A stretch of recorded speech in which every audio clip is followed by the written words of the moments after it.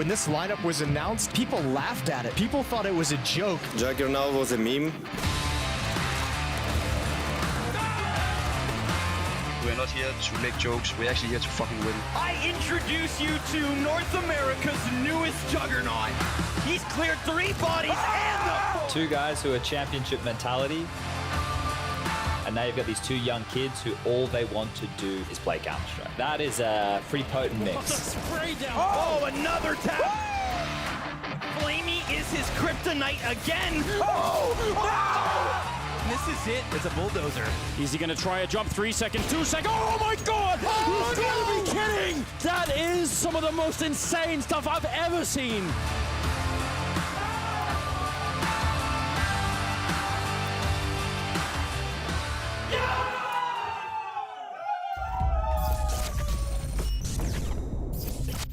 The magic just keeps on happening here at Blast Premier. We're going into Group 2 today, and it's going to be a hell of a lot of fun. We've already cleared off Group 1, and my oh my, it was spectacular from start to finish. My name is James Banks, and I am your host. I've got Maniac and Pimp rocking it with me, and Pimp, you're looking pretty sharp today, man. Yeah, I went to spend some money this morning, James. Oh, okay. And, it actually paid off pretty well, I'd say. They're looking after you. They're looking after you. Do you think he's trying to match you now, Maniac? Yeah, I like where he's going. I like where he's going. Everything I know from Maniac right here. I like that. I think we're going for a devil angel kind of vibe, so I guess I have to be positive today, and he's got to be the meanie pink guy. As always. As always, it's working out. We're learning, boys. We're learning every step of the way, like a lot of these teams were. And we learned a lot about OG, our winners of Group 1. And my, oh my, they impressed us oh so much. They walk away with first place, $25,000, and they also go through to the full final. NAVI is also joining them, while NIP and EG go down into the showdown.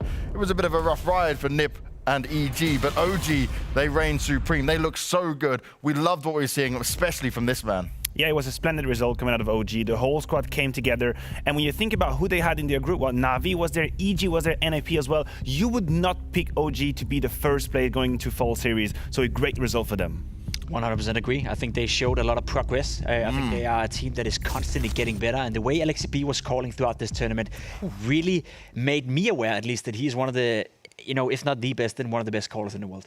Wow, high praise indeed, and certainly deserved. But that's Group 1 done. We're going to ignore that for a little bit and come back when it gets to the finals. We're looking at Group 2. This is our opening match day, and we're kicking off with Complexity, the Juggernaut, going up against Vitality, and then we're having Big taking on FaZe Clan.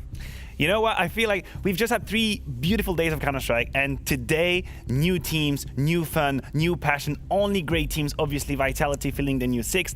We have Big coming in, Complexity with JKS. There are so many storylines today. Definitely. Olaf Meister returning to FaZe Clan, right? Yeah. That's a big one. One of the greatest players to ever touch the game. I think it's fair to say, going up against a team like Big Clan, who has potentially been the team that has been, the best, or been making the best progress throughout the year. Really came from nowhere to be a top team, and for the first time also part of a Blast Series tournament. And we need to look at how all of these teams are competing and what they are competing for, because this season is very interesting. We start with our 12 teams. 6 get eliminated down to the showdown. 6 advance to the finals. The showdown is tough because only 2 out of 16 will make it to the final. And then from the final, only 1 will make it to the global final, the all-important one. Because when we get to the global final, well, it's not just this amazing trophy you get to see. There's a lot of prize money, a lot of prestige on that. And look at the 3 teams we already have there. 2 names are in this group, Vitality and Complexity. EG, they may have suffered in their first group, but they've got it here for the global final. And now when you look at the global final, well, look at all that cash on the line. $1 million in play and 600K for first place. But let's start to get into it, boys. Let's get into Group 2. Playing against FaZe, it's always a nice matchup, even though now they are playing with Olaf Meister, and I'm curious to see how it will work out for them. I think Vitality is definitely going to want some revenge from the last Blast event. They're going to be gunning for us in our opening match, but at the same time, we're doing a lot of preparation right now, so I think we're going to be just as prepared, if not more. Well, I think the toughest opponent is Complexity. It's not going to be easy for us to read what they're doing, because obviously it's gonna be new. I choose Vitality. I think we've had a tough time versus them, just in scrims and in the past in matches. Big is gonna be a hard match. It's always a hard game, it's a mental game. When we start slow, they start strong. When we start strong, they start slow. So it depends who one's gonna start strong. The toughest opponent is definitely Vitality. They are really impressing. They are not really making any mistakes, and they are a really good team. Zawu, I think he might be a threat. Kulzira, but also Rain's one of the best players in that team. Thompson's a good player and a good game leader as well. Blamef is style to play to call is not easy to read for us. Our group is tough, but it's good because I like tough groups. I love the reactions at the end there. That's what we want to see from Vitality, and this is the lineups coming in. And straight away, you'll notice when it comes to Vitality, maybe a super sub in play here, Maniac. Super sub indeed. Nivera Scream's brother for the oldest one of us viewers at home. And we might, and it is a might, actually witness the first time a team is changing a player mid-series. I would love that. It might not happen, but it's possible. And I just want to be there, live that moment where they just say, "Coach, tag me in." Do you think they're going to do that, Pimp? I think there's a great chance, to be honest. I think Vitality, as Maniac also said on Twitter, I believe, are coming into this tournament willing to experimenting a little bit. You know, they know they already qualified for the global finals. Of course, it would be nice with a great showing, but Vitality, a team that's lost plenty of finals, they need to change something up. So why not start to use a fifth or sixth? Sorry. Let's see, they might need a fifth. Yeah. Fifth definitely helps, right? Definitely need that in there. But a team that has gone through some changes, and one we need to look at in a bit more detail, is FaZe Clan. I understand like when some people like not feeling happy. It doesn't matter if you play a long time with someone or if you're in the team for a long time. Nico being in FaZe for so long and doing so much for the team, I think he just needed kind of a break, you know. I think he needs someone else to take over the in-game leading part. This is a professional decision. For me, it's 100% right. If I had a family member and I could play with him at the highest level and compete for titles, of course I would do that. First of all, I haven't touched the game since I last played with FaZe. Don't expect too much of me. I'm a little bit rusty. Since now, the practice has been really good. It's just fun. I mean, I like the guys a lot. It's a lot of fun in TeamSpeak. They came with the best energy, so you never know what can happen. To replace Nico is very hard. I think he's so sick as a player. Sometimes we're playing more for him than for ourselves. We want to build more around the entire team. Now they know they can be themselves again and just play a good CS and be happy. CS is all about to be happy. Some nice words said. The team certainly understand the situation, but it's pretty scary when Olof is that rusty, Pimp. Yeah, and it's a bit unserious for my liking, to be completely honest, right? Why would FaZe Clan, a team that, you know, is supposed to be one of the greatest in the game, they have so much talent, they have a guy like Kulzira bringing in Kirby, who also is an MVP of a major. There's so much talent stacked within the FaZe Clan lineup, but to me it's just a lack of ambition, bringing in a player that hasn't touched the game at all since he left FaZe Clan. I'm all about the Olofmeister train. He's a great player, a great guy. He's probably one of the best players to ever touch the game when he was at his best, but that's not the case right now. So why don't you do everything to win this tournament and find the best man for the job instead of just finding a guy that has a positive image? Yeah, I guess you can kind of agree with that sentiment, but an interesting one there is the question mark on Kulzira. Does he take over the IGL role now? I think he's the most qualified to do that. It's probably going to be a case where people chime in with ideas and someone is going to have the last say.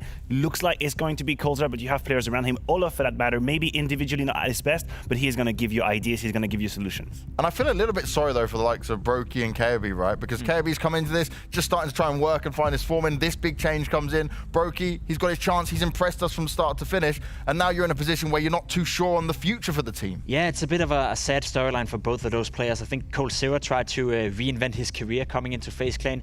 Did okay in the beginning, and now he's left without Nico, which, you know, were the star player of the lineup. Same goes on for Kirby. He tried to reinvent himself within FaZe Clan, and it's really not gotten off to a good start. Whereas for Brokey, he's a bright talent. Maybe he will shine even more now. Maybe he get more space. Maybe he'll be a guy that takes the responsibility upon him and start to perform even better than he has. So it's an interesting time for FaZe Clan, but again, I just cannot believe, why wouldn't you find a player that potentially could be a fifth after this tournament as well? Just to touch on Brokey quickly, amongst that chaos from FaZe, I think he's probably the only player whose stock has gone up. If anything, if I'm a GM, I want him in. Yeah. FaZe is falling apart, which I don't hope, because I have much appreciation and respect for these players, but Brokey, don't let him go.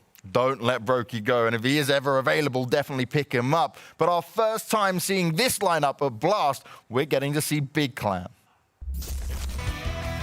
It's the first Blast event. I'm really excited to play, actually. It's always been a really nice event to watch. I don't think we have anything to prove to the other teams. We can definitely win the group and show the other teams that we are still there. How I would describe my team, I would say it's a mix of like having some clowns and being a really calm team. We have a lot of fun, for sure. I would say what we can bring to Blast is now for sure also firepower, but I think also like the calmness. I think we will see a little bit different big maybe. When it comes to Big Clan, it's their first time here, but they're one of the most improved teams throughout the online period. They've really shown their stuff, even with some of the younger blood coming through like Cyrusson. Yeah, he's been playing hearts out, an AWP player. I think a lot of people coming into 2020 barely knew who were, right? He's always been around in the German scene. He's always been decent, but never been a star player, never been a guy you were looking to watch when you wanted Big to win their games. He's definitely improved throughout the year, and he's basically, you know, if we're talking about stock value going up, Cyrusson right now is potentially one of the best AWP players in the entire world. And right next to him, you have Xantares, right? Remember, when he was brought in from Space Soldier, most people, myself included, thought it was a disappointing start for him. He did not find his groove at the beginning of Big. People were questioning why they brought him in, but right now, he's putting in the numbers. He's having the impact. He's deciding in every game, and he's at the top of the stats. And the thing is, right, when you're touching on Xantares specifically, he had to then go from trying to talk English for a bit, then he's learning German, then he went through all the problems of moving over to Germany. He's not had an easy ride with this, but he's still managed to make it work. And I could say hats off to him and the rest of the team with that, but also a big hats off to tabseN. I've known this guy for a long time. He has changed roles. He has now taken over the in-game leadership, and actually his performance hasn't dropped off that much. We should be praising that massively. Yeah, and I think Maniac is a big fan of tabseN. I think he's one of his favorite players out there, so I give the word to you, Maniac. But he is definitely, you know, a player that has been a lot through, right, in his career, and he's shining right now. I think he's found his place within Big Clan. I don't think he could go to Mouse Sports and be the same player he is in Big Clan. Big is his home, it's his project, and right now, Maniac, he's doing fantastic. Yeah, he is, and I could talk about tabseN for hours, honestly. He's the complete package, right? He's got the aim for sure, he's got the brain, the understanding of the game. He's also a loyal dude. He stayed with his friends for so long. He was with Gubby, he didn't want to leave. He had opportunities. tabseN had opportunities to go to different teams throughout his career. He was a top 10 player in the world at some point. He stayed loyal. Some people might think not the best choice, but he stayed, and now comes the result. Now comes the reward for that. You know, believe in his project. We see the progression from Big. They started at the beginning of the year, ranked 46 to peak at the top, sitting on the throne. But now, Jacob, they're fighting to stay there. It's been complicated a bit. Yeah, they've been stagnating a little bit as of late, but I think that's a natural course of events when you think about how big of a jump they took in the beginning of the year. I know a lot of the, let's call them critics, a lot of the people who don't want to give them the recognition they deserve will say, yeah, it was online, you know, it was online Counter-Strike. But forget about that. That's all the Counter-Strike we got. tabseN and Big Clan have done a tremendous job building up this lineup, building up this team, and they have finally activated Xantares as well, a guy that when we watch FPL, when we watch highlights, we think to ourselves, okay, why is he not one of the best players in the world? His mechanical skill and his aim is superb, and now finally it's shining through as well. Big Clan, to me, is one of the most interesting teams to watch right now, cause of tabseN, cause of Cyrusson, and cause of Xantares. And when it comes to the next team we have here, they're the juggernaut. And my, oh my, you either love them or you hate them, but you certainly got to respect them. Let's have a look at Complexity. So Obo leaving the team was definitely quite the shock for me personally, because I was obviously lived near him for pretty much the whole year, and he seemed like he was in good spirits and he seemed fine. Yeah, I guess one day just it was too much and he left, which I think it was a mistake on his part to do it in such an abrupt fashion. I think like would have gave us some notice. It would have been nice. Jason got in contact with me pretty much straight away, and we had a couple of chats and everything kind of kicked off from there. Like, it actually happened pretty quickly. Justin was a good fit for Owen. Even back when I was in Optic and C9, I always wanted to get him actually, but they just never worked out with buyouts and contracts. And I think before I even said anything, his name was brought up like as like a first option. So when they said that, I was like, hell yeah. It's really interesting for me to join a different team. I've been in the same team for pretty much the entire time that I've been playing CS, right? The lineups have changed over the years, but it's generally been the same team. It's definitely a different atmosphere, but it's almost like a breath of like fresh air. Expectations are way higher now because everyone knows Justin's a good player. By the end of the year, we want to have like either like a top 2 or a tournament win.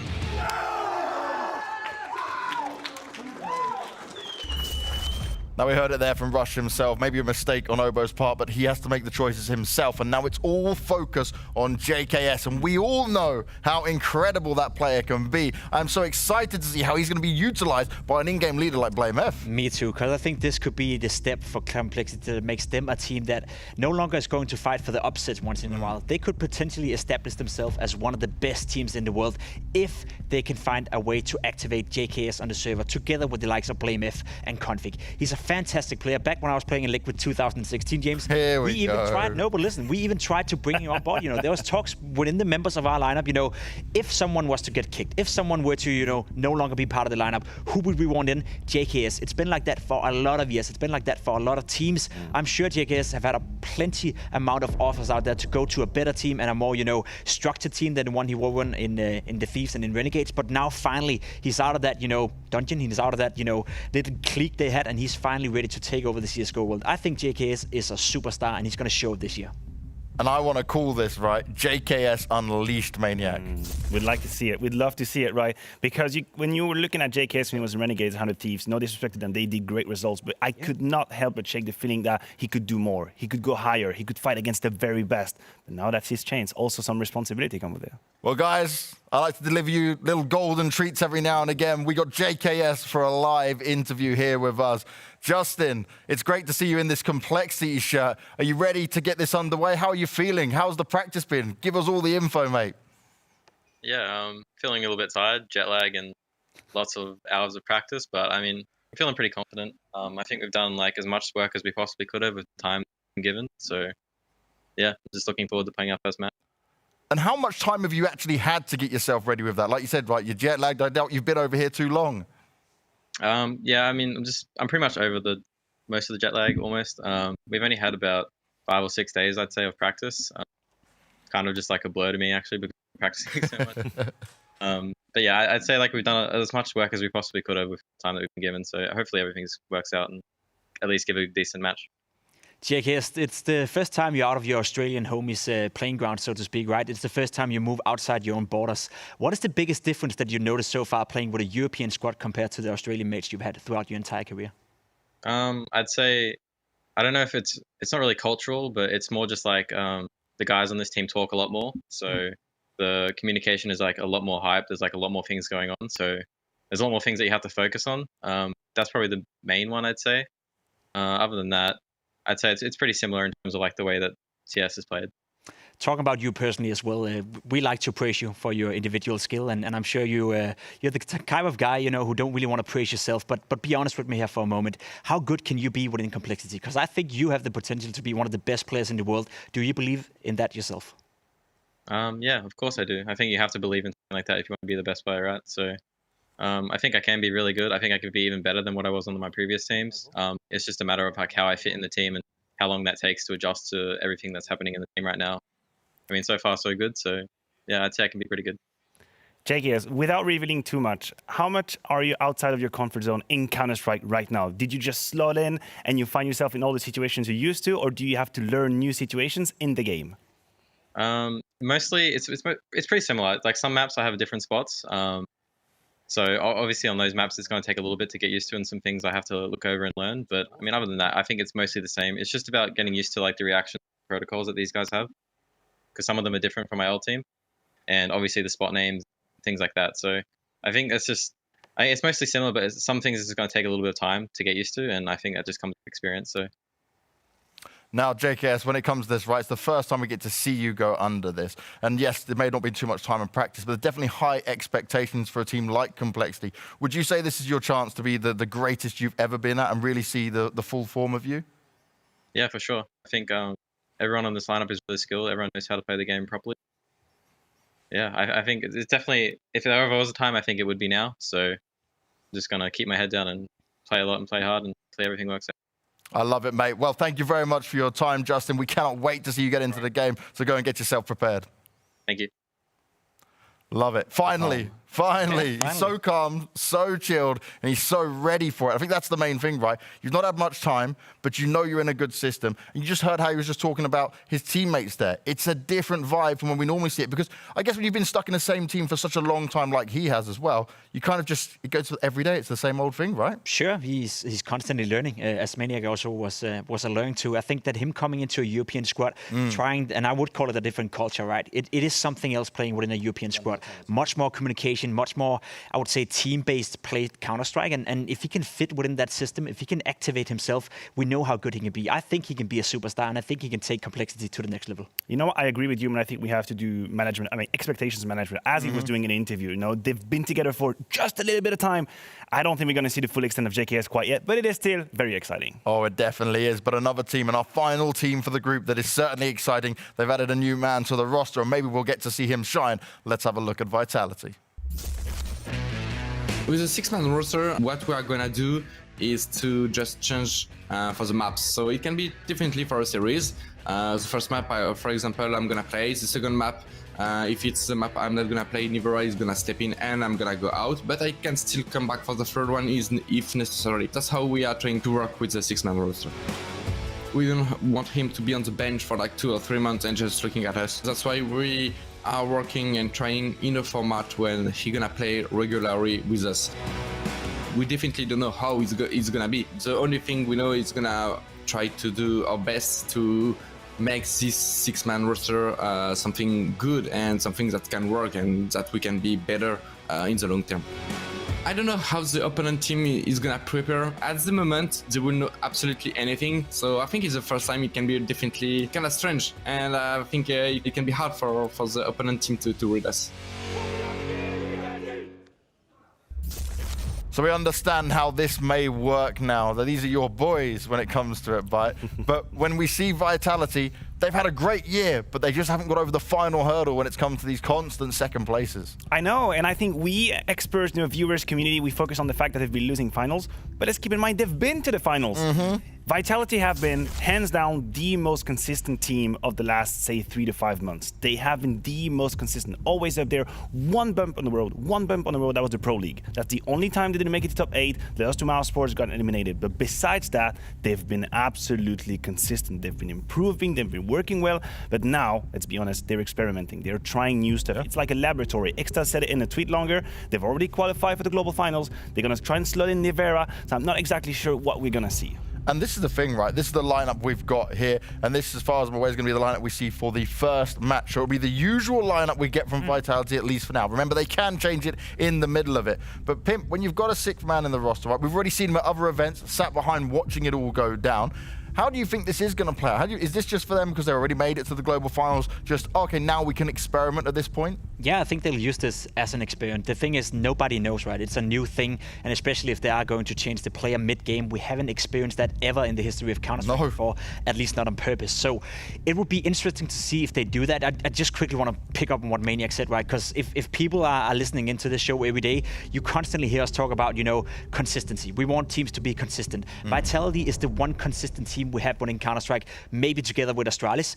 The only problem for them is they're consistently good at losing the finals, and that's the one area you don't want to be consistent at, right? It's kind of ironic in that sense. I think maybe using this tournament as an, experiment and see if you can integrate him into the lineup. Who knows? Maybe he's gonna go in and perform better than some of the players that is on Vitality, and all of a sudden you got the right combination of 5 players who can win those finals. So as a coach, as a management, as Vitality, and not necessarily speaking on the behalf of the players, this is a very interesting situation. Maybe they're gonna find out that they can even be better than they are.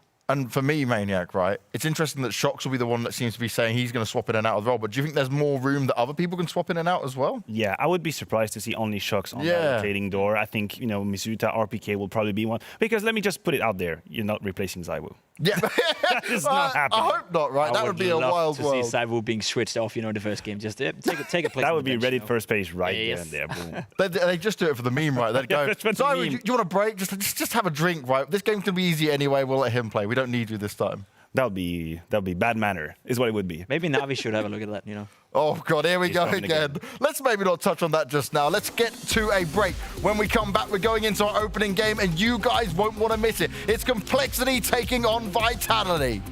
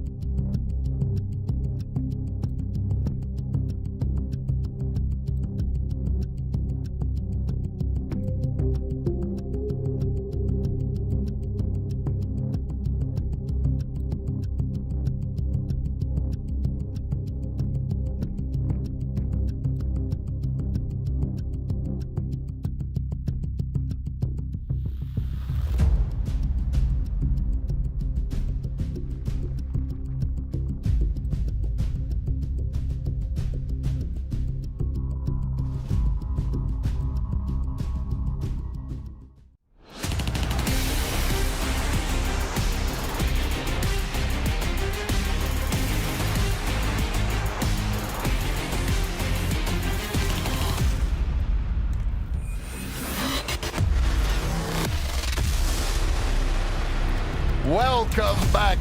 It's time for our opening game of Group 2. We're getting the Juggernaut taking on Vitality, and there's slight changes that can be had on the Vitality half, and a change that has already happened when it comes to Complexity. This is our tournament overview. This is how things will pan out. The usual format, all best of threes, and today we'll find our two teams who will be one step closer to elimination, and two teams that are one step closer towards the grand final. And especially when it comes down to these games, I am just loving the fact that it doesn't matter what group we get, every game, every team here is going to deliver something amazing for us, and that's what we love, Maniac.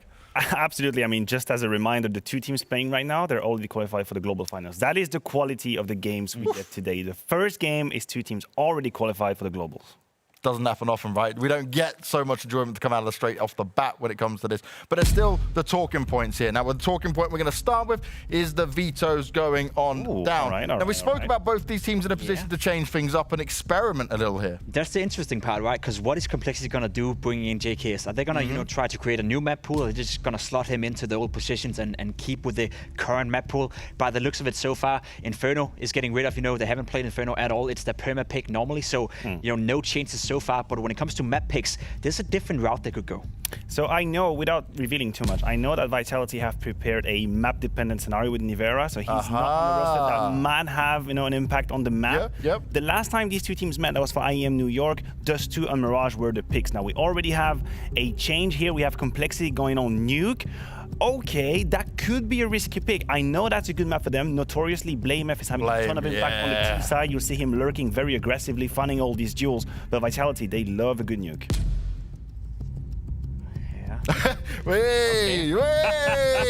Again, boys. We get some Dust2. We get some Dust2 being the perma pick for Vitality. I will say, if there's any team in the world that can allow themselves to that, it'll be either Astralis or Vitality. I think they've been looking solid in periods on Dust2. I don't think NAVI is the team that should be picking Dust2, but Vitality, they can pull it off. I just remember ESL 1 Cologne where they picked Dust2 and they, lost on it. They went down to the lower bracket and they said afterwards, yeah, maybe picking Dust2 as our perma ban. Alex said that back in the days when he was part of the lineup.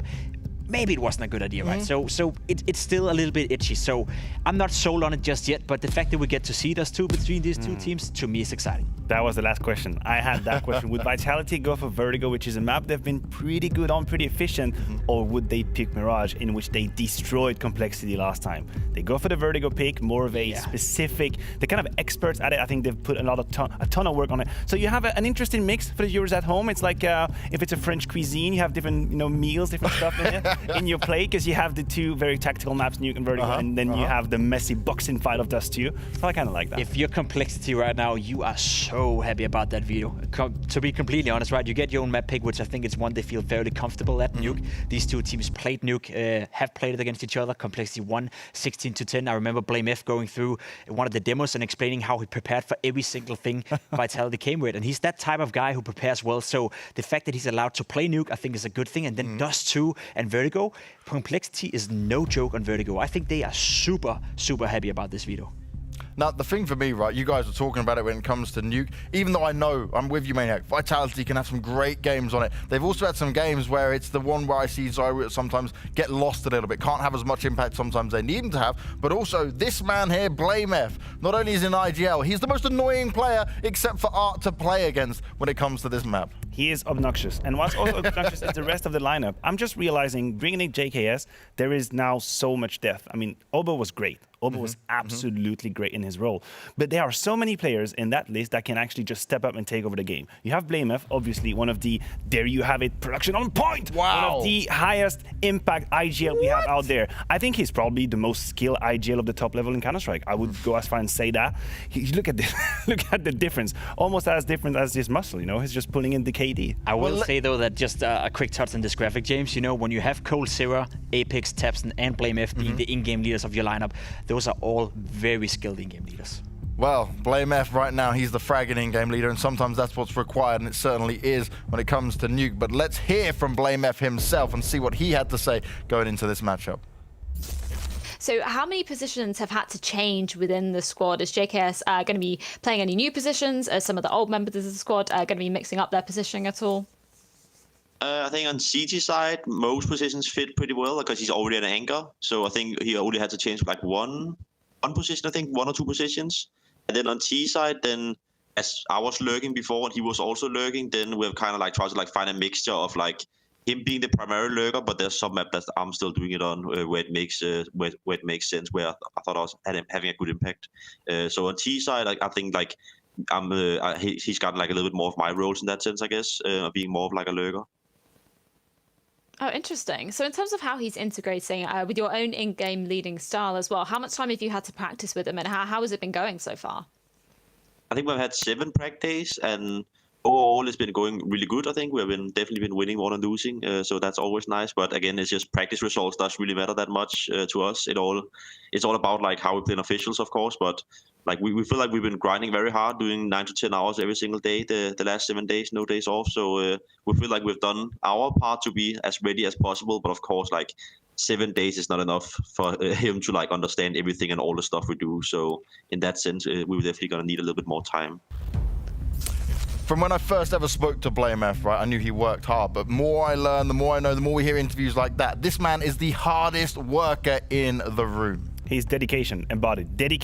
But just quickly to touch on that interview, he talked about the role collapse between JKS and him on the T side, and I want to direct the viewers' attention on Nuke. It's going to be interesting to see if JKS takes over or if BlameF remains in that lurker role, because he was very powerful at that. Yeah, he really was. But when it comes to it, right, Complexity right now, they have the ability to mix things up so much themselves. Sure, they have so much talent. They have so many different playmakers on the team. We often find ourselves under this talking about a playmaker on your lineup. They have plenty to choose from. I think BlameF is a great playmaker. I think Config is one of the best playmakers out there. Yeah. He's so explosive in the way he plays Counter-Strike. Either he goes missing or he takes over the entire server. JKS is steady. He's stable, and he's a rock-solid player. So I think they have the right mixture of player types within the lineup. I am super excited to see how it's going to pan out for Complexity, because I do think if they can activate JKS and BlameF at the same time, Config as well, you got a team that potentially could be one of the best in the world. And when it comes to this roster, though, Vitality, this is the normal roster that we're getting here for the opening map of Nuke. They can change in between it, whether they need to, whether they do, we have no idea. But when it comes to this and this matchup, the great thing for Vitality right now is the pressure is technically off. Yes, you want to win. Yes, you want to go to the final again, but you've already made it to the big global final here. You're absolutely correct. You have the freedom to go out and test and use it as a laboratory. Obviously, I'm going to do the mandatory comment on Ziwu being the best player in the world right now that you have in the lineup. That is always a luxury. But next to him, I think 2 men, very, very key. Shox and Apex. You have Apex once more, who's morphed into an IGL. He was one of the most aggressive entry fragger of French Counter-Strike. He had to morph into a new role. Sometimes he is hit, sometimes he's miss. That can happen. And then Shox, on his way to consistency, he can basically decide the output of the game. Sometimes completely missing, sometimes taking over. Now, we haven't got him in this opening game, but he is a man that I want to hear from. So let's grab Navira and see what he's got to have to say. Yeah, it's going to be super exciting to see what you're going to be bringing to the team. Of course, we can see you in those player webcams at the most recent EU RMR events, or sitting behind the players, watching them playing their official matches. So can you talk to me about how you've been integrating with the team so far? How... what's the question? Sorry. Oh, just how you've been sort of gelling with the team, what you've been doing, how you've been practicing so far. With Vitality, I haven't practiced a lot. Like I have only played maybe 2 prac with the team, 3 pracs, but I was 2 weeks behind them, watching their playstyle, watching how everything goes in the team, you know. And I know how, like, my roles, everything is alright for me. And the several practice we played, I was playing really good, I guess. And yeah, I'm pretty confident for the games. So what were you learning during that time at the boot camp that we saw you watching those guys play? Was there any particular player that you were sort of working with the most? Yeah, I learned a lot in the bootcamp because it's a new team, it's new like there are new IDs, there are new game style, you know. So I was looking a lot how Ziwu and Shox are playing, you know, because so my roles is about the sniper. I'm second sniper and sometimes main. So that they teach me a lot of things, and yeah. Quite an interesting ending there. I got an uppercut to the face at the very end of that interview. He just mentioned he was on his tracks to replace Cyborg Shocks in the game. Did I hear that correctly? Okay, just quickly, joke aside, he said he's been only playing 2 or 3 practices. He's been watching him all the time. There is a huge difference between watching and feeling, between learning and doing. So we have to keep that in mind when we see him play. If we do, but I hope we do. I really want to see him play, right? This is the time to do it. Opening game, right? You still got the lower bracket you can go to. If he doesn't go too well, we want to give him a shot. Yeah, and I mean, Dust 2 is a fairly open map, right? So if he's being replaced into Dust 2, it's a map where you easily fit in, I'd say. It's not one of those tough maps like Train or Nuke, for that matter. So I'm excited to see if we get to see him play, and I'm excited to see if we get to see him AWP or Cyber at some point. Well, let's move things along. Let's get ourselves into a break, and when we come back, it'll be game time between Vitality and Complexity.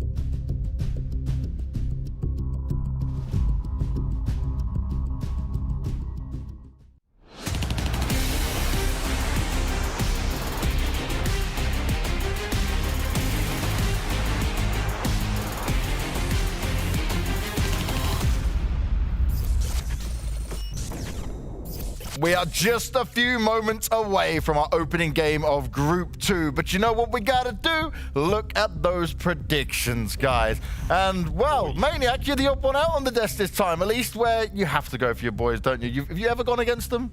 I have in the past. I took a risk, but I stand by it. You know, I think Vitality, they have no pressure. They're feeling good. I think they're taking it.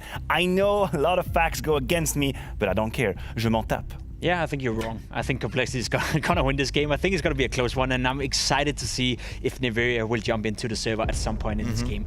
That being said, though, Complexity, the honeymoon period, don't underestimate it. Well, it's Complexity versus Vitality, and we've got no one better to bring you the action other than Anders and Semler. Let's get into it, guys. How are you feeling about this one? And, okay, Prediction King, you're gonna gloat a little bit while you got the chance? Well, I have the chance. James, I'm going to have the chance every night. So I'm really just, You know, I don't need to rush things. I can savor this and just really enjoy it. He's gone on to predict his own winning at predictions. That's some next level stuff. Speaking of predictions, or odds rather, we do have a slight favor here for Vitality, the Betway odds. So, you know, it'll be updated along. It's for the whole series, so, you know, we'll update them in between maps. It's a best of 3, of course, here at Blast Premier. I can't wait for this. I think it's super exciting. I think JKS is a magnificent pickup for this particular team. I went for them. Partly just, you know, like the honeymoon. I just want to see them explode, but they're playing against Saibu, and that's never a good sign. Always bad things can happen. I mean, this. So what did you go for? I went for Complexity. I thought you were just going for the reverse mania. No. I know, but you know, it only worked halfway last night, and I figured, you know what, it only worked halfway. Yeah. Listen, it was still better than the not working at all. I know. Tragic in some ways, isn't it? Well, here we are, into it. Complexity on the T side, Vitality on the CT side. We do have some smokes and an HE, no diffuse kit at all on the Vitality side. And already, Saibu's heard some people's footsteps down there. And, ooh, he's gonna get shot at the back. That was Blamef. Perfect timing. Masuta, he needed a lot of headshot shots. They're not even helping each other out. He's waiting for it, and he doesn't get the headshot. That's gonna take way too long. He needed to get that instantly and try and follow it up. Apex comes in, and they're just all gonna be fighting one at a time. No one could help each other out. That was just all individual Vitality members dying all across the map. Just very strange. Even Masuta and Shox were like near each other, but unable to help. Man, well, welcome to the show. Yeah, welcome to the show. Talk about non-stop action, but this really does, to me, that speaks to Blamef's style. Especially Nuke, he really likes this map, and he's always got, he is the guy who devours demos. And so him going all the way up the silo like that alone, just doing his thing out in yard, just ready and waiting for Zaiwu to go by, it just speaks to preparation. Like, that guy's always prepared. You can't pull a fast one on him. And I think that's what Team Vitality are going to be fighting against for the majority of this map. It's just, or this series. It's just it's going to be this uphill battle of is Blamef in our head or not? Yeah, and I mean, it's quite the responsibility to take upon your own shoulders to do that. It's super hard work. It's very often lonely work to be doing that. You're not going to find, you know, like 5 other teammates or 4 other teammates and a coach or whatever who all love doing that. It's going to be you and maybe like 1 or 2 other people, and one of them is definitely going to be, you know, whatever coach you have, and then if you're lucky, there's going to be another person on the team who's also passionate about it. Yeah. But likely you'll be doing that on your own, and that's super hard to do. But I think nothing beats it. If you can do that, if you can keep that focus, I mean, yeah, you're going to need some good players on your team, but they have that. But I think it goes such a long way. The other thing that I'm wondering about with this Vitality thing, the Misuda, well, no, the, come on, how am I blanking on his name? It's just Scream's cousin. With Scream's cousin joining the roster, to me that, you know, we saw how Astralis tried to play it off. And so it feels like there's going to be some doubt in the roster now. A little bit, you know, moments hesitation perhaps in terms of like who's going to get benched, who's going to have to sit, who's got to worry about their back. That's an right? interesting point. I didn't think Instead about of it that. being a rock solid 5-man roster, like this is the team, this is us. Now you're introducing a 6th man into it. What, do the coaches not trust you anymore? Are you not pulling your weight anymore? Are you not as good as you should be? Well, I mean, hold on. Suter actually getting a kill here. I'm going to follow up on that. I think there's a lot of interesting thoughts to be had around that particular topic. Cyber went down. He was also motoring into a Molotov earlier. I don't know, grenade, headshot, just all of it at the same time. It all works. So yeah, I think any chance for a retake now is definitely it's come and gone at this point. But just to follow up on that thought, right? Like I think there is, in a perfect world, a 6-man roster sort of means that everyone who's currently active in lining up are going to be super motivated to keep being good. Like, you never want to sort of fall back. Like, that's the idea, right? That's the theory, right? Yeah. Now, in actuality, I think there's a huge chance that what you're describing will happen instead, which is that it just breeds insecurity and distrust, and people, you know, start having arguments about meaningless things because they, you know, like... Sure. Also, where's Valve in this? Valve are the ones who put their foot down that long ago and said 5-man roster. That's it. Yeah. So I guess Valve don't have they've changed their opinion. They've evolved. They've gone with the times, or do they just not care enough to say? Because I haven't heard anything about this. Their take on 6-man rosters. I haven't heard any peep about this. Have you? No, I haven't. Yeah. So I mean, you know, where's Valve all of a sudden?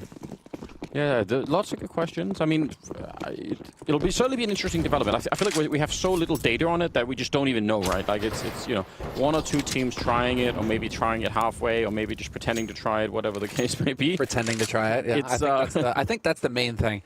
But like either one of those is not going to be good enough. Like whatever is actually going on, you know, we need to see it repeated multiple times, either working or not working, to have a real sense, I think, of whether or not it actually is a good idea. But I don't know, Vitality put up a fight in that last round, and they still have a Galil that they stole. They have that MP9 on Shocks. So, I mean, it's not all bad here, and it's really early days, so... Complexity, though, probably happy to just get, you know, a little bit of a start here. Also interesting, obviously, to see how JKS does. Does it take some time to fit into a team? I mean, or maybe he's just going to be flying straight in there. We just don't know yet. I think if BlameF is bringing him on board, well, there's BlameF taking Shocks out of it, but this is, again, eco round here from Vitality. Yeah. Full buy pretty much from Complexity, so we should expect Complexity to just maul Vitality. I think if BlameF takes down a player, like, he really does seem to me like the kind of leader who will say, I want this guy, and I already know exactly how he's going to fit into the system. Yeah. Because he's going to have analyzed JKS's play style. He's going to know exactly how JKS likes to play, and he's going to be like, sweet, this guy's perfect. Just put him in here, here, and here, and it'll all work out, right? That's the feeling I get. Now, if that's reality or not, obviously, you know, we're all speculating here because we're not exactly involved in the coaching process of Complexity. But well, I mean, I agree, and you know, but if you bring in the larger Complexity organization into the conversation, well, then BlameF is going to have even more backup because yeah, Lake does not mess around. Yeah, Mr. Lake and his team. I mean, I actually went calling him Mr. Lake. Mr. Lake. Jason, he's a friend of mine. He's great. I love him. But I just call him Lake. Yeah, Lake. Well, but basically, like, you know, I actually went to like their training facility in over in Texas. In Dallas. Yeah. You were there. Yeah. It's really quite something. It's really quite something. So yeah, that converted me really quickly to a believer in at least the overall project. You know, can have its own ups and downs for any number of reasons, but. Yeah, not for lack of resources at the very least. Here we go. Rifle's been picked up now by Vitality again. They got the 4M4s, they got the AWP. They have almost everything they need. The head armor that they're lacking, don't really care. It's all AKs and AWP on the other side. They're lacking a couple of grenades, but this should be the first big test for really either team to see how this is going to shape up on Nuke on the first half at least. And it's slow for Complexity. Yeah, I think they're just going to suss it out. Again, BlameF does his homework. But this is Complexity's map pick. They're going to have a game plan going into it. The first big buy round, you know, you're probably going to have something in mind as to what you want to do. Now we're going to get a bit of a push for information here from Vitality, and this should give them quite a bit of info to work with. Look at this. Shocks, he's already going to make it up to the rooftop, and surprise, surprise, JKS just got shot in the face. He is gone. Does that trick? He got his nade off first, though. So no gap in the nade wall. This is something Complexity can take advantage of, except the ZywOo, of course. Doesn't care about your smoke grenade at all, JKS. That's the one that he threw from out there. Oh, man. The Shocks has been playing this game such a long time, but he can still catch the new wave off guard. That was fantastic. What a move. And ZywOo, of course, with the AWP, and will always strike some fear in your spine whenever you hear that ringing out across from the map. Rush with a beautiful headshot to take down Masuta, though, and somehow it's a 3-on-3. So Complexity lose a bunch of people even trying to get to this bomb site. But once they're there, they equalize it, and now it's a 3-on-3. They got the bomb down, and almost no one has any grenades left at all. Rush really, really close. This could get interesting. Oh, man, where's that flash? That was it. He has to just go for a try, but BlameF is going to take ZywOo down. And this is now Poison, the jiggle peek from RPK. Again, just so much experience on RPK's side. He's not going to be one to make a mistake.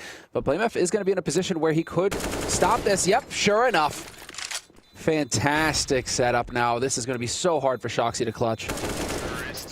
Done. Yeah. Okay, so one thing to note, right, Anders? It's kind of like playing simple. It's just that he can only be at one place on the map at one time. You know, right? At a time. True. So you figure out where he's playing from, and you can maneuver around ZywOo, however we want to say it. How do you say it? You say ZywOo, right? I say ZywOo. ZywOo just comes naturally because you see the ZY, and we're not all French. I mean, I'm half French, but I mean, I still would rather say ZywOo. Listen, I have no problem with saying it. People can say however they want. It's whatever. It just sounds more natural to me. But listen, if the community consensus changes to ZywOo, I'll just follow along. Have no strong feelings about it. Try and remain calm these days. You're very zen. Yeah, don't let. Well, you're like a bear in meditation. I can keep the mask on as long as the broadcast is live. So I see what you did there. Yeah. Later on, you know, you never know. Got some deagles. Got the CSET 75 and an MP9 on Shocks as well. ZywOo does go down, and JKS will follow up with a kill. I want to say this while we're waiting here. I'm assuming Vitality aren't going to do too much. Yeah. But I was a pretty big fan of the 100 Thieves lineup with you know, the sort of the original core of Australians and all the rest of it. Sure. I thought it was really cool, but one thing I think they really never managed to do was really show just what a player JKS can be consistently. Like, he had games where it was really great, but I just don't think we've seen like the real full version of JKS. So that is something that I'm kind of that's the secret thing that I'm looking forward to in this lineup. I'm just wondering if they're one of those teams that just got screwed by the Rona, in the sense that when the Rona struck, they had just not played online at all, right? Oh yeah. You know, and then some teams just they just don't have that same element, that same pizzazz as they do on LAN. And so when the Rona hit, all of a sudden they have to only play online, and then it just turns into this long grind. And maybe you're just one of those teams where you're just not going to hit that level that you're supposed to, or that you know that you're capable of on LAN. Yeah. And you get stunted and frustrated, and it just kind of falls apart, right? It could very well be. I mean, yeah, it's just very hard to say. You know, just because we've been showering praise on Complexity for a good first 10 minutes of this matchup, definitely don't want to be overlooking Vitality. I spent a fair bit of time because I wanted to make some content, and the stuff that I happened to pick up was just Vitality demos by random chance. So I ended up watching a bunch of those, and I really can't think of a reason why Vitality couldn't be the best team in the world. I cannot think of it. Like I can. Yeah, I love Vitality. Their Vitality. It's the French curse, French. Dude, I swear. That's all right. If they get close to it, Anders, I promise you, if they get close to it, they will find a way to self-destruct. That's just how the French function as a culture, a society. That's just the way it goes. They'll kick someone and bring in Smiths immediately. Dude, why do you think NBK got out? He's like, I'm done with this. I'm gonna move on. We're gonna do a mixed team, and you know, we'll go ahead and make it work over there. Okay, but listen, if they weren't French, I think they could be the best in the world. That's what I'm saying. I look at everything that's going on here, and I really think they're a very cool team to watch at the moment. So, dude, don't get me wrong. They're great to watch. Super fun. I mean, Zywoo's a total monster, and don't get me wrong, I'm always going to love me some Shoxy. Yeah. But I think that it's the fact that I'm so in love still with the story of RPK and his career comeback from you know, the best in the world in Source, and then, you know, back to CSGO and all the rest of it. And they picked up a Suitor, I think, who's an incredible pickup as a young star. So I love all of this. But we'll see how it all plays out. Speak of the devil, it's 2 big kills for Misutra and RPK, and Cyber to follow it up. And it's actually RPK to get that kill, but it could have just as well been Misutra. So they finally pick up a round Vitality. It's the 6th round, and it's the first one that they have, but it's definitely better than nothing. So now they just need to keep it up, follow it up, and keep going in this direction. That's very nice. Yeah, I mean, I'm glad that you mentioned Masuda. I feel like he's got to get a lot of attention, just because, kind of like Sweden in a sense, where there were so many French teams, they were so competitive, they were so good, and then, but where was the next generation? Yeah, that's right. Where were the next stars coming up behind the Shoxies, right? So I mean, you guys, Zywoo obviously, but you know, it feels like it's been a slow process to get French players up when there have been a considerable amount of French players at the top of CSGO for a long time now. Definitely right. So great to see Masuda in action here. 2 of the new ones on this team. He's gonna go for the swing. He was already low on health from an earlier grenade, so hard for him to win that fight. There were a lot of people behind, so don't know if he would have middle dude. Jack's missing the timing. Oh, it's hard to watch. Yeah, I hate to see it. Yeah, but he's still in a bit of a weird position in Masuda. This can go bad really quickly. I think, yeah, this is a much better call. Staying in those events could be dangerous. Do they wrap back up through main right now? I mean, it's a question of, yeah, exactly. Where's Zywoo? Config figures it out. Don't line up whatever you do. Don't line up whatever you do. And that is just not going to happen, unfortunately for you boys. And he's got the advantage of the angle on you there. Apex will follow it up. It looked like they were ready to sacrifice one of them and have the other one kill him. They just said, you know, someone's going to die here, but at least we can make up for it. 2-on-2 is going to be fine for Complexity if they could find this kill, and they will. JKS taking down RPK. Don't know if it would have... I mean, he has to stay and look every once in a while. He can't just stay in the corner and hide. That's not going to make much sense. So now Apex is in a tough position. What do you think of... Because when I think Complexity now, with JKS's addition to it, I just feel like they have superior firepower. I mean, you can have Zywoo, and how many Zywoo's, you know, how many other players are worth a Zywoo, but like Config, Poison, JKS, you know, it's like those guys smack, and then BlameF, as he's a fragging in-game leader. We are going to need to... You know what I mean? We're going to need to... I think to try and even pretend to calculate that, we're going to have to delve into some really hard, like, probability math, and I've never enjoyed that, so I'll stay with it. What do you think about it? Like, yeah, you know, just eye test. Just kind of like throwing it out there right now. Yeah. That's just like gut feeling right now going into this match where it's just like, if I were to sit and look at these two rosters, I mean... I don't know. If JKS gets comfortable on this team, he's a hard fragger. He can take people's heads off. He's super amazing, and yeah, Config alone can take over games. But that's why I'm saying probability, because like and then Poison. Yeah, he's no joke. They have so much going on. I don't know. I actually wait. I missed it in the fan cams. Was Lake watching? He usually tunes in. Must be. I struggle to come. Even at an eye test, I actually struggle. I'm sure I'm going to get a bunch of people tweeting at me saying, "Boo." You've got to, yeah, sure. I really don't know. I really don't know. That's actually kind of an interesting question. Someone smarter than me will have to break that down, because I just don't feel like I really know. 6-1, Complexity allow for a single round in favor of Vitality before they go back to winning rounds themselves on the T side of Nuke. This is a very good start. They don't have that much money. That's the only thing that is, not making this a nightmare right now for Vitality. If they all had like, 5,000 or 6,000, this would be a huge, huge problem right now for the Vitality team. So, see how it plays out. Nice shot from Shox, taking down Poison, and Blame If also getting tagged up in the mix somewhere. Vitality just need to be thanking Big Daddy Gaben because of that new ecosystem. Because without that, they're back to 1,400, and they are just super duper screwed at the beginning of this half. Instead, now they've got a chance to actually fight back. They have rifles, nades, 2 ops, like ridiculous. So new CSGO, baby. Wait, what? How did he get both those kills? He even gets Config. I actually thought they were getting completely timed. It looked like nobody from Vitality was even looking at that squeak door, and they just completely handled it. RP, I'd love to see that replay from his point of view, because that was that happened so quickly. I swear they were all looking away because they were falling off the hut and looked like they were sort of relocating inside of the bomb site. So I was really confused about that. That happened so quickly. Yeah, look, he's not even looking. He's actually looking for the exit from hut the other way, and he just gets every single one. That is magnificent. That's twice now that they've really screwed that that whole play from Squeak to upper site Complexity. So maybe just kind of avoid that for now. I don't know. Maybe that's going to be their intention after this round.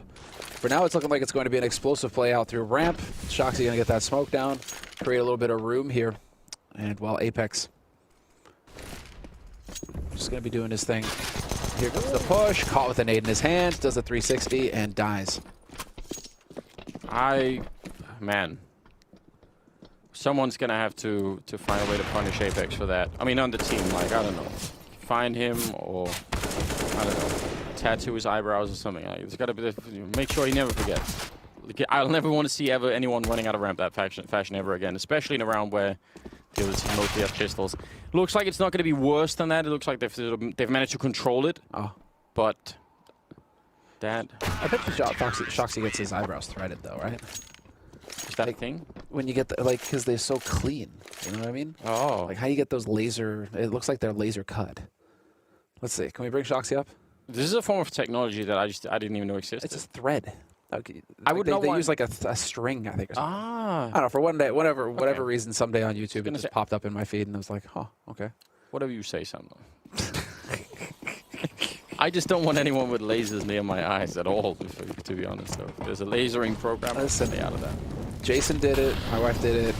Now I'm over here thinking, like, should I? Has it progressed enough? The technology progressed enough where I'm willing to let somebody fry my eyes with lasers so that I can see better?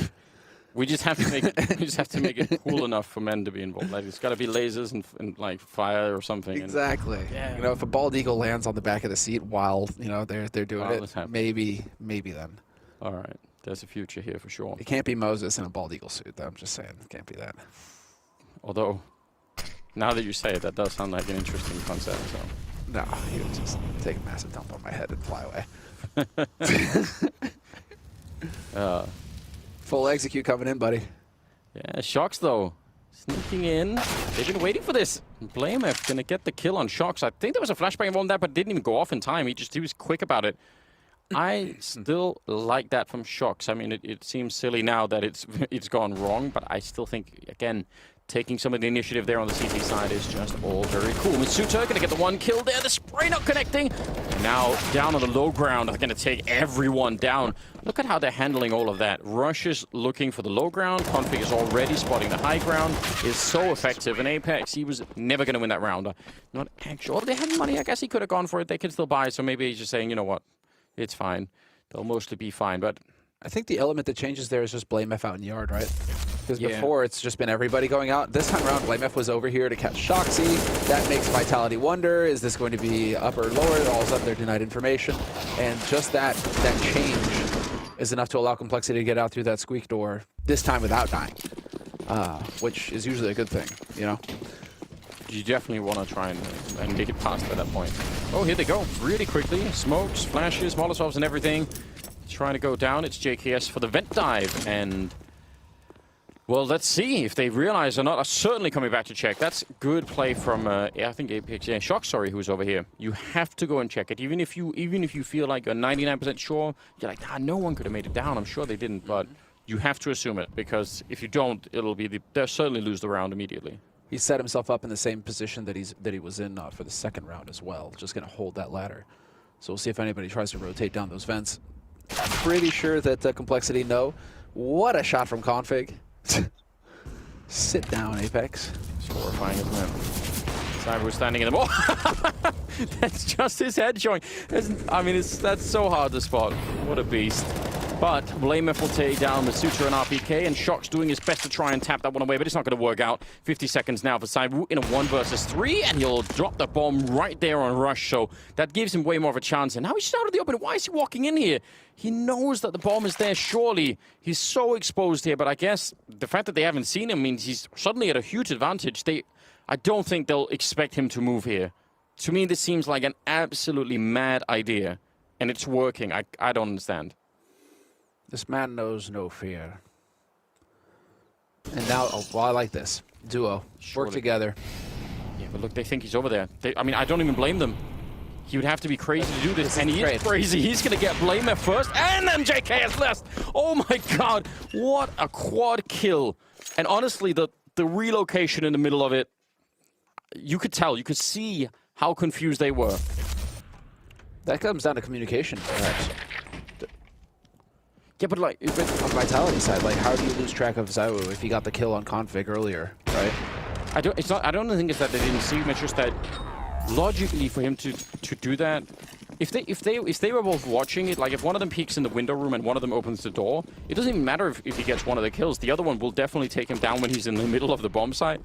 So I think that's why everyone must have been thinking, there's just no way. No, I think at the beginning, not even before. Oh, yeah. I mean, but when he shoots Rush in the back, right? Yeah, that's from ramp.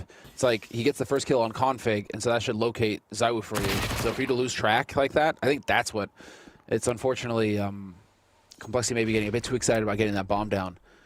And they give Zao the way in. That's wild. Yeah, he's sick, dude. I mean, it is kind of gross. But what a fantastic tool to have on your team. As in, you know, you weren't going to win that round. You shouldn't have won that round. And Simon just changes reality a little bit, and there we go.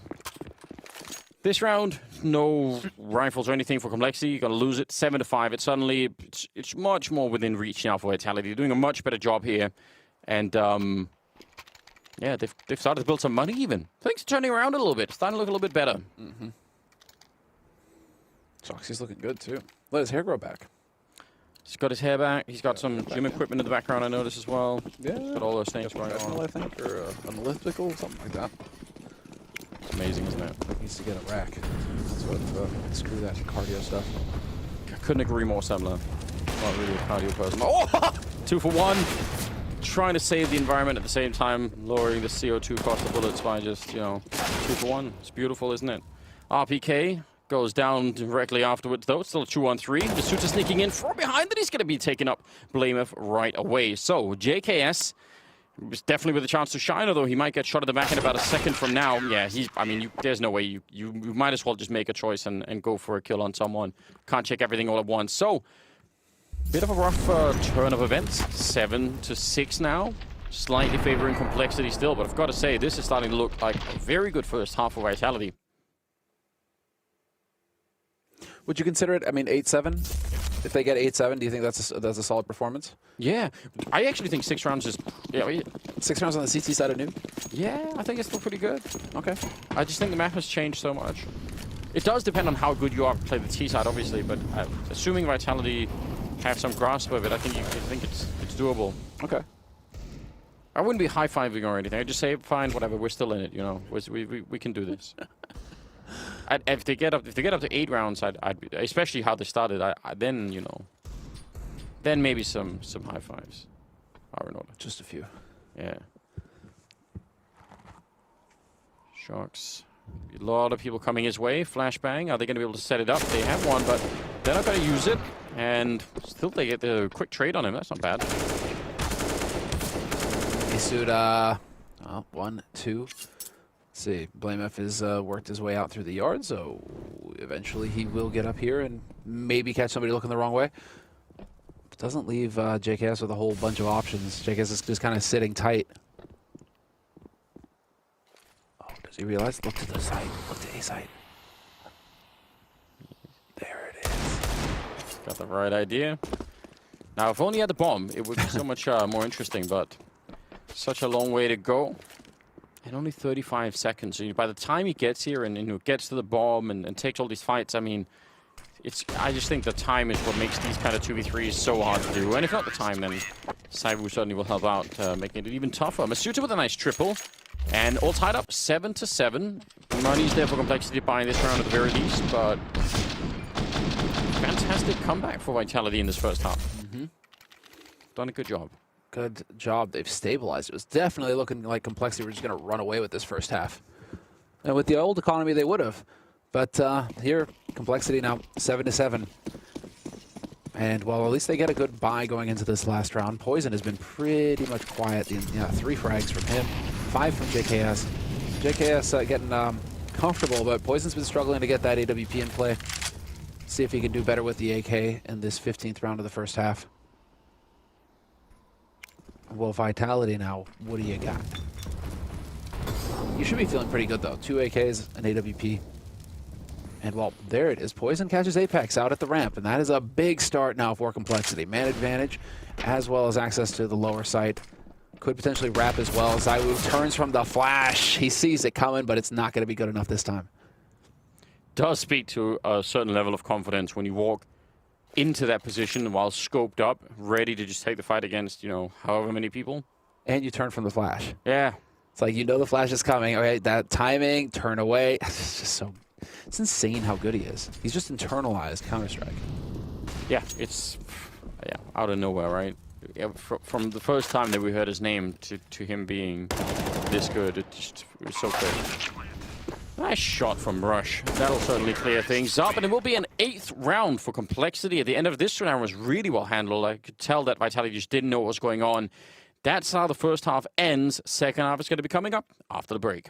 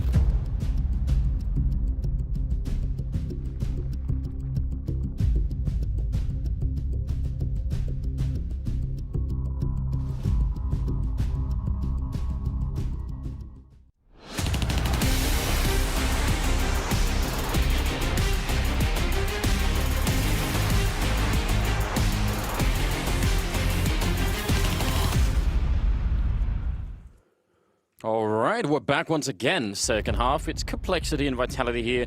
A Blast Premier, new group has started, and right now, it's right down the middle. 8-7. Blameth is rocking the top of the scoreboard right now at 17 kills, and Rush close behind him on his team. Then on the other side, it's Masutra and Saibu who are sort of leading the pack there. So, intense game right from the very start. I can't wait. Let's just see more. I'm glad it's a best of 3. Got a lot of action coming your way. Oh, yes. Fresh group, new teams. It's been 3 days of the same team, Sanders. Not anymore.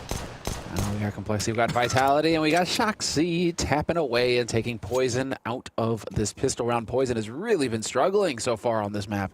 Not the Poison we were expecting to see here. Are you expecting it in the handrail? Not going to do anything. Sangwoo takes him down. It's a nice idea from Blameth. It's so unbelievably hard to spot someone there, but they just pre-fired it anyway. Config trying to fall back, and with the USP not hitting anyone, but if they want to win this round, him or one of the other 2 players will have to start landing some crisp USP shots, or this is not going to be working out for them at all. Trying to change it. That's a nice start. Apex actually was watching that. Might have had a slight heart attack there. 3 on 4, and the bomb is going to be going down. They do have a kit and a smoke on Rush. Hard to retake this. I think this is going to be a real uphill battle. Oh, yeah. I mean, man advantage, and you're going into them with the plant set up. This is just so... Oh, Rush, that is such a sick smoke. What a smoke to catch the lip of it. They're going to go behind it. They both go down. I still love it. It's to try and obscure their heads. What a brilliant idea. Config moves in, but Shox will be there for his 3rd and final kill of the round. Vitality take the pistol round, tie up the scoreline. Right, we can say that at least Rush won our hearts. He may not have won the round, but... You pull off a cool smoke like that, it's like, yeah. I think it was JKS, wasn't it? Or was it JKS? I want to say. Shoot, I want it. Damn, okay. Well, maybe I screwed Listen, someone will. Listen, Complexity. Yes. Complexity pulled off a cool smoke. We'll cover ourselves that way. Complexity pulled off a cool smoke. I could have swore it was Rush, but like, his JKS, kudos. Didn't work, or it did work. I mean, you got out, but you just didn't. You still got shot in the face. I mean, just, you know, regardless, it's a great idea. What a cool plan. Shox charging in with the back 10, and there are a lot of people inside of the bomb site. Config, ooh, nice headshot. Nearly a follow-up. Another bullet would have maybe done it there. But a quick bomb plant, some Molotovs to keep him covered. They have more Molotovs and more HE grenades. So this should never even get close to being a retake. Yep. In fact, Complexity, they are already backing off, just going to hold on to the Kevlar, the pistols. Smart. I'm liking this change of pace here from Vitality, or a change of pace. I mean, this is them establishing control on their T side, but it's very quick. Yes. They're not letting Complexity have too much time to think it over, or for Blameth to kind of go through his internal playbook of what he's figured out through all the demo watching, right, through all the prep he does. Instead, they're just kind of winging it out there, and I'm liking that. Yeah, I mean, if you do it early on the T side, right? If you rush the A bomb side a couple of times like that, it means when Complexity do have grenades, you can be pretty sure they're going to start to use some of them, you know, early on. They're not going to save and wait like, oh, should we Molotov the hut? They're just going to do it because they've already experienced that. So I think it's a smart choice. It's kind of shocking. They're up 1 round and Apex has 3 kills. I mean, not Poison and JKS are also lacking behind in kills. So there's sort of 3 people in the server right now that are not quite living up to standard at the moment. I'll cut Apex some slack, like more slack than Poison, because he plays ramp, right? Yeah. So if they come ramp, awesome. But if they don't come ramp, it could go in. It's like playing B-side Dust 2, retaking on A for 15 rounds. You know, like sucks. It's just gonna suck sometimes, dude, and that's just the way it goes. No, you're not wrong. But Poison is the one where I'm like, come on, dude. Like, you could definitely start hitting some shots here. Well, we'll see. I don't know. Now they're on the, obviously they're on the CT side. Config. Not gonna find that headshot. Poison's rotated over with the scout, however. Yeah, Shox, I think, smartly deciding it's not really worth it. Easy kill with the Galil. And that'll probably open it up for them here at the bomb site. No reason not just to go. A little bit of a strange Molotov, but there's no one holding it, so yeah, they could be just fine here. Shox goes down. I think it has no impact on the outcome of this particular round. Should just be a smooth bomb plant, and again, they have the last Molotov there being used, so it's going to be so hard to get anywhere close. And I think Complexity maybe just be saying, you know what, we've got a little bit something to work with, you know, try and get some exit kills for this and see if you can just make it costly for them at the very least. I don't think there's any point in rushing in there. Yeah, you can't even get AKs. No, that's annoying. Just get some kills, bonus money in the pocket. There is a Mac 10 on JKS. If he can pick up a kill, that would be pretty monster. Ooh, take that AT. Config though, not gonna get it. The pre-fire just too fierce. It's too much of it. He just couldn't handle it. Anders. Had to back on out. All right. Double digits for Vitality on Nuke. This is Complexity's map pick as well. It's worth mentioning.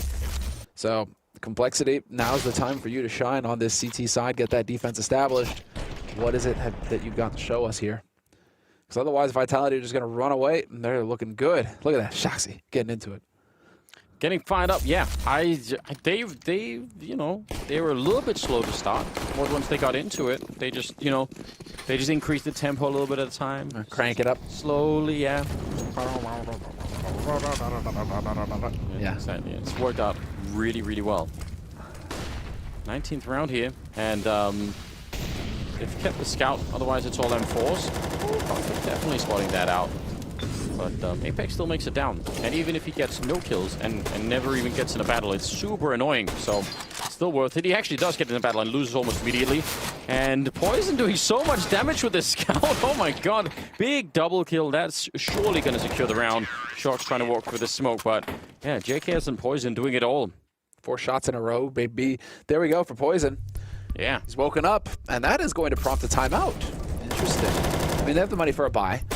So Vitality will have time to go over the strategies here, but this also gives BlameF the time to think it through. Indeed. See what kind of plan they've got. Now, if I was Apex, what would I be calling right now? That's what BlameF is thinking. Oh yeah, it's still just so hard for me to even consider the idea that it's Apex doing the calling, because he's like. That in itself is obviously like, you know, should be like 2 people's role or something, and then he's also half the time doing the entry fragging. So then he's, you know, it's like he's the true veteran of the French scene. I will elect myself to go first, guys, and then we'll see what happens. Yeah, a lot on his shoulders at the moment. No, it's very cool. I like to see the progression throughout his career for Den, for Apex. Absolutely. 20th round, BlameF. I'm just gonna say, gotta be careful. They could have actually made it to the corner and shot him in the back, so oh yeah. Small assumptions there could sometimes cost you a lot. But they're outside anyway on the Vitality side. Hanging out by the container, probably just listening and sort of trying to get a peek in against someone. Not that bad. Spend 10 seconds, see if you find anyone. Okay, let's see it. Execute coming in. I think they're pretending to go outside, and I think they're going to go ramp. Yeah. Yeah, but 2... wait a second. Did I see things there? Were there 2 players in the garage? Yeah. Then they're hearing the footsteps, too. Shoxy's close enough. Oh, this is bad. One of them's going to get flanked. This is going to get brutal here. Surely. Oh, God, it's unbelievable. Shoxy hasn't found anyone. They've taken over ramp, but again, they're only down to 45 seconds, so now they also have to be a little bit mindful of the clock, and I think that, yeah, they're gonna fall back from ramp based on Shoxy's position, and he will take down Config, so he's done everything he needed to right here. That should be the opening. Where's the rest of them? I would have assumed that as soon as he got the kill, they just go. They explode right in as everyone is distracted, but I actually think they've left themselves very little time now. Shox still getting the kill on BlameF. 24 seconds, a kill there, and Rush going down anyway. 20 seconds, and yeah, JKS 1 versus 3 here. I mean, it's a little bit of a miracle that Vitality actually make it through that round. Shox should have probably been dead outside, and then I don't know if they even make it in. Listen, you can't underestimate Shoxy. Yeah, wild. Absolutely wild. All eyes on Zywoo? No. Shoxy's going to get in there, too. That's sick. That's a monster round from Shoxy. That's where the thousands of hours of experience he has at a competitive level just come into play, where he's just going to manage to get right on in there and then win all of those critical fights. Well, the Config one to kick it off. Config's going to be kicking himself. He's set up in that position to watch where Shoxy's coming from, and Shoxy still made it look easy. And then to win against BlameF. I mean, 2 monster frags. Yeah, and he was, I mean, you could tell that BlameF's looking right for it, so I don't even know. This is sort of walks around. He's not pre-aiming that angle, right? Slightly off on the angle. Yeah, probably. But Shox definitely was too. Not happy at the current moment. Crush needs to get. He needs to put that camera somewhere else right now. It's getting a bit hectic there. So I was playing on one of those hotel desks by the look of it. Yeah, I was gonna say it adds to the realism, doesn't it? Feels like you're so, you know, it's like a documentary. You're in combat with him. Like, what's going on? 21st round. 11-9. Vitality 2 rounds ahead. Complexity using the last, more or less, of their bank in this round. So they need a win right here. I think this is not their last chance by any means, but if they wanna avoid the really long struggle back into a game, this is the round you want to win. Otherwise, yeah, it's gonna get so much more tricky. Same, well, not quite same, but a wall that last time they used to go to ramp. This time they go outside. Keeping that kind of variability is really important. Joxy once again taking point. Dude's been hitting shots, so you might as well have him open things up for you. He's just going to keep clicking heads. Config's got the angle now. Let's see, does he lose it against Shoxy? The peek together, manages to dodge. He survives a little while longer. Gets in position, and he's still dancing. Sets it up for JKS to rein it in. 2 kills for JKS in the blink of an eye, and we could have a third one here from Poison. He's been spotted. Shoxy takes his head off, but Blamef is there. This is all over the place. 2-on-2 now when the dust settles. Nice shooting from Shox once again. Actually saving his team for a minute there, I think. You're right. 2-on-2. No kit, no smoke or anything else. Shox probably should have had that kill, but this time Blamef getting a little bit of revenge for the last round. And now it's on Apex, who has not been having a good game. If you get these 2 kills, we're just going to call it even and make up for all of it. Smart move, getting right out there. But the bomb is, I think, planted on the other side. So, yeah, he's going to have to catch him in the meantime. Otherwise, it could get weird. He doesn't know if he has a kit or not, so it's definitely going to get tricky. And there it is. Apex with a nice triple. And all is forgiven. More evidence that if instead of tilting, you just keep your head in the game, you can have that one round that's on you. And your team definitely needed it. What a huge win for Apex. They are certainly wondering right now. I mean, Blamef is just the fragging in-game leader. It's crazy. 20 frags right now. I know, yeah. There. Like the guy can just fight. But that was a monster round for Vitality. Just watching the reactions here from the players. Vitality looking very good. By no means, I predicted Complexity for the win on this one. But by no means was it going to be easy. No. Yeah, I did too, but yeah, I was just thinking, you know, JKS in there. I'm excited. Let's go for it. Let's get behind that train. But like I said, oh dear, the timing.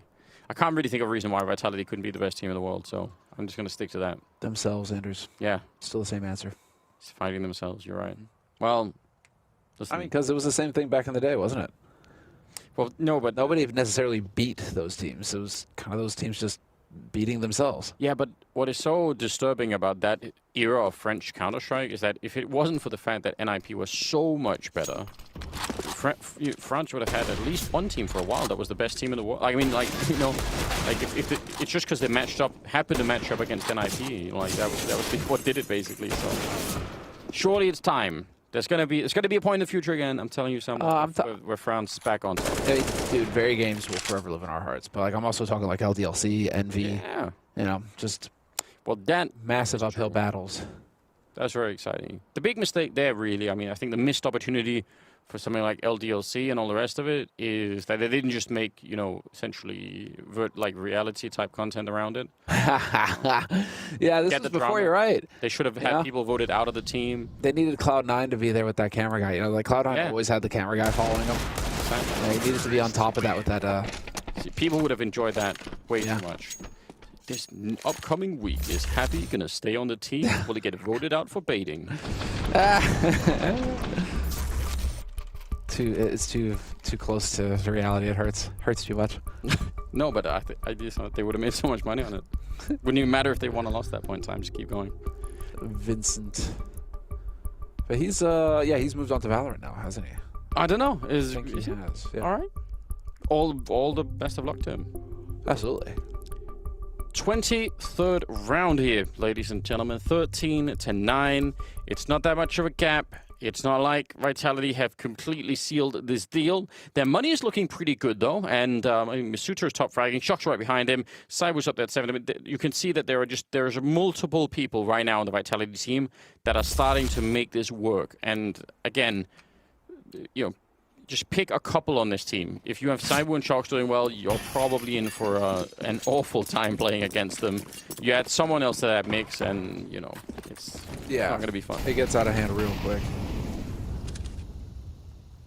Now again, this time Zywoo out in the yard. Does he manage to? Oh, the timing doesn't quite work out. Poison's got the angle though. Flash gonna give it up. So back into the standoff we go. 13-9 the score. Vitality in the lead on the T side. And this is it. If they win this round right now, Vitality, that puts them in a position to just run away with this. First map, Complexity's pick, but there it is. Poison getting the drop on Zywoo. Really, really important kill. So far, they've only won one round on the second half here, Complexity. Is that true? So Vitality have come well prepared for this T side. I think Poison is starting to wake up, though. This is critical. If he starts getting in there, dude, he is so good with the AWP. For sure. Can be disgusting. Choice to be made if you want to go forward or fall back. I don't mind that he did. And Shox is snuck past. 40 seconds on the clock. The bomb is in lobby right now. I'm not so worried about the time, but give it another 10 seconds and I'm going to start yelling about that because they need to find a way to move here. And that's the reason why now the bomb is down 25 seconds. Now they need kills and they need to go in and recover it and get back out again. And that is not going to happen. Poison with 2 kills, Rush with 2 kills. I think 2 of the really important kills there. What? And what, 10-13? Sorry, I'm just shocked that held on to the M4 and didn't pick up an AK. What was that about? Yeah, we gotta frown on that, don't we? Well, I mean, usually CT side, you get that AK. I mean, you have a chance at getting an AK and you don't take it. That's well, decisions. Now let's see. That is a crucial round for Complexity. They absolutely needed it. They're into double digits now on the CT side. 13-10. Vitality still in the lead and just a monster nade. That is brutal, isn't it? And then some spray through the smoke just to add to it. That's absolute misery. Get in there. That did, I think that did over 100 damage, just spread it across, you know, 3 different people. So that is definitely very, very annoying. Now, speaking of grenades, they almost have none left on the Complexity side, so the damage is great and all, but you know, if the bomb goes down and they don't have any grenades to try and get in there and lock things down, it's going to be weird. JKS, oh no, he lines it up. I can't believe he even stayed alive. He just ran through. He's going to get one more kill. What? A hurricane of death just coming into the bomb site. Shox now in a 1 versus 4, and I don't know, some damage would be nice. Again, all these kills would have mattered, but they're not going to get any of them. I can't believe JKS survived. I thought he would just get taken out, stumbling into the bomb site. Who was it? I didn't notice. It was Saibu, maybe. That was watching, that he was fighting directly. Oh yeah, we're gonna see here. Yeah. Oh, Misuda, I think it was. Taking that fight. Man, what a shot. What a round from JKS. The young Aussie. And that round packed more punch than a kick from a kangaroo, Andrew. They seem terrifying to me. Dude, yeah, screw those. They're so buff, aren't they? And they got like claws and everything. It's still one of my favorite clips of all time. The dude who like goes and punches that kangaroo that was trying to strangle his dog. Oh yeah, I remember seeing that. They just square up and he just he bops him in the face. I actually don't know if they're dangerous or not. Like, as in, I think they'll mess you up, dude. Like a kick, because they kick you in the midriff, and it's like getting kicked by a horse or something. Okay. Well, we'll have to get someone to verify all of this. Any of the Aussies in the chat, please. Where's Chad when you need him? Yeah, where's Chad when you need him? Exactly. Although Chad has been over, and I don't know. He's been in Germany so long. Does he really still? Does he still count? Does it still count as an Aussie boy? I don't know. That's a good question, isn't it? I don't know if he's fought a kangaroo either, but, you know. He comes from Perth, right? He probably fought a shark before he fought a kangaroo. All right. What about a kangaroo versus a shark? How would that play? Depends on the battleground, doesn't it? In the water? Probably shark. Probably shark. But then, you know, that kangaroo, man, he can hang on. Gonna get him in that chokehold again, and then it's all over for the shark. Nice shot. And a crossfire, and it's all done. They have brought themselves back into the game complexity. 12-13. And now it is getting real late here on Nuke. 26th round is coming up, and I don't know who's winning anymore. I mean, the money is better for complexity at this point in time. A single round could probably change that. How much have they got left here? I mean, now it's about, you know, what kind of calls have Vitality, you know, if they saved anything, if they got like a little cool little neat trick they can try. I'm seeing chuckles from the complexity side. I'm seeing very serious faces on Vitality. You know what I mean? Yeah. That makes me think that not going to happen, Apex, or rather Blame F. Yeah. I think now they're getting a little bit too aware of your shenanigans out there in the yard, Vitality. Yeah. So that may cool things down there for complexity, because those guys were given a little bit of a chuckle. You know, they're starting to feel some confidence, it looked like. But now they're down a man in this key round. This was big. RPK going down. That is a little bit of an issue. Still a 4-on-4 though. And they're sneaking down secret. It'll be interesting to see how this plays out. Still got a minute left on the clock as well. And I don't think anyone from Vitality is actually really keeping too much of an eye on this. They have almost no presence, really none at all down here. So this could be a swift and almost free bomb plant for the French side, and that would absolutely be an issue.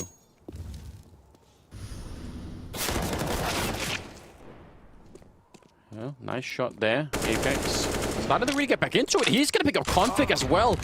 Think about how little he was doing earlier on, but he had that one clutch, 2 huge kills in this round, 25 seconds left, and you gotta wonder if Poison and Rush even want to attempt a retake. It looks like they're already setting up for something else, so... They might be backing off.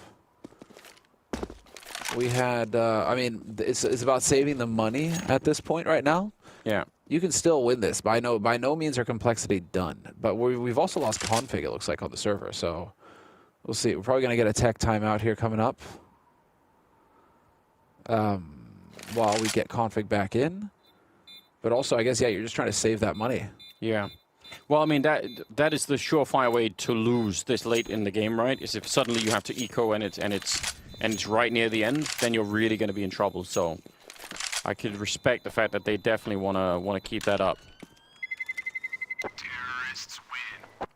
There we are. 14th round on the side of Vitality. They are just 2 rounds away from following through.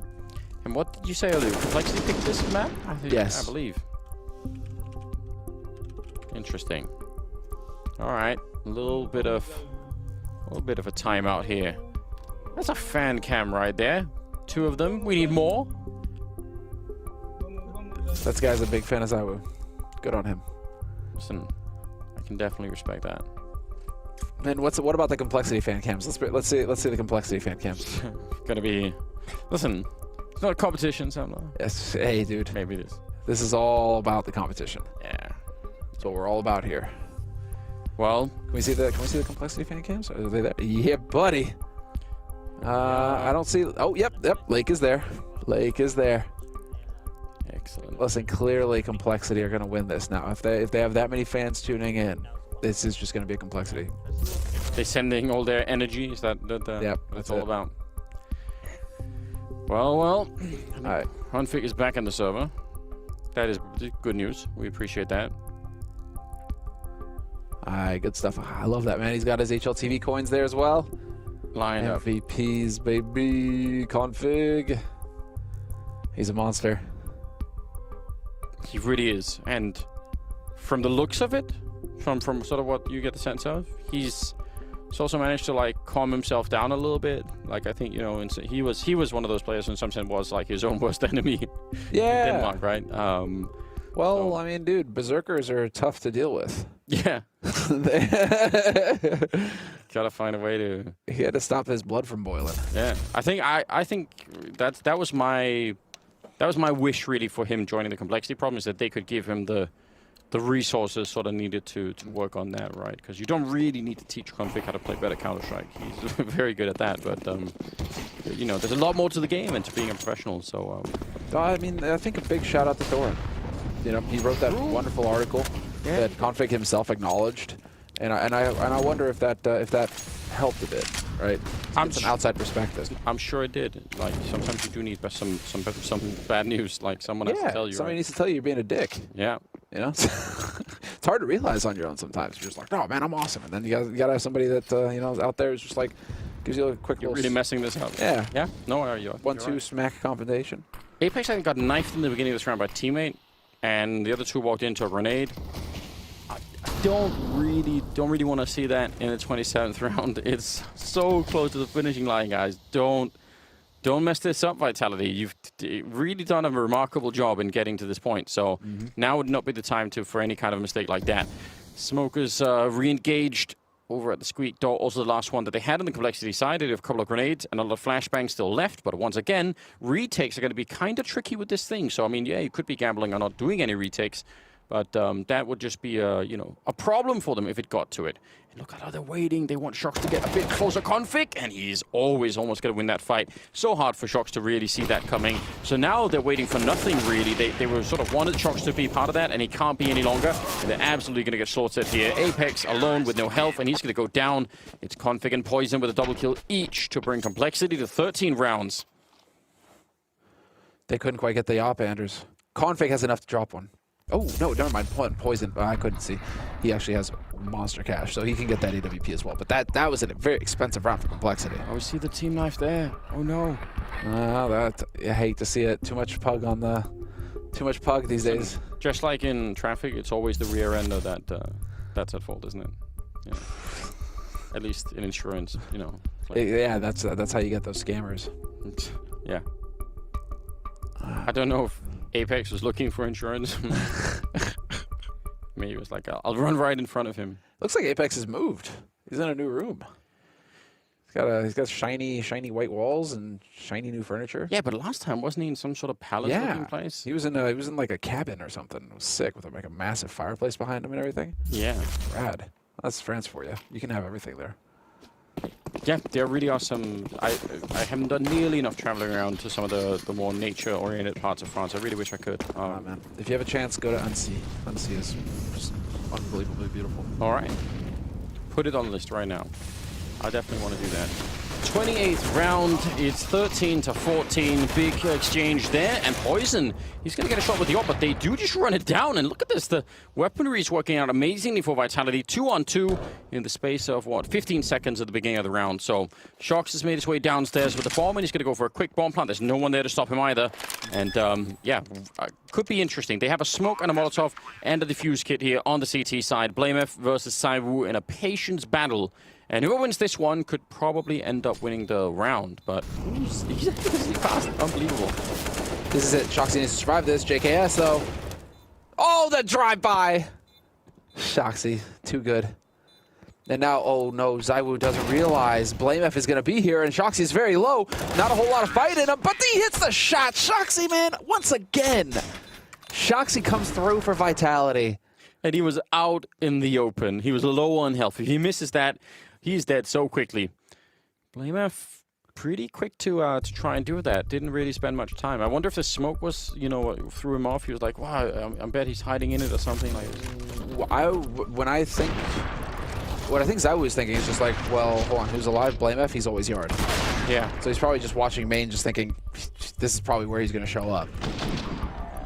But I'm wondering, that was such an unfortunate turn of events for the man holding squeak door. At the beginning, they're just getting run over point blank by Tech9s. That's no fun. Super difficult. But that was a key round that Vitality needed. I keep saying key rounds. All of these rounds are key. But I mean, that one it was a fast round. We'll put it that way. You know, to just say, okay, 28th round, yeah, just rush. mean, it comes off the back of them, you know, only winning 2 out of the last 6 rounds. So you know, that was one of them right there. So they've slowed down in their win rate from earlier here on the T side, and it's right at the end. So, I mean, if Complexity can win this round, decent chance we go to overtime, which would be really interesting. Let's see if the French can find a way to do it here towards the end. 29th round.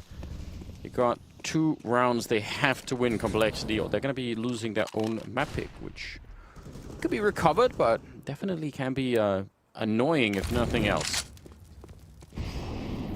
Once again, Shoxy applying pressure in the lower halls here, and he's ready this time. Oh man, Shoxy's so good right now. He's got that confidence. He's just lethal. Blame up from Poison chiming in. Poison even picks up Apex. Thought he was dead there, but he takes Apex with him. Man advantage now for Complexity. That is so well done from Poison. Well played. That's the second time now where Poison gets that second kill. Yeah. Where it doesn't look like it's supposed to happen, and he just squeaks it. Oh, look at the timing for Blame F. They've got no idea. He's going to take one and spray and take the second as well. A nice triple kill here for the captain. And it's 14-15. We're going to the 30th round. It will go the entire distance. What a fantastic way to start the day here. Man, look at the money as well, though. It's yeah, it's not good. It's in tatters for Vitality. That was a must-win round. I think surely overtime. Surely they're not going to have another Tech 9 rush that works. Yeah, Poison though, dude. All right, he's woken up really quiet in the first half. He's now sitting at 19 frags. Yeah. And he really came into his own on the CT side. He's so good, isn't he? He's so fast. That's the thing. He's one of the fastest operas. It's wild. Really cool to see. Also, I think probably one of the ones whose name gets left out of, you know, sort of like top opening conversations. I think not based on merit. I just think based on, I don't know, just people just forget about it for some reason. Sure. Or maybe I should just speak only for myself. I sometimes forget about it. Yeah. RPK trying to jump up on the ledge. I don't know if that's legal or not, but you can slide all the way to those center lamps that are above the door, the blue arch door, whatever it is. Some weird glitch in the game. We're gonna get wait. Oh, why am I blanking on the name? What was that called again? Never mind, that's Oldest Sin. The series that you were doing with the wings. Theorycraft, yeah. Yeah, Theorycraft, there it is. I already put it in a video. There's so much in those videos that people just have never seen. I don't know why, like, I'm gonna make more one day. One day I'll revive it and go back to it. Yeah, the Room on Fire YouTube is still there, guys. You can go watch those. Yeah, it's not there. Ooh, shot and a follow-up with a scout. It's not the old ball, but he's so mobile with it, even tagging up shocks. And now, this is where Complexity, you know, this is where you want the leadership in the team to really calm this down. You should not be throwing this away. It's 25 seconds. It's 3-on-3. You have all of the advantage. The only way you lose this is if you start, you know, taking unnecessarily fights. That one, not really unnecessarily. Probably should have just had that one. Yeah. Blame F going down now. Shocks coming up on the one side, and Cyber goes down. 10 seconds, and they have got the bomb. Can they make it to the site? Apex is down there. Yeah, he's planting the bomb right now in the last couple of seconds, and now, again, it should not really be possible, but I mean, that deagle on Apex, let's find out. They just need to go together. They absolutely must go together. Because then you can trade. Given the situation, I mean, they need to be moving quicker than this. You know, tap the bomb, get a reaction, but watch each other's back so you can trade kills. If you start splitting up, I think JKS... They don't know where it is. They think it is upstairs. What's going on? Did they really? They've started running back, and they must have thought that. I'm so confused. Oh, no. 16-14. We are going to need an interview at some point. I think my brain just exploded. I have no idea what just happened. I'm so happy we're going to go for a break because I'm going to need some time to breathe here. We'll be back with the desk after the break. Stay tuned, guys.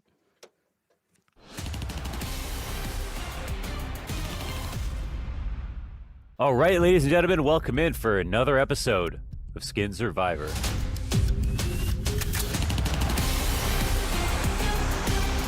Today we're going to be joined by none other than Complexity's Blame F, and we're playing to pick from 16 different M4A1S skins. And the final skin will go to one lucky Twitter user out there. All right, Blame F, first round, just some quick fire answers. What's your favorite? The Decimator. The Dark Water. Nightmare. The Leaded Glass. Player 2. Bright Water. Chanticleer's Fire. The Hyper Beast. So that's round 1 done with. Now we're going to move on to the quarterfinals. And I'm going to pick your brain a little bit more, ask you about your choices this time around. Dark Water versus the Decimator. I think I'm gonna have to go with the Dark Water here. I think honestly I've never seen that skin before, and I think I've seen a lot of people run around with the Decimator. Nightmare versus the Leaded Glass. Okay, I guess I have to take the Leaded Glass. My mom says like colors is beautiful, so I guess I have to go with the Leaded Glass. Player 2 versus the Bright Water. My mom says that she's always right, so I guess I have to go with her again and take the colored one, so the Player 2. Hyper Beast versus the Chanticleer's Fire. Chanticleer's Fire is a little bit more uncommon, and yeah, my mom hates yellow, but I'm gonna be a little bit of a rebellion right now, and I'll take it anyway.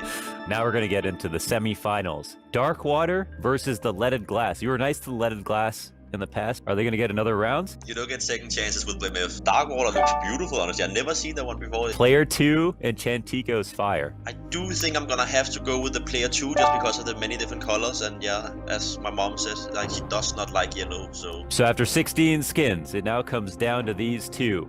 Are BlameF and MomF ready? We're both ready.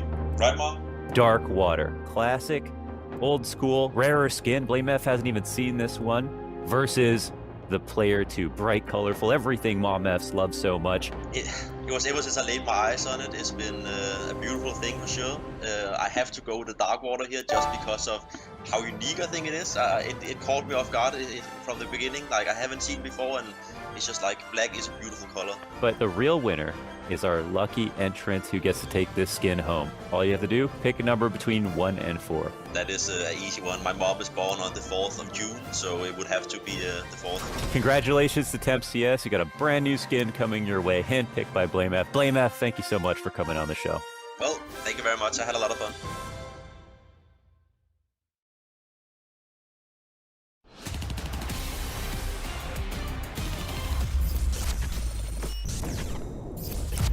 It was almost guaranteed to be OT, but something went drastically wrong there at the end for Complexity. Vitality, they may have escaped by the skin of their teeth, but it was still an incredible ending to what an amazing game. This last round was pure madness. I think you could replay that situation and have 10 different endings, 10 different scenarios at the very end, up until the last second, and Shox grabbing that kill with the Deagle. Everything was all up in the air, overtime certainly on the cards, but what a game we had. Yeah, and it was a weird situation, right? We're thinking to ourselves, all right, this looks like OT, this smells like OT, the clutch was panning out, and all of a sudden they start to run away from the bomb site. I think it's only fair that we hear what the players on Complexity said throughout that round. Both 1 half. I'm in double. It's upper? It's upper, it's upper. What? Yeah. I have heaven. Right? Oh, no, ramps. One ramps, it's not the... Okay. Oh, okay. Oh my god, it sounded like upper to me, dude. Yeah, that's a rough run. It is Rush talking as well. He's like dead, saying it's upper, and... I quickly just want to say, because I know what Twitch chat is going to do now, and I know what Twitter's going to do. They're going to jump on Rush, right? But what would it be if Rush, thought it was upper and he didn't say anything, right? Yeah. At least he's taking initiative. It's an honest mistake, right? You got to talk. It is a mistake, of course, and it's a mistake with a high consequence, so to speak, right here. But at the very least, he's talking. He's trying to communicate despite being dead. So before you jump on him, be aware that he's actually trying to actively be part of the round. And we learned that, right? When we look at the OG comms, the thing we praise most is that having that input even when you are dead can actually be vital. And communication is the key to success. Sometimes you've got to go with it. And Nuke is a difficult map to know where you're going. Yeah, and the sound on Nuke, the vertical, the sound can be a bit complicated. Listen, I think it's only fair we say this was a game of clutches, right? Yeah. There were so many pivotal moments. And if we go back to the beginning of that game, it was actually the Complexity show for a couple of rounds. BlameF was absolutely in control. And here, yes, that's the clip. That clutch right here from Zaiwu that's playing, it might look weird what he's doing right now, but moving from the big door is actually the only way he can win that run, and he knows that. He has the HP disadvantage, they knew where he was, and now he has outmoved them completely.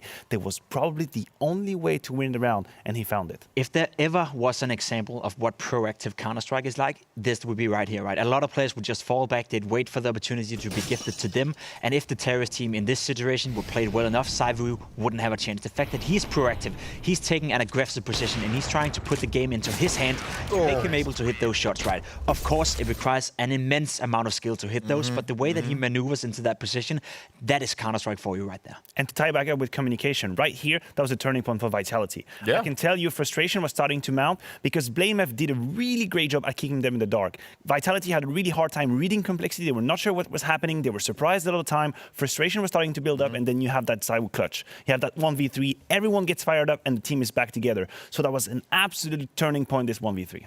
Well, Freya has some news for us. She's coming in to give us some hot tips. So what we got for this time around, Freya? I do indeed. It's been the storyline of the day. Are we going to see those mid-match substitutions coming out from Vitality? And indeed, we are. Masuta is going to be coming out. Nivera is going to be coming in next for Dust 2. Do you know for that's who? pretty spicy, guys. I'm very Masuta. excited. Oh, Yeah, Masuta, I missed that. Okay, cool. Yeah. I thought for a second it was going to be shocked. I was going to start crying. Okay, Misuta out, and there we have it. The roster change mid-series is happening. And I like it, right? I'm all down for this because you said it, right? And we were discussing it in the green room that if Shox was the one to go, we'd be very scared because he was on form. He was looking good. Yeah, he was. I'm so sorry for I cut you because I was scared that Shox would be the one removed. This is all new to me. I'm so sorry, but the information is Maniac, yeah, you know how you were like saying about me losing my mind in the green room right during this when it comes to Navi? Well, you're doing it now when it comes to the French guys. Yeah, you know, they have a soft spot in my heart and obviously some of the reaction. But yeah, Misuta's out for this one. Vitality, to be fair, must feel great about this victory on 16-14 on Nuke. I don't think they were in control at all. Again, tipping scales, some of rounds were key back and forth here and there. Moving on to Dust 2, and then we get to see Scream's brother, because Semler tweeted actually he did not yet deserve to be called Nivera. You know, he's still in the shadow of his brother. That's one take. I like this angle from Semler. That's pretty harsh, man. Just live in the shadow. I think Nivera went he's already on a tier 1 team and he's still going to live in the shadow like that? Well, did think he went out himself saying in an interview that he wanted to be known as Nivera and not Scream's brother, and he'll show that on the server. So maybe a little bit of a backfire right there for Semler. At least I think Nivera coming into Dust 2 is going to be a great opening for Complexity, though, right? As we speculated, Vitality is treating this tournament, treating this group stage as a bit of a playing field, right? Of course they want to win. Of course they're playing to win, and they have some dignity in this game as well. But the fact that they're testing out him now coming into Dust 2 gives a bit of an opening for Complexity. If I'm Complexity and I'm losing to, you know, Vitality, bringing in a 6 guy for the first time in history of Counter-Strike like this, then I would be a bit disappointed. I know JK is new. I know that given, you know, the lack of preparation, given the lack of practice they've had with JKS, still, you're facing a team and they're basically gifting you an opportunity to fight back on their own map pick. That being said, though, I am super excited to see what he can do. Is he going to play this secondary op as well, or is Shox going to continue to do that in Dust 2? That's a question. That is an actual question because, as you say, Nivera was playing the AWP when he was in Heretics, right, coming in. Shox used to do the secondary. He used to be that secondary sniper that he would pick, you know, position-wise. But now is it going to be Nivera? We're going to see Shox moving on to a rifle role. On the T side, it makes sense. He can lurk. He doesn't need the AWP for that. But the CT side, that's where my money is at. But do you think it's better for Shox just to be able to be the rifleman, right, and sit back off it, take him away from being secondary? Let me put it this way. The Shox that we had on Nuke was a Shox that was feeling it. That was full stake at him. In the communication, very present, very active, reading the situation, giving a lot of mid-round calls as well. That Shox, I want to give him all the freedom in the world. It's not always going to be like that, but whenever you get that chance, whenever you get the exceptional Shox, just let him do whatever he wants because he's feeling it. Well, certainly Vitality are going to do whatever they want and mix things up after that win. They're looking for a 2-0 here, but how do we feel for Complexity going on to Dust 2? Because they've got the individuals, they've got the ability to do so, but it's not the greatest of maps for them. No, it's not, and I think maybe Dust 2 is one of those maps that if you prioritize your practice time, you think to yourself, Dust 2, we can play on somewhat on default terms, so probably not the map they've been spending the most time on with JKS. I think I saw enough positive signs on Nuke from Complexity that I do believe they can fight their way back into this game. BlameF was playing well. There was a couple of rounds they probably should have won, you know, a bit unlucky. Cywu clutching coming in as well. This game on Nuke could easily have gone the way of Complexity, so if I'm in their camp right now, if I'm in their mindset, I would say that they should feel fairly comfortable coming into Dust 2, especially considering that Vitality essentially is playing with either a new guy or a stand-in. And definitely, right, when we look at this, when it comes to it, is we got to remember that Complexity are only getting involved with JKS being there for a limited time, right? We can't be overly critical of them. They still put up a great performance on their map pick, all things considered. You're absolutely correct. And if you focus on JKS performance on that first map of Nuke, we could see on the T side he was playing behind the music. He was a little bit off rhythm. He got caught a couple of times. He had a hard time really entering the server, entering the fight. But as soon as you move on to the CT side and he finds his comfort zone playing that ramp area, he was massive. He was instrumental, flying in the bomb sign, finding a couple of kills left and right. So I think as soon as he hits a spot that he knows, an environment that's familiar to him, this is where you see him shine. That action that you had right here, that's a winning move coming out of JKS. That is ramp typical playstyle for JKS. Now on Dust 2, I'm not exactly sure his role, but if there is a connection, if there is a transfer from his old positions to his new one, I think he's going to be key. And that's the thing, right? It's not as just like night and day. It's not like you've just slotted him in and gone, oh, yep, JKS, you just get everything you want. You can't do that when it comes to a team like Complexity. And we're still in that point where he's got to learn that flow and Blameleff's got to manage him into it. Yeah, and it is a tough position for JKS, right? Because he definitely want to come into Complexity and perform straight away. We as analysts, we as experts, we as fans of Counter-Strike have high expectations when we talk about JKS, when we talk about Complexity. The pressure that we put on them is a pressure they put on themselves as well, surely, because they believe they can be good. They believe they can be a top team out there. So we cannot expect them to come in from day one, game one, and actually play up to their potential. But I think, as I said, we saw enough signs that they're waking up slowly but surely. JKS in this game, I think he at one point was 7 and 13, so 7 frags and 13 death. He finished at 18-18, so a 1 KD. He went 4 for 5 in opening duel, so it wasn't as bad as the stats suggest. So slowly but surely he's going to get started, and when that happens, that's going to be a Complexity that Vitality will have to fear. Well, let's see if Vitality will have to fear Complexity on their map pick of Dust 2. Vitality may be up 1-0 for now, but it's still all game on. We're going on to Dust 2. We're going to a break, but when we come back, we finally get to see NAVI in action.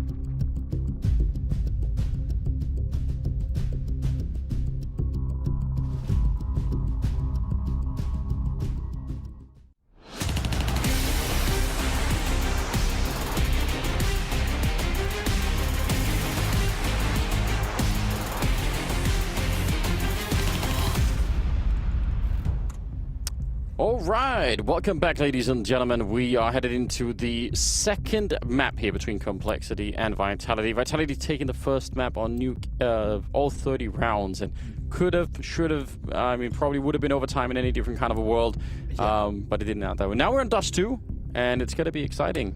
The odds switching towards Vitality makes sense. Yeah, this is where you've got where you just have to have a whole lot of patience, because the teammates, you got to trust your teammates' comms, you got to trust them to get it, but when they tell you that the bomb is on a different bomb site and that ends up costing you the round and the map, life gets real frustrating real fast, doesn't it? So absolutely. Tough break there for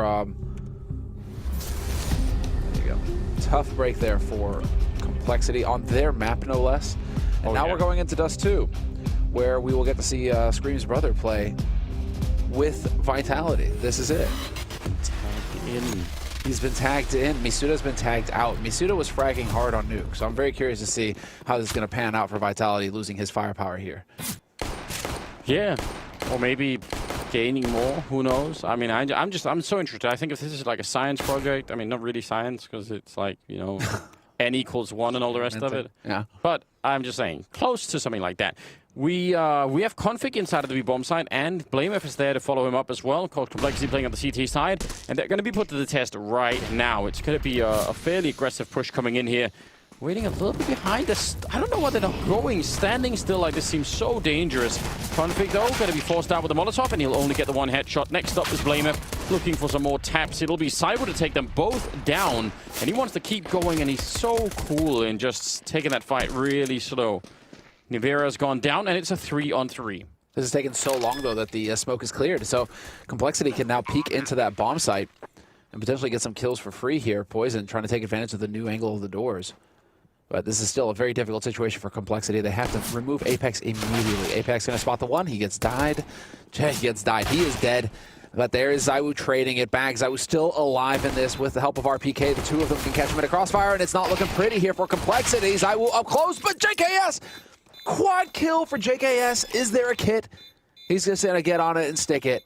Yeah, he's definitely got it. ZywOo had a quad kill of his own and was looking for the ace in the pistol round to pick it all up, but yeah. Instead, JKS coming through with a huge round for his team. Complexity barely winning that round. Scary stuff. There's the kid. Dropped in the door. Yeah, indeed.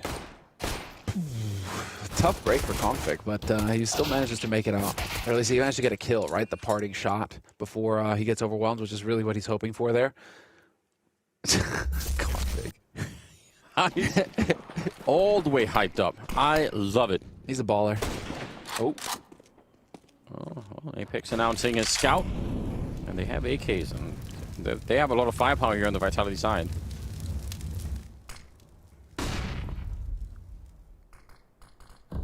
Gotta be careful for sure.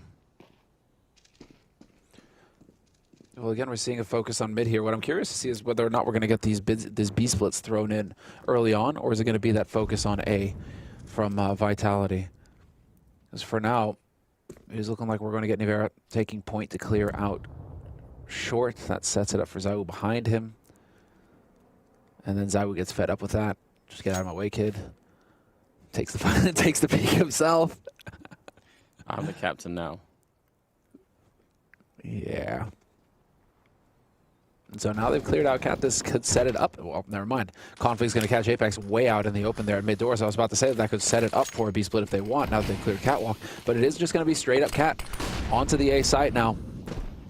Nice anti-flash slowing things down. ZywOo full blind, but these two smokes making it very difficult for Config to have any impact early on here. Poison going to get caught out in the open. ZywOo takes that fight and wins it, but a nice HE onto ZywOo brings him down. Yeah, very low on health. The fact that that was a scout that he was holding there, Poison, definitely had a bit of an impact. I think, you know, probably would have been a little bit more happy to be aggressive if not for that. Now, though, they could be shot in the back. I mean, down at long is still Rush, but these two people in CT spawn are living life right on the edge, and they don't even really know it yet. Cyber going to get a headshot on Config, and finally he's dropped, and they don't know about Shocks. He's going to go for it with a scout tagging up one, and they're still, I mean, they're thinking about the bomb site. They get the kill if they can make it around the corner. They don't even have to worry about Shocks, but they can't. Oh no, they get stuck in here. They're trying to jump, and Shocks will hunt him down. Big double. Man, I feel like they could have made it around, but no one had that clarity of mind in the moment, you know? You can see Apex himself with the eyebrows raised there going, what, you know, he's not even understanding how that happened. Wow. Confusing turn of events. I mean, Blame F could have made it. I don't know. It's so hard to judge people for that kind of thing. It all happens just so quickly. All right. Apex also getting fired up on the other side. But this is really going to be interesting now because Complexity had a strong start on Nuke, and then they kind of let it slip through their fingers, and it really turned into a bit of a nasty match. All 30 rounds, and Vitality winning at 16-14. I was thinking, okay, Complexity, you know, they win that pistol round. They're looking good. They've got the setup here for the second round, and now Vitality are on the board much earlier on Dust 2. And this is Vitality's map pick. So you expect big things out of them. And maybe this is where it starts to play in with Nivera playing on Vitality subbing in, is that it could potentially change things up from the information that BlameF would have gathered in the demos. Right? Okay. Made it a little bit more difficult to get that info, and so maybe trying to cut Complexity's advantage away. There's definitely less data to go off of. They're going to go straight into a headshot, and JK has to follow it up. These Deagles doing a little bit of damage. Nivera, though, with a good double kill. He's actually going to turn that into a triple, and that's nicely done. Oh, no! Config turning up with a perfectly timed flank. Then all he needed was 2 bullets to take them down. That just changes everything in about 2 seconds. Crazy scenes that we're seeing here on Dust 2 early on. This just all looks like it's on lockdown. It's like, great, that's it, 2-on-1, they have no problem, and he's just deleting them. Double headshot ends it. And that'll get you, buddy. Yeah, that'll get you fired up. All right, so it turns out we've got a brawl on our hands here, Anders. Hell yeah. You got the benches and the stools and everything just flying around. There's going to be a lot of, the insurance aren't going to be happy. But once the dust settles, we'll see who's going to take this. I'm liking it. Definitely. Everything is lining up for a very, very cool match. As was Nuke, I thought. Just, you know, felt like we were owed overtime, but... yes, we'll I think we got robbed there.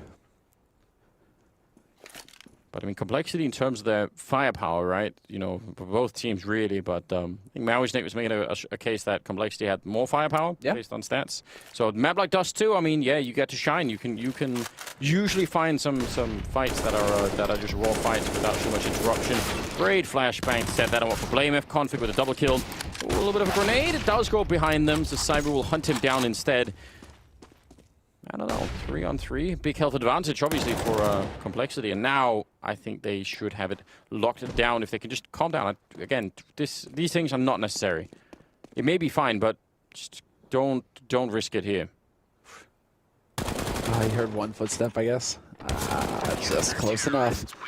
Body shot is in, but it's not going to be good enough. And Complexity stabilize. 3-1. Lead on the CT side here for Complexity, and that, without a bomb plant, should put Team Vitality on eco here. Should just be getting the Glocks. Definitely, yeah. No reason to go too crazy. We'll be seeing Maui Wowie pretty soon, man. He's over at Flashpoint. He's what, quarantining over in London right now? Yes, I do believe so. He's made that long trip. Yeah, I'm pretty sure I made him squeal with excitement when I said that there was going to be a rack at the gym there. So, definitely looking forward to it. So, that's all we want. That's all. Yeah. Just something to... Times have changed, Samla, since we started doing this. Listen, dude. Back then, we spent no time at the gym. And now it's just like the first priority. Oh, whoa, that HE. So dead. Yeah, that's big. All right, I mean, that's pretty much what we were expecting, guys, in this round. Yeah. That clears it up nicely. Yeah. Config has got to calm down just a little bit, maybe. Don't calm him down. Get him fired up. Get him feeling that way.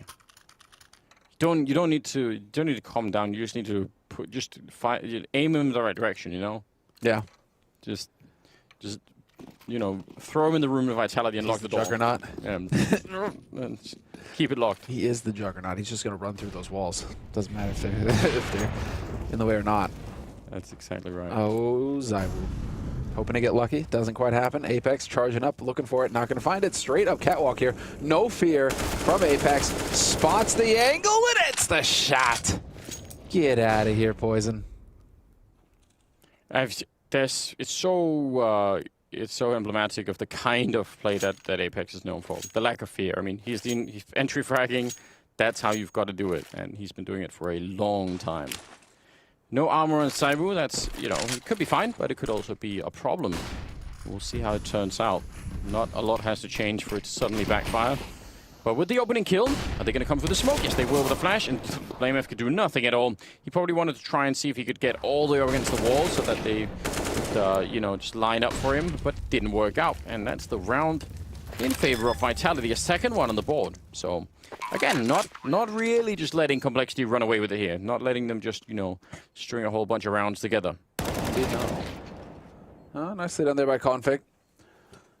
At least takes that one. But, he is going to be kind of stuck here now. Oh. So he's well aware. Careful.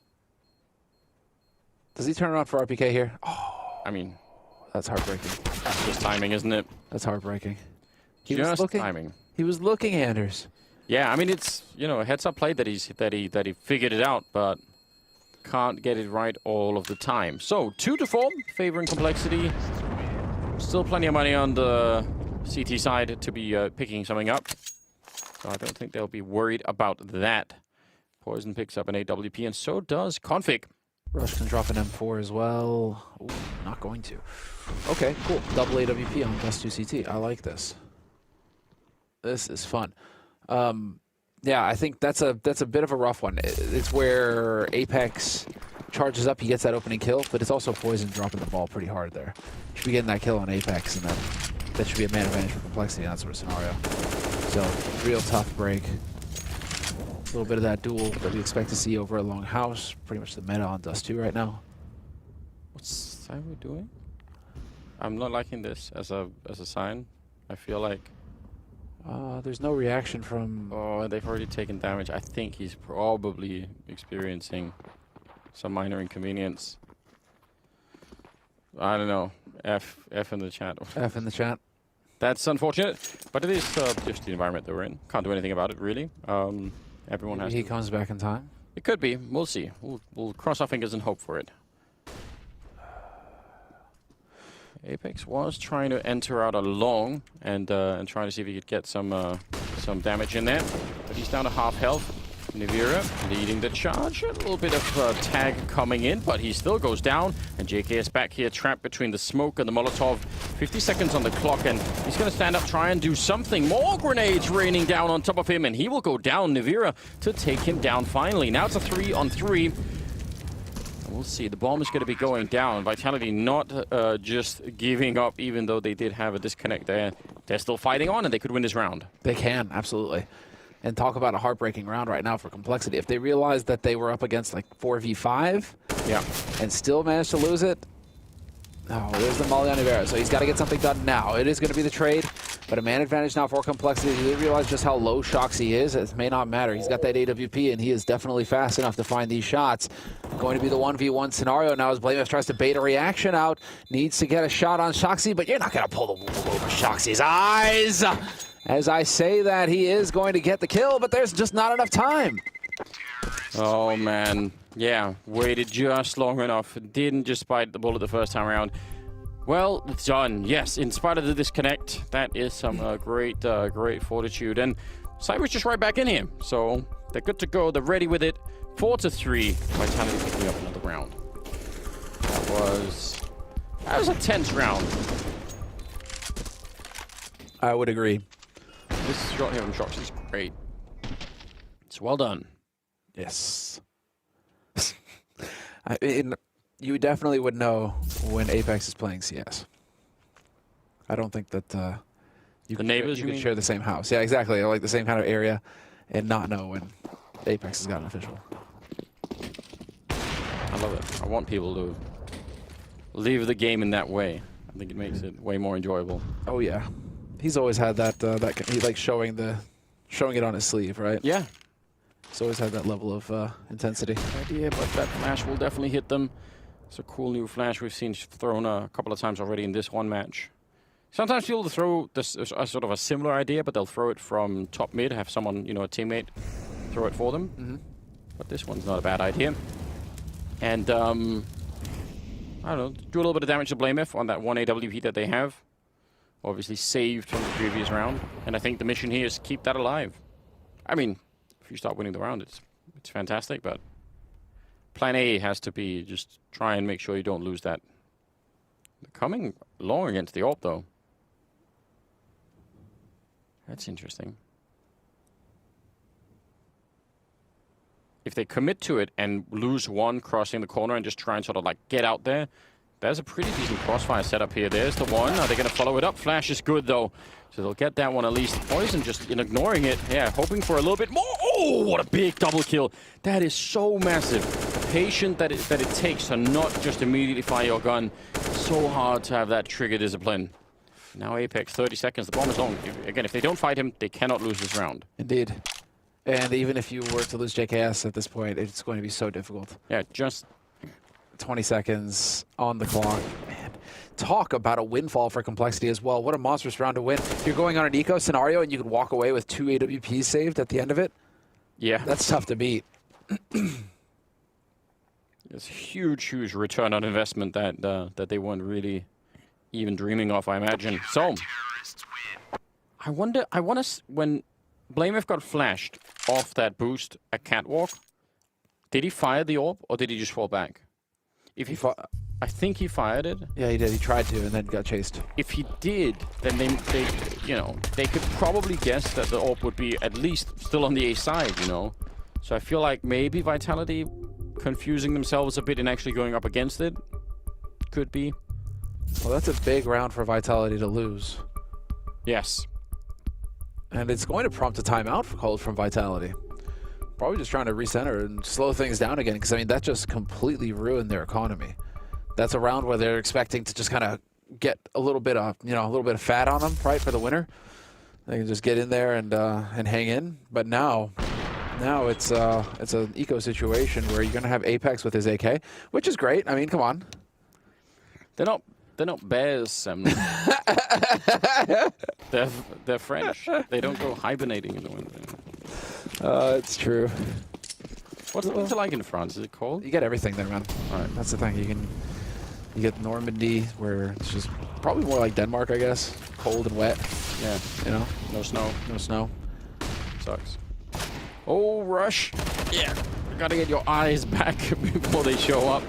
And now he's got teammates and everything. So yeah, it's dangerous averted. HE's to land on Savu, and now we've got Shocks with a Tech 9. So not even the deagle for the one Deeks. Smooth round. Smooth round indeed. And they will continue. Now, do Complexity let them back into this or not? That's the real question here. They don't have money, Vitality, so yeah. That was a force from them. So tried to make some magic happen. Turns out they got a face full of shrapnel instead. I would love a fast B split out of Vitality when they have money again. I really like those. Just run like 2 or 3 people down the middle and they go straight for it. Right. No fear. Yeah. I think it's enjoyable to watch. It's worth doing sometimes because BlameF playing with fire. Yeah, blocks even at range. Oh, P250 as well, so yeah, that's going to do a little bit of damage. Oh, JKS. Probably not necessary. They're going to lose poison as well. This is where it gets out of hand. This is supposed to be a very one-sided sort of affair here for Complexity, where they build their bank. Now they're not allowed to drop anybody. So if you kill everybody off now, okay. Fine if you save 3. If anybody else dies here on the Complexity side, that would have been disaster. Especially because they would have lost one of the ops at that point on A. So really, really bad. But that needs to be a bit of a wake-up call, doesn't it? That needs to be a sort of a reminder to them all, you know. Listen, stop underestimating. Yeah. Vitality. Even with pistols, they'll mess you up if you start slacking. Just play all those rounds safe, you know. You know, when they're fighting in the middle, I think it was JKS early on. Oh, they're not near a bomb site. No one's planting a bomb. There's no reason. None of your teammates are in danger. Just keep it cool. MIBR has picked up an AWP, and outside of the smoke down there, they can't really see JKS hanging out for the minute. But this round is probably really important for Vitality. The money is starting to build and look good for Complexity. And the French side have slowed down a bit. Poison with a nice shot on Shock. So was trying to sort of duck right under that. And Cyber also going down. So 5 versus 3, and this again where you'd want to see the discipline on complexity, even with this new addition. And it does change a lot to have just even one new player. You'd want to see, like, you know, the way to say, let's make absolutely sure we trade our way out of this round, no matter what. Like, they can't just get a bunch of free rounds. Ooh, gets the leg. It's dangerous that he went for it. I'm sure he knew that that was a bait. Poison knows no fear. Men fear poison members. Yeah, for good reason, I see. Real quick. NAVI are going to be picking up the 1 kill. We haven't seen... I mean, he's been playing decently this game, but I haven't seen... I want to see him just play. Follow him for like a round or 2. Jumping down the middle, but caught in the middle of the jump by JKS. Great round, only losing 1. Complexity up to 8-3 and building way too much money now. This is really where it makes me wonder how's it feel to be Misuda right now? Did he leave the team speak? Is he still on the channel? Is he listening along this whole time? Yeah, that's a good question. Just sitting there going, well, you know, if we hadn't subbed me out, we'd probably be winning this, guys. Just saying. I think that speaks to the issue that you were raising earlier, right? About whether or not it will destabilize the team and make people unhappy, or if everyone is on the board and they understand the logic and you know and they want to play this way, then it doesn't have to be like that. Config, a shooting gallery. They're being real friendly. They're stepping up one at a time. They're not even sort of like all going at him. They're like, it's very kind. Yeah, it is. We're gonna get a quad kill. All right, you know, Eco Cobra. What's he at now? 13 frags. Good for him. Loving it. Yeah, no, you know, I'm not sold on the whole substitute angle. I mean, Bubsky is still in jail over on Astralis. Dude's never going to touch the server again until he gets off that team. So, I mean, it's just, you know. I mean, Zipnix is going to make his glorious return here for Blast, which is, I mean, great, right? Because give me the OG Astralis roster any day of the week. Well, what does that mean for Bubsky? I mean, he's given up a team, a position on Mad Lions where he could be the star of Mad Lions, and that team's no joke. No, now he's just going to be bench warming for Astralis. Like, what the? I don't think so. I don't like it. It's like I was saying earlier. I think I can give you like a 3-sentence argument why the logic makes sense, but actually having it in reality is just something completely different, right? Sure. Like you can easily be like, yeah, you can do that and that, and it's great, but might not work out that way in the view. Oh my god, the timing here, they're still waiting for him, and he's gonna close check it. Config probably could have swung, but yeah, the timing is unbelievable. Now Config's gonna start to fall back. I think that's a smart choice, but is he gonna make it in time? Apex blows up to an HE, reloading in the face of that AK-47. What an absolute mess up at the catwalk. I think they all deserve to lose after that. I think so too. Actually, they lose 1-1, so we know what, we'll call it even. Yeah. Move on with our lives. Everyone screwed up. That was definitely weird. You're all fired. Oh, JKS, he spots the gun barrel and still loses the fight. But this is big here from BlameF. Oh. He can be the hero. He can be the hero. Beautiful. Takes the 1, gets the 2nd. 1v2 scenario now. He's got that AWP in play. 35 seconds left on the clock. And he's still trying to figure it out. Where are these guys going? Molly up. Oh, what a shot. I can't believe it. Now, he's got a chance for a jump shot. Yeah, even still, if he wants to do it, it's definitely possible. He's got no grenades or anything. He doesn't actually know at this time. They've already messed up the bomb sites once. Don't do it again. He's committed to the A-bomb site. He definitely knows. Smoke is up there. BlameF, does he want to do it? There's the jump button. Nivira, did he see it or not? I'm not sure. BlameF, he's living life on the edge. A couple of more steps, and Nivira's going to shoot him in the back, and there it is. Double kill for him. And I don't know. That was really, really close, but I don't think BlameF ever knew where Nivira was, and that obviously makes it very tricky. Yeah, that's just an impossible situation, right? No info. Okay, Poison was that far back. I thought Poison was up there with Conflict, but he was pretty far back in terms of setup, so... A technical... Oh, it's all good now. That's good. We should be good. Oh, they fixed that quickly. Nicely done. Moving back in. But yeah, Nivira's kind of... I mean, he's not struggling on an individual level. He's top fragging. But it may be that the rest of the team are just struggling to get that, him incorporated. So right now, I'm not super sure about this gambit. That's why it's an element of why I predicted complexity. Is that, if you start messing around with your roster halfway through a series, yeah, it just makes me kind of wonder. We just won't know, Will. It's just, we just don't have the data on it yet. Like, it's, I need to see 20 more games of Vitality on, on Dust 2. Think about how hard it would be to figure out if you just had to do it by stats alone. You'd have to see Vitality versus Complexity, 20 times in a row with Misutra and then 20 times in a row with Nivira, and then you could you could start to break it down. Like, how long before that we even have that, Well, I mean, it's like we have this really cool tool. Yeah, but they haven't played that much, have they? Oh, JKS! 2 big kills, but Shocks and RPK with a bit of a return, and now the B-bomb site has fallen. It's a 3-on-3. It's hard to retake. One more bullet, Anders. Yeah. He runs out of ammo. One more bullet is all it took. That would have been such a monster. One HE grenade in the corner there, and RPK is dead. But how do they know where to throw it? It's going to be in the back, so that won't do anything. And I think now the Molotov up with the time that's gone up by. I don't know if they should be doing this. Yeah, I think they're going to be starting to back up. I don't know. They have the money to buy if they. Yeah, but is it really worth it? Yeah, get in there.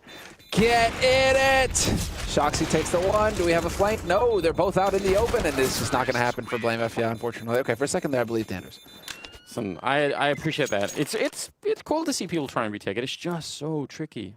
Like 3-on-3. I don't know how people do it. You need to be close. You need a lot of grenades. You need that first kill. Well, 9-5. Vitality finding a 5th round, going into the round number 15. So they have a shot now at getting at least a 6th on the board. So we're back in the hands of the CT side. 10 rounds possible for Complexity, but now it's about grit. You gotta keep it cool here in this last one. I like it. Perfect flash setup. Whoa, Blame it. Did they see if he backed off or not? That is huge. Oh, well, this is looking fantastic now. Blame if not going to collect the last one. But RPK gets chunked by that HE, and now it's down to RPK and Shoxy, the last 2 alive for Vitality. All-out aggression from Complexity. And, well, yeah, these guys are just putting their foot down. That way of getting flashed in, I think, is what we saw from OG yesterday into the middle, and it worked really well. And it was cool this time around, too. 10-5 in favor of Complexity, looking real good to try and get us that 3rd map. We are going to go to a break, though, before we get into the second half of this one, so we'll be right back.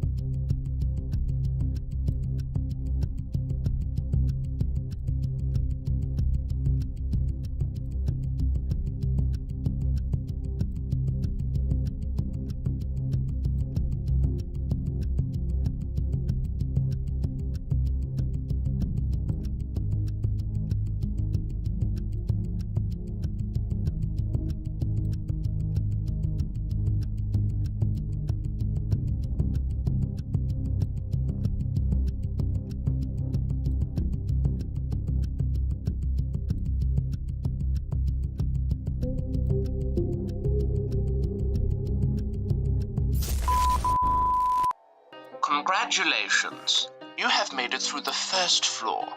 Are you ready for the second wave of challenges? Many souls have been taken victim by the master chicken in the glass floor room, and he's always hungry for more. If you get past him, you enter the mathematics room. Next, you must eliminate all the chickens, but avoid shooting the golden one, or there'll be big trouble. Finally, your orb aim will be put to the test in the drone room. How fast can you beat the breakout?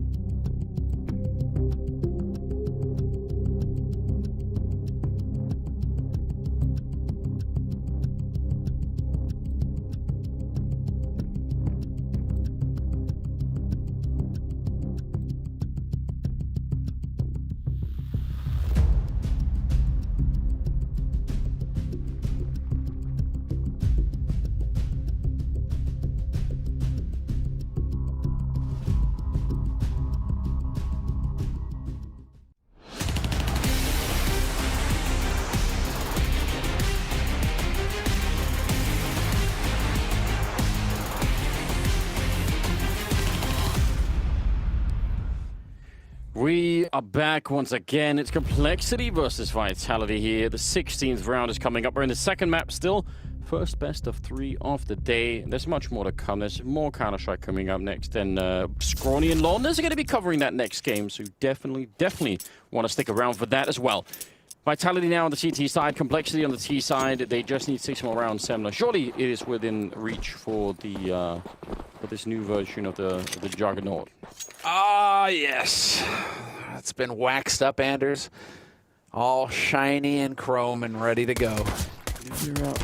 Peeking back into it. He's still fighting. It's not a bad fight, but now the grenades will follow, and he's going to get really flashed. Some nice help coming in. Apex trying to see if he could flash and buy more time, but JKS had already made it past the perimeter, and he was going to take him down. So 4 versus 5. Bomb is going to be going down. Great start for Complexity. Now, they don't have any more grenades. They have 2 P250s and a stolen USP, so they have a lot of firepower. Confix here with one of them.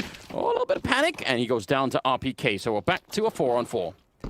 We are indeed, but Complexity have got all the angles covered now. It's just about keeping their cool and hitting the shots. The firepower favors them still. Oh, ZywOo catching him out in the open. JKS still going to take down Apex. This is all over the place. ZywOo, though, chiming in. Picks up another kill of his own. Poison running out of bullets, but it's the same thing. Rush is there to save his teammate, and it's a one-on-one Shoxy versus Rush. No kit. Without the kit, there's just not going to be any time. All right, Anders, I'm really liking the focus that we're seeing on B site from these T sides.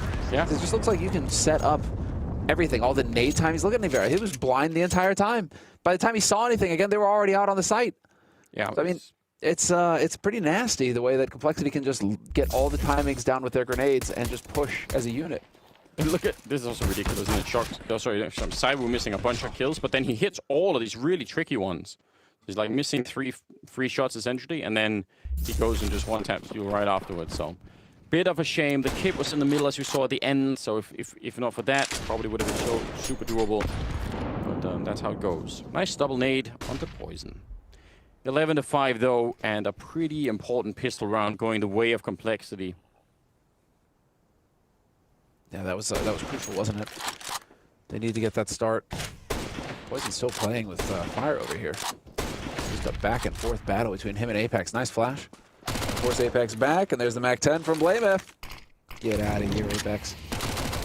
That set them up. It does really set them up for that B split if they want. Yeah, they can do almost everything. I mean, again, the biggest danger presumably here is either the Deagles or the Scout. If they get into a slow, pick-off type battle where they're sort of like, trying to exchange, which that should be the conversation for Complexity is don't do that. Let's find the timing. Let's all go. Let's not go stand around and have slow fights. It's not worth it. Gonna try and go out long. And RPK is up close with the MP. Now I wonder if he can fall back and the Deagle could chime in. Could be some cool bait and switch going on there if they manage it. There's RPK. He's trying to back up around the corner. You lure them into shocks. You see the trap is being sprung right here. And it's actually going to be RPK to get the kill. But that was so masterfully done. There's still, I mean, the bomb is going to be going down here, and it's still a 2-on-3, but you could see that coming before it even happened. Well, I mean, you're not going to, dude, you're talking about 2 of the most experienced players competing in CSGO right now. Between Shox and RPK, they've been around. Oh, there it is. The headshot's coming in.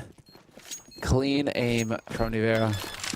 And he'll get the defuse as well. But yeah, that's exactly what I expect out of Shox and RPK. Just working together.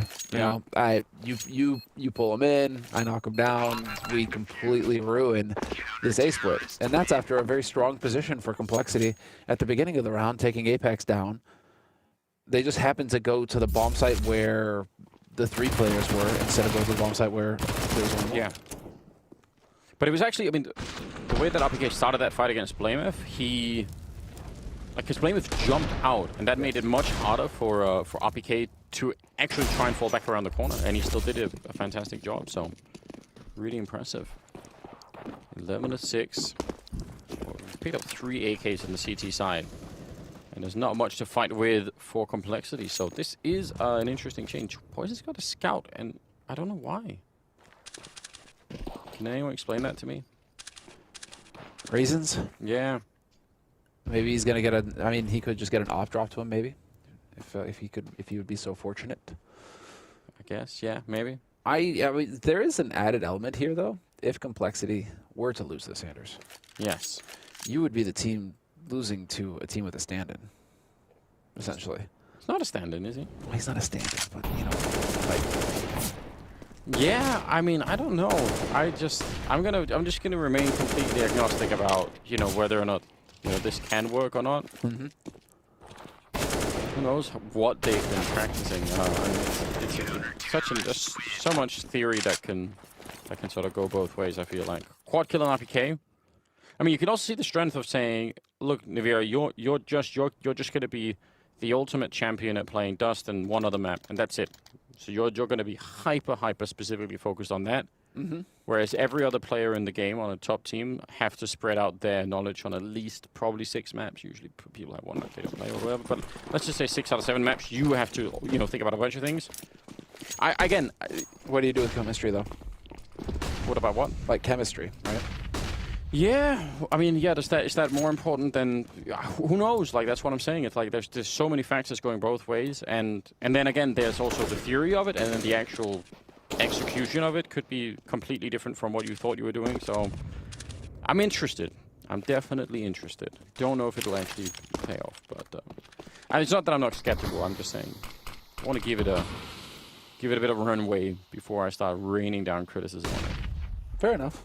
But it'll come one day, I'm sure. The criticism? Yeah. I won't hold back if it starts to get out of control.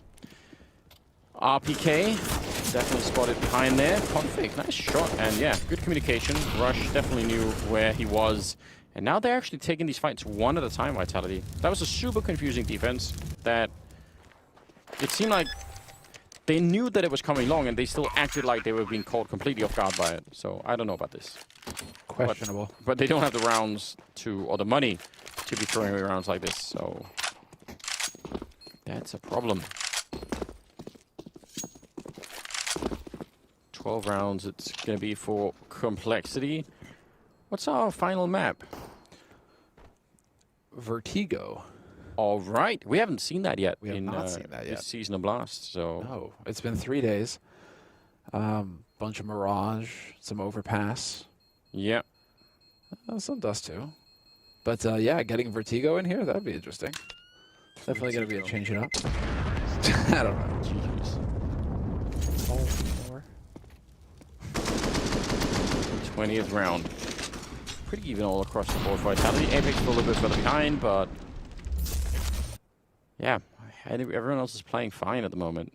Complexity also got everyone on the board. People playing well. So...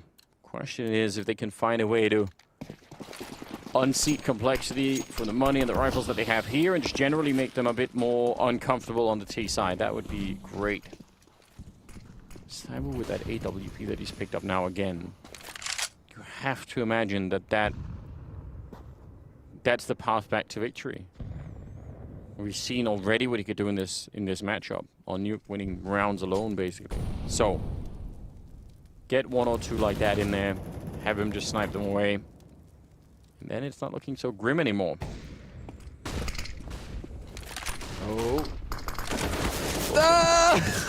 Awkward. Oh god, it's absolutely raining men right on top of Saimu. Conflict with 2 big kills though. RPK trying to see if he could maybe help out. He's out in the open, but NAVI is there to help him out. It's so sketchy. There's a Molotov behind him. He has to move forward. And now it's Shocks versus Poison. 1-on-1 with a minute left. Poison, he's inside the smoke, right at the edge, and he's going to find the angle. Big double kill there. My god, that was purely chaos in that round. Dude, I see a world where Shoxy just whips around and hits him. Oh, with that AK, it's way too tense. But yeah, that was just right on top, and that smoke blooming when it did. Yeah, was just. You see how Config was shooting through that? Wiping. Gun go. Brrr. Yeah. Unbelievable. But that is a monster round. Oh, that flash timing as well. Not bad. Nicely done with the spawn. Gets out quick, takes that shot, and backs right off. That's Apex out of the picture now for Vitality, and Complexity on Dust 2 coming alive. Good shot. Navira and not Saimu having the AWP. That's interesting. Yeah. Could be based off a spawn as well. Could be something like that. He does drop a little bit low, but BlameF, he's still going to get the kill on him. Yeah. See if anyone can pick up that op on the CT side. It looks like it should be possible. Shox moving into the middle, and actually he has an M4, so someone else will they are long, so the op can't even really help them. Going to be walking into the middle. And yeah, easy kill on Rush. Still a minute left, so even if that is the bomb, it's not really done yet. Nice shot from Shox. He's got another 2 to kill to try and clutch this on his own. I think he knows BlameF is there, but he can't adjust in time. He didn't realize he'd gone down the stairs, so nice effort from Shox. Again, just a glimpse of how lethal he could be. Yeah, man. How freaking expensive are these rounds as well? It's just everything. Complexity just dancing on the edge. They keep losing their ops, not saving them, so their money keeps getting wrecked. But that was such an important round for Vitality. And now, I mean, are you kidding me? They're going to try to play for overtime. They aren't even going for the force. Okay, then. So double scout, Deagle, some Kevlar as well thrown in. Shoxy getting bopped. But they're still in this, and that's Config finding Shoxy in the end. Okay.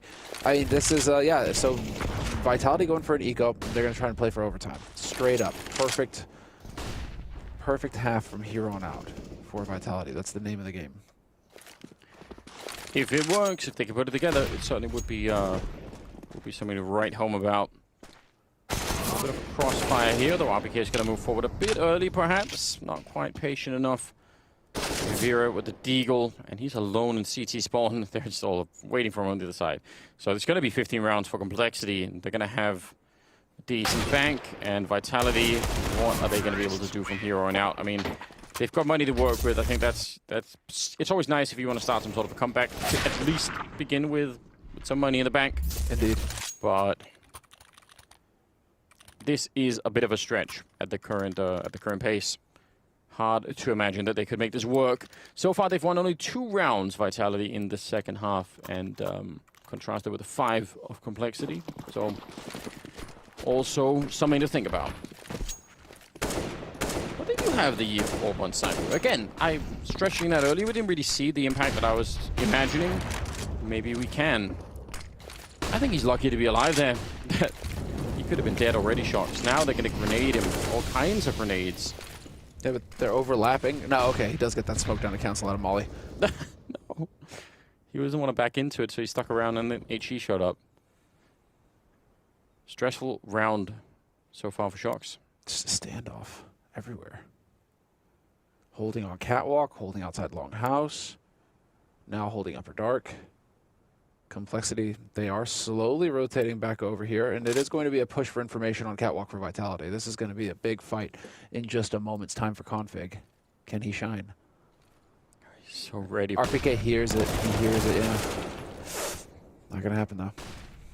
Yeah, I mean, it's smart play from RPK turning around for it. Oh, and Cyber in the ground. That orb just not been doing what we really wanted here on Dust 2 at all for Vitality. So this is looking grim at the moment. 40 seconds left still. Some wall of smoke up on the other side.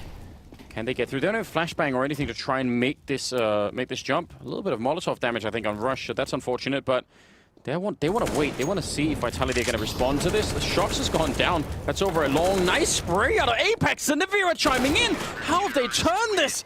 Oh dear, 2 on 4, and they just make it work. That happened so fast. They line up for Apex. Get out of here. Yeah, you can see a little bit of frustration there from Complexity, and rightly so. Look at this. They just lined perfectly up for him, and at that point, it becomes an impossible situation. Unreal. After what Config did? After bopping RPK? Ruining Shoxy's day too? That is hard to believe. That's a hard round to lose if you're Complexity. Well, they needed 8 rounds in a row, and that was the first of them. It was not an easy round, but it gets, you know, one step in the right direction. 1 round at a time. Hold that. Again, pushing into upper dark. Worked last time to get the kill, I think, on Config. He's going to take down Shox, though, in middle. But they have information, and again, this position is super valuable. Now what you need is timing for it to actually work out. Ooh, and they're going to get the kill on JKS. Nice return. Shot is there. Zywoo with the clever off angle. Poison, though, he's got him pinned. But there's going to be help from MIBR, and they are going to be able to get out of there. Teamwork makes the dream work, Anders. Managing to survive to fight another day, but it is going to be a quick rotation up catwalk. ZywOo catches BlameF, and it is all on Russian Poison now. 2v4. Trying to take this fight. Not going to be an easy one, but Poison hits the headshot on Apex. That's huge. Well done. 40 seconds. Even a bomb plant here is actually not that bad for Complexity. I'm sure they're still thinking about winning the round, but there are a lot of grenades or Molotovs, especially on Vitality, so they could land them on the bomb site and they can't really stand anywhere, especially for Poison. It's so rough to try and shoot someone where you still have fire at your feet and you'll be taken down at the end. So good round from Poison, but even better for Vitality, winning it up to 9 rounds. But at least they got the bomb plant. Yeah. Bomb plant, bonus money, and that's a tough one for Poison. You can see he scopes up and he's looking left and just out of scope range. But still, let's see it. It is, this is like a half-buy kind of round for Complexity, right? Just put a little bit of money into it, not too much. BlameF gonna go for the hero AK. Fair play. I'm still just amazed at how consistent BlameF is with the fragging. I mean, yeah. As an IGL, you know, he's still just, he's always up there. And Config snuck all the way up to 26 kills, which also kind of cool, because normally Config's highlights are wild, but many of these have just been, you know, consistent. One round, you know, get a kill, keep going. Yeah, yeah.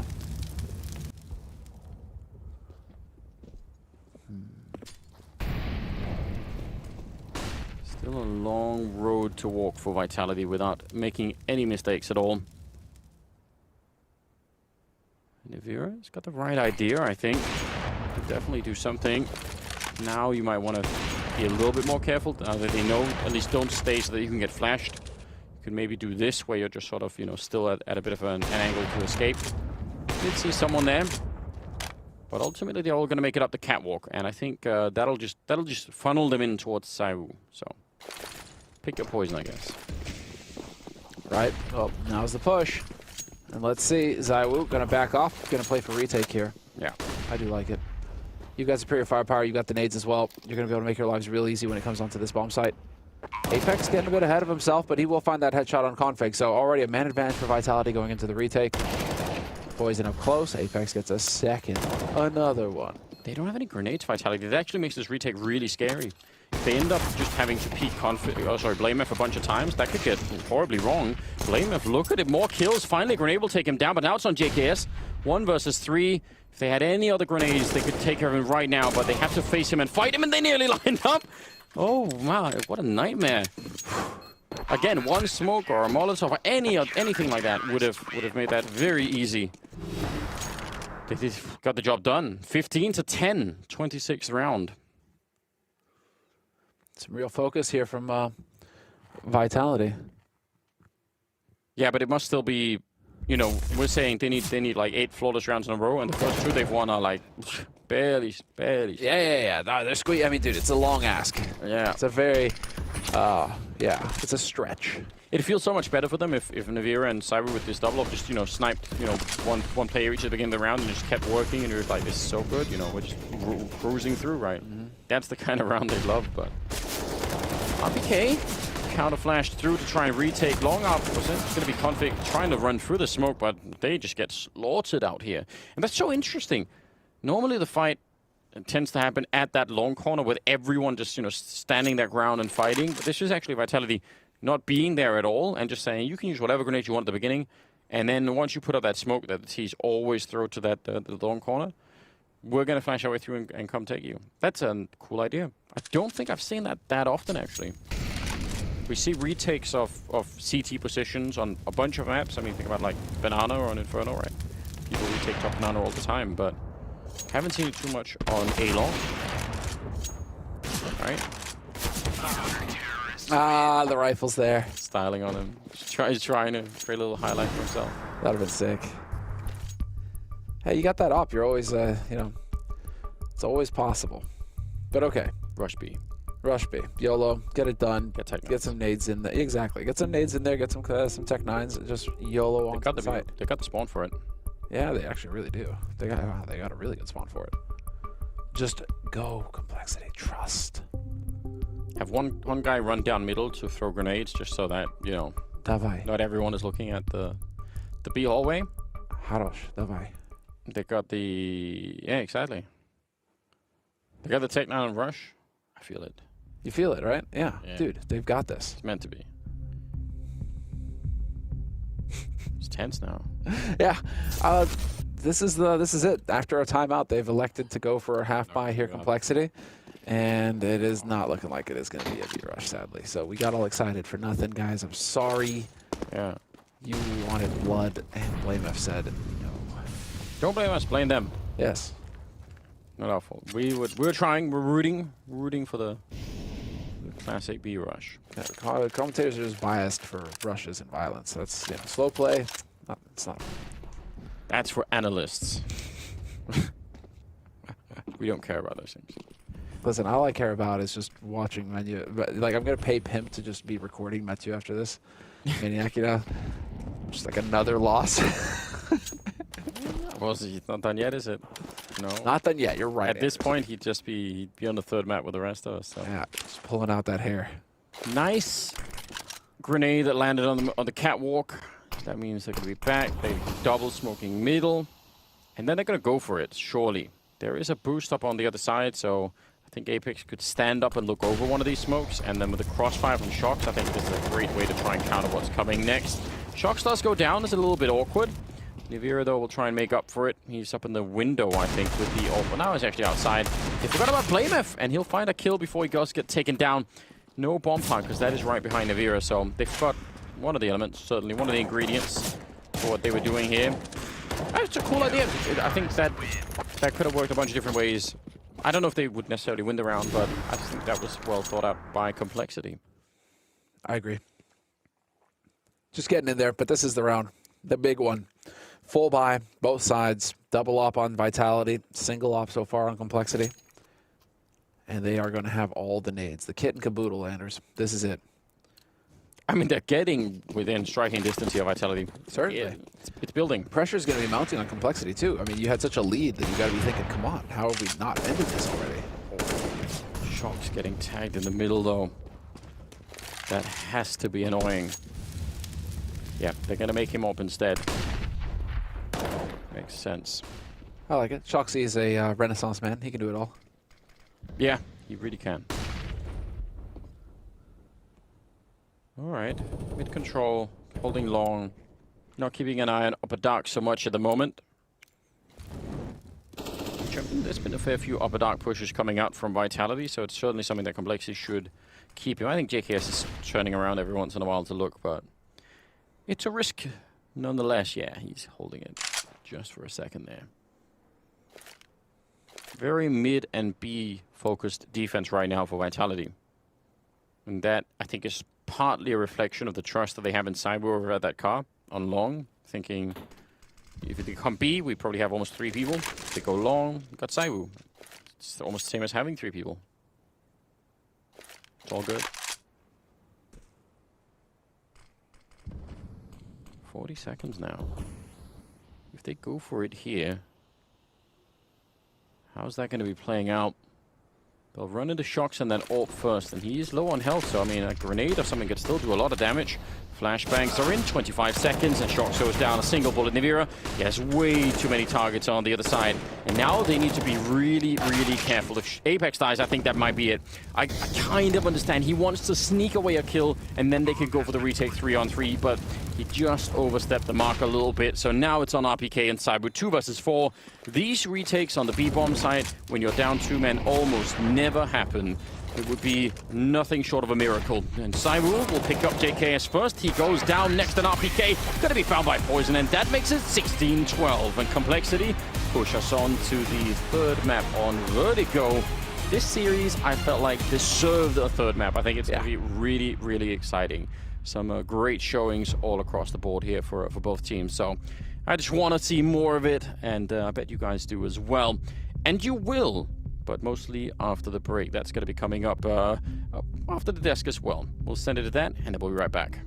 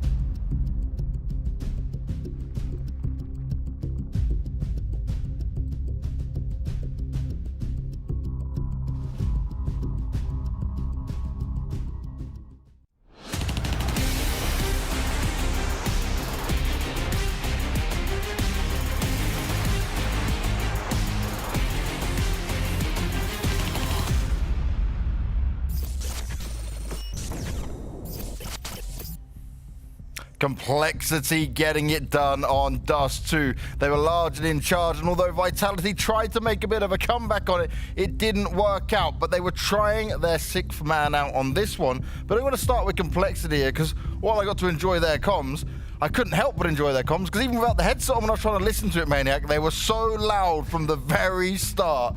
These guys, they knew Nuke was close, but they quickly ignored it, and they were straight up in Dust 2. Yeah, straight up. I think that's the key word. Both halves, very great start coming out of Complexity.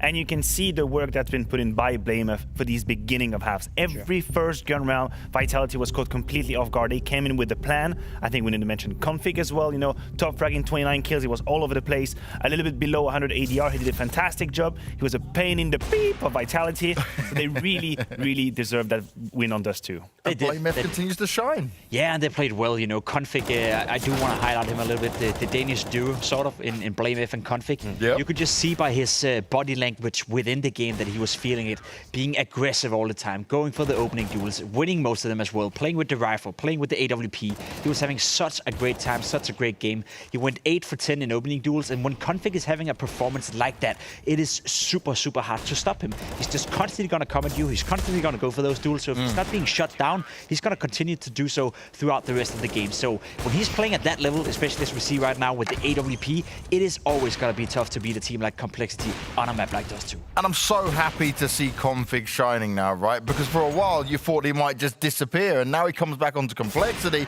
and this man is reinventing himself step by step. Sure, I think Config and Poison are two names that we don't mention often enough in that Complexity, and they are integral parts. They are win conditions for that Complexity lineup to shine. Config had a great game here. I think it's been the story of the past few months. He's been regaining his form, because we used to talk about him as a top player. He disappeared a little bit. Now he's back in a system that's working. I also think, as Jacob is mentioning, that the duo with BlameF is working really well. I think together, I think they get the best out of each other, and Config has been putting out great performances once more here with 29 kill on Dust 2. Well, Config was doing it from start to finish. He was looking real good across that map. But we're going to take a look at one of our magical eco plays we have here. Boom. And what you got for us then? Yeah, well, I got a little bit from you, James. You know, it's one of those rounds, you know, that defined the rest of the game, sort of, or it could have defined one of the games here. We're looking at Complexity winning an eco round, because they're only saving a single AWP. Vitality is off to a good start, but look at this. BlameF, good position with the AWP. It was saved. Coming in here is the trade frag, but they stack long, and a USP is allowed to get not only 1 kill, but 2 kills right here. Just a USP. When you win a round like this, where you invest basically nothing into it, you save an AWP, and you get away with the victory, it builds up bank, it builds up economy, and that built up the momentum that started Complexity for the fine first half they had. And worth mentioning here as well, BlameF saved that AWP in a clutch versus Shocks the round before. Yeah. So here you can see the importance sometimes to just save your weapon. If you realize in the clutch you have no way back in, don't give away your sniper. You know, keep it. You might win the next round just based off that one weapon.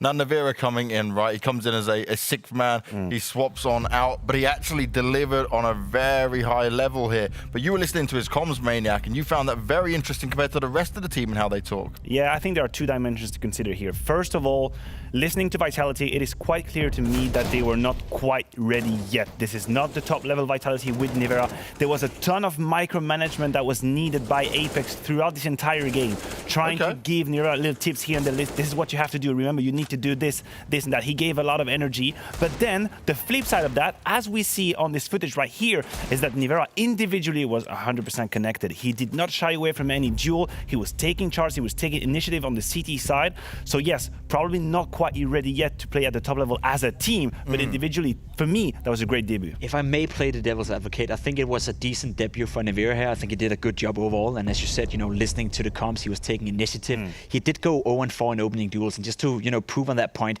Vitality lost the opening duels 21-7. You cannot win a game of Counter-Strike when you're playing 4 against 5 in 21 rounds out of 28 or 29 for that matter. It's simply not possible. So the opening duels not going their way, that was a big, big problem for Vitality right here in Dust 2.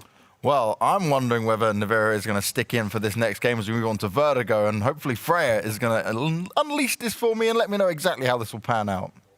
I do have a bit of an answer for you here, James. We're going to be seeing Masuta stepping back foot into the server, going into Vertigo. So Navera made his debut. Very impressive stuff coming out from him, but he won't be playing in this third and final map of the series. But I also had a little bit of extra info for you. I know, Pimp, you'll appreciate this one as well, because I was talking to Apex earlier today, and I was asking him, how much input do you have as the in-game leader for when Navera is going to be stepping into the server, and how much input do the other players have as well? Turns out 0. It's actually all down to the Vitality management making the decision of when Navera is going to be stepping in or not. And it was interesting hearing Apex talking about, they're not going to use it as when a player is burnt out. That's when they're going to be switching in, as we just saw here. It's going to be quite a rotational, quite a fluid, quite a flexible process. So it's interesting to see how they're using the 6-man in their lineup.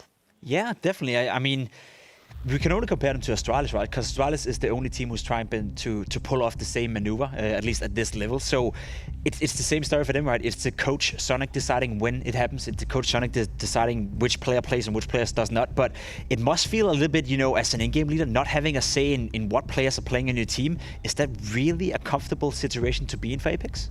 It's going to be a tough one. I think it's important for us and the viewers to realize that this is not a punished replacement happening right here. I know. This is not the coach stepping in saying, Nivera, you've been enough, we're going to put Misuta again. That is not what's happening. What's happening here is that I don't think they had the time to prepare him on Vertigo. They believe in the system they have with Misuta. They've been having decent to great results with him as well. They've beaten Heroic last time they played on that map. So this is the reason why we see this man on our screen getting back on the server. Yeah, and let's be honest, right? It's not that easy to just adjust and throw a player in onto a map like Vertigo. Absolutely this is real difficult to get done. So it makes perfect sense. If Vitality want to take the win here, which they do, they experimented when they're up a map. Now it's time for them to bring it back.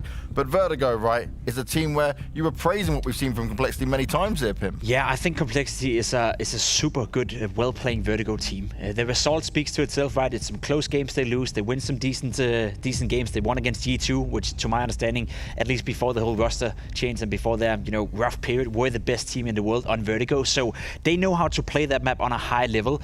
The question is, how much time have they had to prepare with JKS, and how well is he going to fit into this lineup? We are still, at a stage in this tournament, but we're constantly learning about the different players, constantly learning about the different teams. And for me, it's exciting to see how it's going to pan out. I will say, though, Vitality bringing in Misuta again, that is a clear sign to me that they are going for the win here. They're not going to experiment anymore now. They tried for Dust 2. They had, the first map won. Took a bit of a surprise pick right there by winning Nuke, and now they want to win. Now they're game time. And as for Complexity, they'll have to step it up a notch if they want to win. It's real fun for me because we're seeing these substitutions come in, right? And it's almost like, okay, Masuta, you've had a nice break, you get to watch, you get to relax. Now you get to come back fired up, fueled in and ready to deliver. And maybe that's the way they're going with this, right? How you explained it there. Yeah, it might have been a way to approach it, right? And you talk about Masuta, and he's going to need to be activated because on the CT side, he's going to play that mid part of the map. He's going to have a lot of responsibility on his shoulders. You're going to see Apex and Zaiwu over on the A side. We'll see Zaiwu a lot peeking down A ramp. And towards B, it's going to be the duo RPK and Shocks playing together, flashing for each other. RPK, the tank, man, we have, and him, Shocks helping him out. So yes, you agree. Misuta is going to need to be activated. Now the question becomes, how quickly can you turn it back on? You've just taken the map off. I agree with you. These are unknown waters. We're learning. Unknown territories. We're learning to see how the players will react. Can he actually just step right back in and pick up the form from Nuke? That's going to be a challenge. It really is going to be a challenge. It's one of those ones, right, where we're all getting the fun of experiencing it. Vitality are learning how it's going to work out for them, and there's no golden rule on how this should be played out. No, not at all. And I stand here thinking now, has he been watching the game? Has he been listening to the comms? Or was he playing deathmatch in order to stay warm for it? Yeah. Right?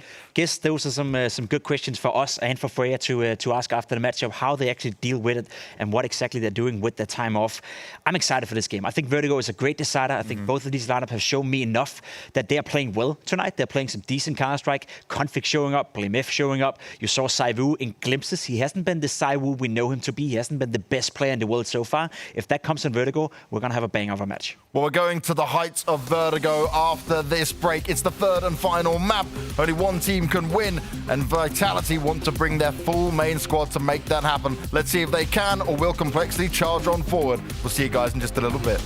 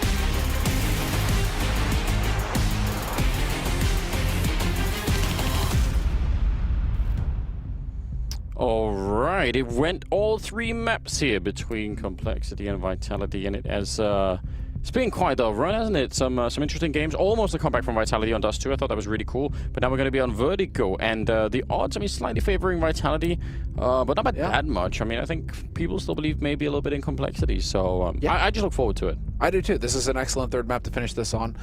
Solid map for both teams. Yes. But you know the Complexity are kicking themselves for that last round on Nuke right now. Oh, It's yeah. could have been a 2-0. They could have taken us to overtime, taken that first map on Nuke, and then comfortably taken Dust 2, where Vitality were, you know, messing around, bringing in, you know, their 6th man. Yeah. That could have been all avoided, and then it could have been a 2-0. So this is that sort of scenario now where we test the resilience of Complexity.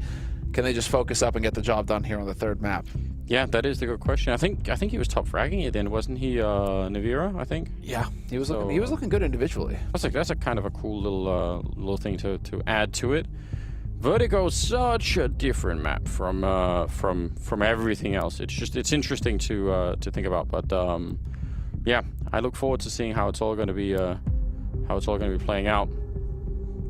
Definitely some strange experience that you can have on that map that you can't have on very many other. I'm sure we're going to see Savu with some close range, you know, explosive AWPing, and it'll be interesting to see if Poison. I think Poison will probably try and match that pretty well. I don't think that's going to be a problem on that front, but yeah, that's all to be tested still. If you guys haven't done it yet, go follow Blast on all the different social media accounts, and go follow the fan cams that are obviously happening if you're in one or the other camp. So that's definitely worth doing. But this is what it all comes down to: third and final map on Vertigo. So big welcome, ladies and gentlemen. This is going to be the deciding map, and yeah, we're going to get right into it. It looks like Complexity going to be starting on the CT side, Vitality on the T side. They do not have a P250, so it's going to be all Glocks, which I think on this map actually works like as an idea pretty well. You can get up close quarters, right? Yeah. It's not so much long tippy-tappy where the P250 makes up for the USP. Here it is going to be the Glock run and gun, explode onto a bomb site. Poison going to have that early warning system in place, though, for Complexity. Eyes on ramp, and he's going to get pressured fairly quickly here, but he does have his teammates around. BlameF had an opportunity, and it's not going to happen. Misuda, who's back in the match, will take down Poison, and Shoxy finds one of his own, but this is now turning into a bit of a back-and-forth struggle. It is nice shots from Rush, super important here. Almost getting run down, but he'll get another kill now. He's up in the box, really exposed. Oh, and he lands the quad. That is fantastic. Now, it's a lot of time. Not that much health for Apex, but I mean, again, he could definitely do it. They're low on health too, and all he needs is to connect with a couple of bullets and Rush sneak it around. He's looking for the ace and the pistol. Still 50 seconds. He's going to go for it. He's been spotted already, and he's been wallbanged. In the meantime, he does go down. Oh, it's so close, and he was spotted. Apex can absolutely win this. He can go anywhere. He'd go back to the B bomb site. And I think, did you see the kit there as well? So I don't think that really matters now, but yeah, it's worth taking a note of. Config hiding in the corner, and Apex has no idea. Oh no, what a way to lose it. He did so much right.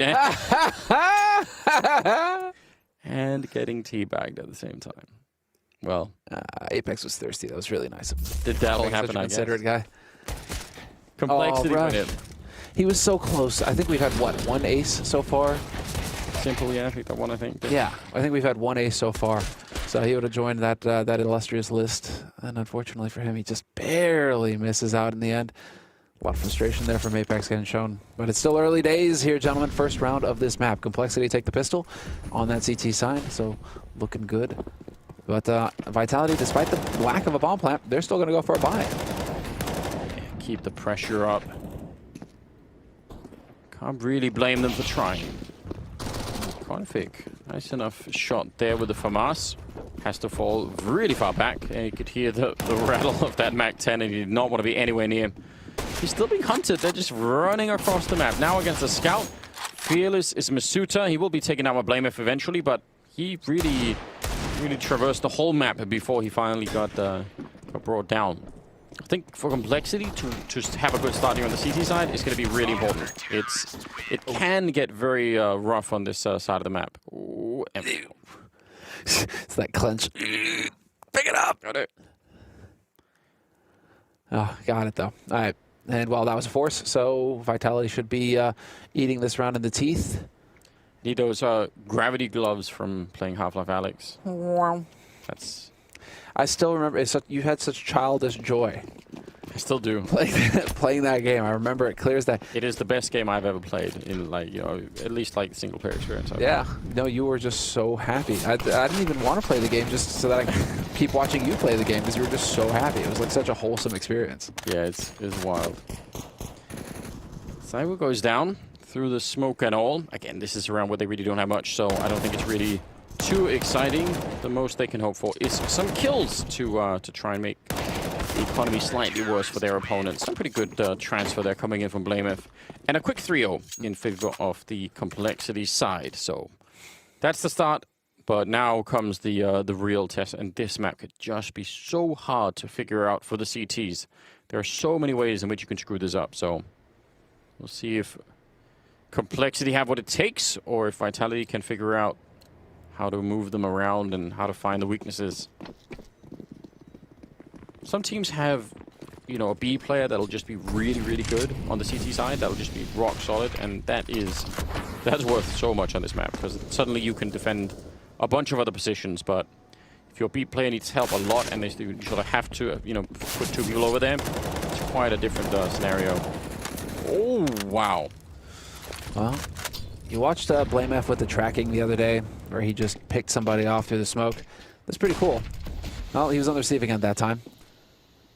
BlameF going to get him right through. Nice spray and the spot. BlameF and Config working together, the duo, along with Poison as well, chiming in. Brings the op to bear, and 3 kills at the beginning of the round here for Complexity on ramp. And now Rush. Does he win out versus RPK? Looks like it. No! I curse him. RPK survives with 5 health. Nobody knows how. But yes, he did. How nor why. Yeah. I mean, listen, all why questions are going to be hard to answer, so skip on that one. Masuta with an AK and health. RPK definitely not. Yeah, he's going to be going forward to find out where they are and then call it in and hope that Masuta could do some more damage. Again, not really a winnable round here, especially not with this position. Ooh, looks like the stairs took almost all of those bullets. Masuta, though, still a bomb plant would be kind of nice. 1 versus 3. And let's see. Yeah, he's going to put up that Molotov as well. Going to receive one of his own. 15 seconds left. He's being flanked, so not that far away from death from the stairs behind him. Poison takes him down, though. Yeah, and Config is right there. So 4-0, and Complexity are losing two people. I think they're going to be just fine with that. That's a good result. That's, I mean, still build the bank. Yeah. That's the important bit. And yeah, right through the smoke. BlameF, lethal. This is such a, I mean, so important. I mean, but, okay. I want to read a lot into it. I want to be like, wow, you know, let's get excited about this. Except we saw the same thing from Complexity on Nuke. They got a really strong start CT, looking great, and they just let that first half slip through their fingers. Team Vitality tie things up, and all of a sudden, you know, we got the first map that we had. Same thing on Dust 2. Start really strong, looking good, and then we had more of a battle. So, Complexity right now, I'm taking them. I think what I'm saying is I'm going to take this start with the grain of salt. I think that's. I mean, yeah, it's definitely too early to start to call it any kind of a victory. They do have some money built up. I mean, that's the thing that's probably more than anything worth watching for here. If they keep only losing, you know, 1 or 2 people per round, that'll make it way better. But I mean, this is just maybe another thing to consider. But the last one where they had the AWP on Cyber finally, he just went down for the smokes. You probably feel at that point like, oh, we didn't even really get a chance to put that into play. Like that was. You know, one of the tests should have been how to Complexity deal with Sairu, and you know, that never really even became a factor. So that's also a little bit awkward. Rush is going to be finding Sairu, trying to just peek that corner. And now they're all going for the B-bomb site, with JKS is playing and spotting them out, and he knows they just have the pistols. So he was feeling confident in taking a fight. Maybe wasn't expecting that. The tank, it takes a while for that turret to rotate around. But then it goes off, and there's nothing left in front of it, right? No, it's great. JKS is gone. And we're into a man advantage scenario with the bomb lurking its way over towards A, interestingly enough, here for Vitality. They're just hoping to get a bomb plant. They're hoping they can sneak in here and get that done, except that Poison has remained behind. Misses the shot. 9 seconds left, no time to mess around, and he is going to succeed. So look at that. Not bad.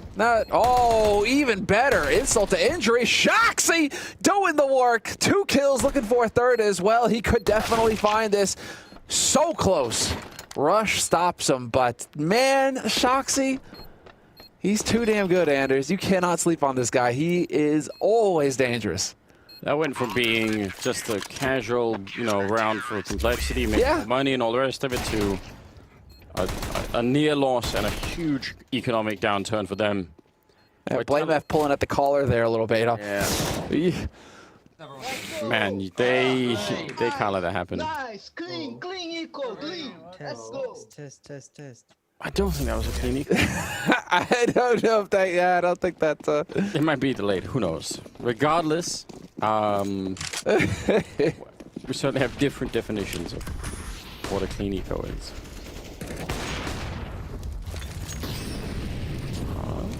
Counter nade coming out, doesn't really do anything. And they're spread out all over the place. Forward defense over at B from Complexity's side. And this smoke at ramp, it's going to keep them slowed down at least for a tiny bit. Nobody really holding middle for Complexity. That is dangerous. The gun barrel gives him away, doesn't it?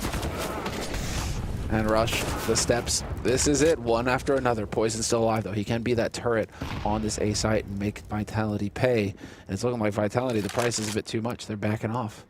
They did leave a man behind. Yep, Shoxy. He's over here in a lurk scenario. But that smoke going off to block off the entrance of B is interesting. Complexity are able to rotate over in the nick of time. And now Team Vitality have succeeded in spreading out the defense. It's just a matter of making up their minds now. Where do they want to hit? Shark's just waiting here the whole time. I mean, if he can get to the next corner even if Poison got a shot off on someone who was coming up the regular route, up the ramp, Sharks could just jump right in his face. So, and you can hear him stepping back there. He has, I think, he's got a very, very good map in his mind right now of exactly where Poison is. Probably hear the scoping as well. So, yeah, gonna be smoking him off, and then a follow-up. And yeah, Poison though. Gonna be pushing forward, that's interesting, 14 seconds, and I think they are, they're gonna back it out. They say there's not even any point. Yeah, I think this is the smart move. They have no nades left on Complexity to even help with the retake. If Poison gets a shot there, it's a 3-on-3, maybe. But, yeah, just save the guns. You'll have the money for the next round. Because of that eco round. Maybe without that eco round they go for it because they just feel like, okay, we have all this bank, we can try and make some kind of play here. Yes. But, due to the eco round and Shox's antics before that, probably just safer to back off and hold on to the guns. Shoxy, though, he's not done with them yet, though, Anders. Shoxy decides when the party ends. Yeah, well, I mean, he's got the money to it wouldn't be great to throw it away, but I can understand why he wants to push that a bit further. I'm curious, though. Rush was very sure that they were going to be running up under that scaffolding, but there was no one there on the CTs, on the sort of the bomb side of that, over by the boxes or anything that could actually help him. So he was always going to be that exposed. I don't know. I wonder if there's a miscommunication or if he thought that there was someone further up or what was going on. Regardless, it certainly looked like he just sort of turned his back to the Vitality team. This is great, though. The flash on top and the spray down, they just get absolutely wrecked. Well, okay, then. That was so fast. Yeah. It was just at the beginning of the round, and now it's just instant death. Just done in a second, wasn't it? Aye, then. Well, Zywu's still alive. He's been a bit quiet so far. But, I mean, then again, everybody has pretty much apart from Shoxy on Vitality, so we'll see if he wakes up at any point in time here. But this is still Zywoo, Misuda, and RPK alive for Team Vitality. 5-1. Complexity's score in the lead right now. Oh, dear. Nice shot from Poison. And it's looking like they're gonna extend it to 6-1 here, barring some kind of miracle play coming in from Vitality. Absolutely, and even more than that, if they keep all this money alive, I mean, that's the thing that will make Complexity feel so much better about what's happening. That one round from Shox, where he almost had the 1v3 with the Tech 9, and then on top of that, the round that he actually did win for his team, That did so much damage to the Complexity economy. But if they can get back in here now and just, you know, come out of this one almost scot-free, that's going to make up for quite a bit of it. I don't think they could afford it. Flash to set it up. They know that they're still out there. There's another kill for Poison, and Cyber can't do anything about that. So, wow, all 5 members staying alive. Didn't jump over the edge at the timer. That's what you have to do, Samla. As the round turns, you have to jump. Yeah. So do you think that is going to displease the ghosts that live on top of the skyscraper that's under construction? You know, you didn't offer yourself up as a burnt offering, and so you are now going to lose every round here from here on out. I just think it's you know, it's just a test for yourself, you know. Okay. You have what it takes, kind of thing. I see. Yeah. Well, it's the ancient wisdom says you've got to find a way to die before you die, Samla. Hi, Lieutenant Spears. Yeah.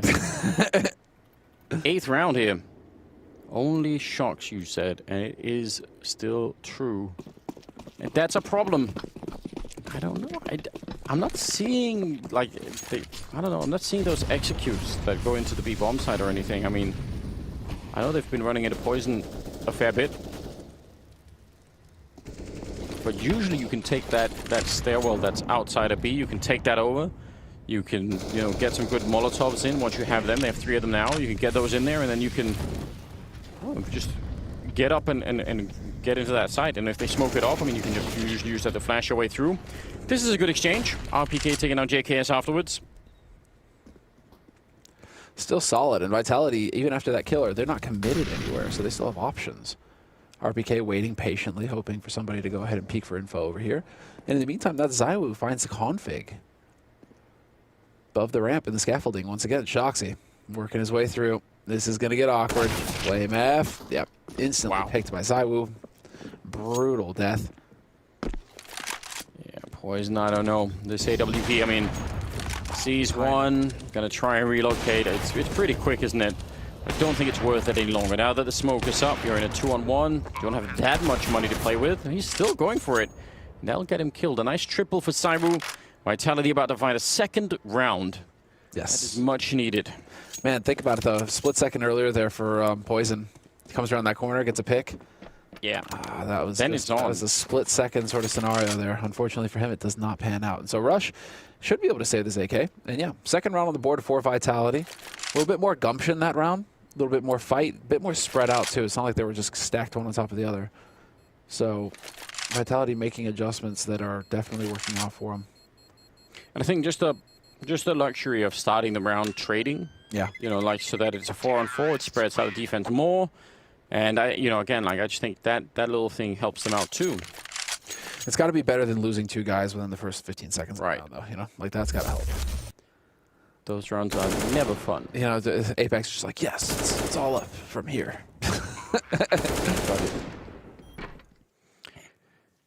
Well, this 9th round. Got so many grenades on the Vitality side. Complexity using all of their bank. So there's real potential here. I mean, this could go from a pretty big lead for Complexity into something like 6-4 really fast. We'll see how that plays out. Still that double setup at B with no one holding middle. And I wonder if Vitality, if they find out, if they can try and find a way to abuse that. Because if you take over that middle part of the map, it is so hard to defend anything on this. And they're going for it. Look at this. Yeah, we're still getting that dance over at ramp as well. But there it is. Misuda, he gets the drop on BlameF. That really makes it awkward here as the bomb is rotating over towards B. It's going to be coming up the stairs in a moment. Misuda ready to gut him, but hey, Rush has got his teammates back. There's Config and JKS. Everybody chiming in just like that. We are looking at a completely different situation. Just total and utter devastation for Team Vitality. They walk into their demise on that B site. I can't believe it. It seems like if you adjusted any of the kills in this round just a little bit, it's Vitality picking off people left and right. But they were just a second late to all of those fights. I think that's a kick in the pants. Yeah, it definitely is. Oh man, how do you recover from that? I mean, they have money. That's the thing that'll help them recover at least. Here's something. BlameF, when he goes into the middle like that, I'm pretty sure in any other round but the last one, he wouldn't have just peeked it like that. He would have had someone in B flash him into it, but they couldn't because they didn't have any flashbangs because of the economy. Right. So I think normally he wouldn't just, you know, nakedly peek in there and just be like, oh, I hope no one's shooting at me. Gee, guys. Yeah, please.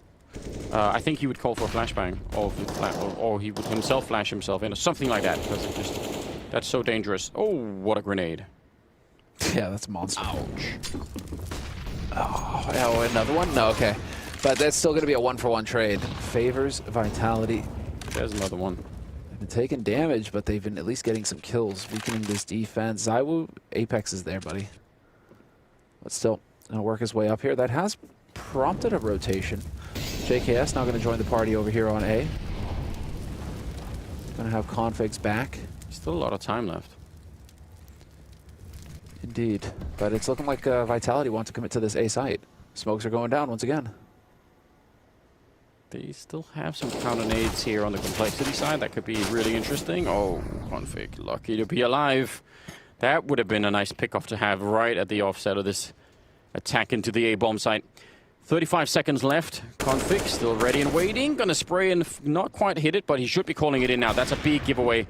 And Config goes down. Wall bang by ZywOo. Oh, wow. I would love to see that again. 4 versus 3 now. 22 seconds. And JKS, he wants to look over, but there's just smoke everywhere. Nearly guesses the timing as Rush goes down to Apex. Now it's a 2-on-4, and they're going to be planting the bomb at the very last seconds of this round.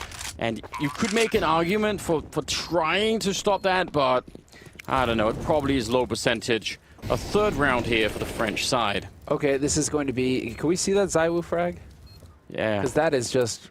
I mean, it's the ZywOo effect again. I really wonder how he got that. Config dies... He survives everything. Did he? I mean, to me it looked like Config fell really far back. Maybe he didn't, and he just stayed at the corner and got sort of like shot right through the wall, but... Unless maybe... I mean... Can you clip the gun barrel through the wall? I mean, if you stand that close, does anything clip through that would give it away? Because I mean, no, I don't think so. That's outrageous. We're gonna find out. We're gonna find out. Yeah. Maybe it's not as exciting as we're making it up to. But to me, in my mind, I thought he'd escaped really far away, or at least was in the middle of it. 7-3, 11th round. Vitality. I think this is not 3 rounds is not anywhere near enough on the T side of Vertigo, but you know, they're starting somewhere. They're getting there. I'm guessing we don't have ZywOo's clip. Maybe not. But listen, if we don't, I'm sure the people on social media on the Blast account will get it. So they're quite good at that. They're quite good at that? Okay. We can count on them. And if you aren't following Blast on the social, get after it. Oh, we do have a hitter. Maybe not. It's the first this is ZywOo's first kill. And let's see. Yeah. Unbelievable.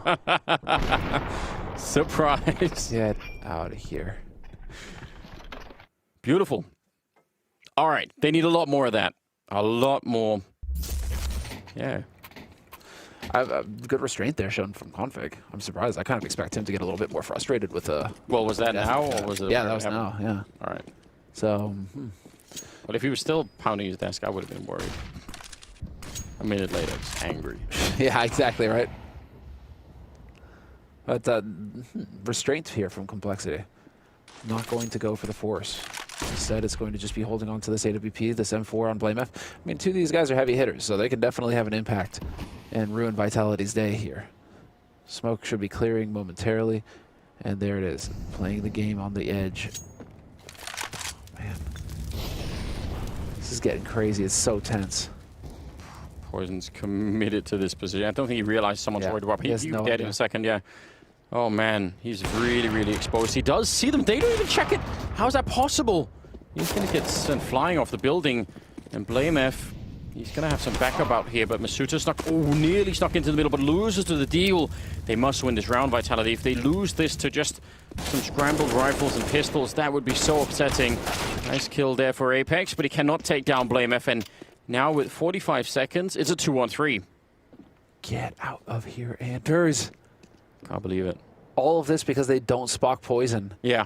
What is going on? I mean, he can definitely save this. I mean, it's not done yet. Complexity have started to rotate Rush back over towards B, unsure of where to... now the bomb's getting planted, and so that is going to establish it, and all three players for Complexity ready to work together. Flash to buy a little bit of time, create some openings here for RPK to take a peek, and another smoke as well to create some space. But this is it. They have to commit. RPK managing to back off. ZywOo's got that AWP as well, holding the site itself. And RPK going for the wrap, annihilates JKS. Rush gonna get caught, and there's ZywOo. Beautiful work from Vitality. They keep their cool, and they collect a 4th round, 7-4. Complexity still in the lead on the CT side, but Vitality now, that was a must-win round.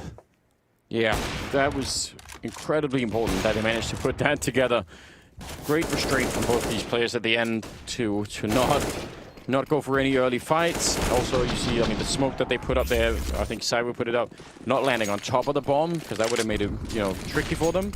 Just in front to make sure it was really hard for them to do anything. A little bit of a jump down and a little bit of an attack coming through. They don't have a lot of grenades and some sketchy rifles, so they're going to go on the offense here, and that is actually working so well. Oh no, Apex has the bomb. If he dies, it's a disaster, and he will. Oh no, Config and then BlameF as well. 3 kills between them. They were not ready for that. When in doubt, just flash through the smoke and run at him with an MP9, dude. I know, right? Oh man, that's crazy. Complexity. This entire time, I mean, well, Vitality have been showing pretty much every round an interest in ramp at first, right? So I'm guessing Complexity at this point, there's like, well, if they're going to set up there every time, let's just run at them. Yeah, get some flashes in there and go. What a call coming in from BlameF.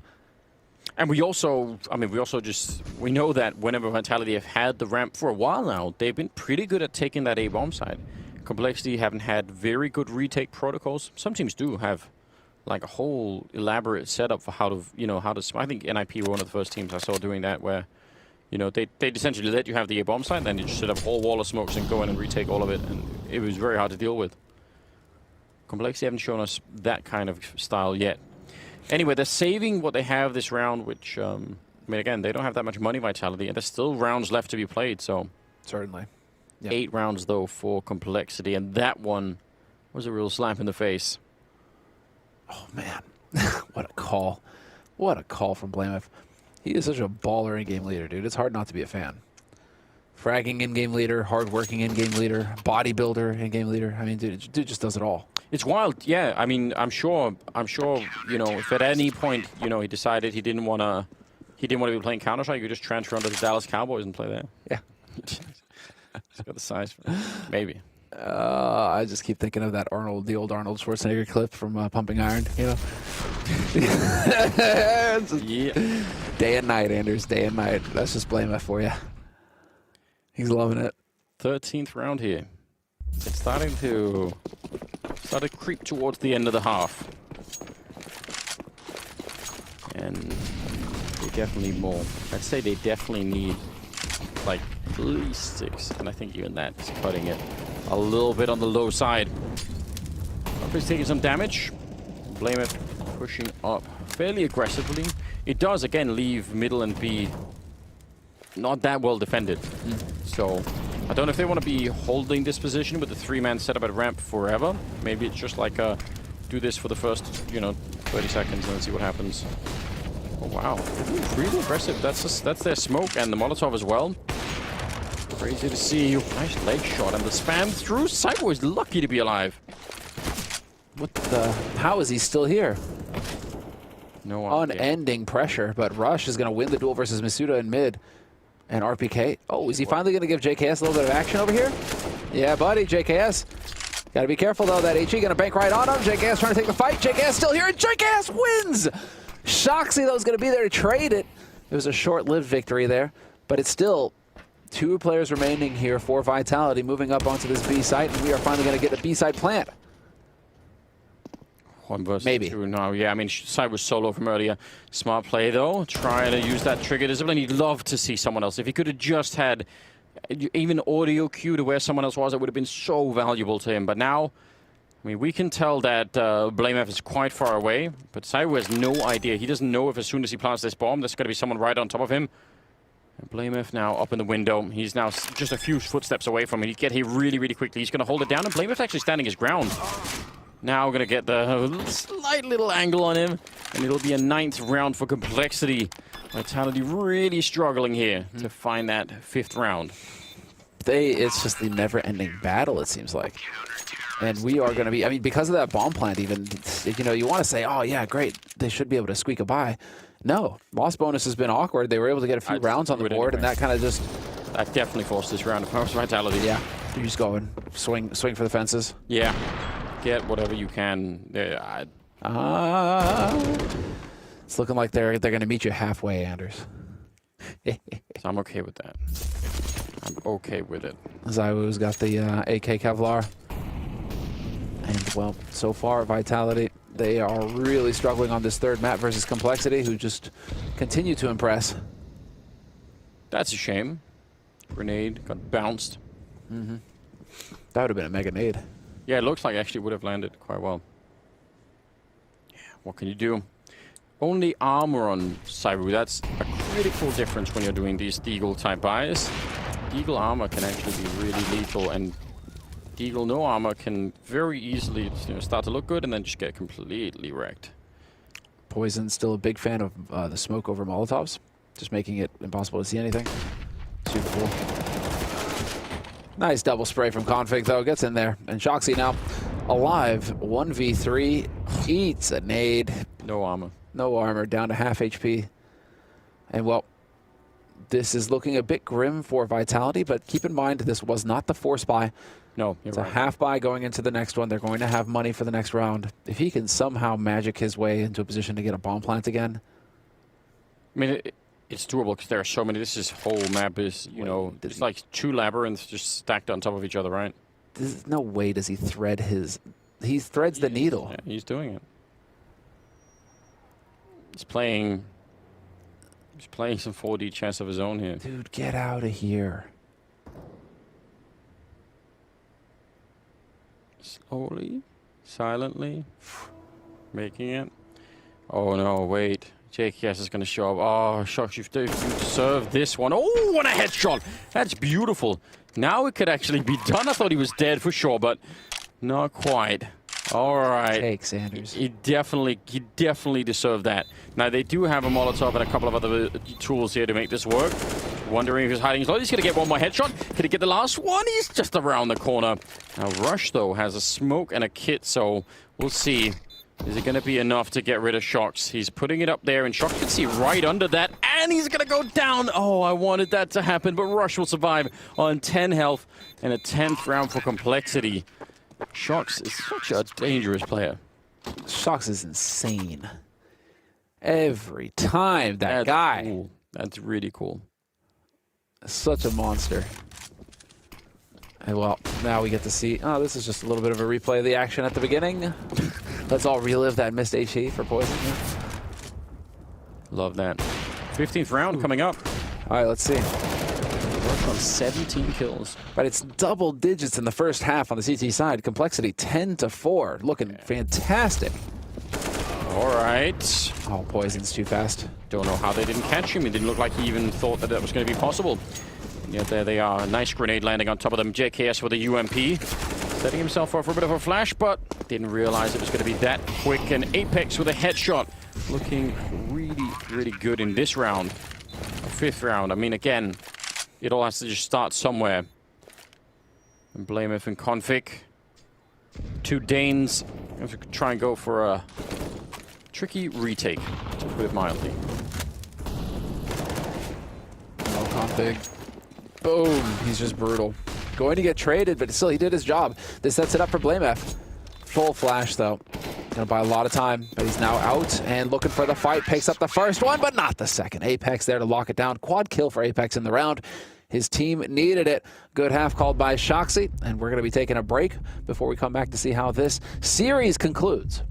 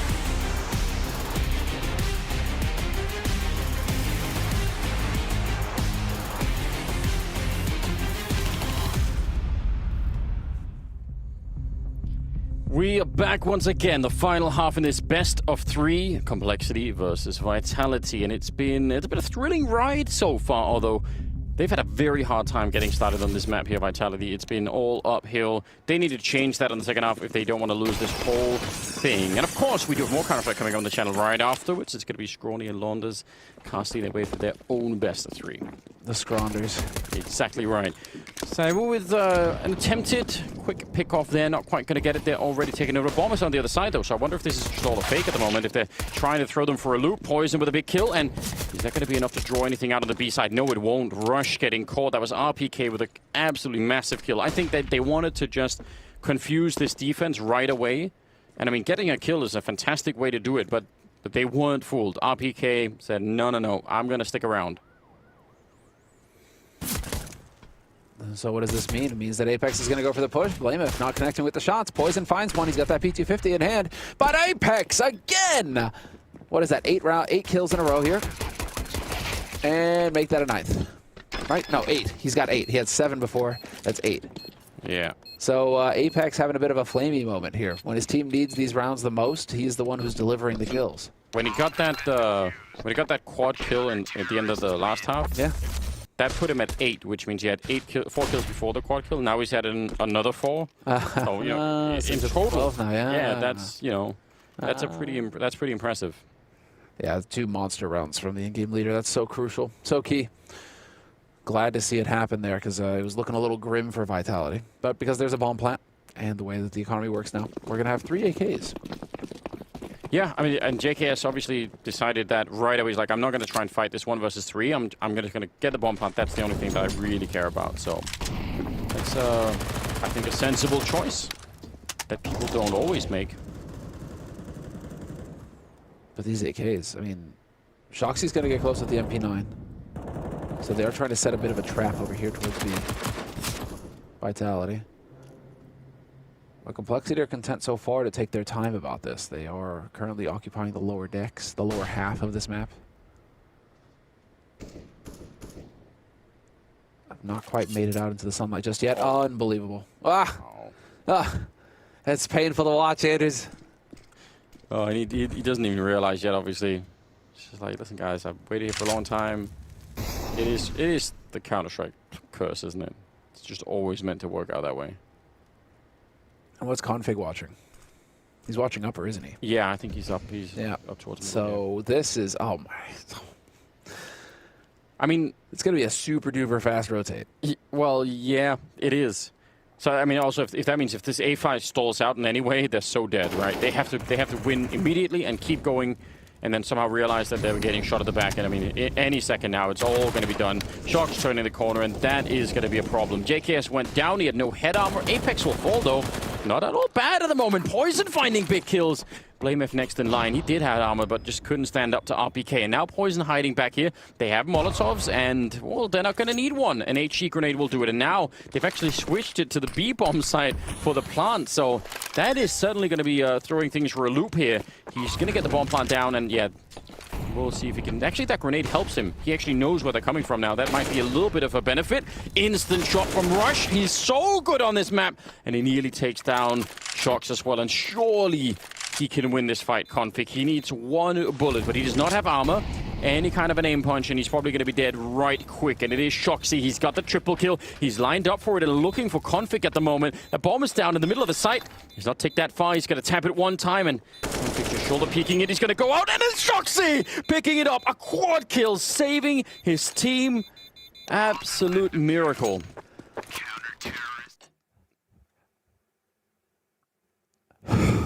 That did not look like that was going to work. You're getting good at the radio commentary. I really like it. You painted a good picture. Oh, I couldn't watch. I had to close my eyes. I had my hands over my eyes. I just couldn't watch. Feeling for the... I mean, Shoxy stepped it up. Look at it. 16 kills on him. A little bit behind Rush, who's at 18. Yeah, but man, dude, look at Poison. Poison that round just like, what am I, a joke to you? Like, oh, it was single-handedly open up the A site. 3 kills with the AK, just brutal. And still, they are not able to get that round. Just Shoxy's too much.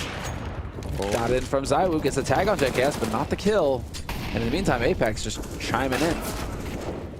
Nice enough shot there. Sharks, though, almost getting caught in the middle of that jump. 3-on-3, and they're keeping up the pressure here. Rush out of the middle. No, that smoke that just landed is huge for Rush. I thought he was going to get picked off, and he still might here. RPK, though, overextending a bit, and the bomb is going to be going down. They're so low on health vitality. They did it once. Sharks did it once, but this is asking way too much. Saivu in a 1 versus. I can't believe he's this crazy. He actually went for it, and BlameF will take him down. There's only like one other person maybe in the world that would have gone for that 1 versus 2 with that low health and an AWP. But this shatters the vitality economy. JKS is... he's still getting used to it, guys. I like how everybody else is just so high energy on complexity, right? Like BlameF, he gets a little squeegee so he can wipe his monitor off between rounds. You know, config, hype, rush, hype. And then JKS is going like, man, these guys get really pumped, don't they? Like, these guys get really excited. Yeah, I'm sure he'll get there. But yeah, he's keeping it real cool. He's focused, dialed in for his first debut here at the team. It's been good. It's been really good.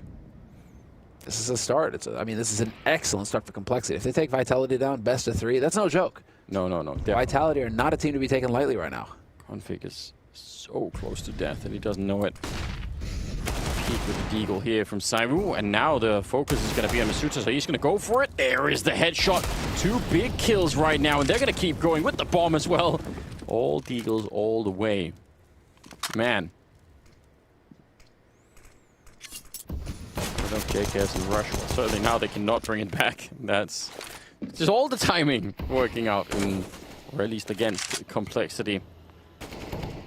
So that'll be surely an 8th round. Yes. In the back, and now it's 8 to 11. Should be a 9th round as well. That's the thing. Very likely, yeah. I mean, what can you do here? You are broke. Let's see. Yeah. This is going to be so difficult to do anything. But, you know, good on Vitality, setting that trap with the Deagles, man. Deagles are just still so powerful. They are. It's so interesting when you do that kind of a thing, because you could have all the same positions for 10 rounds in a row, and you'd find a different outcome every time. I mean, some of the time, you know, they'd Molotov Saivu, and he'd be found before anyone else did anything, right? Rush. Oh, he could have had it, but now he cannot. They're definitely going to hunt him down the second time. Fair play. He did some damage. He tried his best. Vitality, though. Demonstrated that he knew all the smokes. Yeah. But I mean, it's like a cascade of, it's like this domino effect. As soon as Masuda gets 1 kill, they're all looking for him, and Saivu knows, okay, I've got like a short window here where I could peek out, and they're not paying attention, and then it keeps going from there, right? Yeah. But yeah, you can replay it again, and there's a good chance it'll work out slightly differently. They still buy into this round. I guess fair play, they probably would have had to almost double eco, or at least had a very bad buy if they wanted to fully save. So, and they've been following this line of keeping the pressure up, right? They want to keep that economy so low on the CT side. Massive hate. Yeah, JKS is kind of hating life right now. Config gets wallbanged. But he doesn't die, so the nades still stay in play. And after showing a little bit of presence over here, towards the B side, Complexity are now going to rotate over towards A. They still have Poison kind of hanging around over here on ramp. And well, that has succeeded in locking 2 players from Vitality over towards B at least. So should weaken the defense here on A. Got him also for that corner where Apex is hanging out. He has a smoke though, and he's not even going to use it, so he'll go down. Not that uncommon for you just to smoke it up and just wait. That's unfortunate. Doesn't have to be that alarming just yet. Sniper with a nice pick off. Nearly, I think he jumped over the shot then. It looked like it. Bomb is being planted. So an interesting turn to this round that was not really looking winnable at all for Complexity, but now it is. I think re-smoking it once again. They don't have any more smokes, but again, that smoke is going to be so annoying. Means they have to sort of at least be funneled into the one side there. 3-on-3. Mag-10, P250, and an M4 to try and hold on to this bomb for as long as they can. Shox is the one with the kit. It's Masuta with a kill on JKS, and they're trying to move forward. It's just BlameF left, and yeah, there's a whole army coming for him. They're definitely going to win that one. Nice retake, and a good job on Vitality to get the 9th round. And not losing so many players that they actually break their economy. That's great. Well, so far so good for Vitality in this second half. That's 4 rounds on the board now for them in the second. The CT side shaping up nicely for them. 11-9, the current score. Complexity still in the lead on the T side, but we're getting some fight from Vitality. This the bomb plant, I guess, allows for Complexity to go for a half buy in this round. Yes. We got to work a little bit. We got to we got to spread the word a little bit. Get a few more Vitality fans in there. Right now it's a bit lopsided. It is, isn't it?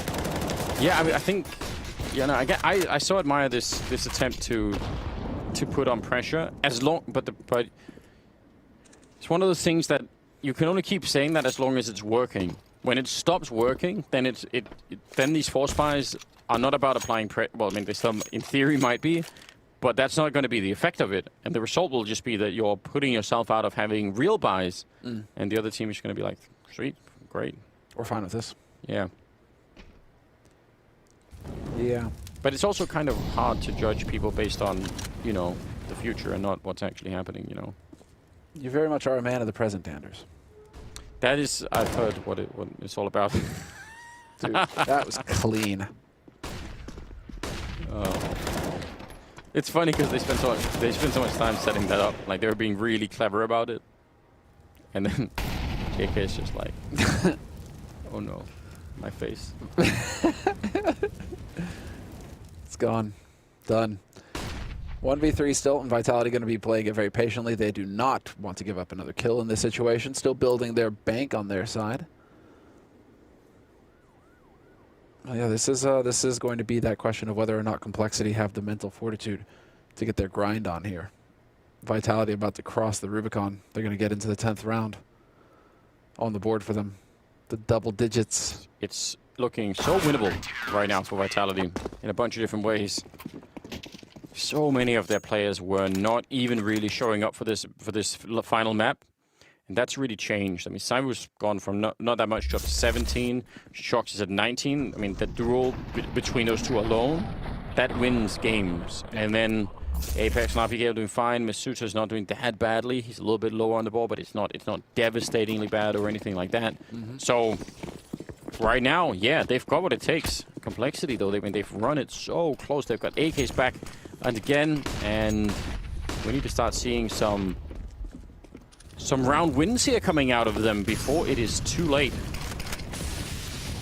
But similar strategies being applied to them. They're having to deal with that smoke at the ramp, and they're not loving it at all. Shock's gonna win the fight against Rush. It's a nice idea, but it's also got backup. Think about how often Complexity were not holding the middle really that much at all. It's a double setup for Vitality instead. Kind of cool. Very. Flashes in. Oh, looked like it for a second there. All right. Yeah. No qualm. But that is Complexity taking a lot of damage. Rush is down. Blame F already. Man, Vitality in a must-win round. They've set themselves up for success. They still have a handful of nades to work with as well. So this is going to be very difficult indeed for Complexity, and especially now that ZywOo's managed to pick off Config.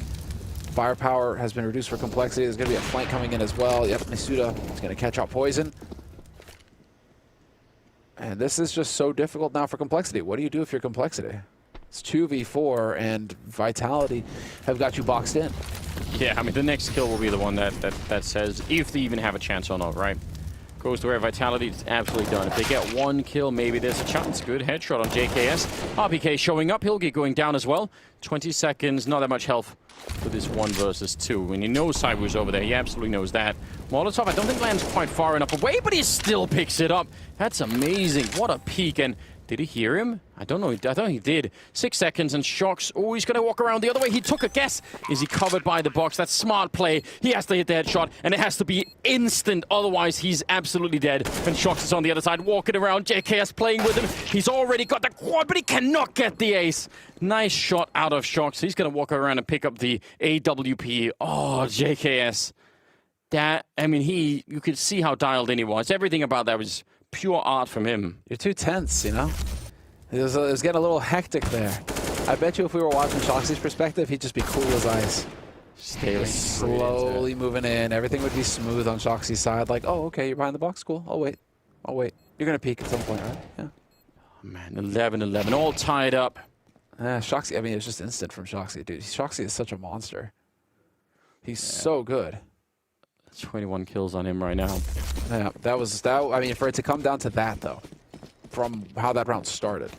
Well played, JKS. Had a bit of a Shoxy moment himself. But now we're tied up, 11-11. Make a wish. That's a double AWP scenario now for Vitality. And a full buy for Complexity. Powering up the ramp once again. No fear whatsoever from this team, but it's looking like an attempt at a change of pace. Just trying to get in here quick and do some damage. I mean, they've got to this part without taking too much damage. That's a good start. Some wall bangs on Apex. And some grenades to follow. That's another one. Would be annoying. But yeah, at least they've made it this far without getting blown to bits, that was one of the problems in the previous round.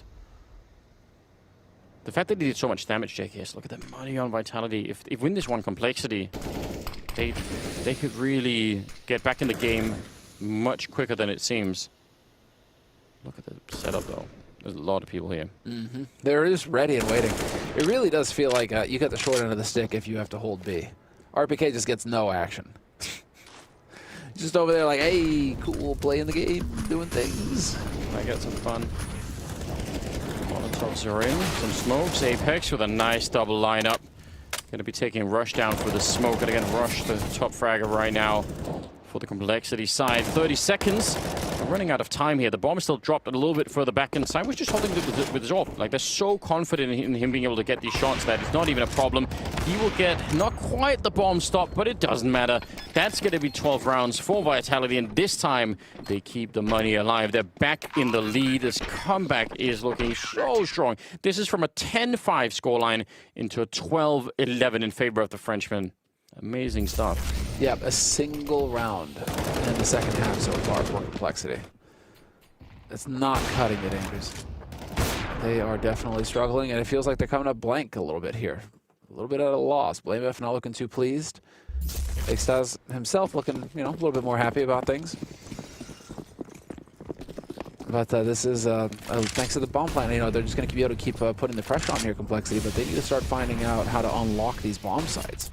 It's quickly becoming evident that, well, Vitality have got the read on them.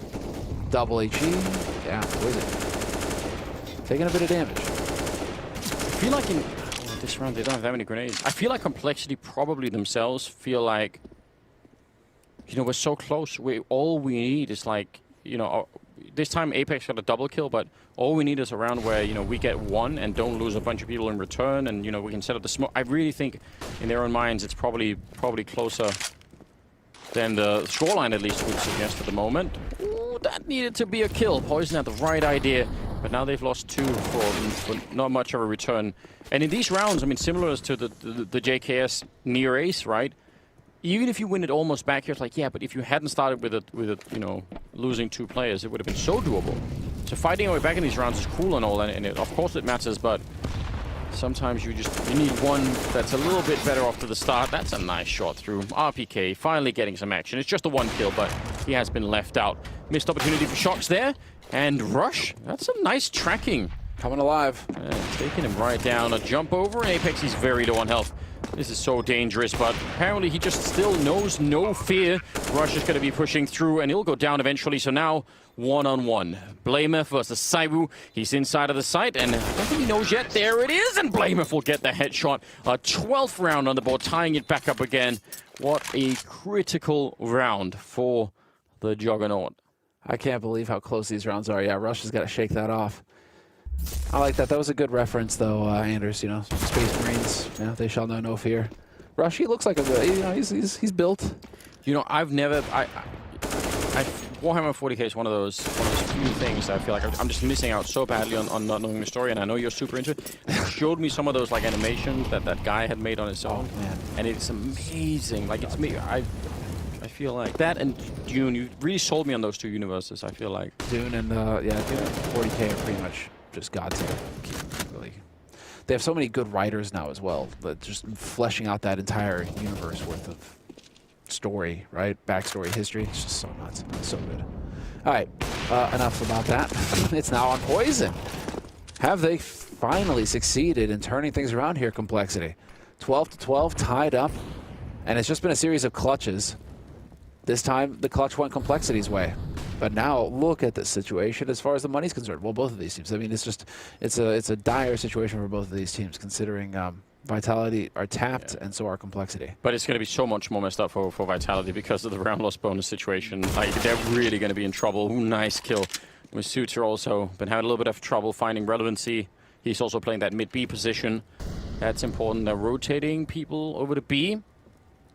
And checking out the A ramp and not seeing anyone, I think, over there. So that's also important just to get the info. Shox will only get the one RPK all the way back here with the M4, but they haven't spotted him until it's a bit too late, and he nearly gets the double. My God, it's close. A bullet more would have done it, and it would have been a 2-on-1. They're going to put the bomb and run. All right. Well, no one can hear them here. Normally, that's the huge issue with this map, because it's laid on top of itself. Is when you start running, people just hear you. But they're going to be slight late with the rotation, although Apex is still a bit quicker, actually, on his feet. He's got the health. Poison is there. Oh, and he'll take him down. A massive shot coming out. 9 seconds left, and the bomb is going to be planted. Masuta now 17 health.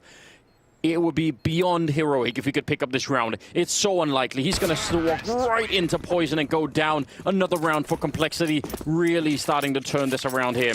13-12, and that, as you can tell, that destroys the Vitality economy. Do they want to risk it? And I don't know. I don't know. You know, it's the other thing, though, Anders. Is subbing Masuta out the correct call? Because look at his scoreline right now. 11 frags. You know what I mean? The others have played a second map. They're sharp. They're warmed up. They're good to go. You just let Masuta cool all the way off, and then throw him back into a map and be like, here, go. I have no idea. Versus everybody who's warmed up. It's so hard. The guy's going to get smashed. Maybe he's been DMing and then maybe, I don't know. You're right. It's hard to say. Nice shot from Rush. Yeah, dude, Rush is popping. Another one. He's actually been playing a monstrous game on Vertigo. I think that's 27 kills on him right here. But they must remain calm. They cannot give this one away. And Config going to get taken out. Oh dear. Nice shot from Poison, and he nearly gets a double. Spray is a little bit wild, and eventually he goes down. And now it's down to the captain once again. 1 versus 2. The problem is planting bombs like this is just very, very hard. As soon as you do it, they can be right on you. He's picked it up at least, but yeah, he's got a minute. Does he really want to go straight for it? Sure. Stick it. Oh, wow. Pros don't fake. Bold. He has a smoke. They have a Molotov. And they're going to be walking out right in front of him. There's the one. He almost doesn't even move. Straight headshot. Keeps spraying and taking down Shox. He did it again. He won against Shox the last time around. And it's 14-12.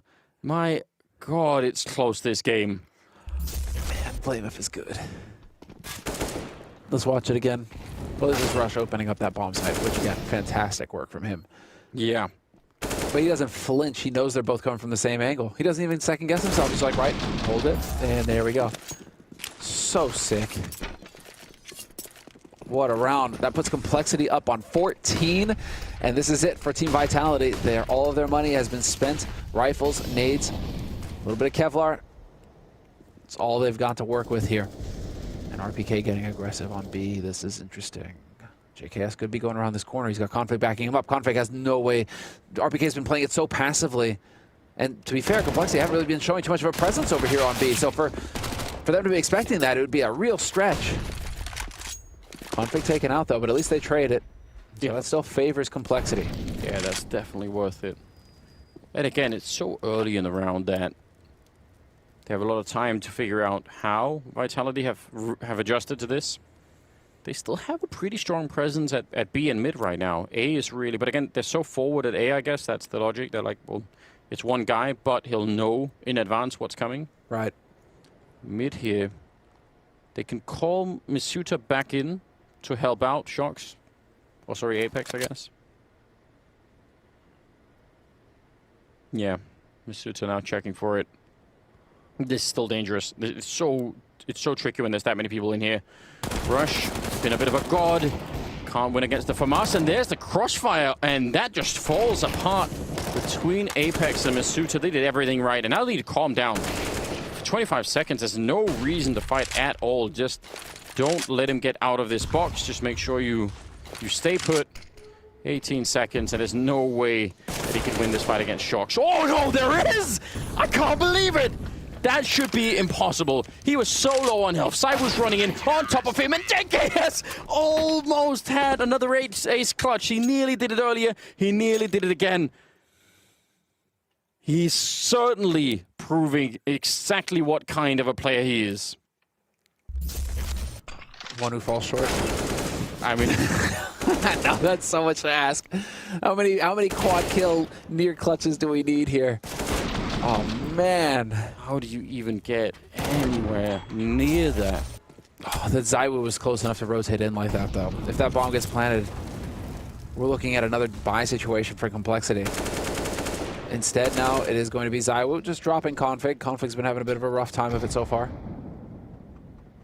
But this is an eco round from Complexity, and they are just going to be trying to save as much as they can. Hopefully they can get into the bomb site and get a bomb plant so they can get that bonus money. That is what they're crossing their fingers, hoping for right now, and we'll see are they capable or not. Quite a presence here. 4 players, 4 Vitality on this B site. They saw it coming, they were ready, and it looks like Complexity have sussed this out. Yeah, they're still just lurking around with the Deagles. Not getting any headshot at the moment, so I don't know what the plan is now. I think they would have been so happy to get 1 or 2 Deagle headshots in this B bomb site, get the bomb down, and then even if they lose, then they're like, well, whatever, it's fine. But the fact that it's dragged on this long, now they're a little bit lower in health. There's not really that element of surprise any longer. Smoke is up, trying to see if they could jump on top of the railing. Boost over. That's kind of an interesting play. I like it. Shocks, if he stands up, he might be visible, but he's still crouched down. I think he's going to come crumbling down. Nice kills, actually. I'm shocked that they got that. Looked like they should have all been sprayed down in a whole group, and the shooter will do it with a bit of a delay. It's all fine. Nice triple for him. 14-14. Back to a tied scoreline, and we're going to go the full distance. The full 30 rounds. Possible overtime, obviously, but this has been a tremendous series. Marathon game. I mean, fantastic performance. And, well, Complexity, I mean, Vitality and Complexity right now both living up to the hype, I think. Right? This is an excellent match, but Complexity, they really are taking it to Vitality. They are showing that they are a team to contend with. Nothing to take lightly here. And so Zywoo straight onto ramp again. Apex this time is going to get caught by BlameF, and that is not that's not traded. It's not trade fragged. So Complexity now with a man advantage. That's one of the things that's been so hard for Complexity in these rifle rounds is getting just one clean kill like this, where there isn't a lot of grenade damage and they don't, lose a bunch of players in return. So still obviously too soon to call it. Oh, Config should have been dead. I can't believe it. I bet Masuda can't either. Sai was sneaking on out, and there's finally going to be a little bit of a return, but there's no one at the B bomb site. If they keep going, I mean, maybe RPK will get there in time, but it's going to be the entire other team that's there, and all he has is one smoke. I'm not even sure he can put it up in time. Really, he's waiting for them, and he will get the one. Oh, what a great follow-up. RPK's been waiting for the action, but he absolutely stepped up to the plate. Big double. That actually means they have a chance here, Vitality, to maybe win that 15th round and at least secure the overtime. We'll see. Bomb going down on the other side. Shocks sneaking around. Config is dead, and JKS is following next. That is so close, but it's going to be 15-14. Vitality, the first to step that first foot right on the finishing line, but they're not there yet. They need to cross it. Are we going to get the mirror? Because, I mean, it's 10 rounds on the CT side now for Vitality. So they're just going to mirror each other. Just 10-5, 10-5 in the halves, and we're going into overtime.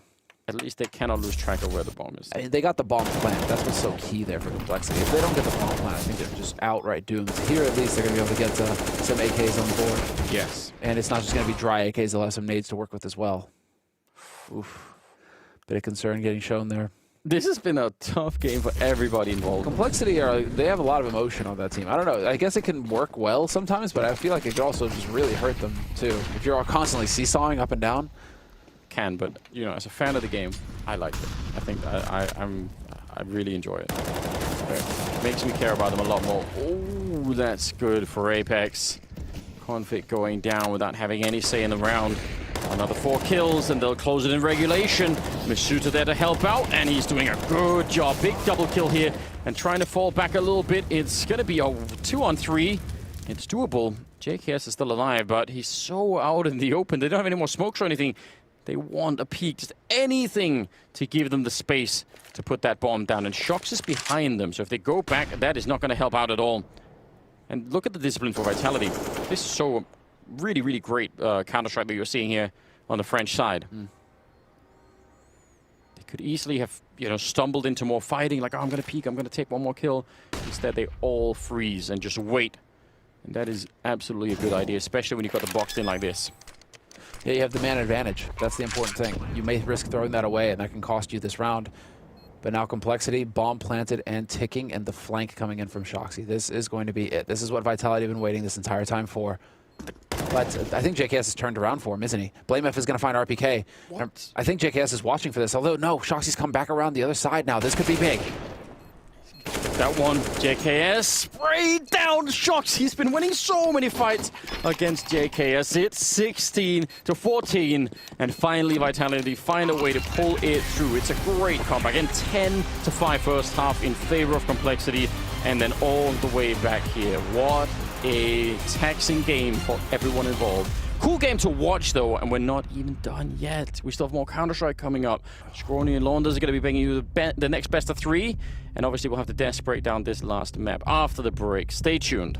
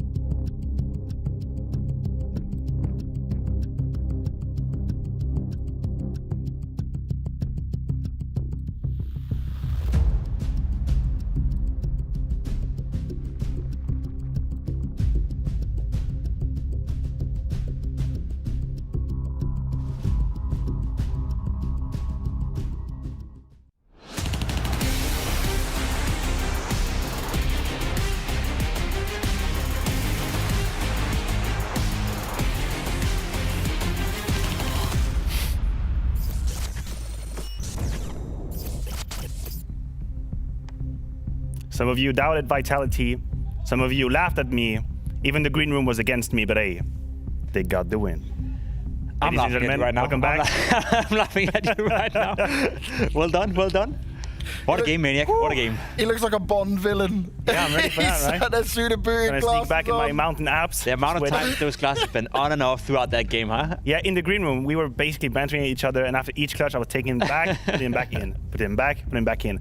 Listen, that was one of the most high-octane game we've had in that tournament so far. Yeah. And forget, the banter, forget the bet, forget anything. That was an amazing game. So many clutches left and right, crazy situations, turnaround, situations that should never happen. JKS almost clutching 1v4. I was at the edge of my seat. I was actually standing the last 5 rounds of that game, to be honest. That's exactly why I still love Counter-Strike 20 years later. I love it. I love your passion, but I also love to speak to this man we've got standing by. We've got Apex from Vitality, and we saw him on the cameras back and forth. Apex, that was a stressful one for you, but I bet you're glad it's over. How are you feeling? Well, we didn't play that good today, but we still won it, so that's the most important, I'm guessing. Now, I guess I wanted to start with, right, the whole thing. You've got a 6-man roster in there. We get to see NAVI come in and play on Dust 2. How are you finding that? How do you adjust yourself to it? What kind of things are you specifically working on to get this into your games and making it all come into play? Well, I'm gonna say that you need to let us a little time. We had 1 day practice with him, and we played unofficial. That wasn't easy at all, mainly for me to call, because he doesn't know our game that much. He asked a lot of questions. He was playing differently than Mizuta, so for me it was really hard to call on Dust 2. We played bad on Terrorist. I wasn't focused on my individual as well, so that was pretty hard game. But yeah, Vertigo, we tried to come back. They played a really good city side. We lost a lot of clutches, and then we won a few ones after all. So feeling good today, not easy. It was really good today, Nivera. Without any lie, but we will need time to see how it goes. That's the most important, I would say. Dan, there was a lot of emotions shown by you guys throughout this game, a lot of ups and downs. In general, the mood on the team throughout this game, was it good? Was it healthy? Were you guys stressing a little bit too much? Can you try to enlighten the viewers out there? I don't think it's about stress. It's just we're fighting all the time. That's our mentality, and I've seen it today. Even if we were really down or rehab, well, we fought till the end, and that's not an easy task to add a 6th player, I'm not gonna lie. But we fought to perform today, even if we didn't have much time rest after the open fall, unfortunately. But we're still fighting, and that's in the nerves, and yeah, still winning. Okay, we're very curious to what Mizuta was doing when he was not playing. Was he sitting with you guys in TeamSpeak listening in, or was he deathmatching, or how was he staying warm for the 3rd map? I don't know really what happened for him, because I had to focus for the game, but I know that our manager coaches prepared something for him to be ready between maps. I don't know exactly what he did, but he still done it, so that's what we're trying to do. Hey Dan, félicitations d'abord. Dust 2 was the first time we saw Nivera playing an official. What did you think of his performance? It's the first time for him on the big stage. What did you think? Well, I felt like he was really good. That's what I've said in interview. First, he managed to play really well. He's feeling really comfortable in the team, etc. But yeah, I'm pretty tired right now, and that wasn't easy to call from me, even if we had Mizuta, I guess. So I feel like he did a good job, even if we lost. He was like taking his balls. He was doing such a great job. He's really skilled player. His communication was really good. I mean, I didn't expect such a good potential from that guy, even if I watched him in Heretics. But when you don't know the player exactly, you don't know what to expect. But today I've seen a player that can play at tier 1 level, I'm pretty sure. And he's gonna show it once again, and we're gonna win few matches with him without a doubt. Yeah, I think so too. I mean, I was listening to you guys on Dust 2, and you were doing a lot of micromanagement. You were helping him remember what he was needing to do. Can you explain to the viewers how hard it was for you to do that, do the IGL, and also focus on your role as an individual?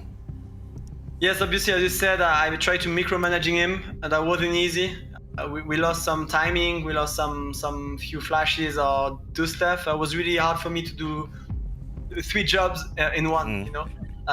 Coding is okay, playing individual, even if I'm not the best player in the team lately, I'm okay-ish. But yeah, micromanaging at the same time, I was be a bit too much. Well, Dan, I'm going to let you get on. You said you're tired. Thank you very much for all your time, and we're looking forward to seeing you tomorrow. Congratulations once again on the big win.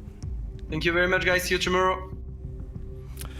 Not an easy task, right? He's definitely going to feel it for a little while, but this is what it's all about. They're experimenting with something new, something that hasn't been done before, and I think that's the most important thing. This is a man that's having to do so much, and then even more now than whatever a normal in-game lead would have to do. It's a learning experience. It's a learning experience for him. It's a learning experience for us, and I think they passed the test, right? He came in, he did a good job, never around Dust 2. They didn't win the map, but it was a good learning experience for everyone involved. If you're Complexity, of course, you're a bit disappointed. If you're Vitality, you come in with the mindset that maybe this tournament is not their top priority. Maybe they're trying to set something cool up for the rest of the year when we move into the Blast Finals, of course, and the Global Finals for next year.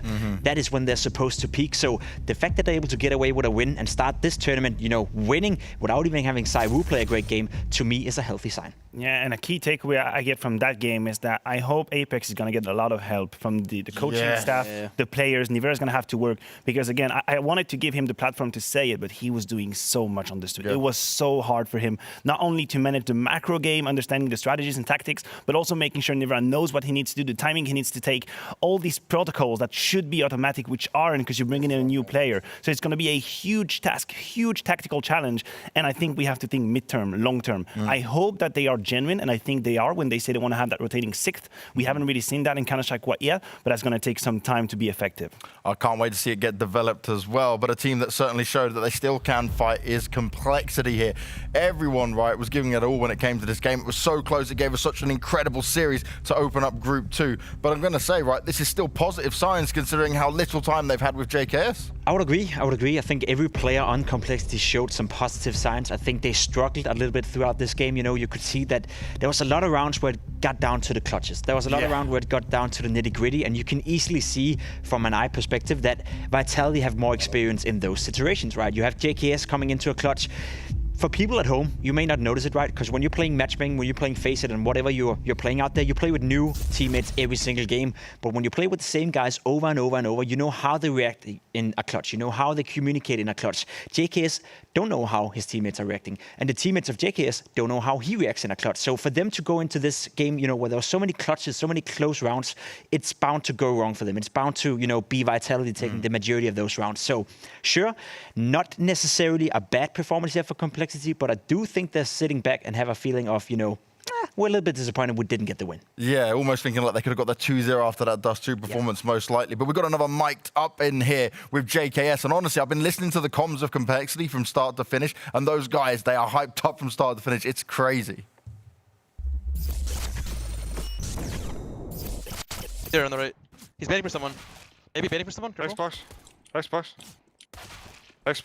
Hey, now outside. Come. Close. Window and close. That's right. Oh, kid door. God, Justin Timberlake, mate!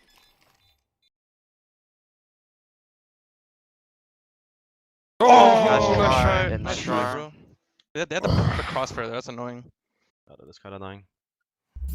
Now, I just want to say, right, sometimes when I had the headset on, when I was listening to their comms, I have to take it off. I've never experienced such craziness going on. And I really got to wonder, when we get JKS next time, I'm going to ask him, have you experienced such loud hype moments? Because Complexity, they definitely deliver on the hype department. Yeah, I'm trying to think if 100 Thieves were vocal. I think they could be at times. I think Esther could definitely be. Gratisfaction could also shout sometimes. So he might be used to that. JKS, quite honestly, I would qualify that as a good debut for him. Jacob is spot on. There are so many protocols and routines that he is not quite acquainted to, not really used to yet. He's had to figure out on the fly, and we've seen it. The quasi clutch, and that is exactly the action we're having on our screen.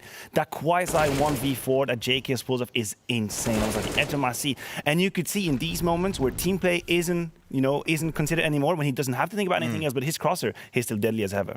Well, let's have a look at how this bracket is working out and where we're going to next. As you guys have just witnessed an epic battle between Vitality and Complexity, the exact kind of Counter-Strike that we know and love. But now we get Big taking on FaZe Clan, and that's where we're heading in such an interesting fight. And I'm going to sit there when I say about this match that there's a lot of unknowns coming into it on the FaZe side. We could even get the last hurrah of a FaZe as we know it. There's no Nico anymore. Olof's back in play. But like you mentioned, Pimp, him saying how he's still rusty, he's not been playing the game, does make me really scared for any FaZe fans out there. I am super curious to what mindset they're coming into this tournament with, because when you're bringing a guy like Olof, of course, there's some synergy, there's some, He's been part of this lineup for many years. He's one of the greatest players to ever play Counter-Strike, and he definitely has a place within the world of Counter-Strike still if he wants to play the game. But when he comes out in an interview prior to this tournament saying that he hasn't touched the game at all, he's just been playing a little bit of pucks and maybe a couple of practices with this lineup, why do you pick a guy like Olofmeister to represent you at a tournament that should have a significant value to you? This is a tournament and a project for FaZe Clan where you need to rebuild. coldzera most likely coming in as an in-game leader. There's so many question marks surrounding this lineup, so why would you put another question mark towards your team by bringing in Olofmeister? Why not pick a talent? Why not pick a guy that you potentially would bring along after the game as well and maximize your potential to go far in this tournament? It's going to be tough for them, surely, but even more tough now with Olofmeister, who hasn't touched the game. Yeah, it is always a bit of a problem when it comes to that, but I want to hear from the new in-game leader, as we believe he's going to be. It's coldzera, and Freya managed to catch up with him. I've got the lovely coldzera on the line here from FaZe Clan. First of all, very important question for you, Cold. Who is the in-game leader now that Nico's departed? So maybe we are sharing the in-game leader role. So I'm doing the most of the calls. So I did some preparation for us especially because we don't have in-game leader now. So we prepare like with fixed threats already, and then maybe things can work or cannot work. I don't know. We're gonna see. Interesting. So who are you going to be sharing it with? So Reigns helped me a lot on T side when I have good ideas or during the rounds, and Olaf as well. And Kirby is like helped me on CT side, so he commands some parts of the map. I didn't hear anything. Interesting. Okay, so it's kind of everyone chiming in a little bit with that, right? The experienced guard trying to lock it down. Yeah, a recipe for disaster. No, hold on a second. We've been doing that in Swiss politics. No, we don't have like one president. We have a lot of people coming together as a college. We call that. Maybe that's a recipe for disaster. No, we're doing just fine. I don't know what you're talking about. Switzerland's doing just fine, okay? No, but I don't think it's going to be easy. But yes, it could work if everyone chimes in. But the problem is with that kind of, I want to say constellation, is usually when you're losing hard. Because then you don't have that voice that's just rising over everyone, taking control, gathering the troops. If you're hoping, then everyone has to do or they have to pull their weight all the time. Yeah. And that's not always easy. No, certainly isn't easy. And I guess the real thing here, right, is do they have this kind of looser style now where you go, okay, they can just come out and play the phase that we thought about in the very beginning, all the aim styles, all the playing to their strengths? Can that even work now? I hope so, because I think that would probably be the only chance of finding success in this tournament. They have to unleash the individuals. We look at the lineup and we still have some of the greatest players to ever touch the game. coldzera, his individual skill can still be up there. It hasn't been as consistent, it hasn't been as high as in his peaks, but when he's playing well, he's a tough player to be up against. Kirby the same. It's been a while since we've seen him perform on a high level, on a consistent basis, but he is an MVP of a major. The problem for me is that if that doesn't work, there's no plan B, there's no plan C, as Maniac said, there's no secondary guy to step it up, or no main guy for that matter to step it up and say, listen to me guys, I'm the leader, we're going to do this, and you better believe in what I'm saying. Whether it's the right call or the wrong call doesn't necessarily matter, as long as you have someone making a call people believe in. And I don't think that's the case for FaZe Clan, and that's why I think they're going to struggle big time. And in terms of individuals, I mean, there is a storyline out there, there is a narrative with which I don't necessarily agree, that says Nico being gone, everyone will just shine and be happy and be extremely good, right? That's one way to look at it. This game is going to be a good indicator. They might lose to Big Clan, which I think would be the logical result, right? But I would like to see some individual craziness coming in. That would support a theory that, Nico was actually a hindrance to the individual performance of his teammates. That's a narrative that's out there. I've been reading it some places, right? So now we have to see if that's going to make a huge difference. The individuals may be now completely free. They can do whatever they want, coming in with ideas and, initiatives. That might have an impact, and I'm going to keep my eye on the individuals. And I'm going to keep my eye on looking at what the veto is going to be. We're going to bring that in now. And then we'll get to talk about Big Can in a little bit more detail. Because when it comes to Big, right, we know what we're going to get with these guys. But when it comes to FaZe, it's still the unknown, right? So knowing the maps might give us a little bit more when it comes to it all. I think I would be disingenuous if I stood here saying, I know exactly what's going to happen in the veto. That is not the case. Big should not play train. I would be very surprised if they do so. But for FaZe, the door is wide open. I guess they would stay away from extremely tactical maps. You want to keep it puggy a little bit. You might also want to cater to Olofmeister's need. So we have the veto coming in. The first ban wave is the same as the last time these two teams met. That was during DreamHack. So you have Vertigo gone and then Train as well. Now, last time FaZe picked Mirage, which I could see happen. I think Olofmeister he had one of his signature position on the catwalks on the CT side, and Big went for Nuke. So do you think we're going to stay in a similar scenario, Jacob? Yeah, I'd say so. And we get the first map right here. here being Mirage. It's an open map. It's a, let's call it a bit of a pocky map, so it's easy to slot in Olofmeister in the position he needs to play. Of course, he's not totally up to date with the strats, but it's easy to play Mirage if you make it easy to play, right? You don't have to make it complicated. The good teams do, but as a team, you know, coming into this tournament that is Faze, they're gonna make it simple as possible for Olofmeister. So playing Mirage makes sense. Whereas for Big Clan, you know, where do you want to go? Inferno is probably going to be one of those maps that they think will be good against Faze Clan because they would probably struggle a lot. Nuke, the tactical nuke. Yeah. Oh, the tactical nuke. That's a good one. I'm going to keep that. The tactical nuke. Anyway, yeah, they're going in for the tactical choice. Obviously, the last time they faced Big, completely destroyed them 6-7. I do want to bounce back on Mirage 1 second. I think Jacob is right on the money, right? The meta hasn't really shifted in the last few months. Ever since Olof left, people still play the same kind of Mirage. We haven't really reinvented the way we approach the map. So skill-wise, mechanically speaking, that's going to be a challenge, but I'm sure Olof knows how to handle his position. Now, for the last map, it was Dust 2. I think there's a conversation between Dust 2 and Inferno for the third. Okay. And who do you think it would benefit more? Do you think Dust 2 would benefit the Faze guys a little bit more when it comes to it? You have your answer. I was going to say Faze would probably want to stay away from Inferno, but then it leaves, if I'm not mistaken, Overpass could be a possibility. And Overpass is not a map you want to play with a semi-perk, semi-mix, right? Yes. Okay. Big don't want to play make the decision to go for Dust 2. But Big is probably, if there is ever a list of teams with which I'm not angry, but they prefer to play Dust 2, Big could be on that list. Because from the get-go, when Dust 2 was kind of renewed, even though, let's be honest, it didn't change at all. It's just a lie. But when these two was reworked, Govby really jumped on the map quite quickly. So Big, having the opportunity to go on Dust 2, we have the exact same map pool as last time they played. Well, let's see if they're going to get the exact same result or see what FaZe Clan can do this time around. But when we're talking about Big, right, we talk about Tabson, we talk about Cyrus, we talk about Zontaras when it comes into this team. But a man we don't talk about all too often is Keto, who I actually feel has slotted in really well within this roster. I mean, he's fulfilling his role. He's fulfilling his role. I don't think he's necessarily a star player. He's not necessarily the guy you look towards when you want to win a game. He's somewhat decent in his clutch situations, and he's a great team player. He seems to be fitting well in with the lineup, but you got to look at the star players. You got to look at the individuals that is carrying this ship. I think Big Clan is having the same approach as Heroic, so to speak. They have the similar progress as well in the rankings, but they play as a team, and then individually they have those extraordinary players who can do the job for them. Shantaris have been playing hearts out as of lately.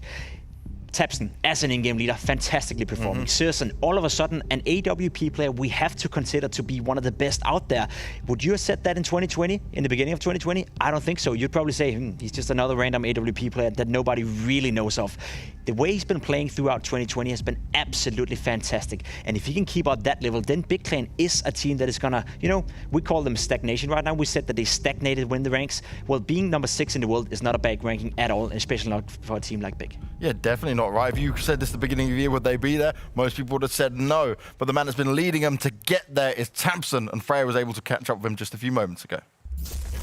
I've got the wonderful Tabson joining me. And first of all, Tabson, this is the first time Big is attending Blast. So what are the team feeling like to be here? We are very excited to be participating in this Blast tournament. It's the first time for us, and it looks like a really good tournament overall, and always really good teams are in there. So I'm excited to play. So your first game is going to be against none other than FaZe Clan. And interestingly, we've seen you competing against them twice recently, both times on the same map, of course, in New York. You lost out, but coming into the EU RMR, you actually managed to win it. So what kind of differences did you see in the FaZe Clan between those two matches? The difference was they were definitely more prepared than us. And we were not the very best Big after all. I think now we will be more prepared for us. We are looking more on ourselves, because also they are playing now with the stand-in with Olofmeister, and I'm excited to see how he's doing, because it's the first time ever since he was gone, and I'm really excited to see. Yeah, as you mentioned there, of course, Olofmeister is going to be coming in as a stand-in. Have you prepared kind of anything different for him than you maybe would prepare to, you know, be facing up against Nico, the former player of FaZe? No, not really. We are just focusing on ourselves, and as I said, we prepared only for ourselves. We went through everything what we have, and that's it.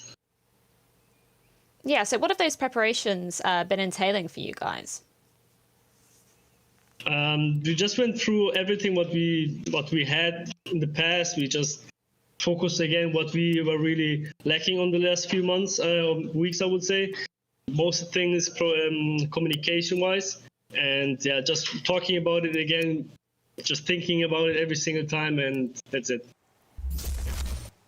I always love hearing from Tabson, right? Well spoken, he understands what's going on, he understands what needs to happen with it. But one thing here is he's never going to underestimate a team like FaZe. No, he will never. And honestly, when you look at Big, and I love these camps that we get from the bootcamp, is that you understand how genuinely passionate they are about Counter-Strike. It is one of the issues we had with the online era of Counter-Strike is that some people finding difficult to motivate themselves, right? The hype is not the same. We're not in front of a crowd and everything. But Big Clan, they're new to this. They're kind of new to the top level of Counter-Strike, which means they enjoy every single second of it. You will see them shout, high five, being hyped. They give everything they have. And the fact that they're together, I think it's a strong point for them. Yeah, it certainly does help them out when it comes to moments like this. And also, right, it's the support staff they've got around them. Toby, the coach, I don't think he actually gets enough credit for his involvement in this team. He's kind of like the quiet factor in it, but he does a hell of a lot. Yeah, in general, I don't think Big gets enough credit for what they're doing right now. They are, as Maniac alert to, they're one of the hardest working teams out there. They've been together in that bootcamp room ever since Corona break out. You know, every time you see them play in a tournament, they're sitting in that room.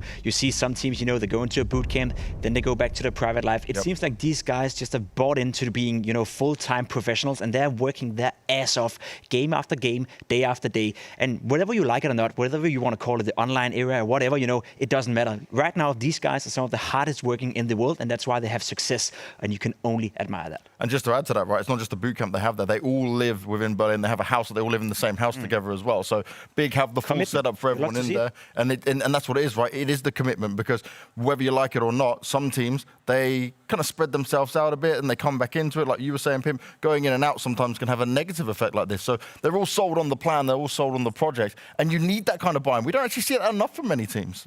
I think every team must find, you know, their go-to and their protocols. No one really has discovered the blueprint as to how we should handle that period. Some people might need, you know, that huge differentiation between professional life, private life, have a huge disconnect between the two. And some people just want to give it everything and be completely immersed in that environment. If that's what we're working for Big, then fine. It looks to be working. Now, what is interesting, and I don't pretend to have the answer, we've seen Big with an absolutely crazy rise at the beginning of the year. They went, again, from rank 46 to basically the first top. But now they've been stagnating for a while. So I'm not exactly sure what is the factor, what is the X factor that they need to start rising again, because they are the top 6, 7, 8, and I don't see them higher than that.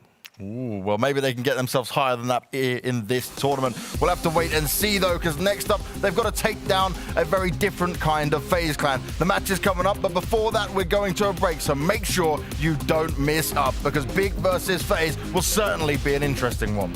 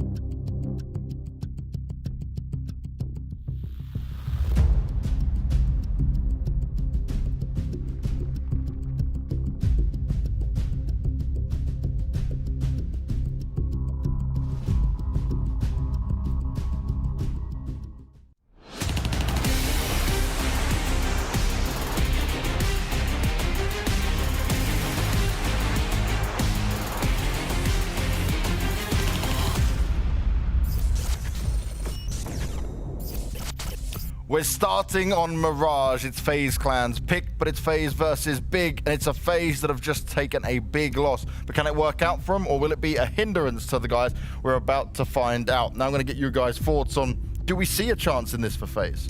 There's always a chance, James, but the chance is very small in this matchup, I'd say.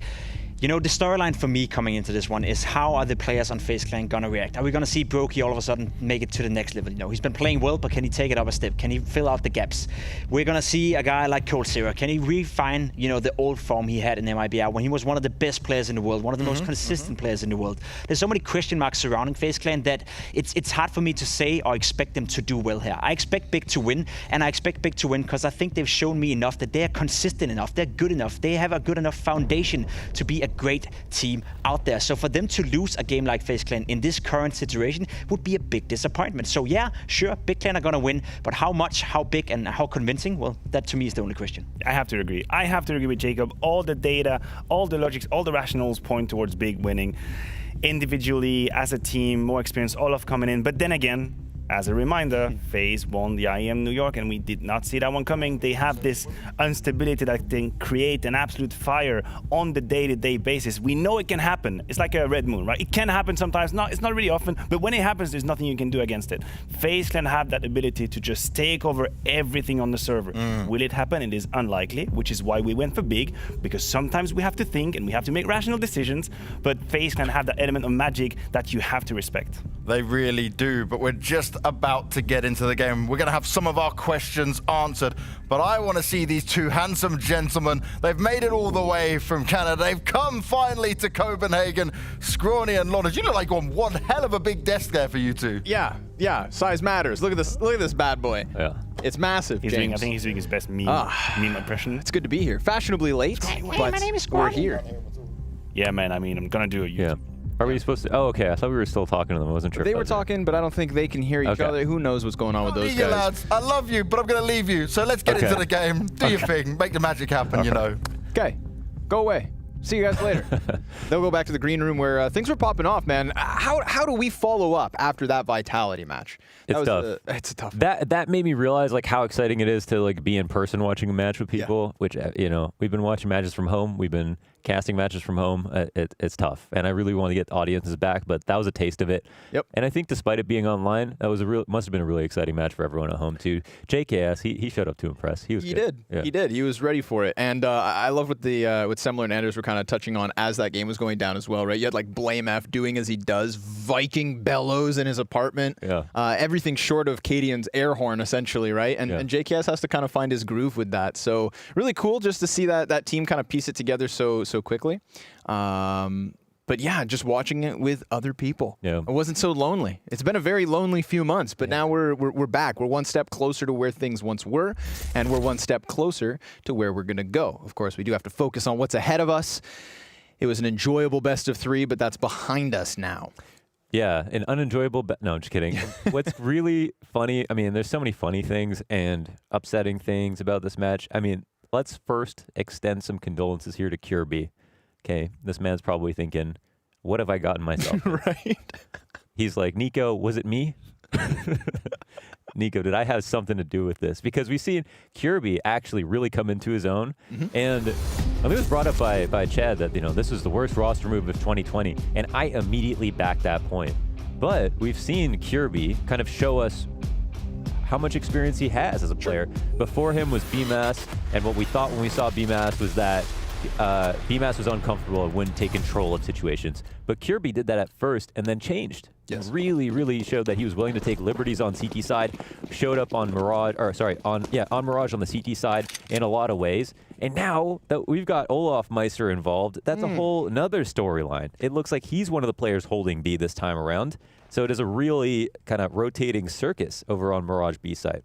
Genuinely, I just want to look at FaZe Clan as like there's still a pack of howling alphas, okay? But you've got like the grayed weathered wolves in Olaf Meister and Rain. Right. They've been around the block. Coldzera, he's got a little spunk left in him. And now Brokey and Kirby, like you said, kind of more comfortable in taking charge. You know, it fit instantly with Brokey, and that's why he was such a success story. We'll see if, well, this B site can hold. Speaking of Brokey, back by bench, and he's got coldzera trying to work with him. There's also that third player tucked behind the van, and so far so good for the clan. But Searson and Xantares, those are two names you have to talk about when it comes to big.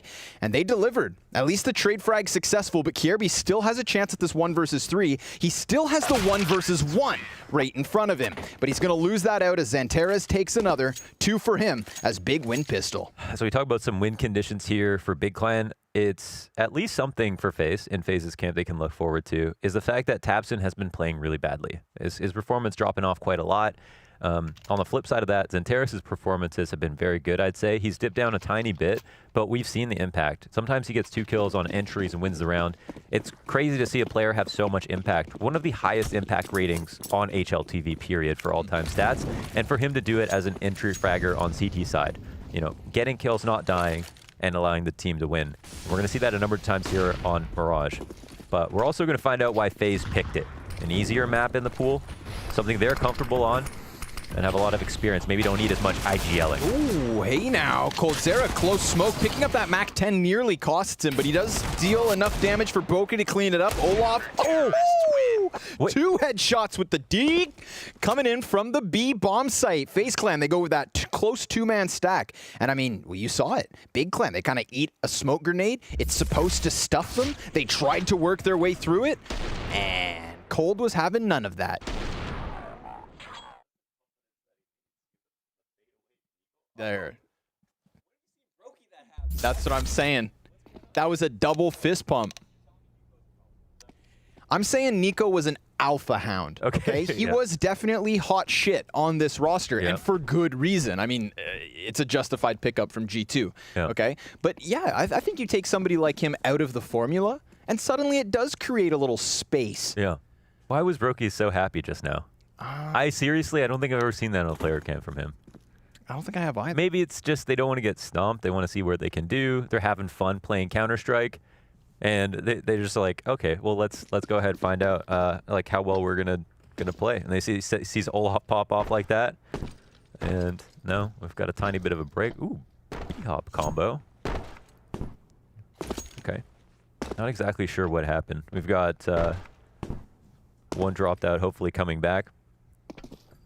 And yeah. So one thing is, I don't know exactly how much has changed, or how much Olaf has done in preparation. That's a question I have, because I've heard I think he said himself, I haven't touched the game since I stopped playing for FaZe. Exactly. Right. And I think someone posted that he played 1, maybe Face It Pug or a Scrim. I looked at the stats. He got 16 kills. All right. Yeah, okay. You're really digging deep here. I want to know everything about Olaf Meister. Go for it. I was in his DMs. Right when you're tired, I said, how many retweets for you to unretire? Of course, he never responded. You gotta go figure out he's still alive. But look, he's willing to do it for none. He's back. He is back. And I think that's, listen, I mean, you could get, there's a world of potential stand-ins for a game like this, for an event like this, right? I think it makes sense that you bring in Olaf, tons of experience, you know what you're getting. I'm going to go the other way. It doesn't make sense to bring in Olaf. Okay. Okay, we did just see the Deagle round. I can't take that away from you or anyone else. I can't take that smile off Brokey's face. I don't know exactly what's happening right before our eyes. Just siphon all the fun out of it. But I mean, it's not every day I want to... greatest player ever is making a comeback. No, it's a bad decision. Okay, that's not me. Okay, that's not what I sound like. It's not what I look like I sound like. Olaf hasn't played the game in so long. This is not a good idea. You know what? It can't be. I'm not Olaf. I don't want to agree with Pimp, but I think he has a point. I think he does too. Pimp does have a point. I think there's a lot of other players who would be way more hungry, perhaps, for a shot like this, who would probably be sat in the server practicing far more than what Olaf's putting in. But, if we're basing it off those first 2 rounds, basing it off of how many people tried to enter the Phase 5 competition recently to get signed. Yeah. I mean, they signed someone as young as a 6-year-old. Okay, everybody wants to join Phase. Okay, so there's some kid, in his basement, drenched in his favorite energy drink, and just writhing at the chance to be able to get on FaZe Clan, who's grinding Face It every single night. Right? He's waking up, he's living and breathing Counter-Strike. Okay. Olaf, he's sitting in a pile of money. Yeah. Retired. Yeah. probably not even watching the game, let's be honest. Doesn't give a hell about Counter-Strike anymore. Literally wants to get out of the stress, out of the competition, everything. Yeah, but you know what? I mean, he won the game. He's literally one of the few people who's beat this game, okay? Sure. He's got a spot named after him on every single freaking map. He's got a graffiti. He has a graffiti.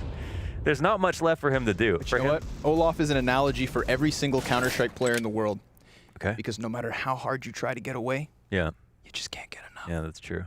And you're always going to come crawling back. And when you do, you're going to get 2 Deegs in the second round, and you're going to feel like you're 16 years old again. And Olaf Meister, let's see what he has to deliver here. But it's Kierby and Brokey actually dying after getting a kill apiece because, again, we look to the hard fraggers of Big Clan, and our eyes are drawn to Xanteras and Searson. But Olaf's eyes are drawn through the smoke, and it seems he's susceptible to the Deegs. Dies out. Man advantage here for Big. Oh, how the turntables. Rotation in towards B, and coldzera will try to look for some information. Tizian is tucked, okay? Like a quilted blanket under the feet. He is not going to peek. I don't know how much he's showing. Just over towards the van a little bit. Cold jumps up. He might not spot this, but the attention is starting to come towards him. They turn the corner on Cat, and now it's 3-on-1. coldzera, what can you do? Whoop. Pops right up. Shuts Tizian down, goes for the shoulder, gets the information. Now he's calling for Rain to come on over. And he hears that bomb plant. Tabson putting it in for Catwalk with the scout. He's got his Deagle out because he's close on Cold. And even though the Galil hits the headshot, Rain's the player who has to finish this off. But he can't quite finish because Xanteras locks it down from Arch and gives Big Clan their second. He's got an AUG, which is really interesting. I wonder if he holds on to this or if somebody else would like to make the request. He's like, I don't know that spray pattern. Somebody else grab it. Oh, AK's picked up. The clutch potential is high, of course, across all of Faze. And in the 1vx's, you definitely don't need an IGL. So maybe we'll see some of the more impressive rounds in those situations, but all right. Yeah, he actually is going to hang on to it. A couple of MAC-10s here bought for Tabson and Searson. They spread the map quite evenly. CT's on a full deco, looking for any information that they can get. coldzera up in the ladder room. This is something where I feel like he needed to spend more time in. Sometimes they're with Faze, some of their B site setups. There's been a lot of attention on it because their newest player is always playing B now. Like BMAS was playing B, Kierby's playing B, and coldzera's been trying to play with them. But it feels like he's been doing a lot of babysitting, and sometimes his performances have dropped off. But we haven't seen him play as much inside the ladder room, and it's a pretty, you know, enormously strong position, to be honest. He can watch for window, under window, watch for the cat rotate, and if they play 2 in B, they can stop the B rushes, plus he can be useful to mid as well. Over on this A site, we've got Rain and Kierby. Kierby, of course, tucked under Palace. Molotov not going to fluster him. He's able to hold his position. And meanwhile, Tabson does find footing on Tetris. Rain softened, but still able to deliver a kill as Kierby does the exact same thing. He nearly lines up 2 more players, but here comes Brokey, pounding an extra shot through the smoke. Just a warning sign of what's to come. A round not yet won, back-to-back for either team. It's a clash of the Force Wars. I'm so glad Olaf is back. It just seems like it's working out so well. I mean, it's such a great idea if you think about it. How is this happening? So many 1Deegs already. That's crazy. Well, we're going to get a buy up in response. It's Big Clan's money's been shattered. Luckily, they're on the T side. They don't have many expensive habits. Their Molotovs are a couple $100 off. Yeah. And Tech-9's oh so good. Tech-9's, you know, better than a lot of guns. That cost a lot more money. So they'll turn their attention towards the B site. Maybe look for something of a full B. We'll see. Keto's making a lot of noise, trying to bait out some Molotovs, some nades.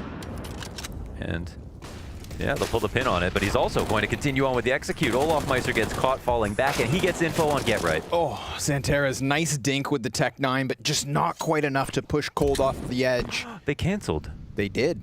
But it's because Tabson. Mm-hmm. Oh, the jungle cat. He's looking for some enemies. thing is they've kind of circumvented him. Very clear Brokey knows what's going on, and they've still got Rain on ticket with a man advantage like this, knowing they're on pistols. They know, though. Yeah. They know. They know that's going to be the ticket guy. He has jungle controlled. They don't have to worry about that when they come out. Rain's able to chip off the head of Searson, throws the frag down deep, misses the mark, but now tabseN's closer, and he peeks into 2 CTs, so that spells disaster. Oh, and nothing further, in fact. So FaZe Clan bringing it back. They've got themselves the first 2-round wins in a row. I was thinking Nuke was a pretty mean pick for Big, right? A little bit rude. You're going to do this? Yeah. You're the team with How no dare practice, you. you're going to put him on Nuke? Yeah. Well, I mean, it's also, let's go back to the, head-to-head. Every series match, Nuke and Mirage, Nuke and Mirage. Yeah, Nuke and Mirage, yeah. Mirage. That's true. Yeah, it was coming. But it is still doing them dirty, I agree. Yeah, it's just tough. It's just tough. Speaking of dirty, this is a filthy, filthy situation. Big Clan, just the Glocks. Ugh. Yeah, they went from that half buy to absolutely nothing at all. Yep. So let's just watch as the kills should be easily collected. Bomb carrier is actually flirting outside of the B site, and there's a little bit of movement off of the bomb site, so will they slip this in? Keto trying to buy as much attention as possible, but it's all to no avail because Olaf's an anchor, and FaZe Clan lead 4-2. I wonder how much the recent situation affected everyone's results. We saw Rain have this outstanding match versus Heroic on, remember that overpass map where just multiple overtimes. So and good. We've seen a Rain like we haven't seen for years. And coldzera's, his like stats graph that has been tapering off into an all-time lowest performance ever has started to pop back up a bit. You wonder if there's a little bit of surge of energy from the whole situation transpiring, a bit more motivation to bolster their resumes, a bit more of a wake-up call where you kind of are in this probably salary circle of like event after event, same team, nothing really changing. But now you kind of are confronted with all of these drastic changes on the horizon, knowing Nico leaves, for example, and thinking, well, now I got to think about myself.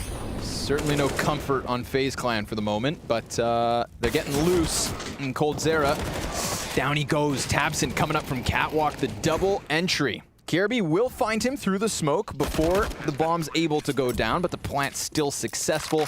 And that bomb plant in and of itself is enough to get the 3rd round to the board for Big. 4 survivors on the T side and 3 survivors for FaZe if they can manage to hang on to all of these guns as they hope to. They've actually done such a good job winning that Deagle round because they got the 2 ecos. They have so much money left over. Even after losing this full-on rifle, they're in a pretty good spot, and Rain is still putting together some kills. So Big Clan will climb back a bit, but they don't have much money. They can't afford to lose another player in this exit. And I think FaZe actually want to punish that a little bit, so moving into a new position here top mid. But for the meantime, that's great. tabseN, huge entries, good cat split. I mean, Big are pretty versatile Mirage too. We're going to see as much B as A action. And a lot to do with mid. So easy for tabseN though. I mean, just look, walks up Catwalk. He even had a player behind him if the trades were needed. I see a wild Smooya in the background there. Props. Yeah, that was a little bit. Don't know why Cold had his back turned the whole time. Just no info on mid. I mean, yeah. We know FaZe don't really play mid that often. And early contact on apartments as well, right? Remember that first player who died was just running crazily like this. Tizian through the fire and the flames, yet to be slain. 36 HP remains, and there is his first kill. Doubles down, in fact, into coldzera. That was a very rude thing of Tizian to do, and it gets even worse for FaZe Clan, because he finds himself the triple. Ooh. Tizian with the hops. Chain it. Hold on. It's not every day you see a Tizian ace, and he is a muted style player. He doesn't get a lot of highlight frags because he doesn't make a lot of plays like we just saw. Here's a chance for an ace. Come on now. Why not? Hang out a little bit. Put the gravy on it. This is about more than the game at this point. But let's be real, while we were kind of taken aback by Tizian's shenanigans on that B site, Bomb was dropped here on Palace. Yeah, he just sold the best fake ever. Yeah. They tried to take both sites, but they really should have just followed Tizian. And he has given them the old wraparound, comes through Murder Hole soon enough to join forces with Xantares. This is an awkward spot for FaZe for sure. I mean, as good as this looks for Big Clan, it's a really hard situation for FaZe to read because they don't know what Tizian wants to do. Now that they hunt him down, they'll know it's A. We could see the Palace guy. Oh, Xantares has a read on this. I think he'll know that a Palace flank is going to come in. He's got to anticipate it. He'll pick up another Molotov here. If he waits too long. See that? He's going back for another gunfight. Oh man, if he had lost that, that's easily a round for FaZe Clan, and it could still be. But Xantares from the Palace hits him between the eyes. Ladies and gentlemen, we're tied 4 rounds apiece. It's a couple of 1v1s here for Xantares. We're going to relive that triple entry with the Galil here for Tizian. Great round. Such an analogy for FaZe's problems in recent times, where he's able to take down you over. Yeah. Had to see it. Okay, you saw it from just pure fear on his face. Yeah. Xantares has that much power, he said. I had no idea. Were you watching that from Xantares' perspective on your computer? Yeah. Okay, that's why you looked at me like you had just witnessed murder. Yeah. Quite literally. coldzera firing at the bottles. Kirby sitting inside the window. Of course, for Big Clan, 3 men top mid, 2 in abs. Mid smoke fades. Kirby just saw somebody reside back behind boxes, but that could be an anchor play from Tabson. Kirby. Yes. No, did he know that someone was top mid? Is that what did he see him? He saw the guy top mid. Okay, well he just jumped backwards through the window, not assuming anyone would peek him mid. Oh. A little bit weird. Shooting at the walls, man. Kirby is losing his mind. Yeah. Poltergeists. But Olaf's going ghost busting. He's pushing through the B halls. Searson on the flattest angle, flatter than the earth with this angle. Oh my god. Ready? Oh! Gets the close one. That immediately sends coldzera scrambling back slightly, and he should have gone a little further. Hot sauce. And then another headshot. This one chiming in is Tabson. Brokey, the only answer so far for FaZe. But again, that's the bomb carrier, like the sickest B plays ever, and the bomb's just stranded in Palace. But Brokey, he's about to die. Whew. He was supposed to. And Tabson getting that headshot, just as Brokey's kind of wary of his flank. Sets him up well. Rain, 8-4. Good start to the game. Big Clan about to take the lead, 5-4, unless he can pull off a crazy clutch, but he's got no defuse kit, only a single flashbang, and he already knows that the moment he peeks this Palace, he should be dead. Tabson, gonna come hunting. Who gets the headshot? It's Rain. And just like that, he's out of there. He knows he doesn't have too much more to do here. As said, Big Clan will find their 5th on the T side, nonetheless. Well, on the bright side, we know that FaZe Clan are great with Deagles. So next round, they'll power up. Big Clan will try to play it carefully and just make sure we get Rain on the Deagle here so they're at full strength. Perfect. Everybody dies, they'll spend a little bit of money. Big Clan take a lead. You know, they've really only fumbled the game on the couple of rounds that they've lost. Yeah. They got absolutely shattered on their economy the second time around and lost 2 following. So we haven't seen FaZe Clan win 1 rifle round yet. Ouch. You know, so I'm sure it'll come, but we just haven't seen it quite yet. 10 rounds in, CT timeout will be called. They'll figure out what to do. You think they're calling Nico? Listen, man, is it too late? On Zoom. Is it too late? Yeah, I mean, you know, the thing is, of course, when your IGL's gone, you can't erase what you learned. So a lot of them will be able to have absorbed what they've learned with their setups. They keep most of their things, you know. And in terms of who is calling the strap at the beginning of the round, I mean, I don't think Nico was world renowned in that regard. So I'm sure they're, you know, with the smart minds that are on this team, they'll be able to put some stuff together. And of course, again, it is Mirage. Trailing 4-5 on the score line. FaZe Clan leading in the kill count, 35-27. 8 kills the difference.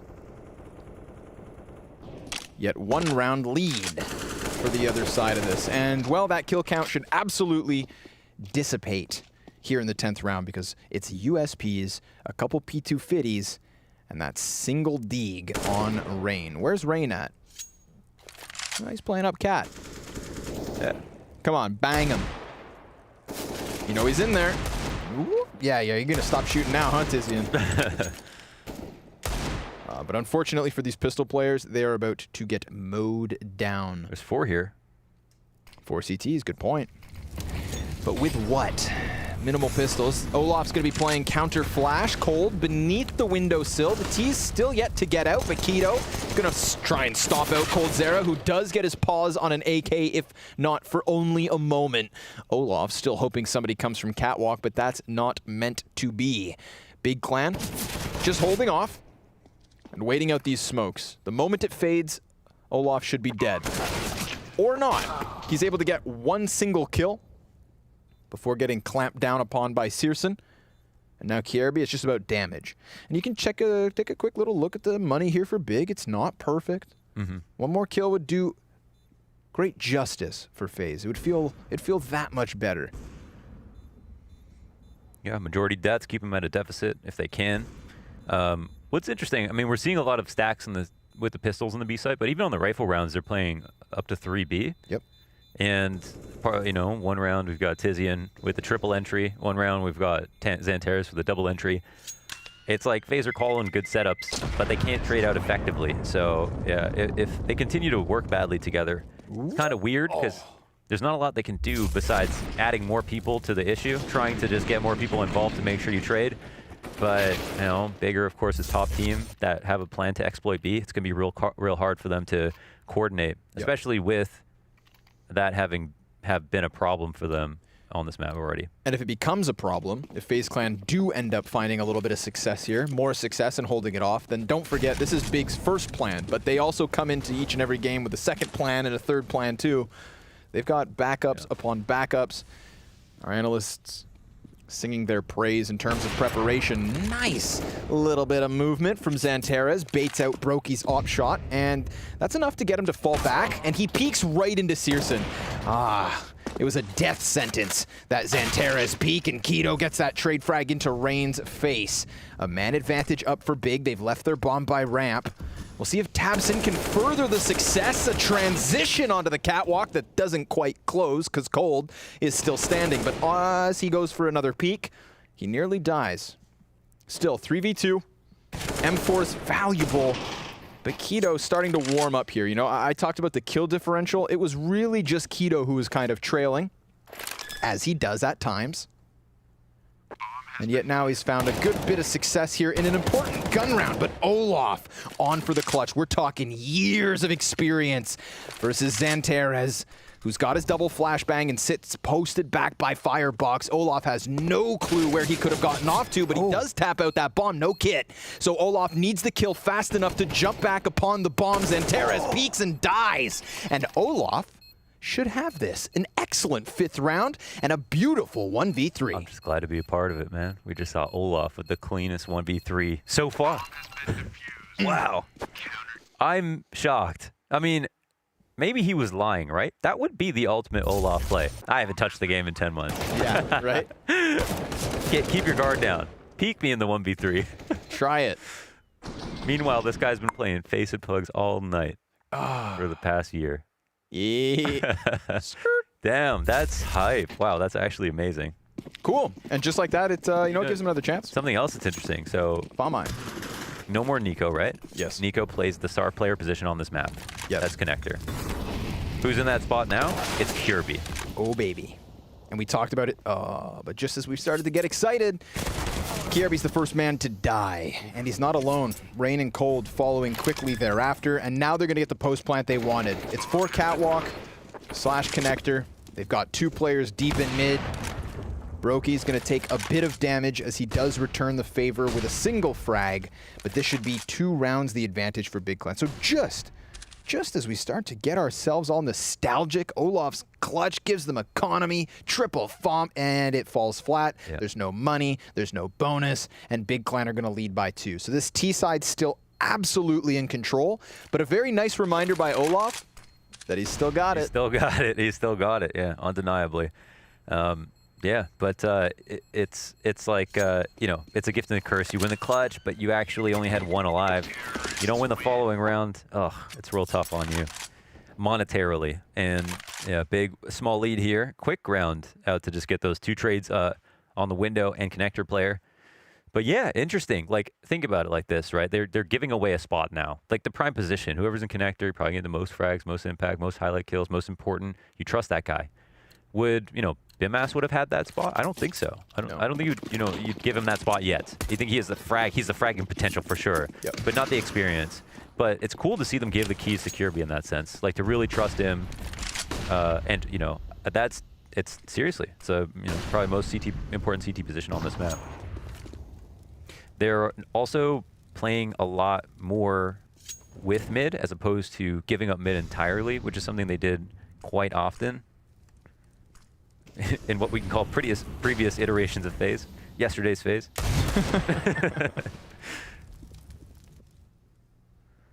Keto's gonna walk out ramp, sees the head, can't quite knock it off its post. Tabson close smoke, as is Kirby. Line him up, bud.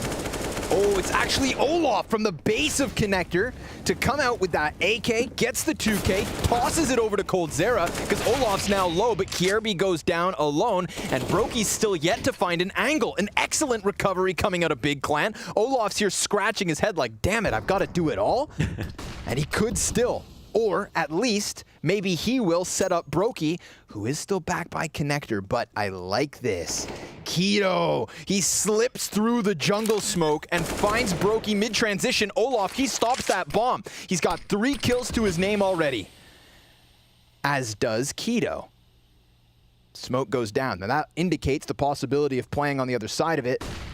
Flash is going to miss the mark. Molly's instantly extinguished. I mean, if Olaf just has beautiful headshots right here, then, oh, he had a chance at the ace. But no, sir. Shut down and bested by Keto, who just now got himself right up there with the rest of his team. So just forget what I said about a slow start. Keto in absolute control, as is Big. 8 rounds to 5 now. But this was the play. Olaf at the base of Connector. He's sitting inside of window. He didn't see anything cat. He said, I'm going to go for it. And he absolutely finds the better of the timing. Crazy. Third one onto the bomb as well. Denies it, but obviously low HP. Difficult clutch to finish from there on out. Yeah, that was the only one to really have these big impact rounds here on the CT side rifles. Yeah, the 1v3, the only rifle round they won. And then that's the closest they've come to another one. And we'll see this kind of synergy here between coldzera and Olaf Meister looking over at B. Still a bit concerned about middle. coldzera got flanked, holding out a grenade, I think, for his B player last time. So now they've seen that the pace has changed. They're looking for what could be a mid default. And again, heavy presence from Faze towards mid. This is just not something they do very often. Trying to kind of corral this heavy presence from Big. A little bit of this boils down to timing. Double Molotov inside of the ladder room, so completely countering where Cold could be, but the peek from Brokey misses the mark. Now, Tizian would have been within range to hear that footstep on the flames. Maybe he calls this out. Olaf is here to support Catwalk, but Catwalk's not the problem. It's the A site that's under question round after round. And we've seen them plant for Connector as well quite often. Oh, it goes from bad to worse. Tizian and Searson with another kill apiece. I mean, this is nearly a flawless round coming out of Big, and we're in the waning few moments of this first 15. Yeah, it was Tabby Cat, that was the problem. Creeping up. Creeping and crowling. Well, Brokey. Let's see what you can do. A highlight reel. We'll snub out the C4 exploding here, so it looks like you're in some insane post plan on T side. Yeah. We'll change out your gloves and arm model. Put some dubstep make it look like top. Yeah, ridiculous hold. Maybe your CT camping the bomb. No scope? Oh, okay. Come on, 2 more. Ah, nice try. Is an exit ace still an ace? That's the big question. I think technically. Yeah, kind of. It feels like a 4K, but I think it does count. All right, so one more to go. Big, I mean, I feel like, we had that wishy-washy first 5 rounds where it felt like, are the individuals of Faze truly going to be enough? But then we've seen Big with just some really clean executes, really fast pace, almost like a suffocating pace to some of these starts. And understandably, as per expectations, nobody here on the Blast squad had predicted the Faze clan win. Olaf pass. Oh my god! Another? Dude. No. Shut down after 2, but I'm not going to say I don't get it. That those weren't beautiful. Good scout play in mid. coldzera beneath the B apps could be enough to give Faze clan their 6th round. Is a 6th CT round possibly enough? Brokey's going to clamp down onto Tabson, so Xantera's in the 1v3. He has a 13-5 score line. so far this half, and now he's in the post plant. He backs up.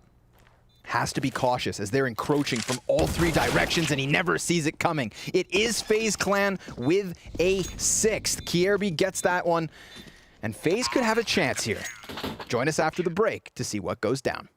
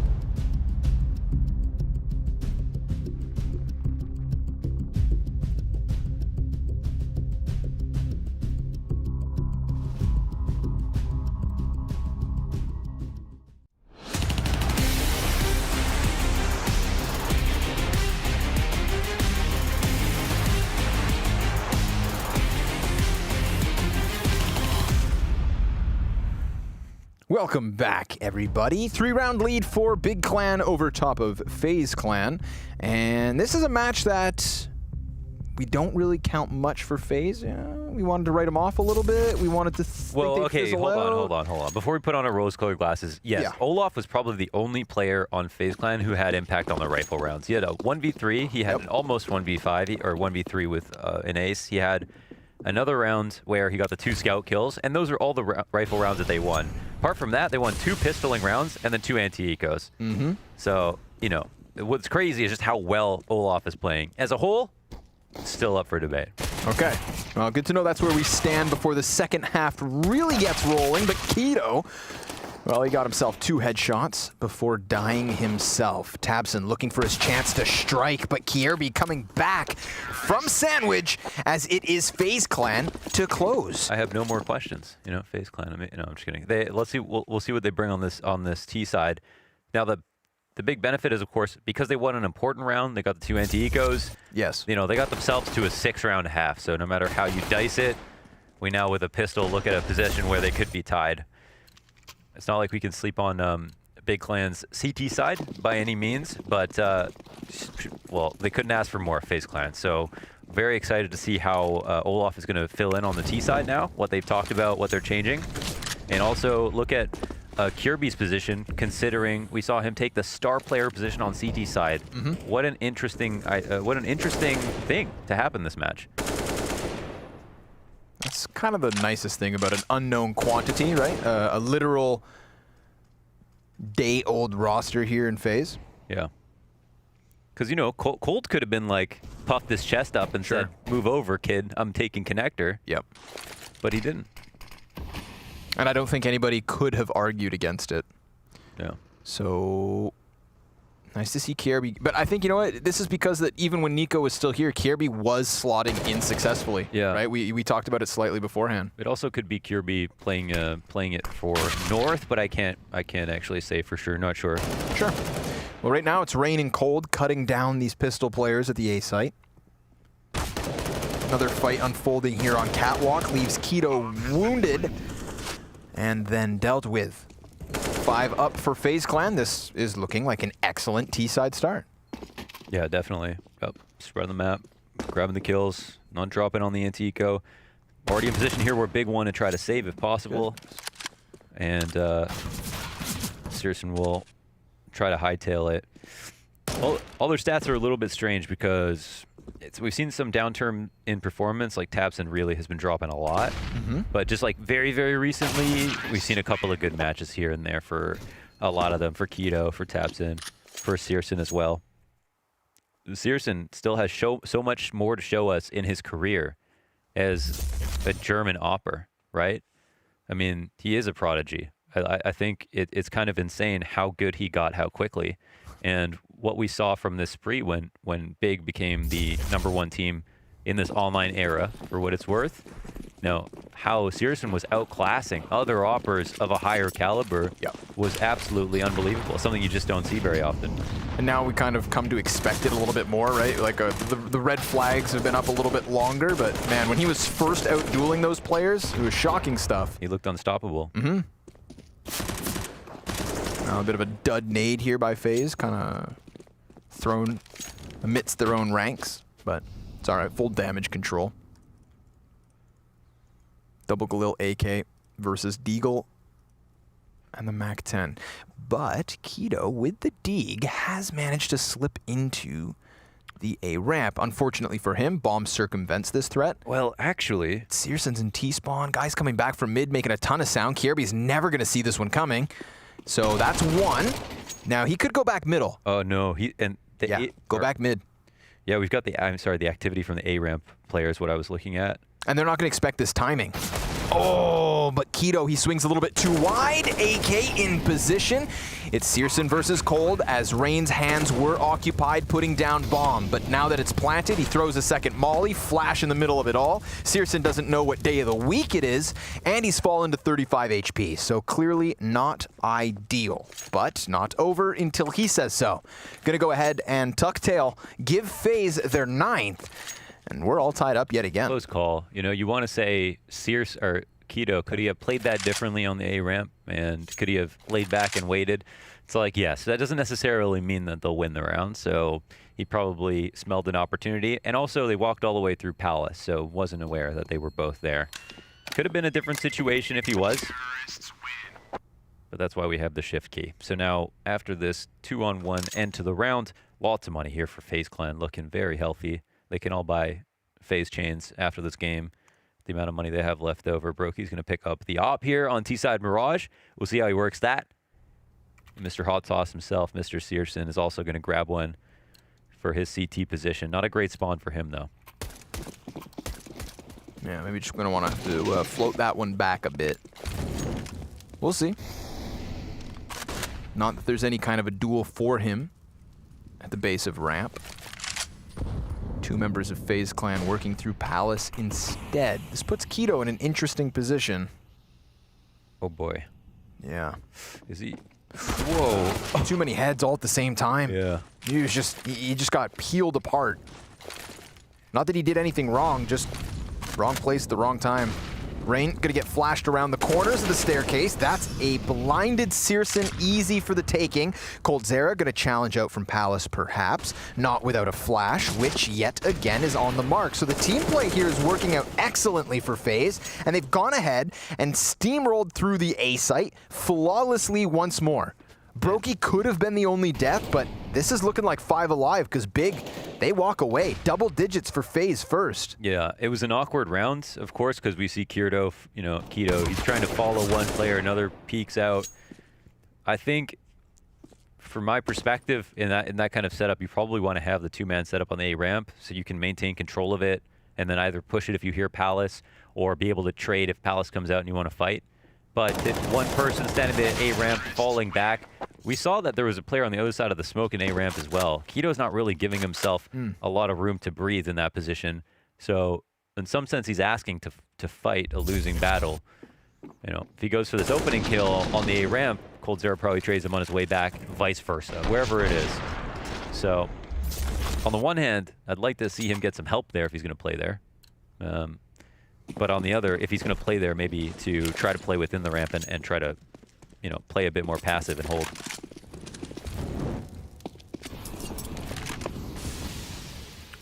Let's see what they do with this bit of a lead. coldzera already with another one. This time inside of the Palace, and this time just dealing with the Deagles. So no matter what he does, it shouldn't be too impressive. But it's the grunt work. It's the heavy lifting. It's the easy peasy pickups. They're going to give FaZe some very real momentum. I mean, look at the cash they already have in the coffers. 9.2 on Rain, 7,000 on Olaf. The other guys are going to benefit from this the most. But now we're talking about a FaZe clan on 11 rounds, leading by 2, with 2 or 3 buys in their back pocket. Now, Keto could dish out some damage before he goes down, but it seems he'll get that single kill versus Kierby. And look at that cash. Fat stacks for FaZe. See if they can pull this off. Tizian had that 3K entry, but 9 kills in total. Not an amazing map so far. On the other hand, kill distribution for FaZe is tight. Yeah. 14 to 17. Everyone contributing. Every single player on FaZe is positive. Really makes you thunk. What if Olaf's back for good? Well, I mean, that's the thing. I mean, it does seem like a commitment of some sort, right? I mean, I guess this is as long as he wants to play. That was the only real, like, if it was some kind of situation where he was just going to play a couple games, we brought up some other players. Whoa, shot dropped by Keto. Luckily, Tabson was there to pick up somewhat of the pieces. Gap in the smoke almost cost him his life. He is still alive, however, barely standing. Rain's okay from CT spawn for now, but there's Searson's op finding a frag up on mid. So the only thing FaZe had going for them other than the players on the site was Olaf. He's now dead. Tabson so incredibly blind that he was looking into the wall on the wrong side. And because of that, it's an easy pickup for FaZe. With Rain getting an additional kill back by Ticket, you suddenly have a man advantage. And what is the trend from Big?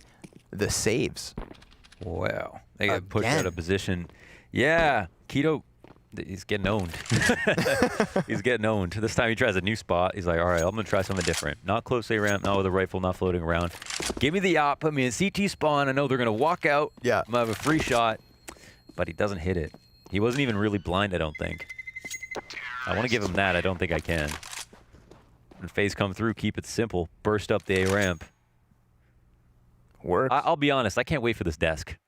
Sure. I can't wait for this desk. Yeah.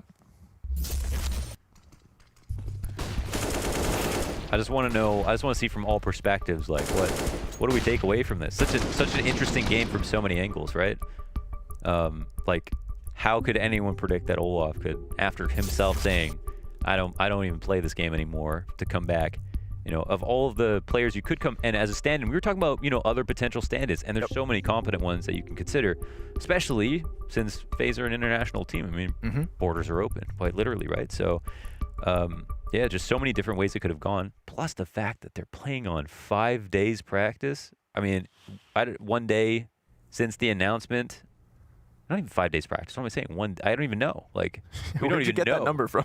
I made up a number. It was somebody else. It was, okay, yeah. it was another team. Frickin' Pimp, man. It was probably. It had to be Pimp. Just lying through his damn teeth. God, again. All right, listen.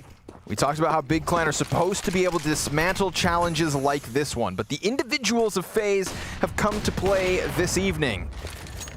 All 5 of them, most notably, right? We thought, oh, maybe this would be a big breakout from Brokey. Maybe he'd take over the server after a little bit of time. But, it's everybody putting up the frags here. Cold and Rain have gotten them so far thus in this round. And Searson answers with that op. It's not going to be a flawless one from FaZe, but it is still unfolding in their favor because the CTs are nowhere to be found on this A site. Dude, Big just keep falling back into save after save. Next thing you know, it's going to be FaZe on 15 rounds. But the bomb is actually yet to cross. Ooh, Rain picks up the headshot into Tizian. This puts Searson in an awkward position because he was just hoping to find someone attempting to plant on A. Xantares now has that task. Is he so blind? Yeah. Well, looks like he's going to have a few free duels here. Olaf and Cold only flashes. I mean, certainly one has CT written on it, but we'll see. Might be an opportunity here for Xantares to show us what he can get. And never mind. He will just get smoked by Coldzera on the rotisserie. Is Xantares. Turn it nice and slow. Sizzle the skin. Enjoy that. And yeah, meanwhile, Searson got 1. And so could have been a 2-on-2 situation. But that goes awry, and Coldzera puts 3 up on the board between him and Rain. They've got an ace. So 4 rounds of difference now for FaZe Clan. A's looking nice. This is awesome. Let's keep focusing on A, I think, right? I mean, I'm not gonna lie, man. We walked into this game thinking it was kind of bleak, Hey, we'll have a warm-up match here, you and I. Start the group off with maybe a bit of a fizzle out, but and Brokey starts laughing. The Olaf starts hitting 1-digs. But man, we've all been lied to. I feel like we felt it right from the get-go. Right from the get-go. When we saw Brokey double fist pumping. Yeah. I knew that. Where was that Latvian energy before? Something had clicked. Let's see if Searson can click back. He does get KRB, but that wasn't the only player on that smoke. He's so mad. Brokey was just scoped in, a little bit off to the left. As soon as he walks out, of course, Searson finds a lucky timing. So that's a fortunate opening, actually, because Brokey was holding that. So you want to give him credit there. Ooh. Second pickup from Searson. Of course he's going to take that and turn it into a multi. Yes. Whew. And he's still going. 3rd frag to the kill feed. 4th one, potentially. 5th one, perhaps. Depends on the timing here with the peaks, but bomb was retrieved. Coldzera initially dropping it. Searson flashed into the palace, hits the shot onto Olaf, can't quite finish with the frag, but Xantares is here to pick up those pieces. And just like that, round 23 is where Big will find their double digits. Still trailing by 3. And still having to deal with the individual levels of FaZe Clan. But Searson, right place at the right time. I think he almost 3 times. Listen, I think he almost gets lucky on this round to not get offed by Brokey on that opening peak. So he doesn't know it, but that was a good start for FaZe. Just a bit awkward on the bump with Kirby and Brokey at top mid. And we could have seen a whole different round. So Big definitely have a lot to be scared of. Of course, they're going up against all 5 of FaZe Clan before buying had over 10K as well. So they got a lot of fat in the bone right now. They've got to chew through. Oh, that got you too excited. That's supposed to be a bad thing. But now we're just thinking about stakes. Well, what's at stake? Big's pride? How dare you come through with that pun?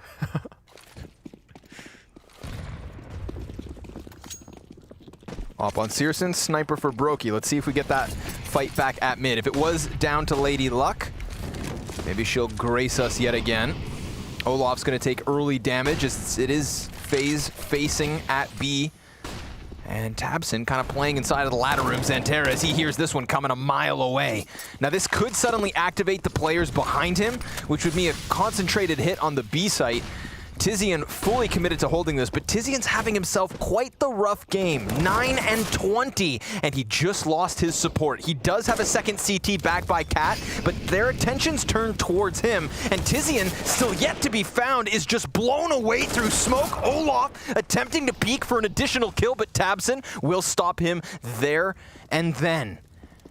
And when do the rest arrive? That's the question. Brokey, seeing a player at a distance, knows there's another up close, but even with the grenade onto Kierby, the bomb plant comes through. Brokey's looking to lock it down. 2v2. No utility left for the T side. 1 kit, 1 frag here for Big, but now it's only 1 player. Keto's gonna chuck out the utility, soften up Coldzera, but he has to deal with the sniper, and he sees that barrel. He's gonna sneak underneath it, almost hitting the headshot, focusing on Cold, but dying out in the end. It's FaZe Clan with a 14th round. Hunter, that was such a wonderful round from FaZe from so many angles. They lose the opening kill coming up Cat. And then Brokey, he doesn't continue with the Cat split, right? It's called out of round. We're going to split B3-2. Brokey falls back with the off when his teammate dies and goes back to B halls. So all their protocols coming out of the B halls are predicated on Cat players coming up to help him out with some angles. So some smokes are missing, some flashes are missing. Brokey comes back to B halls, his teammates do all the work to change the round completely after he calls that, and then they still win. That's amazing. The fact that they're able to pull through that sticky situation, look what it nets them. Deagles out of Big. This could be the 15th round secured for FaZe. Imagine that.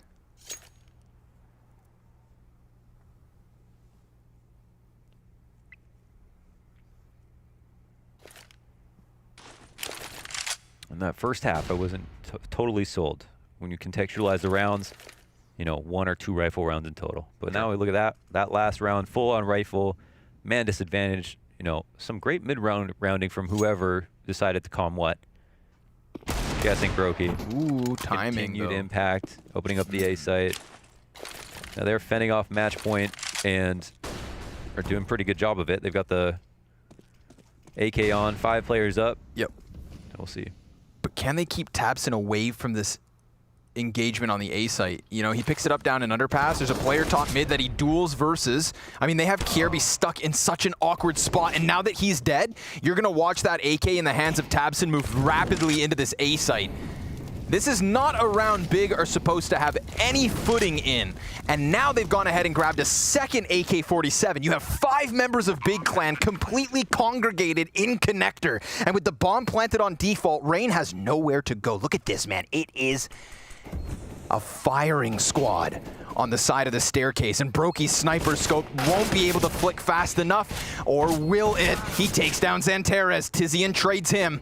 Coldzera's back on ramp, waiting for his time, but Tabson connects it between the eyes, and Keto's a closer. Look at the damage that was output versus Big, and yet they still succeed. 14 rounds to 11. Damn, they're so good. Just being a pressure cooker there in connector, putting so much emphasis on each angle, coming off of it, looking for fights, pulling players out of position, making them shoot, and then eventually exploding like a supernova from the stairs. And it's because of these great couple of pickoffs that make things really scary for FaZe Clan. Of course, they almost come through and pull it back. But yeah, that's as Big Clan surviving on a round they would have bought next. So what we saw in the first half, they have the money now, they put it together, plus they have leftover money. Woo. Game on. And it's also FaZe Clan to have given them a full loss bonus.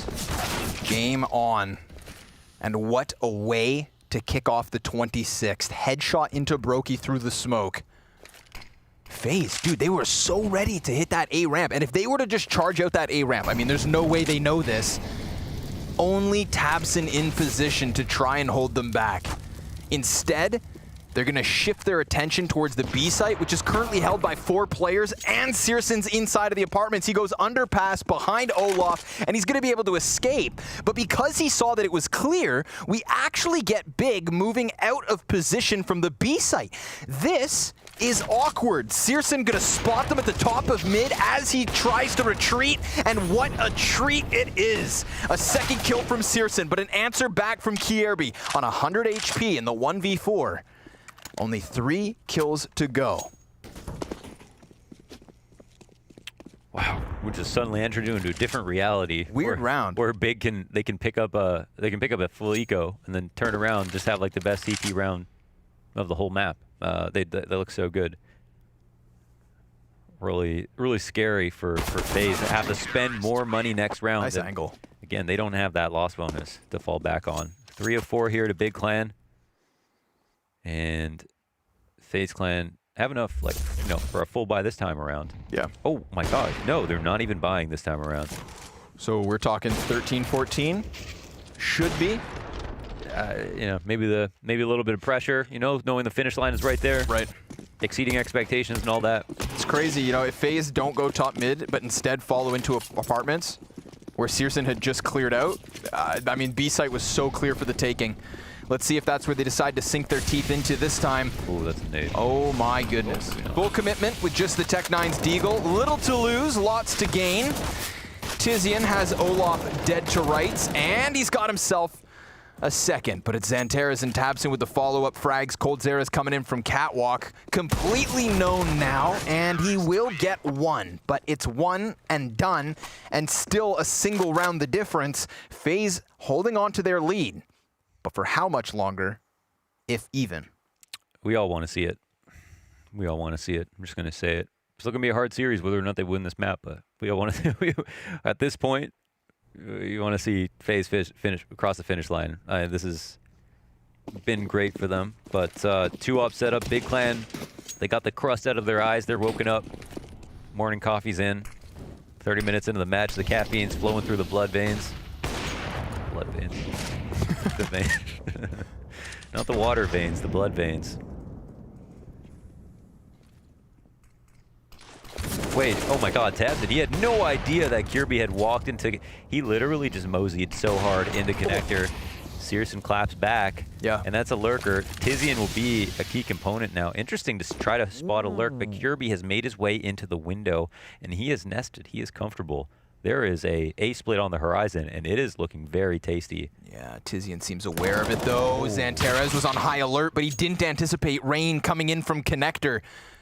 A two-pronged assault from FaZe Clan coming up onto the A site. Tizian, the timing, he just looks away. We've got FaZe knocking on the door of this A bomb site, but they're not sure who's home. This is redemption for Keto if he can, you know, put a round together here. He has been failing over and over again on the A site, but now he has an op. They don't want to retake, not with that sniper setup, not with the 2 snipers. They've got the utility for it, though. Maybe if he can swap weapons, it's one thing. Searson, he should have just, yeah, he saw the barrel. Oh, but Cold nearly checks him. The bomb plants in the open, and Searson closes onto the head of Olaf. Rain's gonna cross inside of the smoke, gets one, but that's done. Big, tying at 14 rounds apiece. Round 29, I wouldn't have it any other way. Let's do it. Oh my God. Didn't expect this match to be so good. What a flank there from Searson. Kills coming up on everybody. Funnily enough, all of FaZe are still positive. Olaf 18 and 18. Everybody has tons of kills though. It's really, you know, Keto, Tizian for Big that have been a tiny bit questionable. A couple of shots being missed here and there. But nothing else matters right now. Oh, tough here, FaZe. They're going all their eggs in this basket. Shells of an AK, 2 Galils for Brokey and Cold. And how deep is the playbook right now? We've seen majority A execs that have gone really well. Keto, he's putting himself out there. He's in front triple. He's in danger if he misses. Oh, you talked about his redemption. He's going to miss the first one. Suddenly, he is in hot water. All around him, the bullets start flying, and Olaf, he's connected too. Can Keto actually do this? Back in for second servings, misses the flick shot, and it's Kierby close on the smoke. Somebody's walking away with a 15th round, and it's looking like the FaZe Clan. Tizian, last man at bat for the CT side, and he goes down empty-handed. They've done it. It's overtime at least. For the roster, no one counted on. And they're smart. I mean, why not smile? This is the play. Olaf walks out of connector. Wow. Grabs the trade frag. Xanteras, one of the best refraggers in the game, goes down to Olaf, who hasn't touched it in months. Actually, Freya did us a very solid favor. Yeah. Sent me a text message in the middle of all this. Yeah. She said that when she spoke to Olaf earlier, okay, he said he's been practicing with the team for the last 2 days. 2 days, okay. So that's... Thought it was 1 day, but two, you had 2. Okay. That's good. 2 days of practice, huh? Is that all he needs? That's all 48 hours? That's all you need. It's LGB Olaf right here. Back in the day. Damn. With Rain. It's crazy how much impact he's had as a rifler, just like on all the maps, the development of the maps and stuff. It's crazy. I mean, he's just he is walking Counter-Strike. You know what though? Flush did the exact same thing. He took like an entire summer and a half off. Sure. Came back, won his first tournament. Easy. All right, round 30. Let's focus forward. I'm so happy we don't get some kind of like dismantled, dilapidated buy on either side. It's just a straight up gun round for either OT or Mirage in the back pocket of Faze, forcing Big Clan to have to try and reverse sweep the series. The opener here in the second group. Oh, Zantares under pressure. Oh, but Rain gets cleared out by Tabson. He tries his damnedest to stay alive. However, Brokey on the sniper. This is looking like OT needed. Coldzera comes crawling out from the hedges. And what can he do? 50 HP, 1v3, minute on the clock, no bomb. Patience. Delicate movement. Minimize mistakes. What is it, a Kleenex commercial?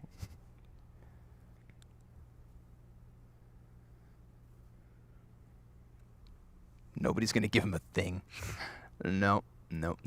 I mean, if he could slip around catwalk and get the 1v1 on B site, oh, then he had a chance. But it is the slap from Searson, his 27th kill, to give it 15-all.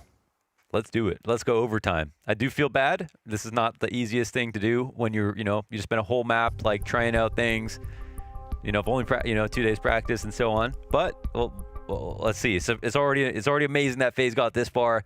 We're going to take it into overtime now. Faze had a really good T-side to pull that back from 6 rounds, right? From 6 rounds. Tons of impact here from Olaf, even on the T round. A couple of great entries in the final clutch moments of the game. And yeah, some strats that were very interesting. Like thinking back to that Brokey round where he falls back off Cat and they continue on with the B exec. They've really threatened all parts of the map at one point or another. So I'm sure it won't be the last time they'll be able to have a lot of variety here on the T side. Whoa. Tabson opening and a heavy stack towards A. We've got a bit more support here for our boy Keto this time around. He is still splitting up his attention. Like there's not 2 players beside each other. And Olaf is in the smoke. I don't know if this is a good fight. We'll see how it works for him. Yeah, it's about to get weird. Oh, damn. Okay, he's fast. Oh, what? Well,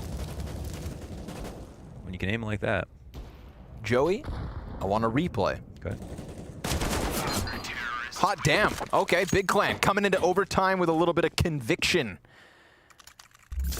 He's really risking it, though, in that position. A lot about tabs in here to control everything at mid. Second kill. Not letting Faze get into connector control and not letting him get away with any A-ramp walkouts. Yep. They've not been doing a good job, of course, of stopping them from coming out the A-ramp. So, getting your thumb on the problem where it hurts, I think, not a bad idea. Yeah. Maybe doubling up next time. Stick your thumb in the wound. Right. It's gonna get gross, but pour some Dr. Pepper on it. Yeah. You know what I mean? Really disinfect it. A little spit shine.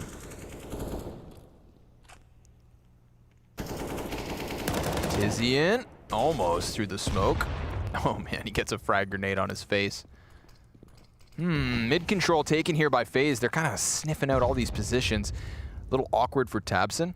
Both teams kind of mirrored one another, right? Tabson's inside of the ladder room, and his opponent's on the other side, but the mollies are going to burn him into the open.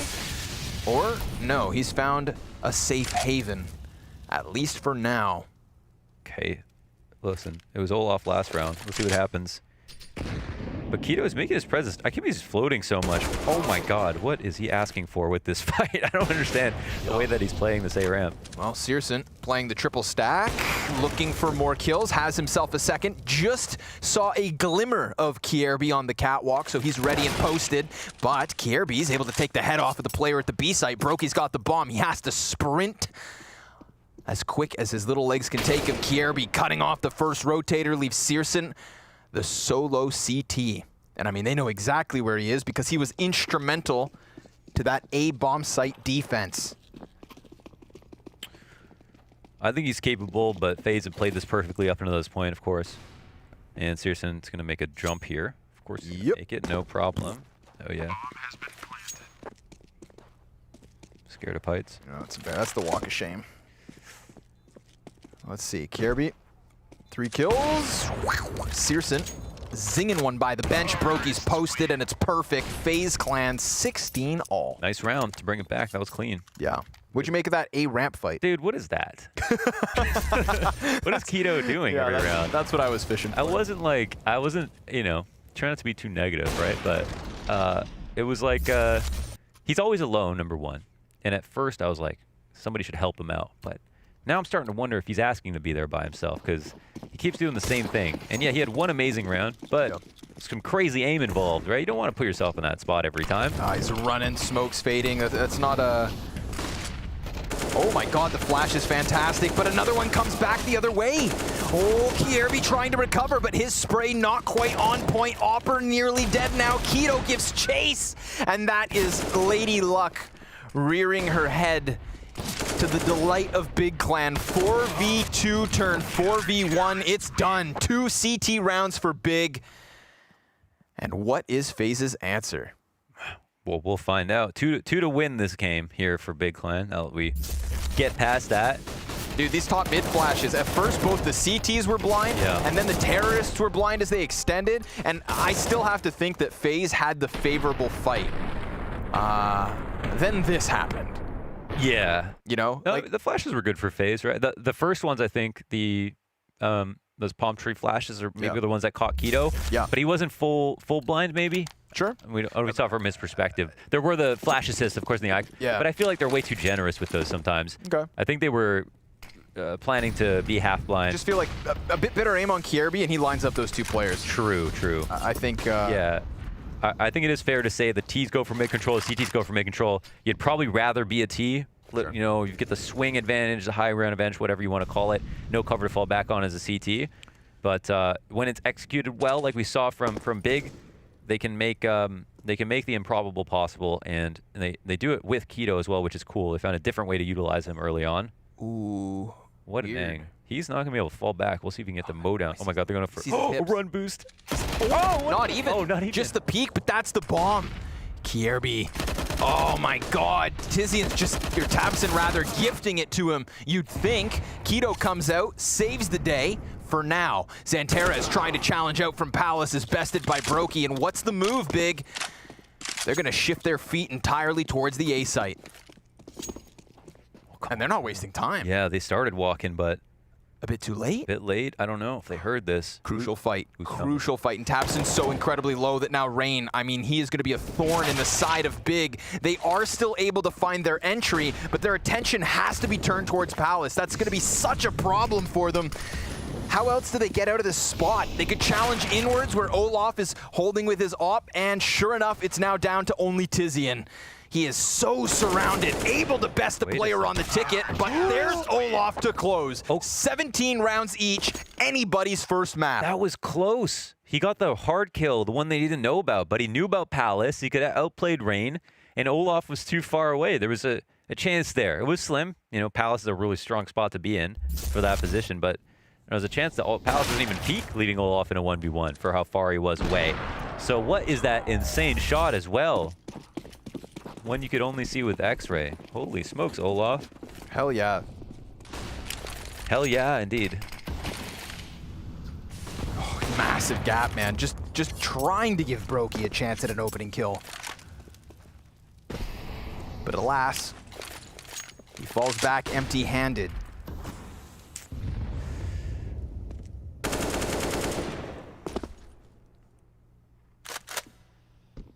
Let's see what they're thinking. Kirby's on Cat this time around. Back to where we know he's so good at holding this window, basically, with an AUG. Olaf takes substantial damage. Tabson, he's headhunting. God, look at the map control Big have. They are everywhere, and yet nowhere, all at the same time. FaZe not sure what exactly is about to come their way. really just about coldzera to catch lurks. He can spot them off cat. Brokey gets an opening kill too, and there's going to be now. Yep. Pay attention to Cold's movements He's here. close. Keto up in his face, gets the trade, Rain's position unbeknownst to Big. And they're gonna move that bomb in. coldzera, he gets his headshot versus Searson, but there's the saving grace. And for now, CT is open. That bomb plant could be everything. A 3v3 in the post. Quadruple flashbang for Faze. First one thrown out. Peek from Olaf nets them nothing. It's deeper positions coming in from Big. They've got one in Sandwich, one on Tetris, and a third player back on ramp. Layers upon layers. And the first Slayer is Keto. Now coldzera's trying to peek wide. He knows he's on triple, but they still don't know about the other two. Here comes Antares and Tizian both with a headshot each. A great hold. I Big mean, 18. 18. One more, they close this out no matter what happened in regulation. All the rough rounds, they've looked stronger in OT. Nice kill and post here from Keto, as well as an opening to get onto the A site. As you mentioned, so much map control for FaZe Clan to fight against without even really knowing it. They had a three-pronged assault from Connector, Palace, and A ramp. And I think Cold played his position well, got one of the frags in Connector, but by that time, it was a bit too late. Will Big pick up one more T round in a row, or will we see FaZe Clan take this to a second overtime? We're going to find out pretty quickly. Hell yeah, we will. Big Clan just wasting no time. Gearing up for the A hit. One player already out from Palace. Faze trying to challenge on the side of these smokes, but they've lost their vision. And because of the deeper smokes, you'd think they'd find nothing. Kierby's still able to get one Rain. He's got a gap, but Keto's got the frag. What a turnaround from Keto. He started this map so slow. Wait a second. They're pushing through to stop this plant, and they will. It works! coldzera's got himself the double. It's a man advantage back for FaZe, but there is still Searson coming in slowly from mid, and they're gonna have two members of FaZe pinched in Connector. Oh my god. The bomb can actually fall back. He gives him his back! Searson, he doesn't know there's a second player in front of Connector. How carefully? Oh my god, he grabs that! Now it's all on Brokey. He's gonna move his sniper into the site, but Searson with the 3K, that late lurk through mid. It's enough to get map one in the back pocket of Big. FaZe trying their damnedest in a series we expected to fizzle out, and oh baby, what a first map. That delivered. I mean, listen, we all had reservations about FaZe, at least if you had half a brain, but after that, that was some fantastically fun stuff to watch. Nuke's coming up next. Let's see it. See you guys there.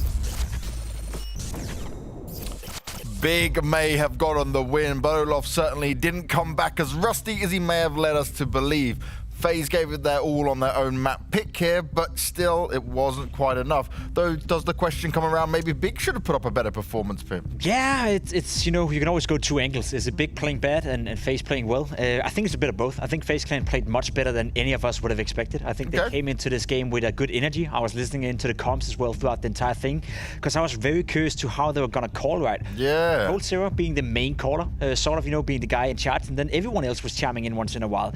If you do switch focus towards Big Clan, I think they didn't play their best Counter-Strike. It was like they were slowly but surely getting warm. I think FaZe Clan had a decent chance of actually winning this map. They just maybe lacked a little bit of a clinical finish at the end right here. Sursen coming to life, and that was the death of FaZe. I mean, you talk about Sursen. Look at this clip right here. Look at the game sense. He gets the kill and then zooming for the second one. Key Sursen was once more very impactful. 32 kills, 82 ADR. He was all over the place. But you know what? Speaking of Big, I think what really folded them is the beginning of both halves. And maybe it has to do with not knowing what FaZe were going to throw at them. We didn't know how FaZe would approach that game. We didn't even know who was going to be the IGL. We thought it was going to be Cold Zero. That was our hypothesis. But you could see Big, they were really struggling. First half, 4-2 lead for FaZe. Second half, 7-0 lead for FaZe. And yet, Big climbed back. Yeah, it was one of those things, right, where you go, okay, we're going into the unknown, we'll try and play our game, and then sometimes they can throw out a surprise, and they've certainly got the players on the FaZe side to give you that surprise. Now, you just saw Toby there, the coach, right? When I was listening into the Big comms, what I found was really interesting. He's like this calming voice that's delivering in the background the whole way. Like, if there's little details that made the players don't miss, there's a moment where Tabson was saying rush, rush, rush, and then what he did was slow him down and said, no, you've got plenty of time. Just real calm, real cool, and he's kind of semi-micromanaging and helping out at times, but it definitely seems to have a lot of like impact for him. Yeah, and it's good you have a coach who can chime in, you know, with valuable information and be that calm voice sometimes. Definitely a great attractor to have. Normally, you know, the coach wouldn't be able to do that mid-game, but during the circumstances, the fact that we play from home, we're in this, let's call it the online era, the coaches can really, you know, make themselves useful in that way. And it's good to hear that Toby is doing that. I think Big Clan, you know, they didn't necessarily play a bad game. I really do think FaZe played much, much better than we expected. And I think you're spot on when you're saying, you know, Big Clan probably couldn't prepare for FaZe Clan, because I was also listening into the FaZe communication, and they hardly knew what they were doing at times. You know, it was a bit chaotic. It's evident it was a team who have not played a lot together. Like, they haven't been putting in the practice because they simply haven't had the time. So, despite those circumstances, still a very, very good performance. And we are going to take a listen to the Olaf Meister. Yeah, because I was being, you know, I was a little bit underwhelmed by the fact that it was Olaf Meister coming into this FaZe Clan. I think there's bright talents out there who deserve the chance, but I will say Olaf did a good job, and especially with this mic clip right here. One more shot low. Nice. Biebs. One shot. Nice solo. Nice. Look at this legend.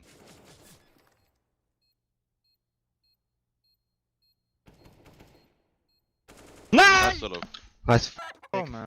Back, man. What? Back. Rope slope. Man. Jesus Christ. You don't even need the fuse kit, man. Easy. Hit back, boys. No one mess with him. They are definitely having some fun, but you are right, Pim. But back is what they said, and at least, right, they gave us a game. It wasn't them just getting blown out. I think that's the important factor here. Yeah, and I just quickly want to touch upon Olaf Meister, because it was clear the Big Clan, they had a game plan. They wanted to try to bully Olaf Meister in the beginning of the game. I think the first 6 or 7 T rounds, they went towards the B bomb side, but he was actually standing up for himself. He was doing a good job, and despite having not played the game for quite some time, he did fantastic. I absolutely agree, and now if I flip the conversation towards Nuke, there is going to be an issue. Think about the role that Nico was playing outside on Nuke. Have fun. Yeah, exactly. Have fun. GL, HF, that's all you want to say, because Nico had such a hard role to play on that yard. Sure, he had Brokey with the AWP helping him out, but I'm looking forward to seeing how FaZe Clan is going to kind of solve that problem, solve that riddle. Do you just put Olaf outside when he's going to have a ton of duel, he's going to have to outmaneuver, outposition everyone? Do you maybe leave him inside, which is more of a turret role? I'm not exactly sure, because sure, he did a great job on Mirage considering the expectations we had for him, but I'm not sure I would want to put him yard outside on Nuke. And talking about Nuke, right? That's the map that's coming up next. That's Big's choice when it comes to it. And certainly, you guys mentioned it, the previous time them two faced off when it came to Nuke, it was not pretty. For FaZe here, right? Is this just about keeping that loose style, keeping that fun with it, and trying to pressure Big a little bit more, catch them off guard with some of these surprises? Yeah, you'd hope so. I assume they get to start on the CT side on this map. They get to choose the side, and that is a very important factor to look out for, because the CT side will be where FaZe Clan will have to take the majority of the rounds. Yeah. I'm afraid when they get to the T side, it's going to be tough for them. If they can win the pistol, get a couple of T rounds, get off to a good start, there's definitely a chance we can have another competitive game. But going up against Big Clan on a map like Nuke, it's going to be much, much harder than Mirage were. Yeah, you're absolutely right. And again, the beginning of both halves will be key. Because if you think about both teams with the same amount of money, you give Big all the utilities, the snipers they need, they should be the better team. And if you look at Mirage, that was the story. As soon as both teams had the money to go into the rounds, Big Clan were the better team. They're more organized, they've been together for the longest time, you can have the list down. So for FaZe, it's going to be about capitalizing. It's going to be about momentum. Sure. Strip Big out of the AWP, out of the Molotov. You can play the fast game. On you can do that too. Even on the T side, you can spin roll absolutely, steamroll your opponent, rushing outside when there's no an AWP. That is possible, but the beginning of the half is going to be key. Now, what would you guys say when it comes to Big Clan, though? Because like we mentioned, maybe being caught off a bit by surprise of what FaZe threw at them there. Do you think they go into this a bit more cautiously? Maybe like, oh, okay, we've got an understanding of what they might throw at us now? I think Nuke is one of those maps where, it's boring to say and you hate it when people say it, but as long as you play your own game, you have a good chance. I think Nuke is one of those maps where you can actually allow yourself to say so. If you have a game plan, you stick to your game plan and you execute well on the game plan. I don't think there's a lot FaZe can do to rattle Big in that sense. You still have individuals, right? You had Olofmeister doing a good job in the beginning of this game. Unfortunately, he slowed down a little bit, so hopefully he'll pick it up again. Had a strong start. If he could pull off a couple of clutches, a couple of good rounds, then there's enough skill on the FaZe Clan side to make this competitive. But again, let's be realistic. All the fans out there, everyone watching, we cannot expect FaZe Clan to bully Big on a map like Nuke. We expect Big to win, and the question is, at least for me, if FaZe Clan can make this competitive, that in itself would be a win to me. That in itself would make it a great game of Counter-Strike, which I don't think necessarily many of us expected coming into this one. Now, one person we haven't spoke about just yet, Maniac, is Brokey, right? The guy that we're hoping to see have a great career throughout Counter-Strike, and when it comes to this, right now he's in such an awkward position, much like the rest of the team are with it all. But in moments like this is when we need him to really show us that X factor. Now Nico's not there, right?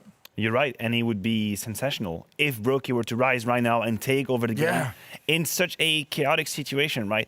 I thought that whenever they were together with the normal lineup, he was already doing a great job. I think he was playing a more mature game that his rookie status would suggest. He was clutching, he was having impact at the very end of every game I was watching. Now here, that's basically a glorified FPL going up against me. That is how hard it is, and I don't mean any disrespect for any of these players. Pimp was listening to them. They're making plans on the fly. That's the best they could hope. So for Brokey to be able to take over a game like that, going up against an organized team, which has protocols, which has routines, it is really complicated. It's maybe even unrealistic. Just quickly want to touch upon it as well, because I talked to FURIA during this game. She was interested in the communication, and she said that FaZe Clan have been practicing 2 days with Olof, right? So they have maybe had, on a good scale, they maybe had 5 or 6 practice games in total. So to expect them having played Nuke more than once, probably not right. So you go into a map against Big, you go into Nuke against him, and you've only played it once with Olofmeister. So sure, they know where to put him, they know what position he's in, but as Maniac said, they will have to come up with stuff on the fly, and that is incredibly tough on a map like Nuke. And another fact we haven't touched on, right, and for any of the people who hadn't seen it, is the fact that Janko is no longer with the team either, right? So Nico left, Janko went as well, which means they don't even have a coach to help you on any level to get to a point where, like, you can have an extra person to give you some advice.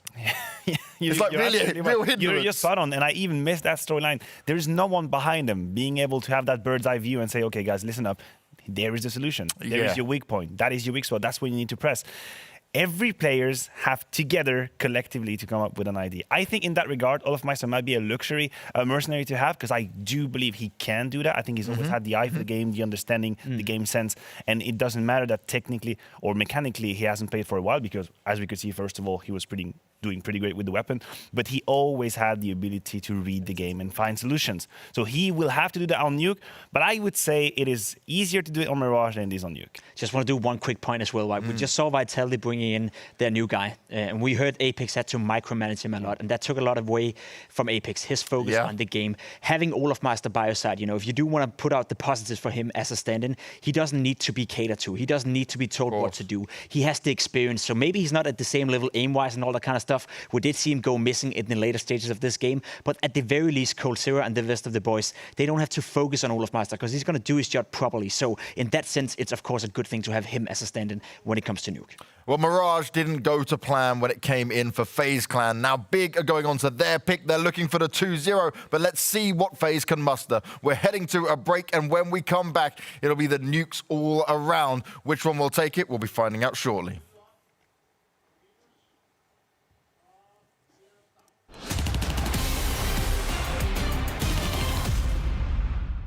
It's that time again, folks. It's time for Skin Survivor.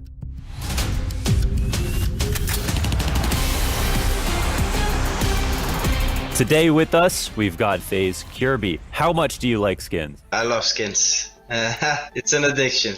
We're going to pick between a bracket of different Glocks. Are you ready to pick your favorite Glock? Yes, I'm ready. Round 1 is a quickfire round. Let's get into it. Twilight Galaxy. Nuclear Garden. Vogue. Knight. Royal Legion. Press. Reactor. Water Elemental. I thought you got all the answers correct. And now that we're down to 8, I'm going to ask you why you like each of these skins. So let's get into it. Sounds good, okay. Twilight Galaxy versus Nuclear Garden. Nuclear Garden is a bit more flashy. Vogue versus the Knight. Vogue is a new Glock I really like and I have it myself. Royal Legion versus the Brass. The Brass, the Legion is a bit too flashy maybe. Water Elemental versus Reactor. Water Elemental, it's a really old and cool skin, so it deserves to be in the next round. Okay, everybody at the edge of your seats, we're in top 4. It's the semifinals of Skin Survivor. Kirby, let's get started. Let's go. Vogue versus Nuclear Garden. I have to pick this one, the Nuclear Garden. All right, round 2. Water Elemental versus the Brass. Should be easy Brass, but I'm gonna go with the Water Elemental. I'm not sure why, it's just so deep, the red color, so... I'm disappointed to see the Brass go this early. Like, should have been a finalist 100%. Grand Finals. We've got the Water Elemental, the red and blue mixed in together, a classic skin versus the modern, the fluid, the Nuclear Garden, coming in to take the crown spot. Who are you going to pick, Kirby? Who are you going to give one of these skins to, and which one is your favorite and why? The OG skins get replaced, right? But you have to stay modern and relevant, so I'm gonna pick the Nuclear Garden. Gotta stay young with the kids, you know. And in an unbelievable upset, the Nuclear Garden takes the final spot. And now there's only one thing we've got to do, and that's give the Nuclear Garden away. Okay, Kirby, my final task for you, we've already picked the final skin here, is to pick a number between 1 and 4. Gonna pick number 1, always number 1. Rafa Vera, congratulations, you're the lucky winner of the new Nuclear Garden. And Kirby, thank you so much for coming on, my friend. Thank you guys, and congrats, Rafa. Rafa.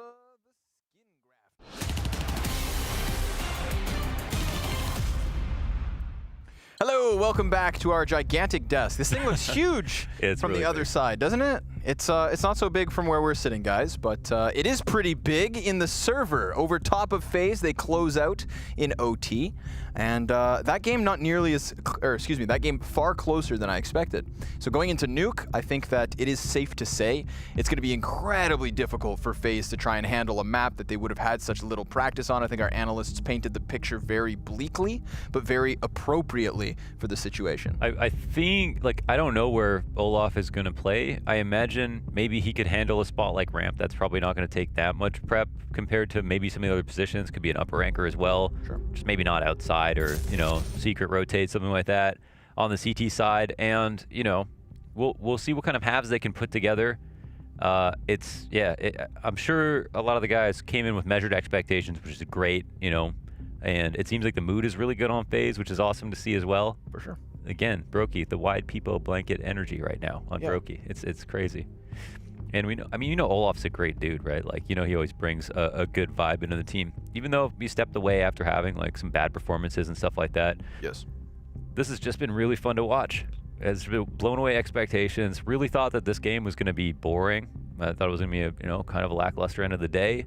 And it's just delivered so much. And to be fair, part of that is Big maybe not playing as well as they could have. Sure. But, I mean, I saw plenty of rounds from Faze that looked awesome there on Mirage. So let's take it into Nuke now and see what Faze can do. We got the CT side right away. So curious to take a look and update ourselves on these spots to see where Faze are placing in Olaf and how comfortable he looks on this map. I see him immediately heading out towards ramp. Okay. Understandably. We'll see whether he stays there for eternity. Kierby with the kickoff. Rain, well, there's a player just flying past him. Difficult kill to get. At a 4v3 nonetheless. However, bomb plant on that A site. Easy. Wrap around from Trophy. Kierby with another kill to the feed leaves a 1v4 situation for Keto. Now, what the hell's he supposed to do about this? Coldzera running inwards, gonna get popped, and a second shot into the face, a third, get the third! Now he's gotta get back behind the door, he's jumping, it's desperate, I don't know what it is, but it's a pistol round win regardless. Faze are gonna take it. Make that doorway bigger. Oh. The movement, the door, it didn't open fast enough. Door stuck! Door stuck! Door stuck! He couldn't get out of there. Oh, it was so close. I love how it went from like the cleanest first possible one tap into like a messier second into an awkward third, and then the desperation, right? You just you feel him like teetering. It's almost like a it's like a Looney Tunes moment. You know, he's standing on the edge. He's fallen 80% of the way. He's still waving back and forth, and then he plummets to his death in the end. So. Luckily for Faze, that's not where they had guns. It's not really any kind of a cost against them. It's just... All right, well, welcome to this episode of Who's Got the Better Buy. Tease will grab an AK, Galil, Scout. Second round buys are nuts, man. So without a bomb plant.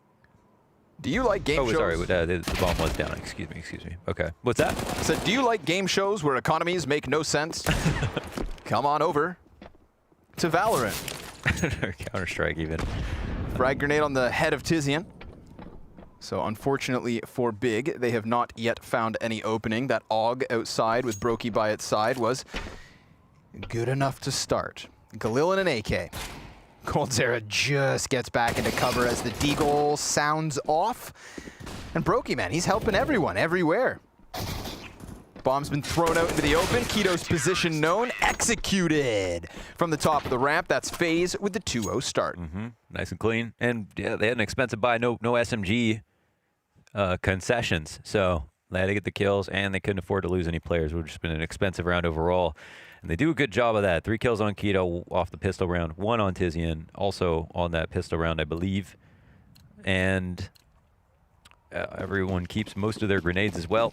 So they'll have another farm up round here, and the CTs can really get on their feet. Get on up. And get on down. Frag grenades. Blowing Keto away. AUG. Easy pickup versus a peak like that one.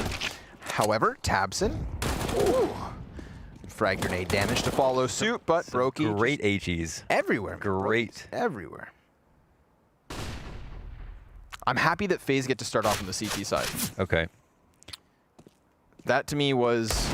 Oh, yeah. Yes. More of that. As much of that as possible, please. That was a great shot. Down range. Can we replay that one? Off the heavens. Blow. Shimon. Okay, we have to settle down now because there's guns, and suddenly things could take a turn for the worst. Yeah. We're only drinking water, right? Working on it. Full util kits.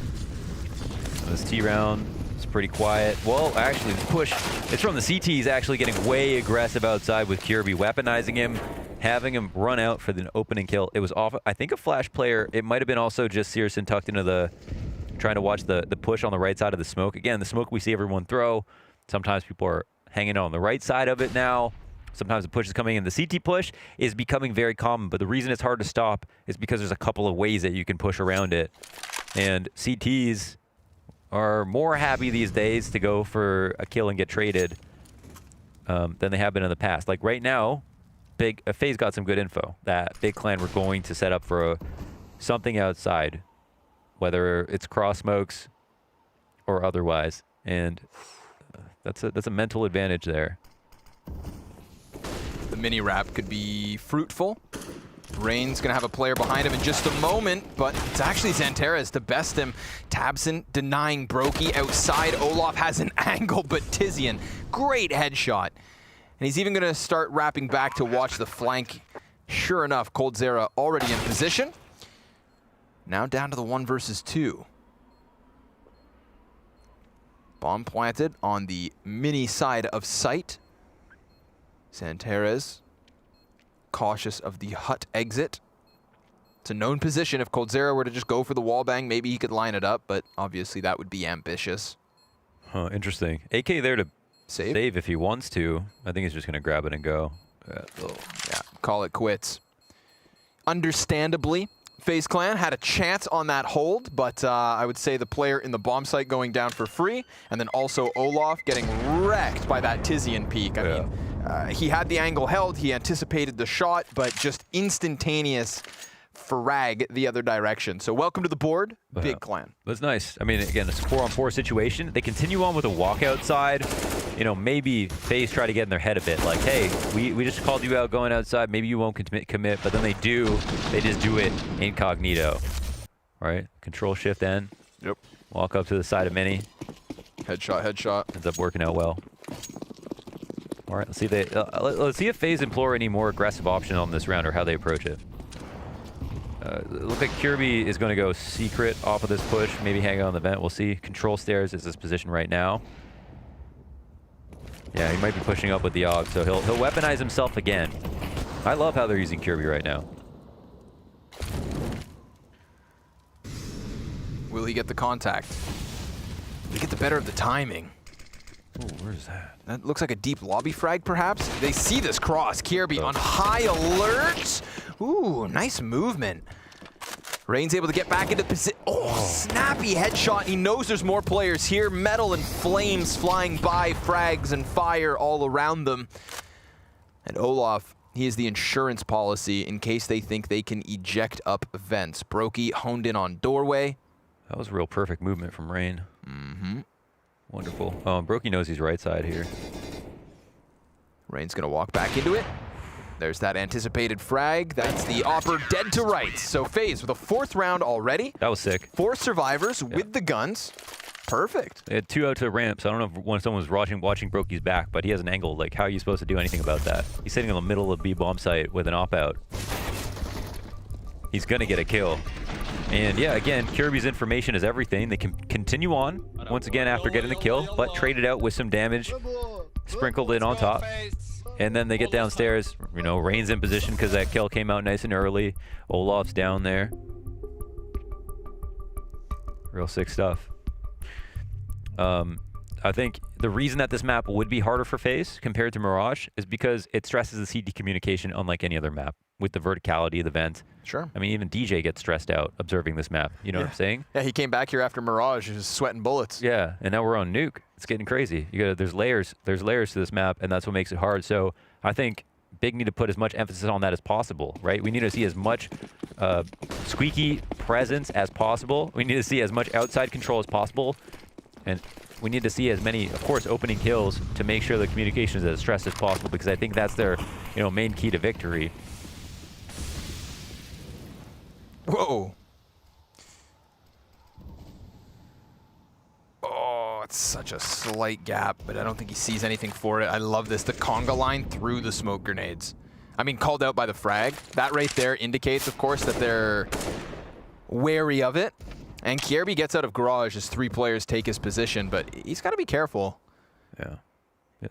Small risk exposing himself to credit card, and you see he's very uncomfortable, but he does have the right idea. Like, he can actually stand here. Yep. Yeah, I don't think he's going to fall for it. He knows how patient Big are. No sight on cross, no contact down B. He's going to start clearing this all up. Excellent 3K from Kierby. Really good idea from Big. You know, if Kierby decides not to switch out to credit card, but rather go tuck in the back of garage, then that could have been an easy 3 versus 1 to Big's favor. They grab the gun off of him. They find an opening elsewhere, as Xanterez has just done. And there's at least some sort of a cost versus Faze in this 6th round. But that is not the case. That is not the world we live in. This world features Xanterez 1v4 op in hand. 25 seconds. That's not too long to save. Everybody else would buy up around him. He'd sit pretty on 18. Just make sure you don't die after time if you think about saving this. Well, a strong showing already, and it's not luck. No. We're seeing some good stuff work. I'm loving how Kierby has been playing these rounds so far. Again, very proactive, you know, really showing his star player potential. Ouch. Yeah, really showing his star player potential. Some good rotations to lower, some good responses. Everything seems very good so far. And they're keeping it nice and simple. And I really think, you know, Big needs to threaten more vent dives here and see if they can exploit something in that regard. We are on a better round here for Big Client, so mind you, it's a pistol plus a couple of anti-ecos, 1 rifle round really that they've won over Big and 1 traded back. Yeah. But this will be another foundational round to their CT side. Xanterez only on a P250 somehow. Died at the end of the last round, so no bonus. Oh right, what am I talking about? So the two takeaways from that is Searson has to buy his own, no utility. Yeah.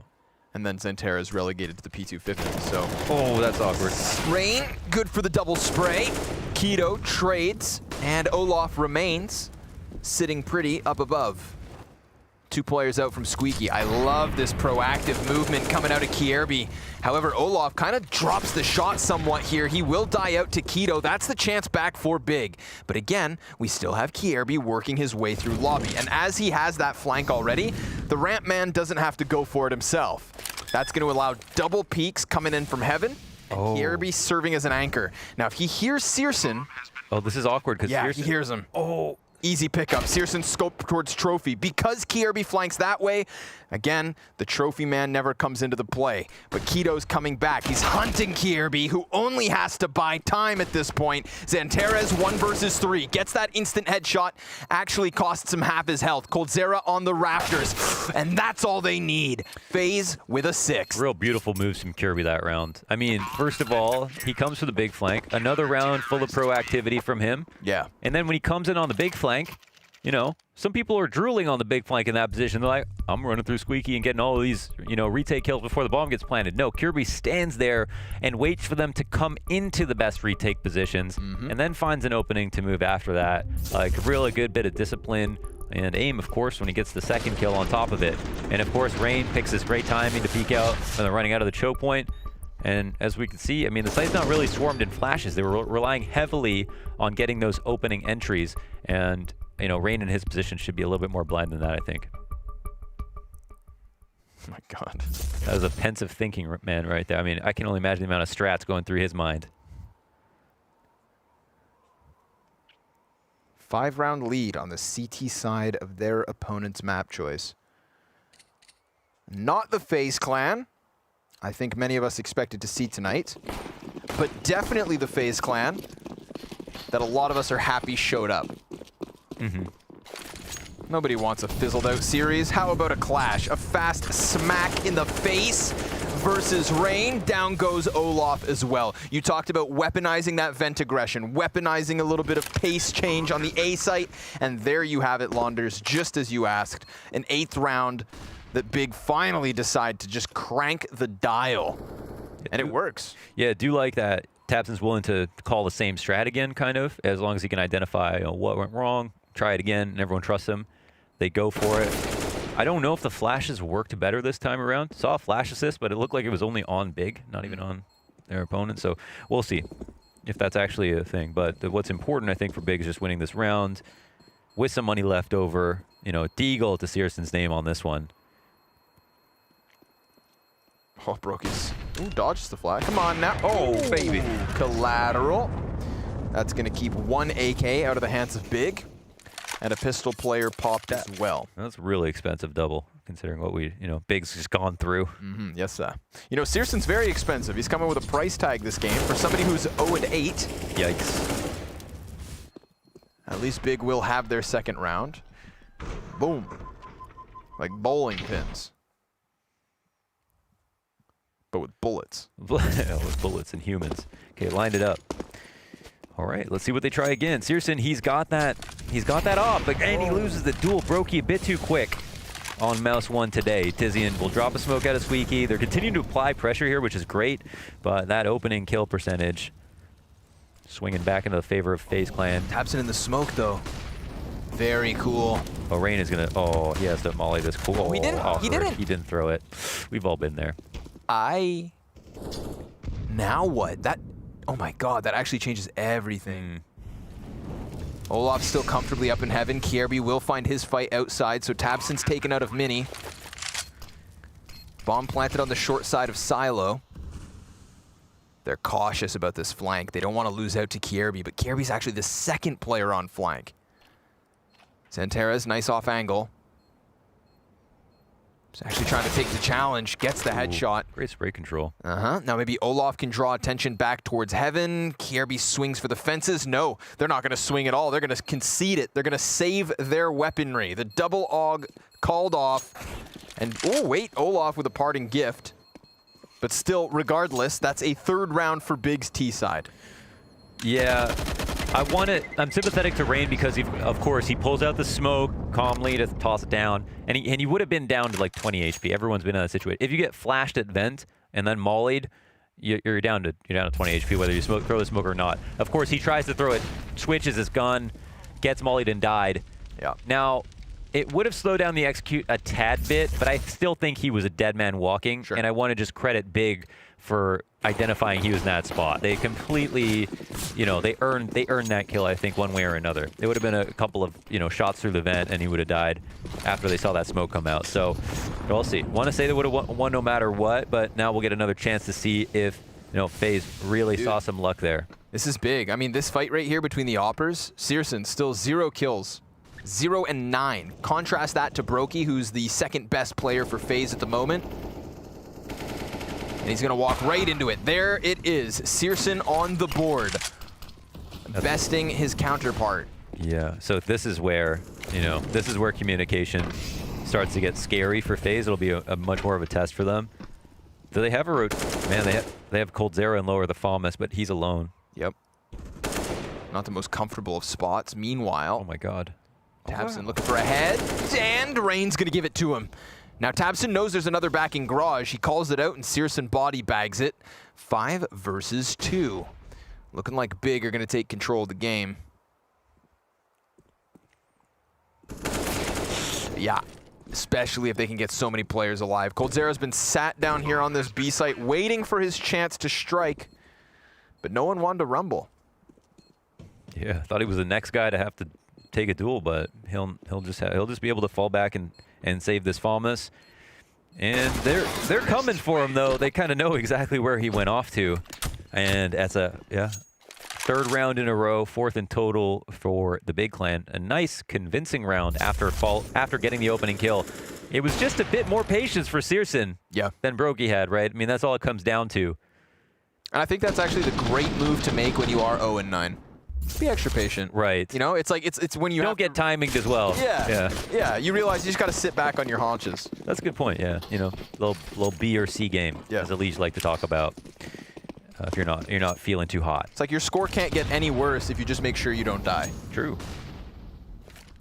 I can lose by moving from this angle, but I can't lose if they peek me. Exactly. Okay. All right. It's math.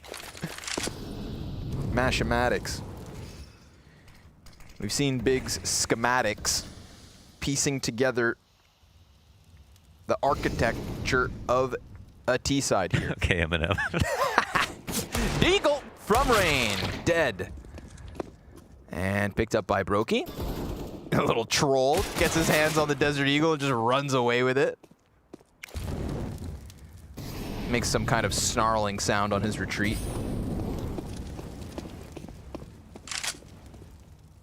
Well, they're doing great when they get that opening kill and outside control. They're being very confusing right now. This is kind of what, you know, we're looking for. Poor Olaf by the vent. Low info here for the CTs, despite having this push going on. And I'm sure it's, you know, it's not set in stone where Big want to go. However, now they're starting to approach Mini, and this Heaven Wrap, more than enough time. Despite the CTs all being here, such great spots to attack from. However, a fantastic shot from coldzera. Yeah, drops bomb with 25 seconds. coldzera looking like he's gonna have to do it all. Bombs dropped over. And they know! Brokey knows that the other player had to cross. 20 seconds. Keto, he's got the AK, he's got the Kevlar, but now Brokey's got his paws on an op. And coldzera's got the patience. Double flashbang. Where are they? Keto's trying to take the challenge down to 14 HP, and the slide out from coldzera. A trio of frags from him, and Brokey with that one kill, cutting off the second T, removing any assistance from the bomb planter, gives FaZe their 7th round. Yeah, that push in the lobby. I thought Big were fine because with this A attack, it was all well coordinated. They had Santeris, Heaven, Couple, and Mini ready to approach at the exact same time. But coldzera hits this opening, you know, shot onto Santeris. And oh man, yeah, he has some damage as well. And Jesus. Boom bop. What are you supposed to do about that? That's some sick stuff. Get better. And yeah, I mean, that's of course why teams are pushing into the lobby, so that you can sit in those angles when outside control gets taken. But still, that's some crazy heroics there from coldzera. Looked to me like Big were gearing up for a faster hit. But they actually just go for the wall bangs into the A site. Nets them 0 damage. Rain will get eventually tagged, but nothing to really write home about until that happens. Tizian, through the smoke, removes Rain. KRB credit card, but this opens up the Mini. Tabson, still lingering within it. Olaf down to 9 HP, and they know exactly where he's at. Frag grenade's fantastic, and the headshot from Tizian.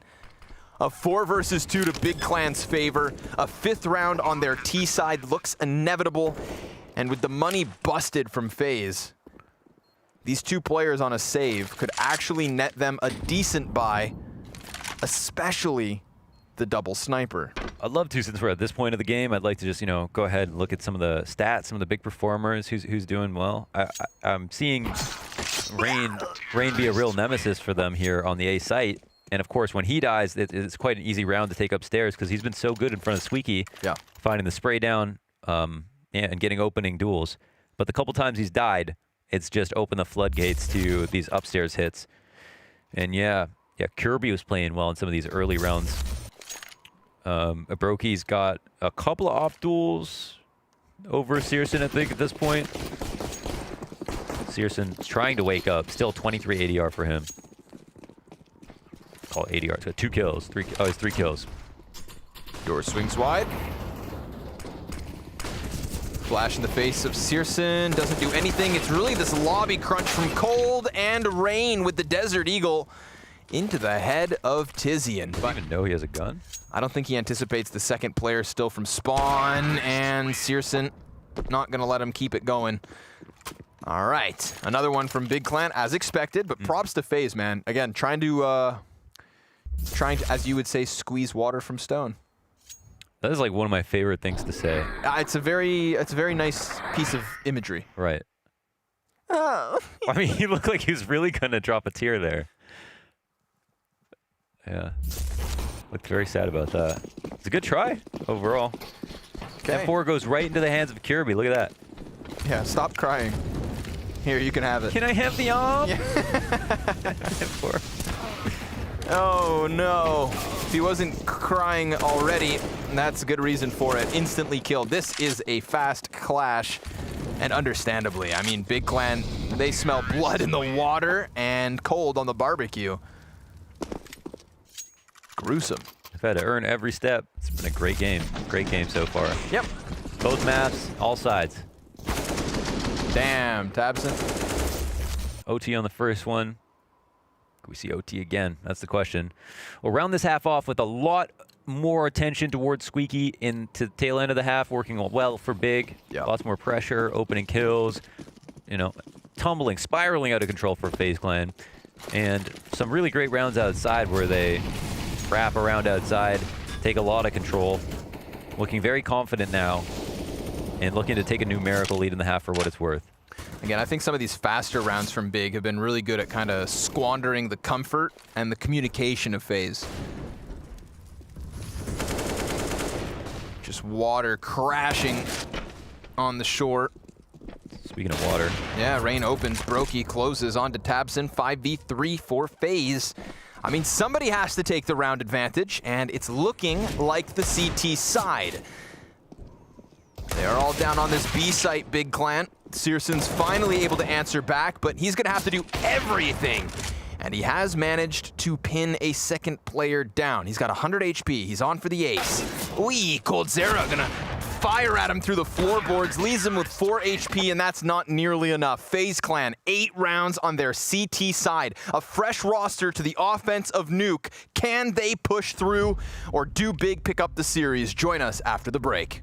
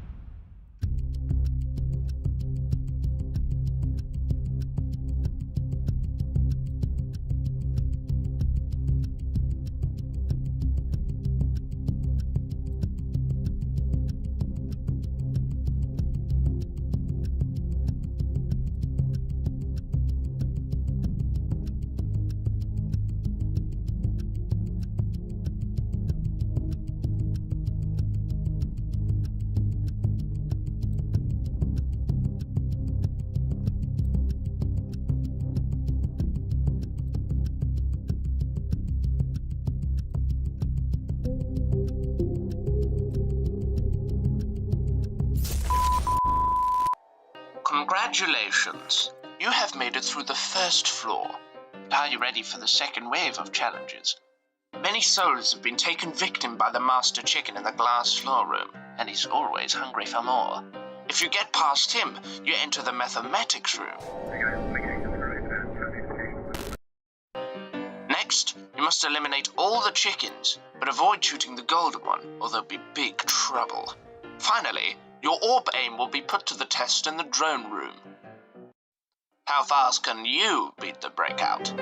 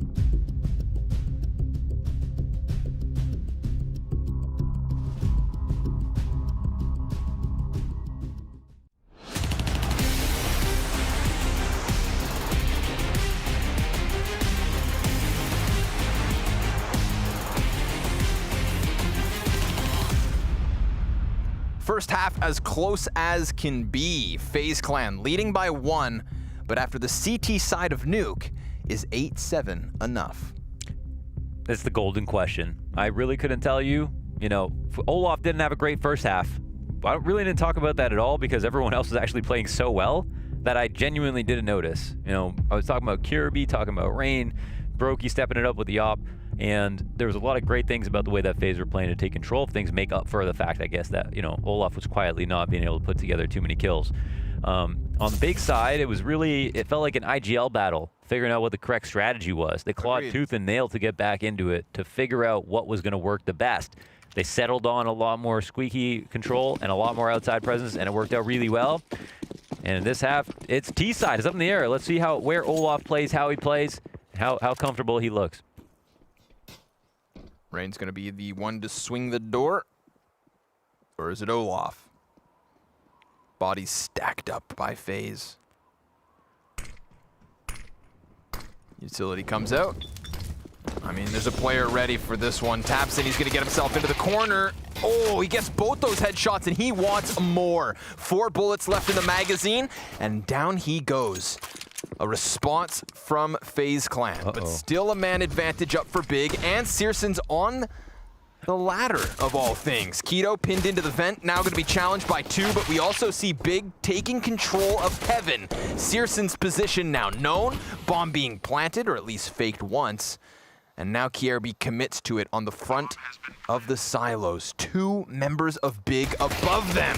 Just swooping death downwards is Tizian. Searson gonna get gushed, but still able to close. That is Big to tie at 8. That's a revolutionary smoke. You know, we see more teams throw this.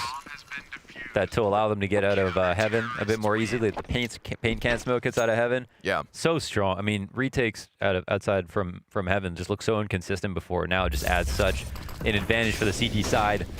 Really nicely done. An amazing shot. I mean, you know, Olaf comes out for the refract, dies in the middle of the air. They have no chance. Taps in. Laser focused.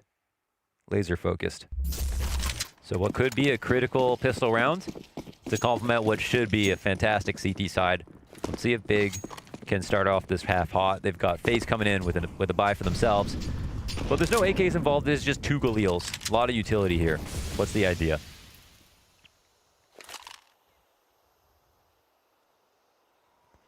Creep and crawl.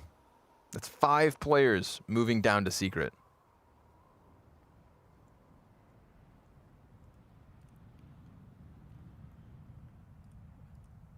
Any info on the cross?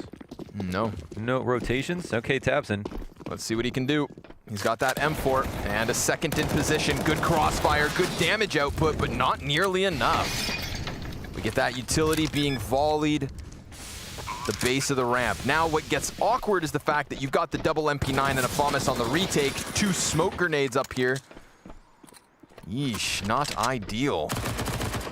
Are they calling a save? It looks like it. Yep, that's all she wrote. They gave up an M4 in the site, their best gun on the round.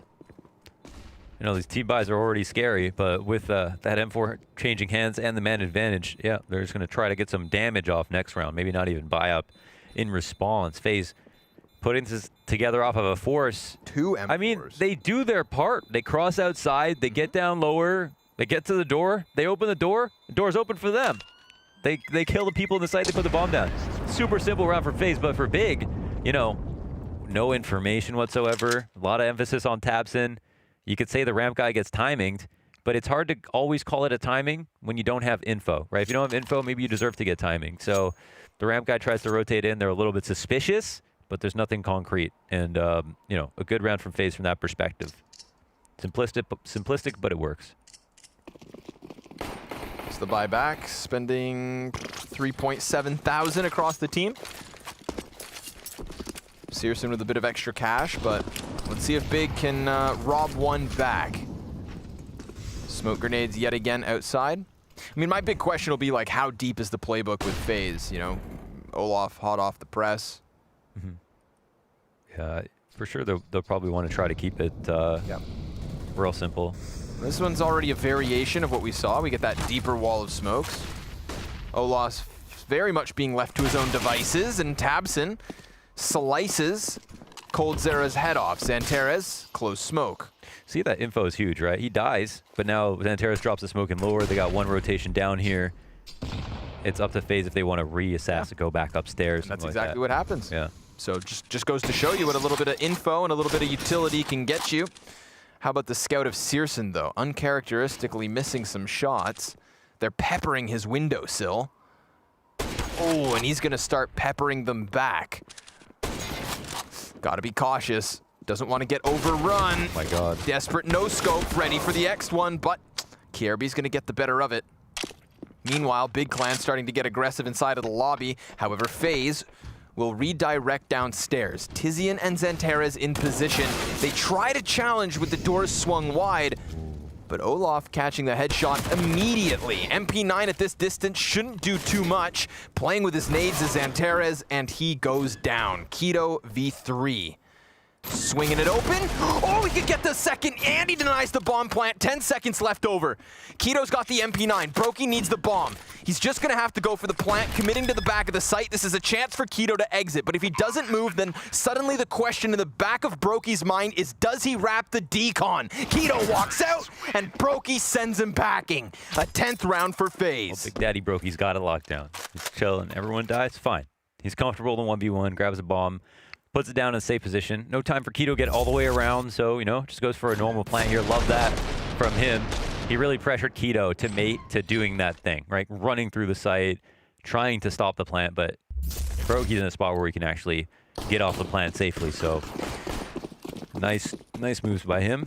And, yeah, Big, it comes close. It gets hairy, but they're back to pistols. 2 rounds of difference. T's crossing outside in a couple. A couple of T's are late here as the smokes start to plume. Pistol shots go in. They're going to get some... Yeah, they have an idea of what's going on, but FaZe Clan are spread out still. They're actually trying to encourage this lobby push. Olaf's on the roof. That is rude. And so is Brokey. His 17th kill added to the tally. Ooh, free P250, why not? Rain with a headshot. I like this. The default couldn't have worked out better. Yeah, flawless round basically. Assuming Brokey closes, and of course he does. His 3rd kill on the round, and Faze's 11th to the board. I do like the 2 pairs of footsteps outside, running with the smokes to really make it seem like it's a rush downstairs, as the smokes plume as well. So, yeah, may definitely make it look like some kind of strat, waiting for those flanks to come in. A good round. Big Clan will have to come back from this. The rifle buy is here. I don't know if this is an economic discussion, maybe a little bit of a stress pause, a reset as we come into this.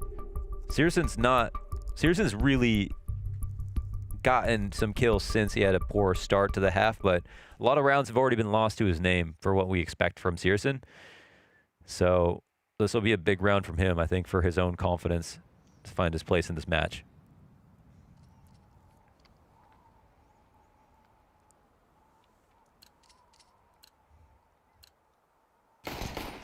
All right. Swing potential here for FaZe. They win this one? Damn. Could even be a blowout. At least that's what it looks like. Never going to be easy, but Rain will post up early. That's an easy lineup here for Tabson. Tries to continue the spray, but that's what actually costs him there. A bit of an overcommitment, perhaps. Keto, close smoke. Xantares, exact same position, basically, but they're going to circumvent the threat by heading downstairs, and there's no rotate in position other than Searson on the op. We wanted to see him deliver. Now's his chance. 3 players on the other side, and he drops no success. That's an instant save. That's, I mean, is it not? They should be saving, I think. Like, they're coming in for the retake here. People are getting in position. The bomb's planted. Maybe they're hoping it wouldn't go down so fast, but yeah, they got to... Now you're out. I think you call it, man. They got to get out of there and save their guns, right? Don't just, like, half commit and stick around and see what happens and try to get a kill, because Xantares getting a kill is worth less than Xantares simply staying alive, and Tizian looks like his days might be numbered as well. So he gets spotted in the big garage, and they, as in FaZe Clan, are going to want to hunt. Holds off just the first. Yeah. That was the reason they did that, of course, is because Tabson is their lower player. So as soon as he died outside, they just rushed it. They're like, we're not even going to overthink this. We're going to go put pressure downstairs. And Searson, he's not been on point, drops a shot, trying to hold, and it's an opera downstairs, so he doesn't have tons of like multi-kill potential in the same way like a rifle on control stairs could do with some utility to work with. He's got to take an angle, fall back really, and hope his rotators can do a lot of the work. But FaZe, they make a smart move. They just go quick. Had a chance on that one too, right? Searson got the bullet off, but coldzera just rails him to the side of control. He didn't tag him though, did he? No, not even. He Just didn't. missed. Yeah. No. Wasn't like he got robbed or anything like that. Yeah. Robbed himself. Robbed himself. Now suddenly we're looking at a very likely 13-8 lead. Everything other than the very first round of this second half has been FaZe's name all over it. And at times, not even looking close. When we think back to, Mirage's OT. Yeah, this could have been, I mean, this could be the 2-0, assuming FaZe continue to close. Coulda, shoulda, woulda.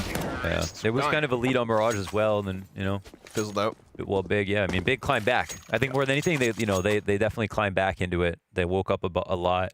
Same thing happened. They had slow starts in these abs. Yep.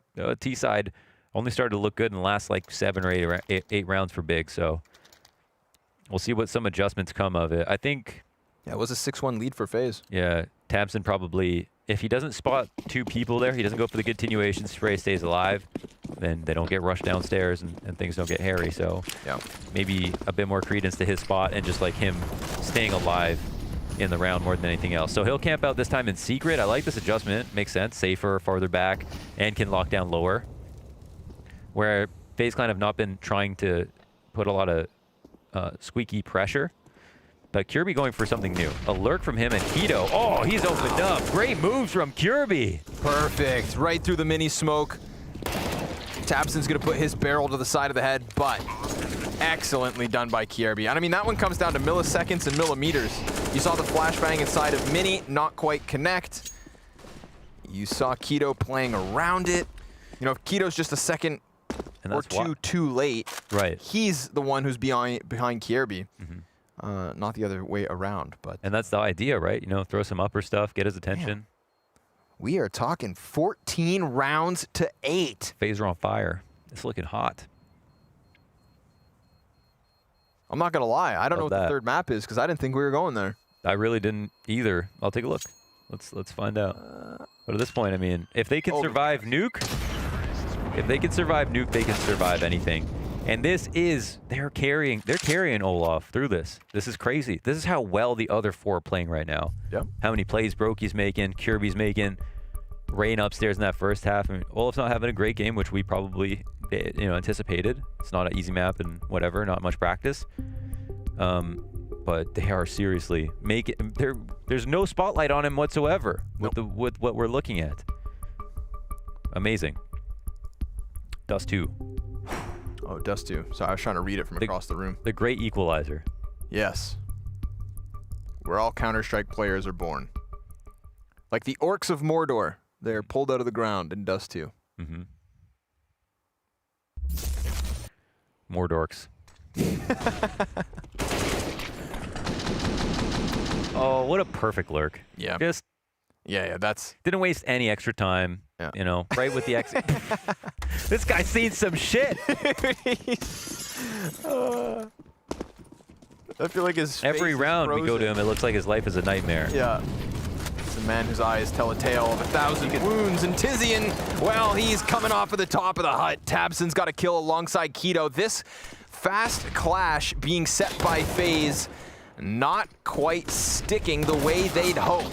Brokey hoping he can make something happen, but he gets cleared out by Searson, who doesn't shy away from the gunfight. And with that attempt from FaZe Clan, they're going to have to go back to the drawing board. Everything had been working up until that point. Luckily for them, they have such a lead that there's plenty of time to adapt. Back to outside. Yes, sir. We'll see. You know, I think it would be cool. I mean, they had that nice pocket strat with Kirby on the lurk. Love that. It was kind of like that, you know, like the Blame F lurk, complexity rounds. But I think there's still ramp to test. I think there's still outside that they can always go back to, because they've had pretty good success there. Then some more pressure on the lower side. I mean, I think they should still consider squeaky burst like they just did. Try it again, maybe just not right away.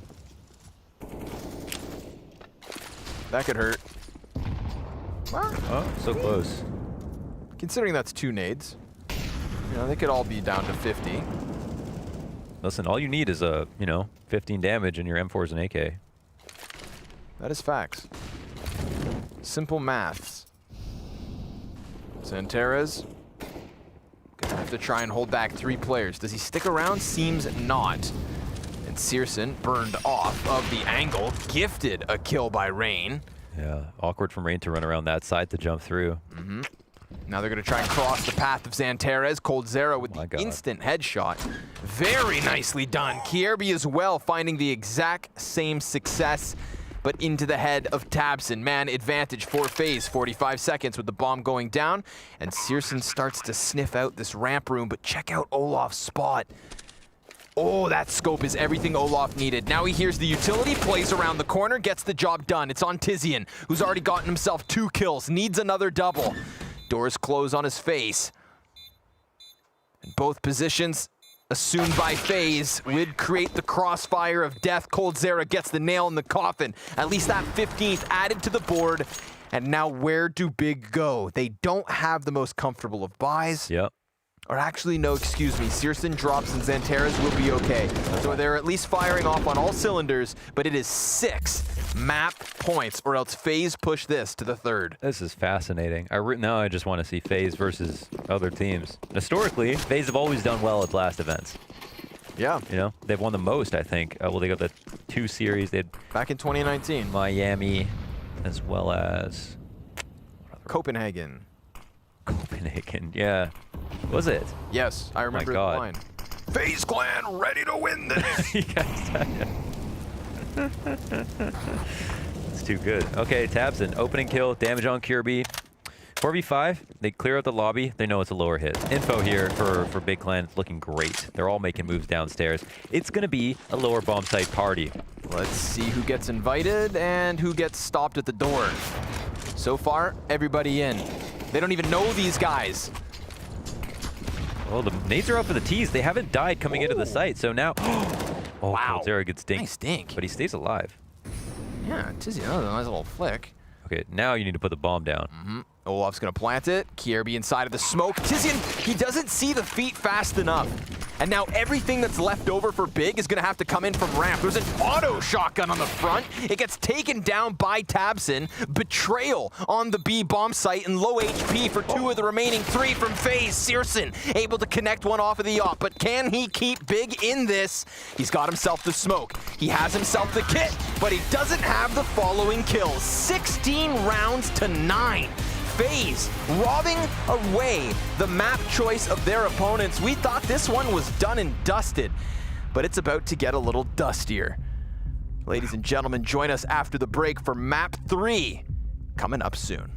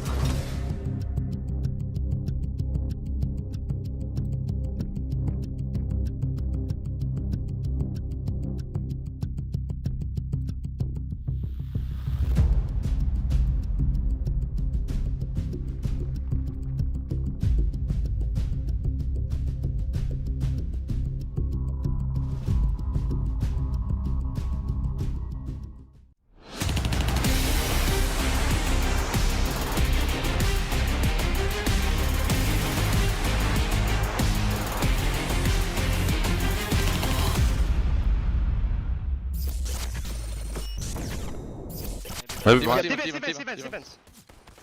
Help. Together. Pushing. Keep going. Door close. Oh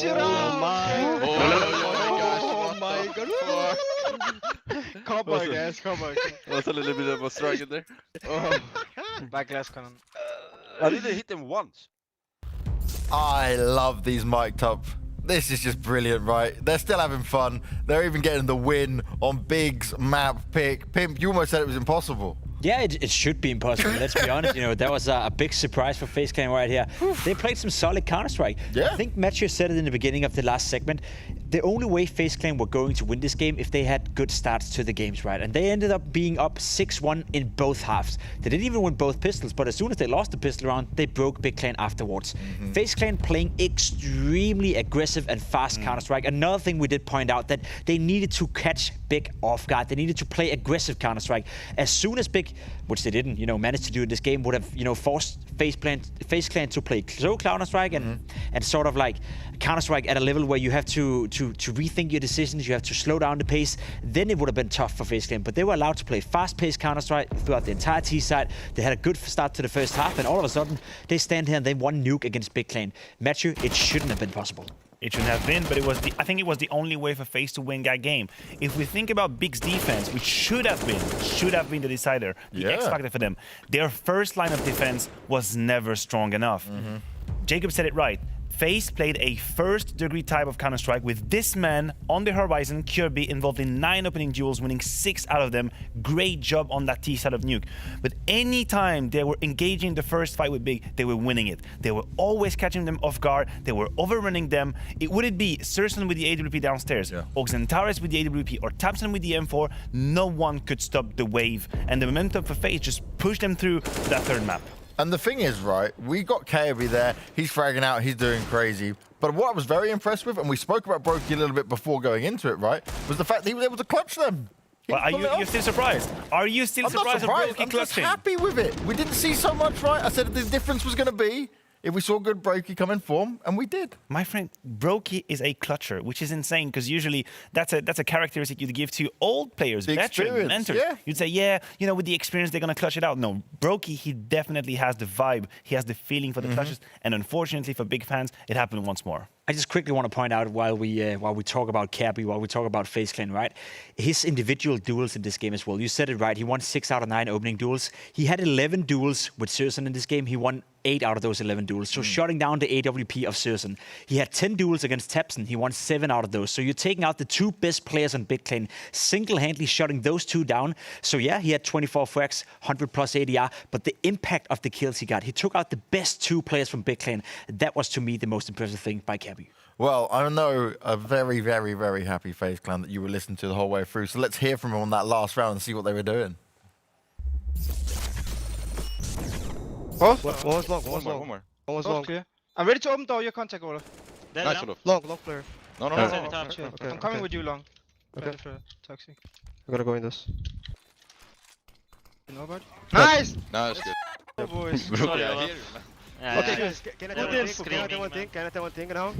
I didn't have any unstrat for this show. So we're gonna get. Now we would have been 2-0, man. It really is, right? Just a bunch of lads having fun, playing some Counter-Strike, FaZe Clan living the dream. Yeah, listen, they're having fun, but at the same time, you can hear they're not joking when the communication is high during clutches. And these situation, if FaZe Clan can manage to push Big into 3 versus 3, 2 versus 2s, the preparation doesn't matter that much. Yes, you can have protocols into retakes, you can have set smokes that you want to use, but it comes to communication, comes to decisions, and we know they can do it. We know Colter is good in clutches. Olofmeister as well, even though frag-wise not at the top, he knows how to position himself in 3 versus 3s. He had the experience. Like Jacob was saying, he doesn't need any micromanaging. He knows how to handle these situations. So Big has to stop FaZe before getting to that situation. But they haven't across both maps, right? You said we see round after round, we're getting FaZe Clan actually getting away with this here. Big right now going to be looking and second-guessing themselves because I wouldn't want to face off against the Faze Clan like that, especially on a map like Dust 2 for a decider. No, and that's the scary part, because realistically speaking, we could be standing right here now, end of day, and Faze would have won this game 2-0. They definitely had a chance on Mirage to win that map. You know, it went to OT, and they were, you know, for the majority of that game, the better team, I'd say. So there was definitely a chance for Faze Clan to win it. We do go into Dust 2, and I do think Big Clan, of course, they're still the favorites. They're still the more... Of course. You know, well-playing team. They're still the team with the most synergy, with the most team play. But as you said, Dust 2, it's an open map. It reminds me a little bit of Mirage. You know, there's at least an opportunity for Faze Clan, again, to make this a very competitive game.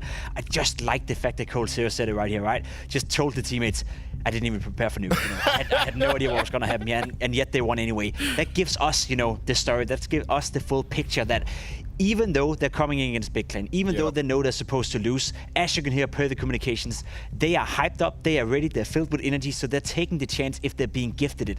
Big Clan, as Maniac said, they have to shut it down, because sure, they're the better team, but if they allow Faze Clan to get into the game, they can play.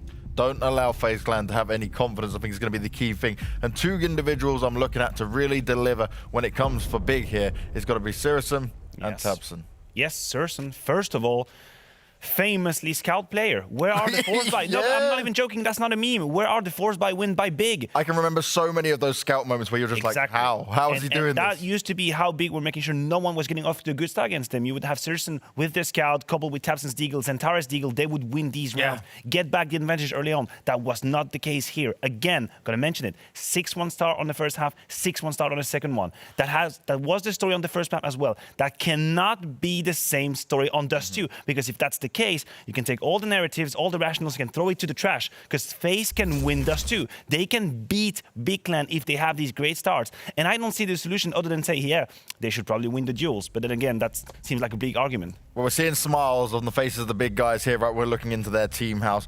These guys, though, at least that's the benefit. They would have had their huddle together, would have had this conversation right now. And that's one thing we know when it comes to Big, is they certainly never back down, right? They've always got something else prepared.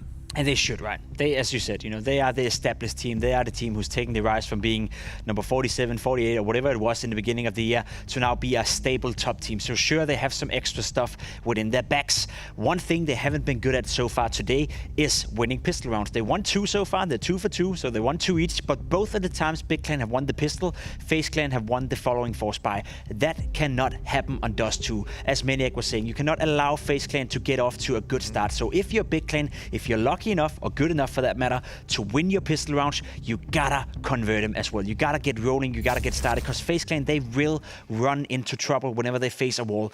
Cold0 said it, we didn't prepare anything for Nuke, so if the initial rush A, rush ramp, rush whatever they were rushing, secret for that matter, wouldn't have worked, what would they have done so, right? The only thing that worked for them is playing fast Counter-Strike and playing, you know, simple Counter-Strike, and if they shut that down, then it is big games to take. But doesn't that work out really well for Faze Clan going into Dust 2? That kind of mentality, that style. Yeah, I think the map plays very well into that angle. How many times have we seen teams steamroll their opponents with, first of all, maybe an A-long take, and then, a fast B split, and then we're going to fake A-long, and we're going to go out middle, and then it's going to be a B contact play. You can create an almost perfect half. If you can guarantee me you're going to get the entry kills every round, yeah, sure, I can probably give you a game plan that you can just overrun and completely choke out your opponents. But as Jacob is saying, if Big are able to push them out of the A plan, if they're able to stop some of these rounds, force Faze into a situation of maybe economic scarcity, not so much money to play with, or maybe Russia's not working, they have to change the pace. This is when I think we're going to start to see the cracks in Faze wall at the moment. They can steamroll you, they have the individuals, they have the experience. Cold0, although not being an IGL, has always been a voice in Counter-Strike. He always had a mind for it. If you give him the advantage, he'll know how to make it big. He'll know how to make the momentum big. They have to make sure the momentum never happens. Now, for me, though, is there going to be any changing from you two when it comes to this? Because I know we were all sat saying Big. I honestly expected a 2-0 as well. Pimp, you're going to flip-flop on us, or you're sticking to your guns? Now, you know what? The Faze Clan, they're dangerous right now. They're smelling blood. You know, they're playing with energy. They're playing with a belief they can win. So I would definitely be afraid if I were the Big Clan guys out there. If I were a big fan, I'd be shaking a little bit. I cannot stand here and say that I think FaZe Clan will win. It wouldn't make any sense. Nothing points towards that fact.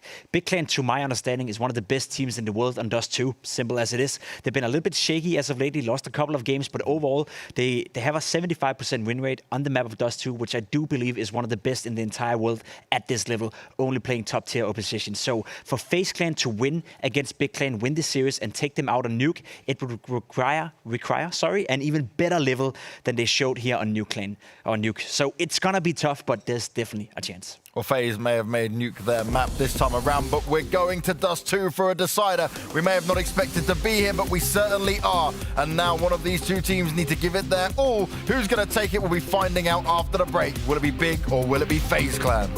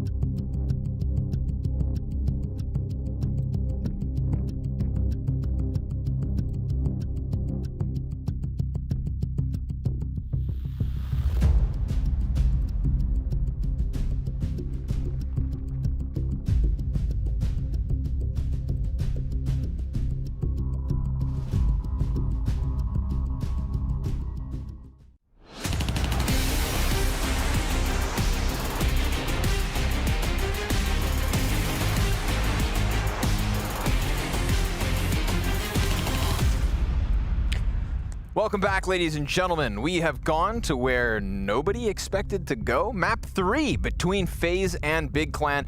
And like Pimp said, on the desk, Big Clan considered one of the very best Dust 2 teams in the entire world. Yeah.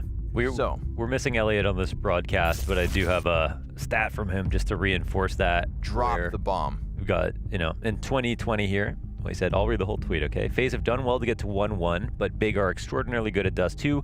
They are 35-13 on Dust 2 in 2020. So a really strong map, a map that everybody wants to make their home map that they never find consistency on, the one that Nexa gets memed into oblivion for picking on G2, where they can be good and bad, and it's just because it is a great equalizer, very aim heavy, very light on strategy, a bit heavier on tactics, but it's a map. It's really hard to really call your home. Now we'll see if Big can do that today, but listen, no matter what happens at this point, FaZe have done something special today. It's shown us a lot. I think they are the better team on both maps at this point. Maybe, you know, Mirage is really close, and so it's a bit of a coin flip, but they just showed so many good rounds. I think it's promising. They're filling big shoes, and this is even with Olaf having a struggle on that last map. The rest of his team picked up so damn hard. Kirby in the star player positions, showing up. I'm loving how they're arranging themselves on the CT sides. Really nothing but good things to say no matter what happens. But, of course, we also have to say, after this pistol round, of course, and we'll see what happens here. Trade goes back, taps him, throws himself into the fire, but he actually causes the rotation. It's a free A site crossing cat. DJ, where's my X-ray? Thank you. Got to insert a quarter. This man's paid by the button push. I'll dish it out for that. Searson dishing it back into the head of coldzera. Olaf looking for some kind of an opening here, but now that Big have their bomb plant, it's really just that one flashbang that's meant to get the CTs back into the action, but they're instead sent back into the depths of which they came. Big with the first pistol. You know, yeah, and I just wanted to close out that point. There is a difference, of course, between, you know, playing well in just this one series and this one match and this opening, whatever, versus Big, where it looked like Big are doing well, but FaZe, you know, who knows, hard to prepare for all this stuff. It's the consistency afterwards that will mean a lot more. You know, everything would have led you to believe that, you know, FaZe were not even going to play well here, so that's where they blew expectations out of the water. Yes, sir. Whether or not they can continue to do it is another thing. But again, no matter what, after this scout fight, whether they win or lose this map, yeah, they did something special on map 1 and 2. Cool. And, you know, even when Nico was still sticking around, we started to see that glimmer out of Kirby. Now tonight, very clearly playing more of a playmaker position, and it's still going well. So, you know, FaZe aren't dead in the water. They're just floating along. coldzera trying to float some deagle damage into Tabson, but he's having none of that. The scout of Olaf now dropped to 14 HP as well, so excellent conversion round here from Big. I do mirror Mathieu's question on the desk. Where was Searson on the scout? Where was that going down on Nuke, man? Searson on the scout shot, that's supposed to be one of like the key pieces to Big's force by victories. That's true. We just didn't see it connecting. Not having the greatest series for sure. He is definitely was very quiet, and his performances, you know, really kind of tanked, to be honest. I feel like a lot of the time I spent a lot of time in these matches talking about how good and how much impact Xanteris has, but a few more questions for everybody else. Not all firing off at the same time, of course, is the main issue. So FaZe will take the guns they saved and move into the next round. And it looks like Olaf is, well, it is just the Anticos. We're not sure where he's going to pick, what spot he's going to be playing on here on Dust 2. But it seems like something of an alien for him. 3 Galils, AK, scout on Searson. And hey, you know, 35 and 13, a lot of it is because of how Searson controls mid.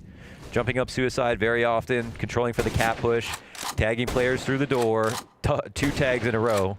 He won't know it, but I'm sure he can feel it at this point. So consistent with it. And, you know, these feeble wooden doors, okay? With an AWPer with direct line of sight through the middle of the map, putting him there is so incredibly powerful, and seriously really just kind of emphasizes that to the maximum. Yeah.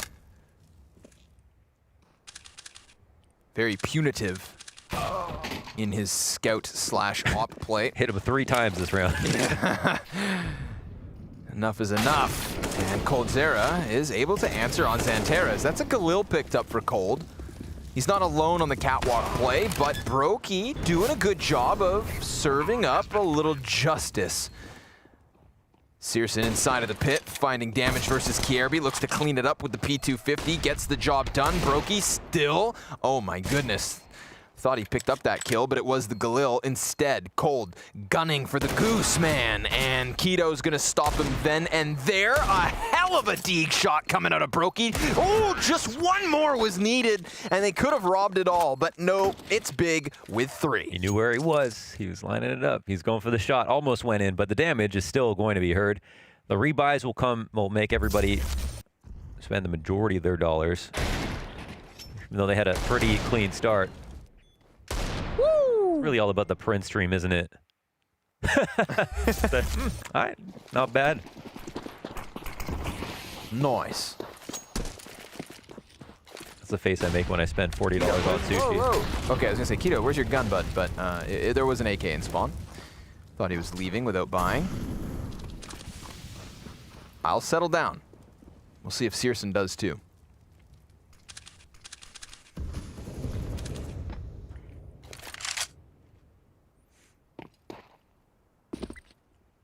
They are not messing with middle. Searson's domain.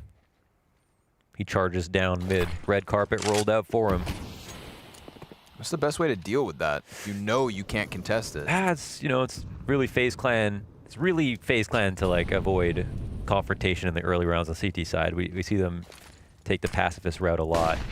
Yeah, and I mean ultimately on Dust 2, you can give it up. You don't let them out the doors, doesn't matter. If you think they've lurked out, that's when it gets a problem. But they're so comfortable with these stacks. Like, see, Rain has forfeited middle, walked over to A. They've got the 3 lean here. And the A split is coming. We've got the long player staged up. Tizian throws some nades. Actually, are they faking? He's come back to mid. We'll see. Rain's tucked boxes. Flashes go over top. He definitely heard the CT drop.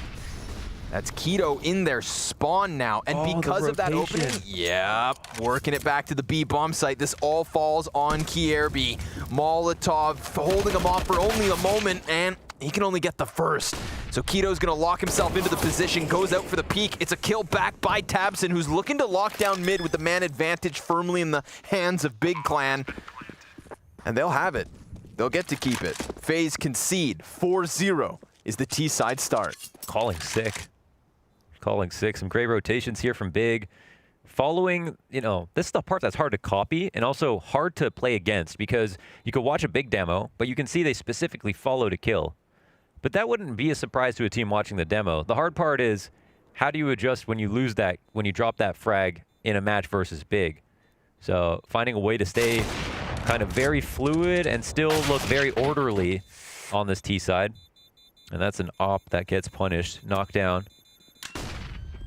Oh, Meister paralyzed in fear here at the blue bin. Oh my god. Man down. Man got aim punched 600 times. Yeah, he didn't die from the gunfire. It was from that snap neck. He died from whiplash. There was one imposter among us. There's Tabson's kill on the follow-up. I think just as important as Keto's drop into the CT spawn was Tabson's trade frag there, because you saw that by him getting the trade and locking into mid, they didn't even try and contest any further. And had he not been there, or had he not even traded but tucked into the corner, then he would have had to deal with like a 2v or 3vx. Searson finding the headshot into Kierby. Kierby. Guardian bye-bye. Kierby. What's this one scout gonna do about it? Brokey, where you at? Sitting passive on the A site. There are 2 players flirting with the idea of rounding long. But Searson sees his prey. And like a hawk. Oh my god, they cannot figure out which smokes they want to throw here at long. They're just like trading positions. I'll throw it, you throw it, I'll throw it, you throw it. Okay, now they've got 2. And it's follow the leader. Tizian, I don't know, he's communicating with his teammates about what to do here. They're having some communication issues. I need a mic'd up. Yeah, right? We get a mic'd up on this long setup here. Please and thank you. Okay, now you go. No, but you go. All right. Meanwhile, Xantera is going to find success at the B site. So poor Brokey, the only man at bat. And he falls further back, step after step. He could just try and fixate on the kill versus Xanteras. That could offer an AK over. You know, just you realize you've had to forfeit the A site and the round. Get this solo lurker. Yeah. It's just Xanteras. Yeah, they have all 3 choke points being watched. I mean, they did for a second. All right, Brokey. The Eagle blaze it. But nothing comes of it.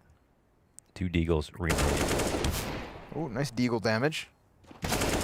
But he can't quite get it over the line. And Olaf can't quite get on the board. Still 0 and 3. Tizian, oh, gonna make it through. Big Clan 5 rounds to 0.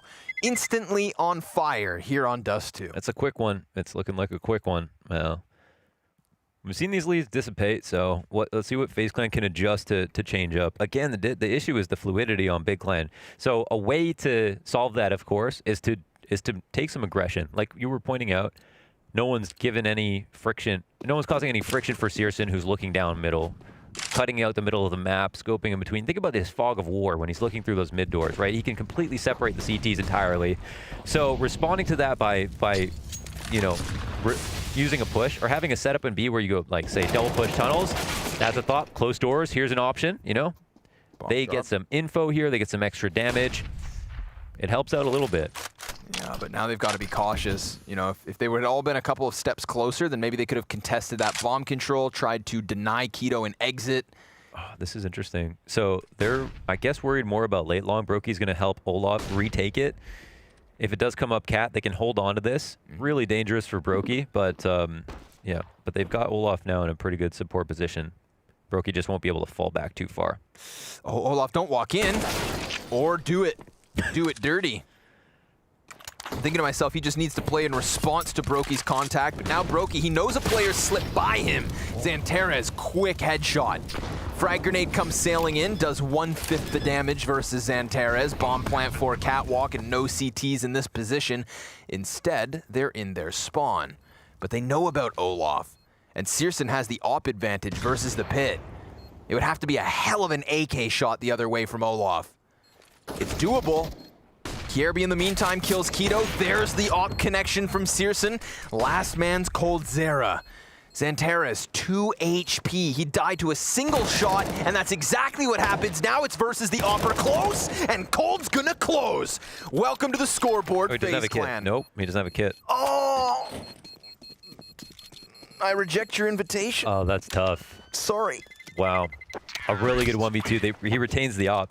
Now, man, this is tough because it's the adjustment. Look, they get the info early on. They go for an aggressive opening, which is nice. I think that's something that remedies FaZe's situation a little bit, where once Big Clan had enough space, they're like, we know how to win now. It's over. You give us cat mid and long, you know what I mean? And tunnels, like, okay, we'll win. So they try to nab that problem in the butt, nip that problem in the butt by playing close doors, retaking long. And, you know, however Olaf plays it, as long as he stays alive, it's fine enough, right? But Brokey, he gets smoked by Xanterez coming across Cat, F1 race car peak. I mean, just call it a straight-on Xanterez peak, because that's what it is.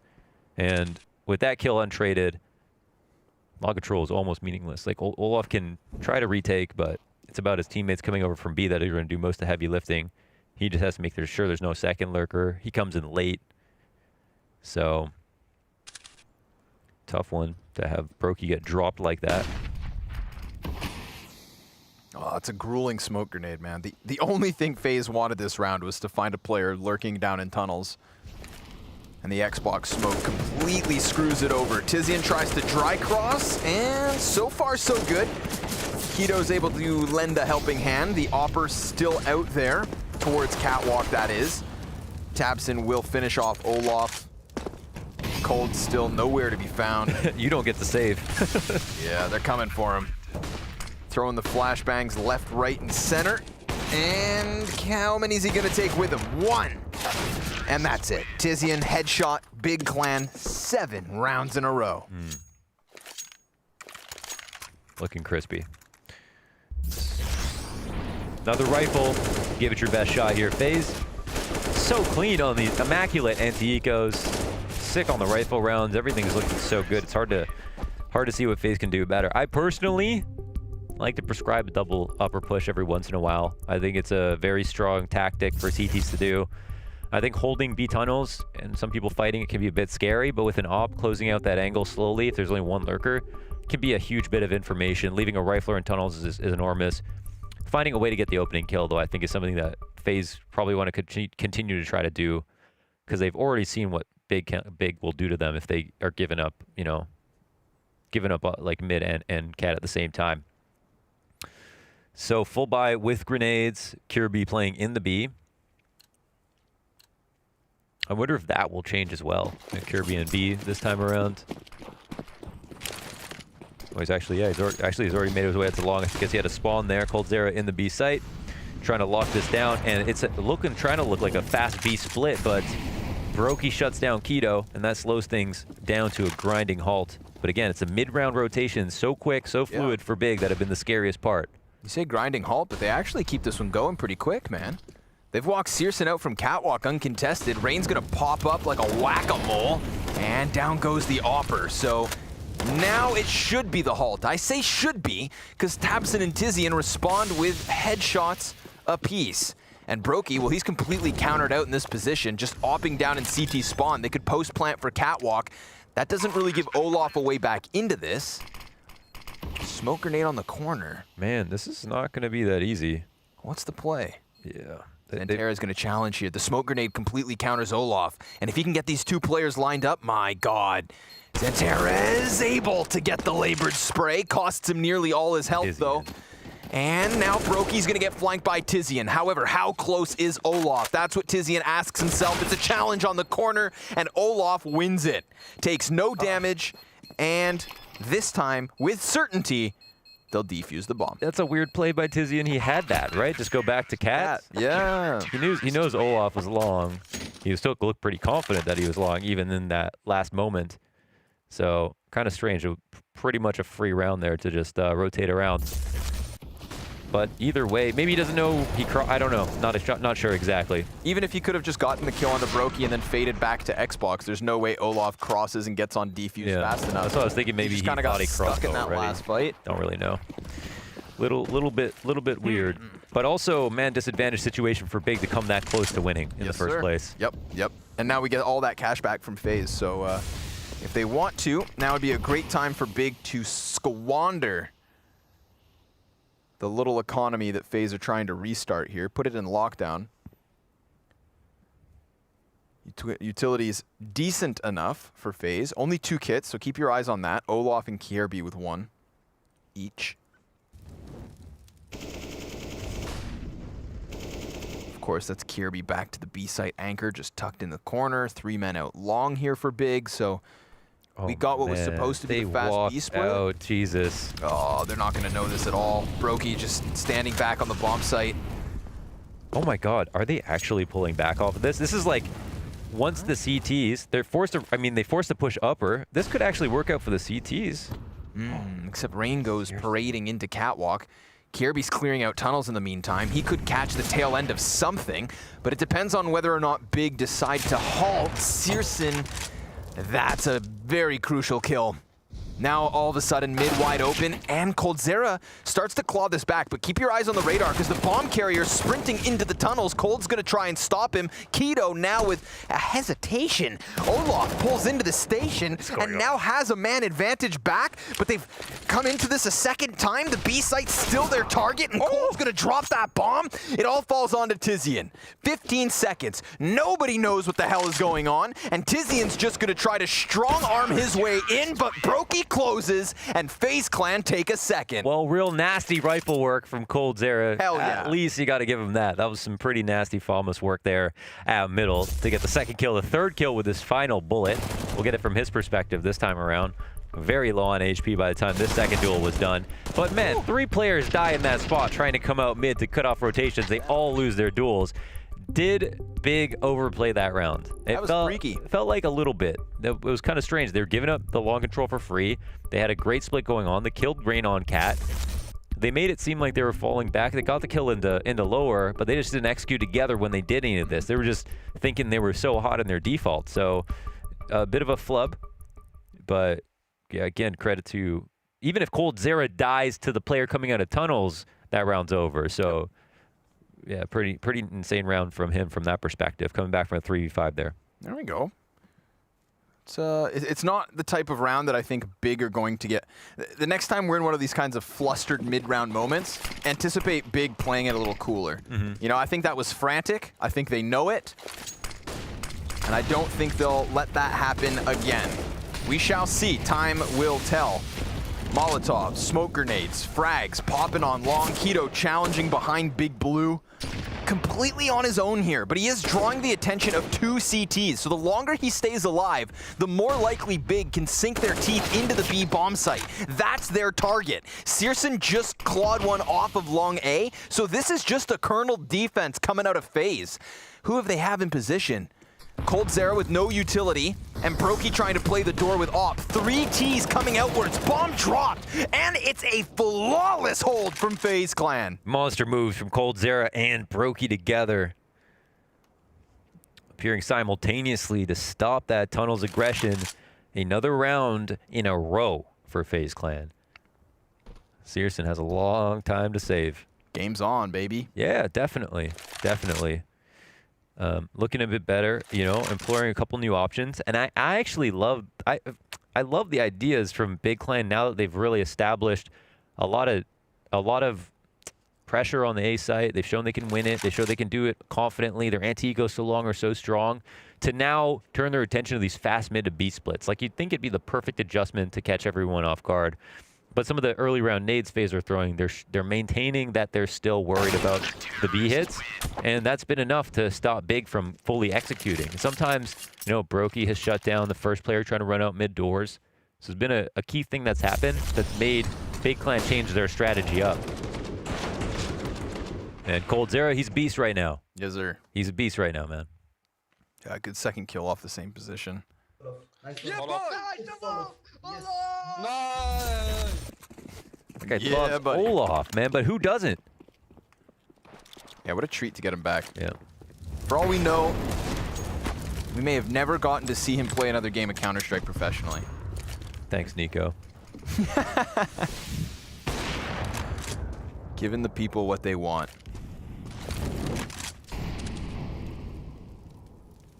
Yeah, what a win-win. We got the Kovacs together, and Olaf's in the...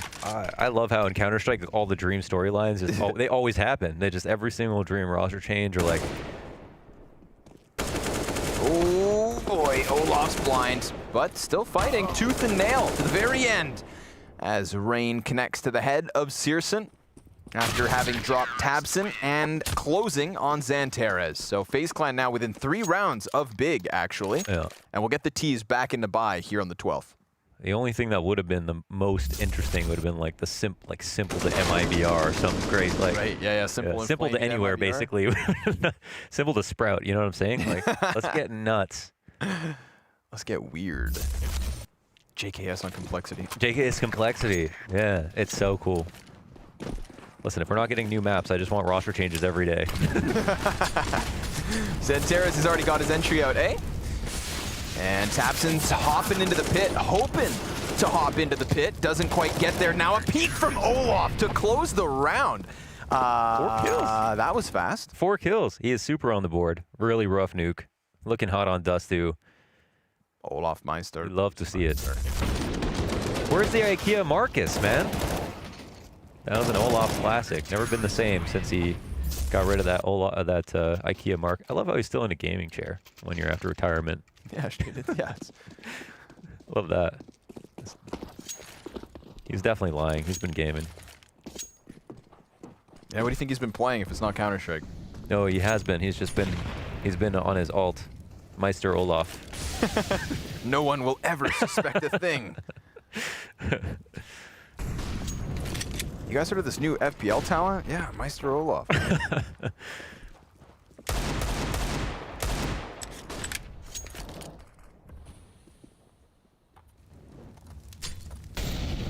Molotov met with resistance. The frag grenade lands in the center of the Bermuda Triangle. Tizian takes the place of it. Good about of utility here for a Big. So let's see what they have. They're just gonna chuck it all out there, see what sticks. Tizian lands in the face of Rain. Brokey snipping one back with the op. Bombs drop, not comfortable whatsoever. Finally Big get onto the kill feed, but a little too late, you'd think. Xantares with a second kill now alleviates a bit of pressure, and suddenly you see FaZe going from like a hard hold to a retake position. And, well, they've done a good enough job of ensuring the retake. No way do they lose this. Xantera's gonna lose his head. The rifle's just backed off. Let them have what they had. You know, it's like a child throwing a tantrum. Fine, you can have your bomb, but you're going to bed at 6. You want candy? I'm gonna dump a bag of sugar on your head. Yeah. See how much you want candy. I'm gonna beat you on the head with sugar. Okay, wait a second. Oh man. I'm not a parent. I can make those jokes. It's good to have you here. You're a little jet lagged. Yeah, I'm a few days late, so I wanted to get right into the casting. Yeah. Can't stop me. Literally landed like 4 hours ago, but we got him here. Counter-Strike. I mean, I couldn't pass the chance to cast Olaf. Yeah. What are you talking about? Yeah, he literally started flying the plane. They told him, hey, you're not allowed to do that, but... And I said, who's going to stop me? All right, let's see what's happening. I mean, let's not forget, okay? This was 7-0. Yeah, true. 7-6. Very true. And it wasn't easy to get back here. A couple of really good individual shots. Okay, another opening round. A 4K from Olaf on long. That was part of it. Long.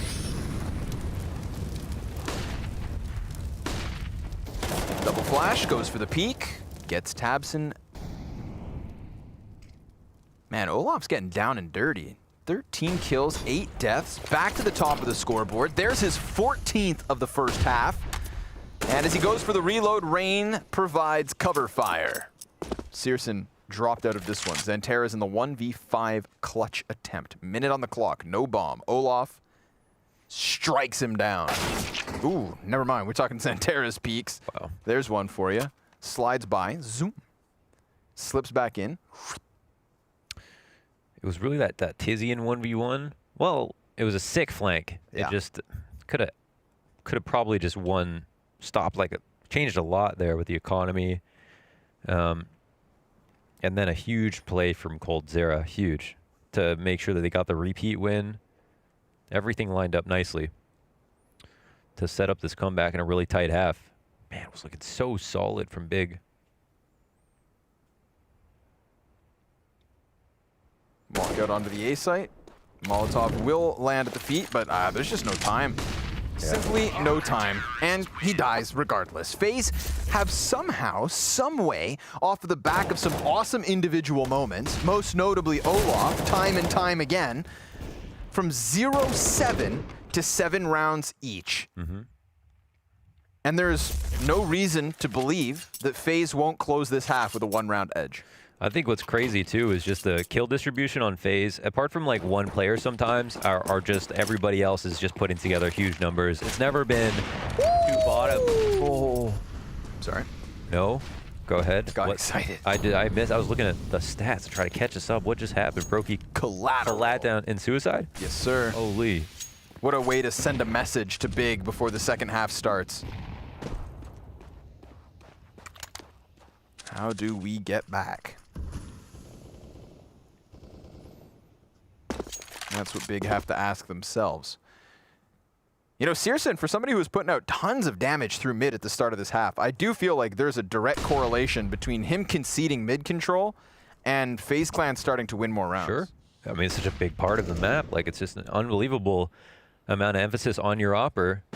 One of the, every other map you'd say is closed off the T side oppers.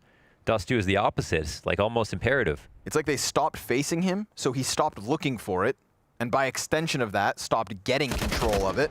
And things have only gone from bad to worse. Searson will try his damnedest to get that 8th round on the board for Big. A potential lineup from Tizian, but he misses the mark.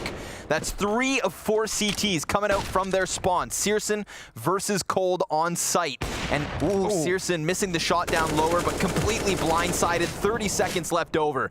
Tizian, 13 kills.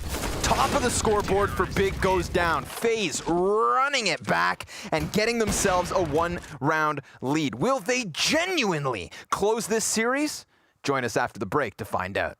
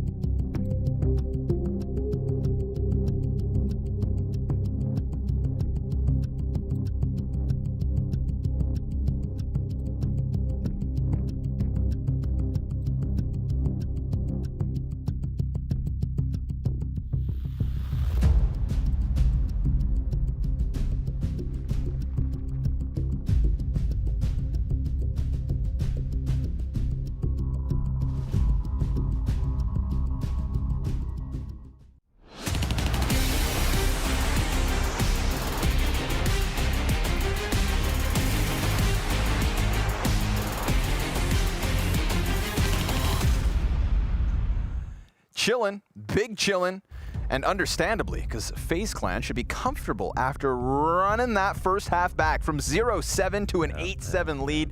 Launders, I want you to tell me who wins this series. Whoa, that's heavy. After okay, I'm gonna stick at a big clan. I mean, pick them. So I'm just gonna stick to them because right now, look at the coin flip. But I've already made a prediction, so I'm not gonna go back on that because there's more on the line if I do that than go the other way. So now, instead of being a flip flopper, we're just gonna take a look at taps and tippity tap. A player back spawn, bomb gets dropped in an awkward spot, and Searson, nice he's not going down. Olaf ready to fight them all, man. Look at this swarm from the big clan. It's a 1v1. Everyone's died here. It's a 1v1 from Xanterra's health advantage. Smoke goes down. Rain has bomb. It really depends if Rain... Oh my god, he's trying to walk it back, but Xanterras can see the other side of the smoke. I think he's going to be able to know what's happening, right? Greasy. Wait a second. We've got a tire break. Get a pit stop here. If Rain is holding back in... DJ, I would like a third-person perspective of this creepy, crawly angle from Rain, please. Yeah, let's see how sweaty exactly this Look at this guy. Could it get any sweatier than You this? tell me the last time you saw a professional player sitting in this corner. Just a couple of pixels to work with, really. I mean, this is the ultimate. This is Sweat Central. Look at the sweaty man right here in the corner, sitting here like he's got nothing better to do. Get a life, Rain. Oh my god. $20 says if we cut to his player cam, he's just lounging again like he was at the start of the round. You know? Yeah, but Hands this off is the keyboard. But real talk, this is actually, you know, good play. It pulls Xanterras off. It starts to get in his head, and sure. Rain has to create a timing where he can shoot Xanterras in the back of the head or the side of the head because he's such low HP. So it's kind of like the most obvious thing he can do, but at the same time, Xanterras can't assume he's only doing that because it gets dangerous. However, he's reading the site correctly. Yeah. Right. This is a straight-on gamble. Of course, Xanterras doesn't have any info. He's just making a really good read right now. He's back over there on ramp. Oh, there it is. Whoa, could he have lost there? P250 hits the headshot, and suddenly this one's done. 8 seconds. Flash goes high. Rain needs the kill, and he's not going to quite find it. Big clan with the pistol. Damn, man, I love the grease on that one. Yeah, that was dripping. Yeah. Castor oil. Look at that. Tabson's hands started sweating after that for Xanterras. Damn, Rain. And I mean, again, like as much as Xanterras gambles on the bomb site, so does Rain. Rain drops mid, goes to B. Perfect. Bomb plant, everything could be going well, but instead... Purest 50-50 you could possibly have, right? Yeah. And I do like when, you know, let's say Xanterras doesn't pick a site and he plays in middle or something in between. You know, you might lose once the bomb goes down. And also, you deny against the bomb plant, so... I like picking a site, especially here the rotations are not too hard. Like, he can get over to B pretty quick, no matter what decisions he makes. So I like FaZe here, cracking open the middle of just the middle of mid, and not seeing any CTs, getting tons of information this early on. But the way that I like Big's eco as well, the way that they're spread on the map. Sorry, not eco. What am I talking about? They're anti-eco. Damage down at the base of mid. Solid hold as well. With Keto in that corner, really allows the door player to float back and forth. But Olaf kind of welcomes them in. You know, this is a beckoning call. Come get some. And he does tag Xanterras down to half HP. FaZe Clan still very much clumped up in mid. That's 2 scouts trying to find the mark.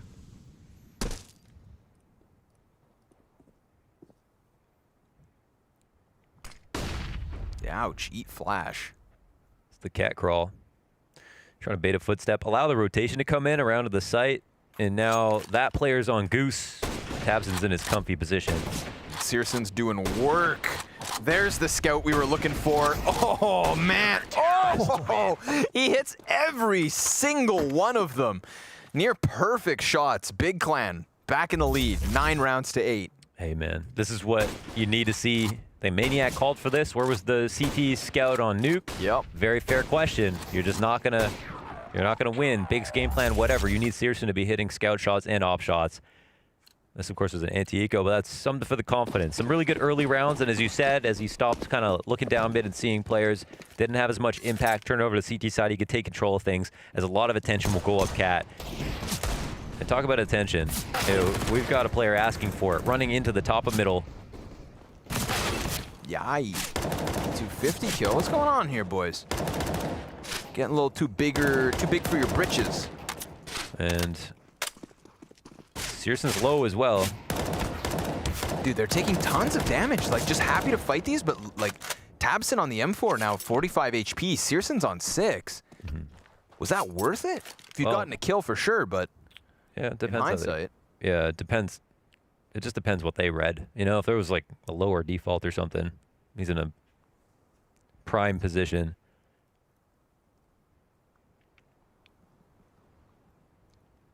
Goes for the boost and spawn. Flash into long A. They didn't see anything, so Tizian will take to the corner. He's going to hear all those footsteps running up Cat, so now they know exactly what's coming. Searson trying to get out of danger. Man, he can't... Oh my God! Kidding me? He flashes himself to give them a damn chance. That's like style points. He takes one hand off That's the scout and still hits him MJ between the no-look eyes. free throw right there. Hell yeah. Then Xanteras dunks the nade on Cold. And that bomb's still not planted. CT's swarming this site. They're going to challenge and deny it. No money made by Faze. Big on double digits. He really just flashed himself and then hit a flick. Yeah. It's like alley-ooping yourself with a blindfold. I'm actually speechless. I'm angry. I could have been... For no good reason. I'm mad. Indiscriminate yelling. Oh man. Okay, the fast cat. Well, let's hope that Faze don't choke after that. Hey. That's tough. I mean, he is, regardless of whatever that was, one of the best, you know, car players. Like, very confident in that position. Knows how to get that second kill where most people get flashed off and only find one. There's a few people on that list. I think Searson is definitely one of them.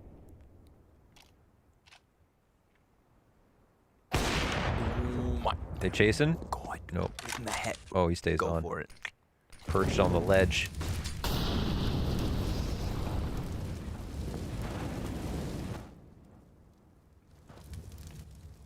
Now Tabson's at bat. Flash goes past. Perfect team play. And why not? Just keep extending the kill count. Maintain your man advantage. Yeah, you lose Tabson, so be it. You can still afford to take some calculated risks, and Tizian does exactly that. He is so good at that, actually, pushing long. He always finds the right opportunity. Never does it too often. Yeah. It's just the right amount of, you know? Yeah. Spice.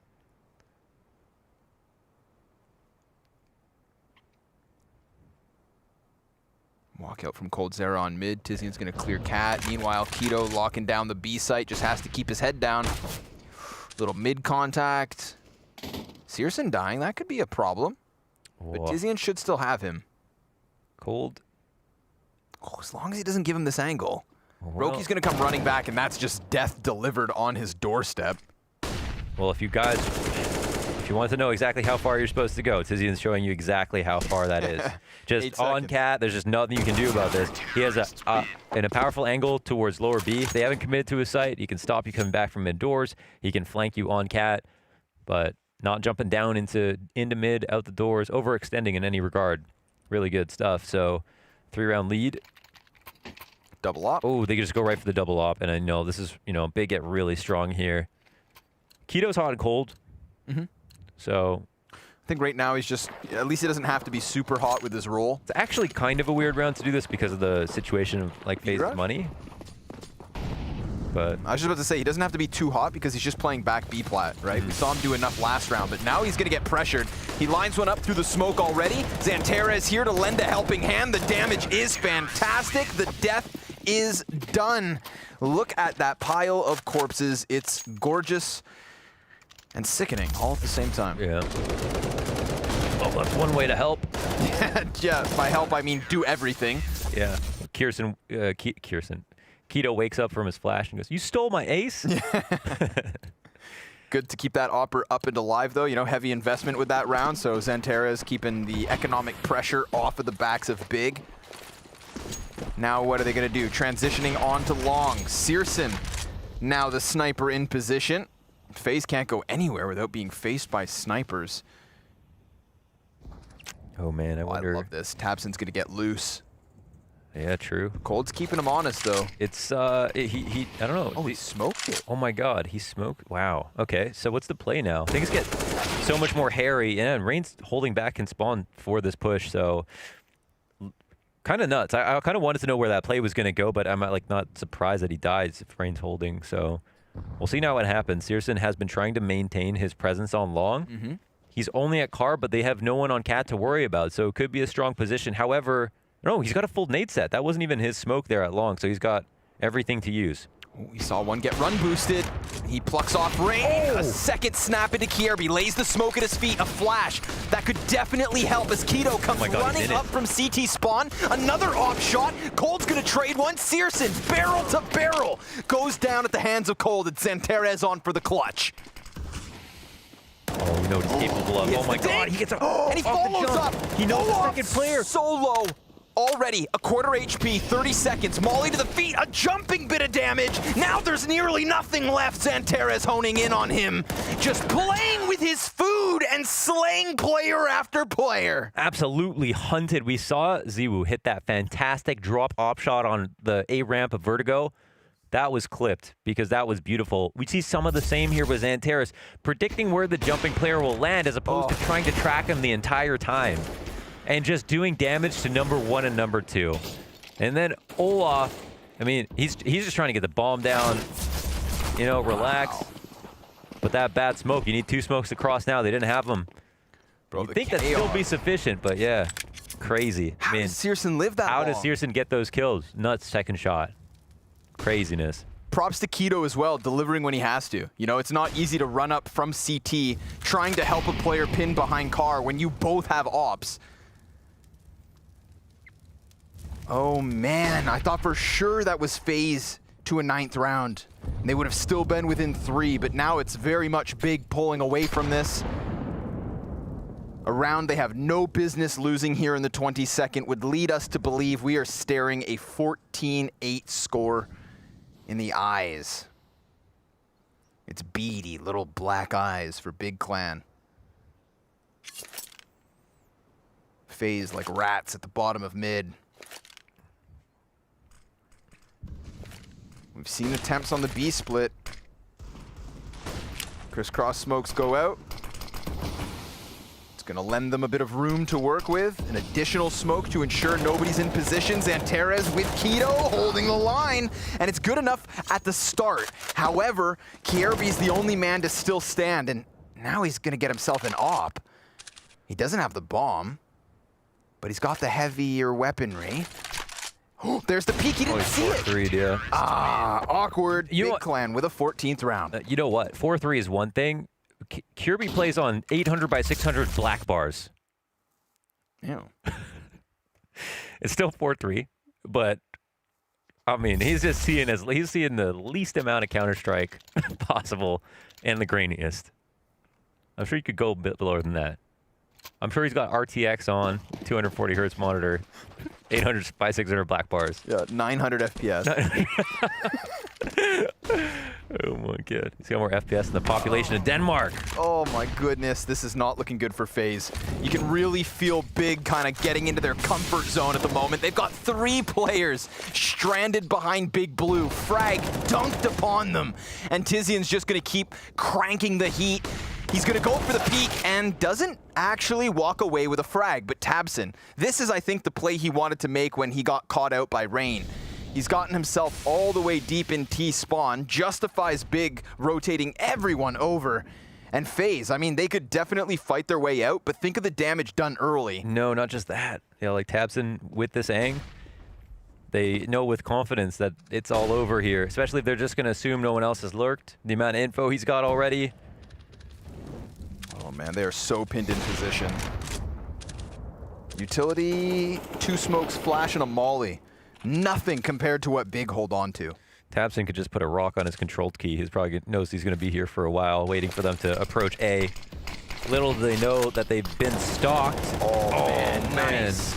With a dink. Uh-huh. Trying to find vision over top of it. There's still a world where FaZe just connects some critical shots. But obviously the odds stacked in the favor of Big.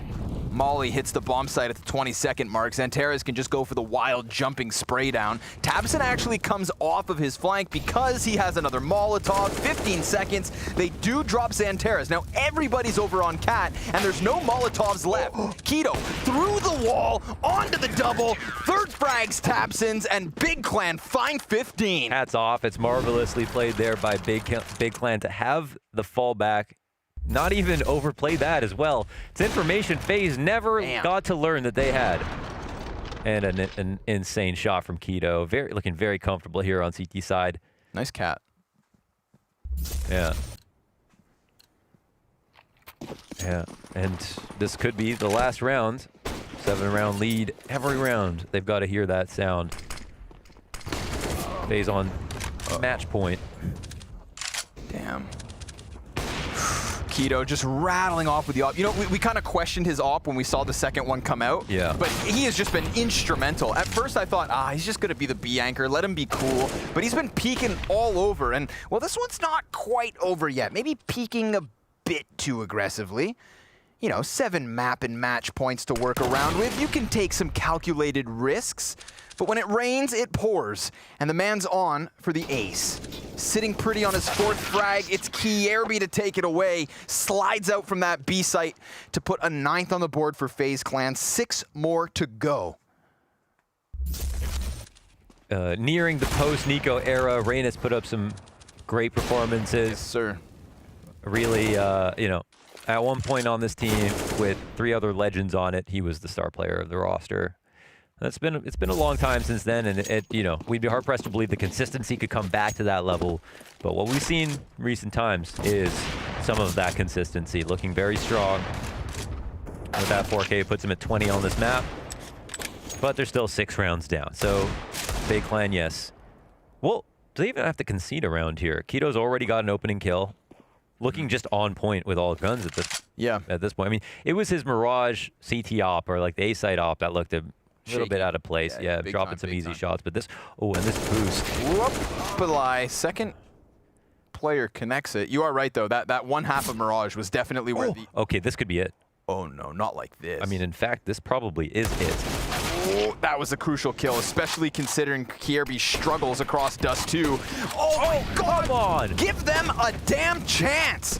CSGO just playing around with them, trying to challenge the window yet again. Let's see it, Rain. Clutch to keep this game going. He's got CSGO just outside of the doorway on 37. Tizian barely alive. It's Keto that should be the biggest issue, and Rain's gonna commit to staring at his feet. He lines up 2 bodies. Now it's all on Tizian. 13 health, and it's gonna be enough. Big Clan close on Dust, and after FaZe ran it all the way back in that first half, it's a near flawless CT side from Big.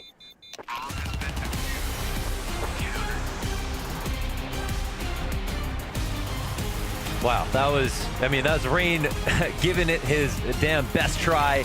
But Tizian, who definitely did look hot at times, coming through to end the game. I mean, I would say every half except for that last one on Dust 2, FaZe looked competitive. Funnily enough, it's Dust 2 where they don't look as well prepared. We had Cold Zera quoted as talking about how on Nuke, they didn't really have any special preparation going into it, really surprised themselves. Maybe they'll start playing some more Nuke because of how good they look. But they did look good, and it's just been such an inspirited performance from FaZe. Nothing but good things to say about them. It was a slow come up on a lot of these maps in the starts for Big, but you know, FaZe, it's just so impressive overall.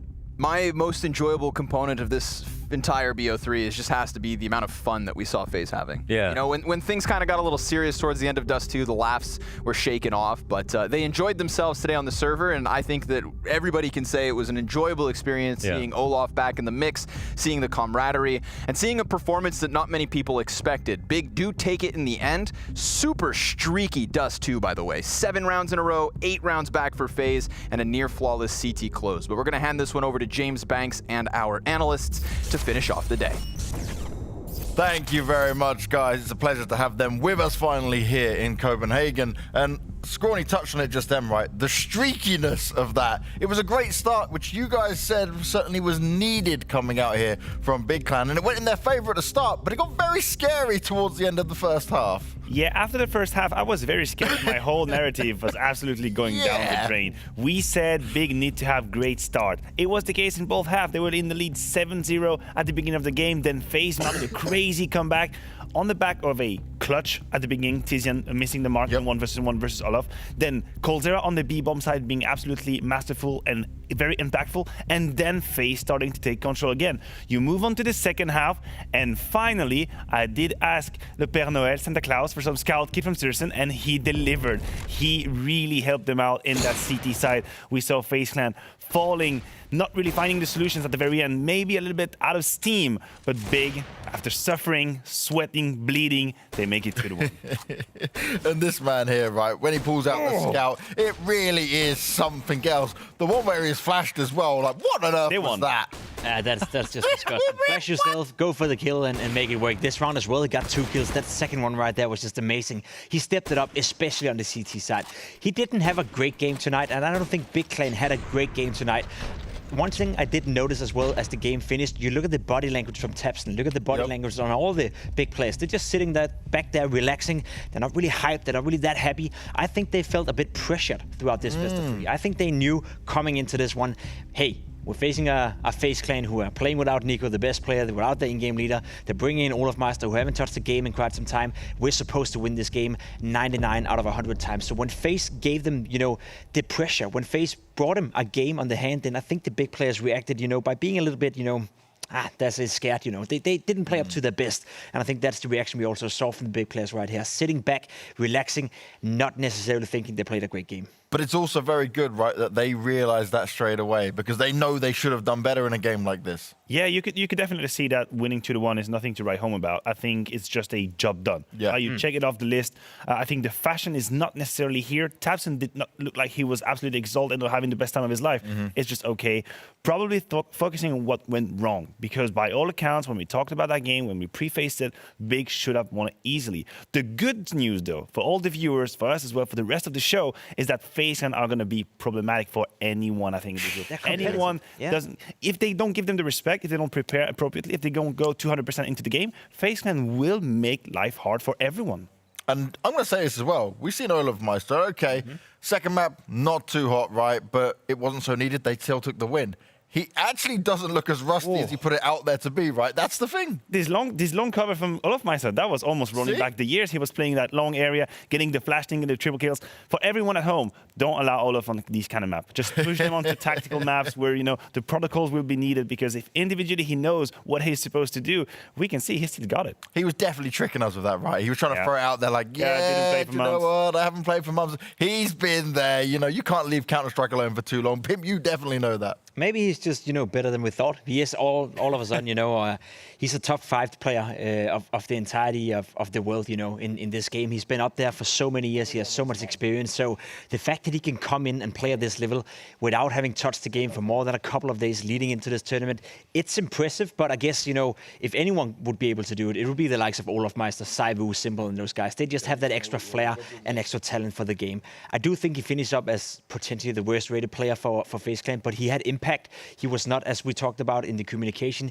he didn't need to be babysit or anything like that. So he held up to his own. He did a good job, and I think he can be proud of this. Let's call it a mini comeback from Olafmeister. He wasn't dead weight, right? He's still living out that legacy, and he still shows us what he can get done. So let's take a look at how this day has got done as well, because it was 2 games that went 3 maps, and I just got to say, that Cole Vitality game was just beautiful Counter-Strike from start to finish from both sides. Oh yeah, the end of the last map, if by any chance, by any unfortunate you haven't seen that game, please go watch the VOD, because the end of that game between Complexity and Vitality got me just screaming in the green room. It was insane. I love it. Clutches, spray control, lurks, everything. Shocks was on fire. JKS was almost pulling the impossible. We saw Blamer fragging his hearts out, so it was definitely a series to check out. Do you know what's great, right? So we had me with NAVI in Group 1. We got you with Vitality. And And then he's going to be there for Astralis, sure, when it comes to the final group as well. So we got some magic for all of it. But guys, we're done. That is the end of the day.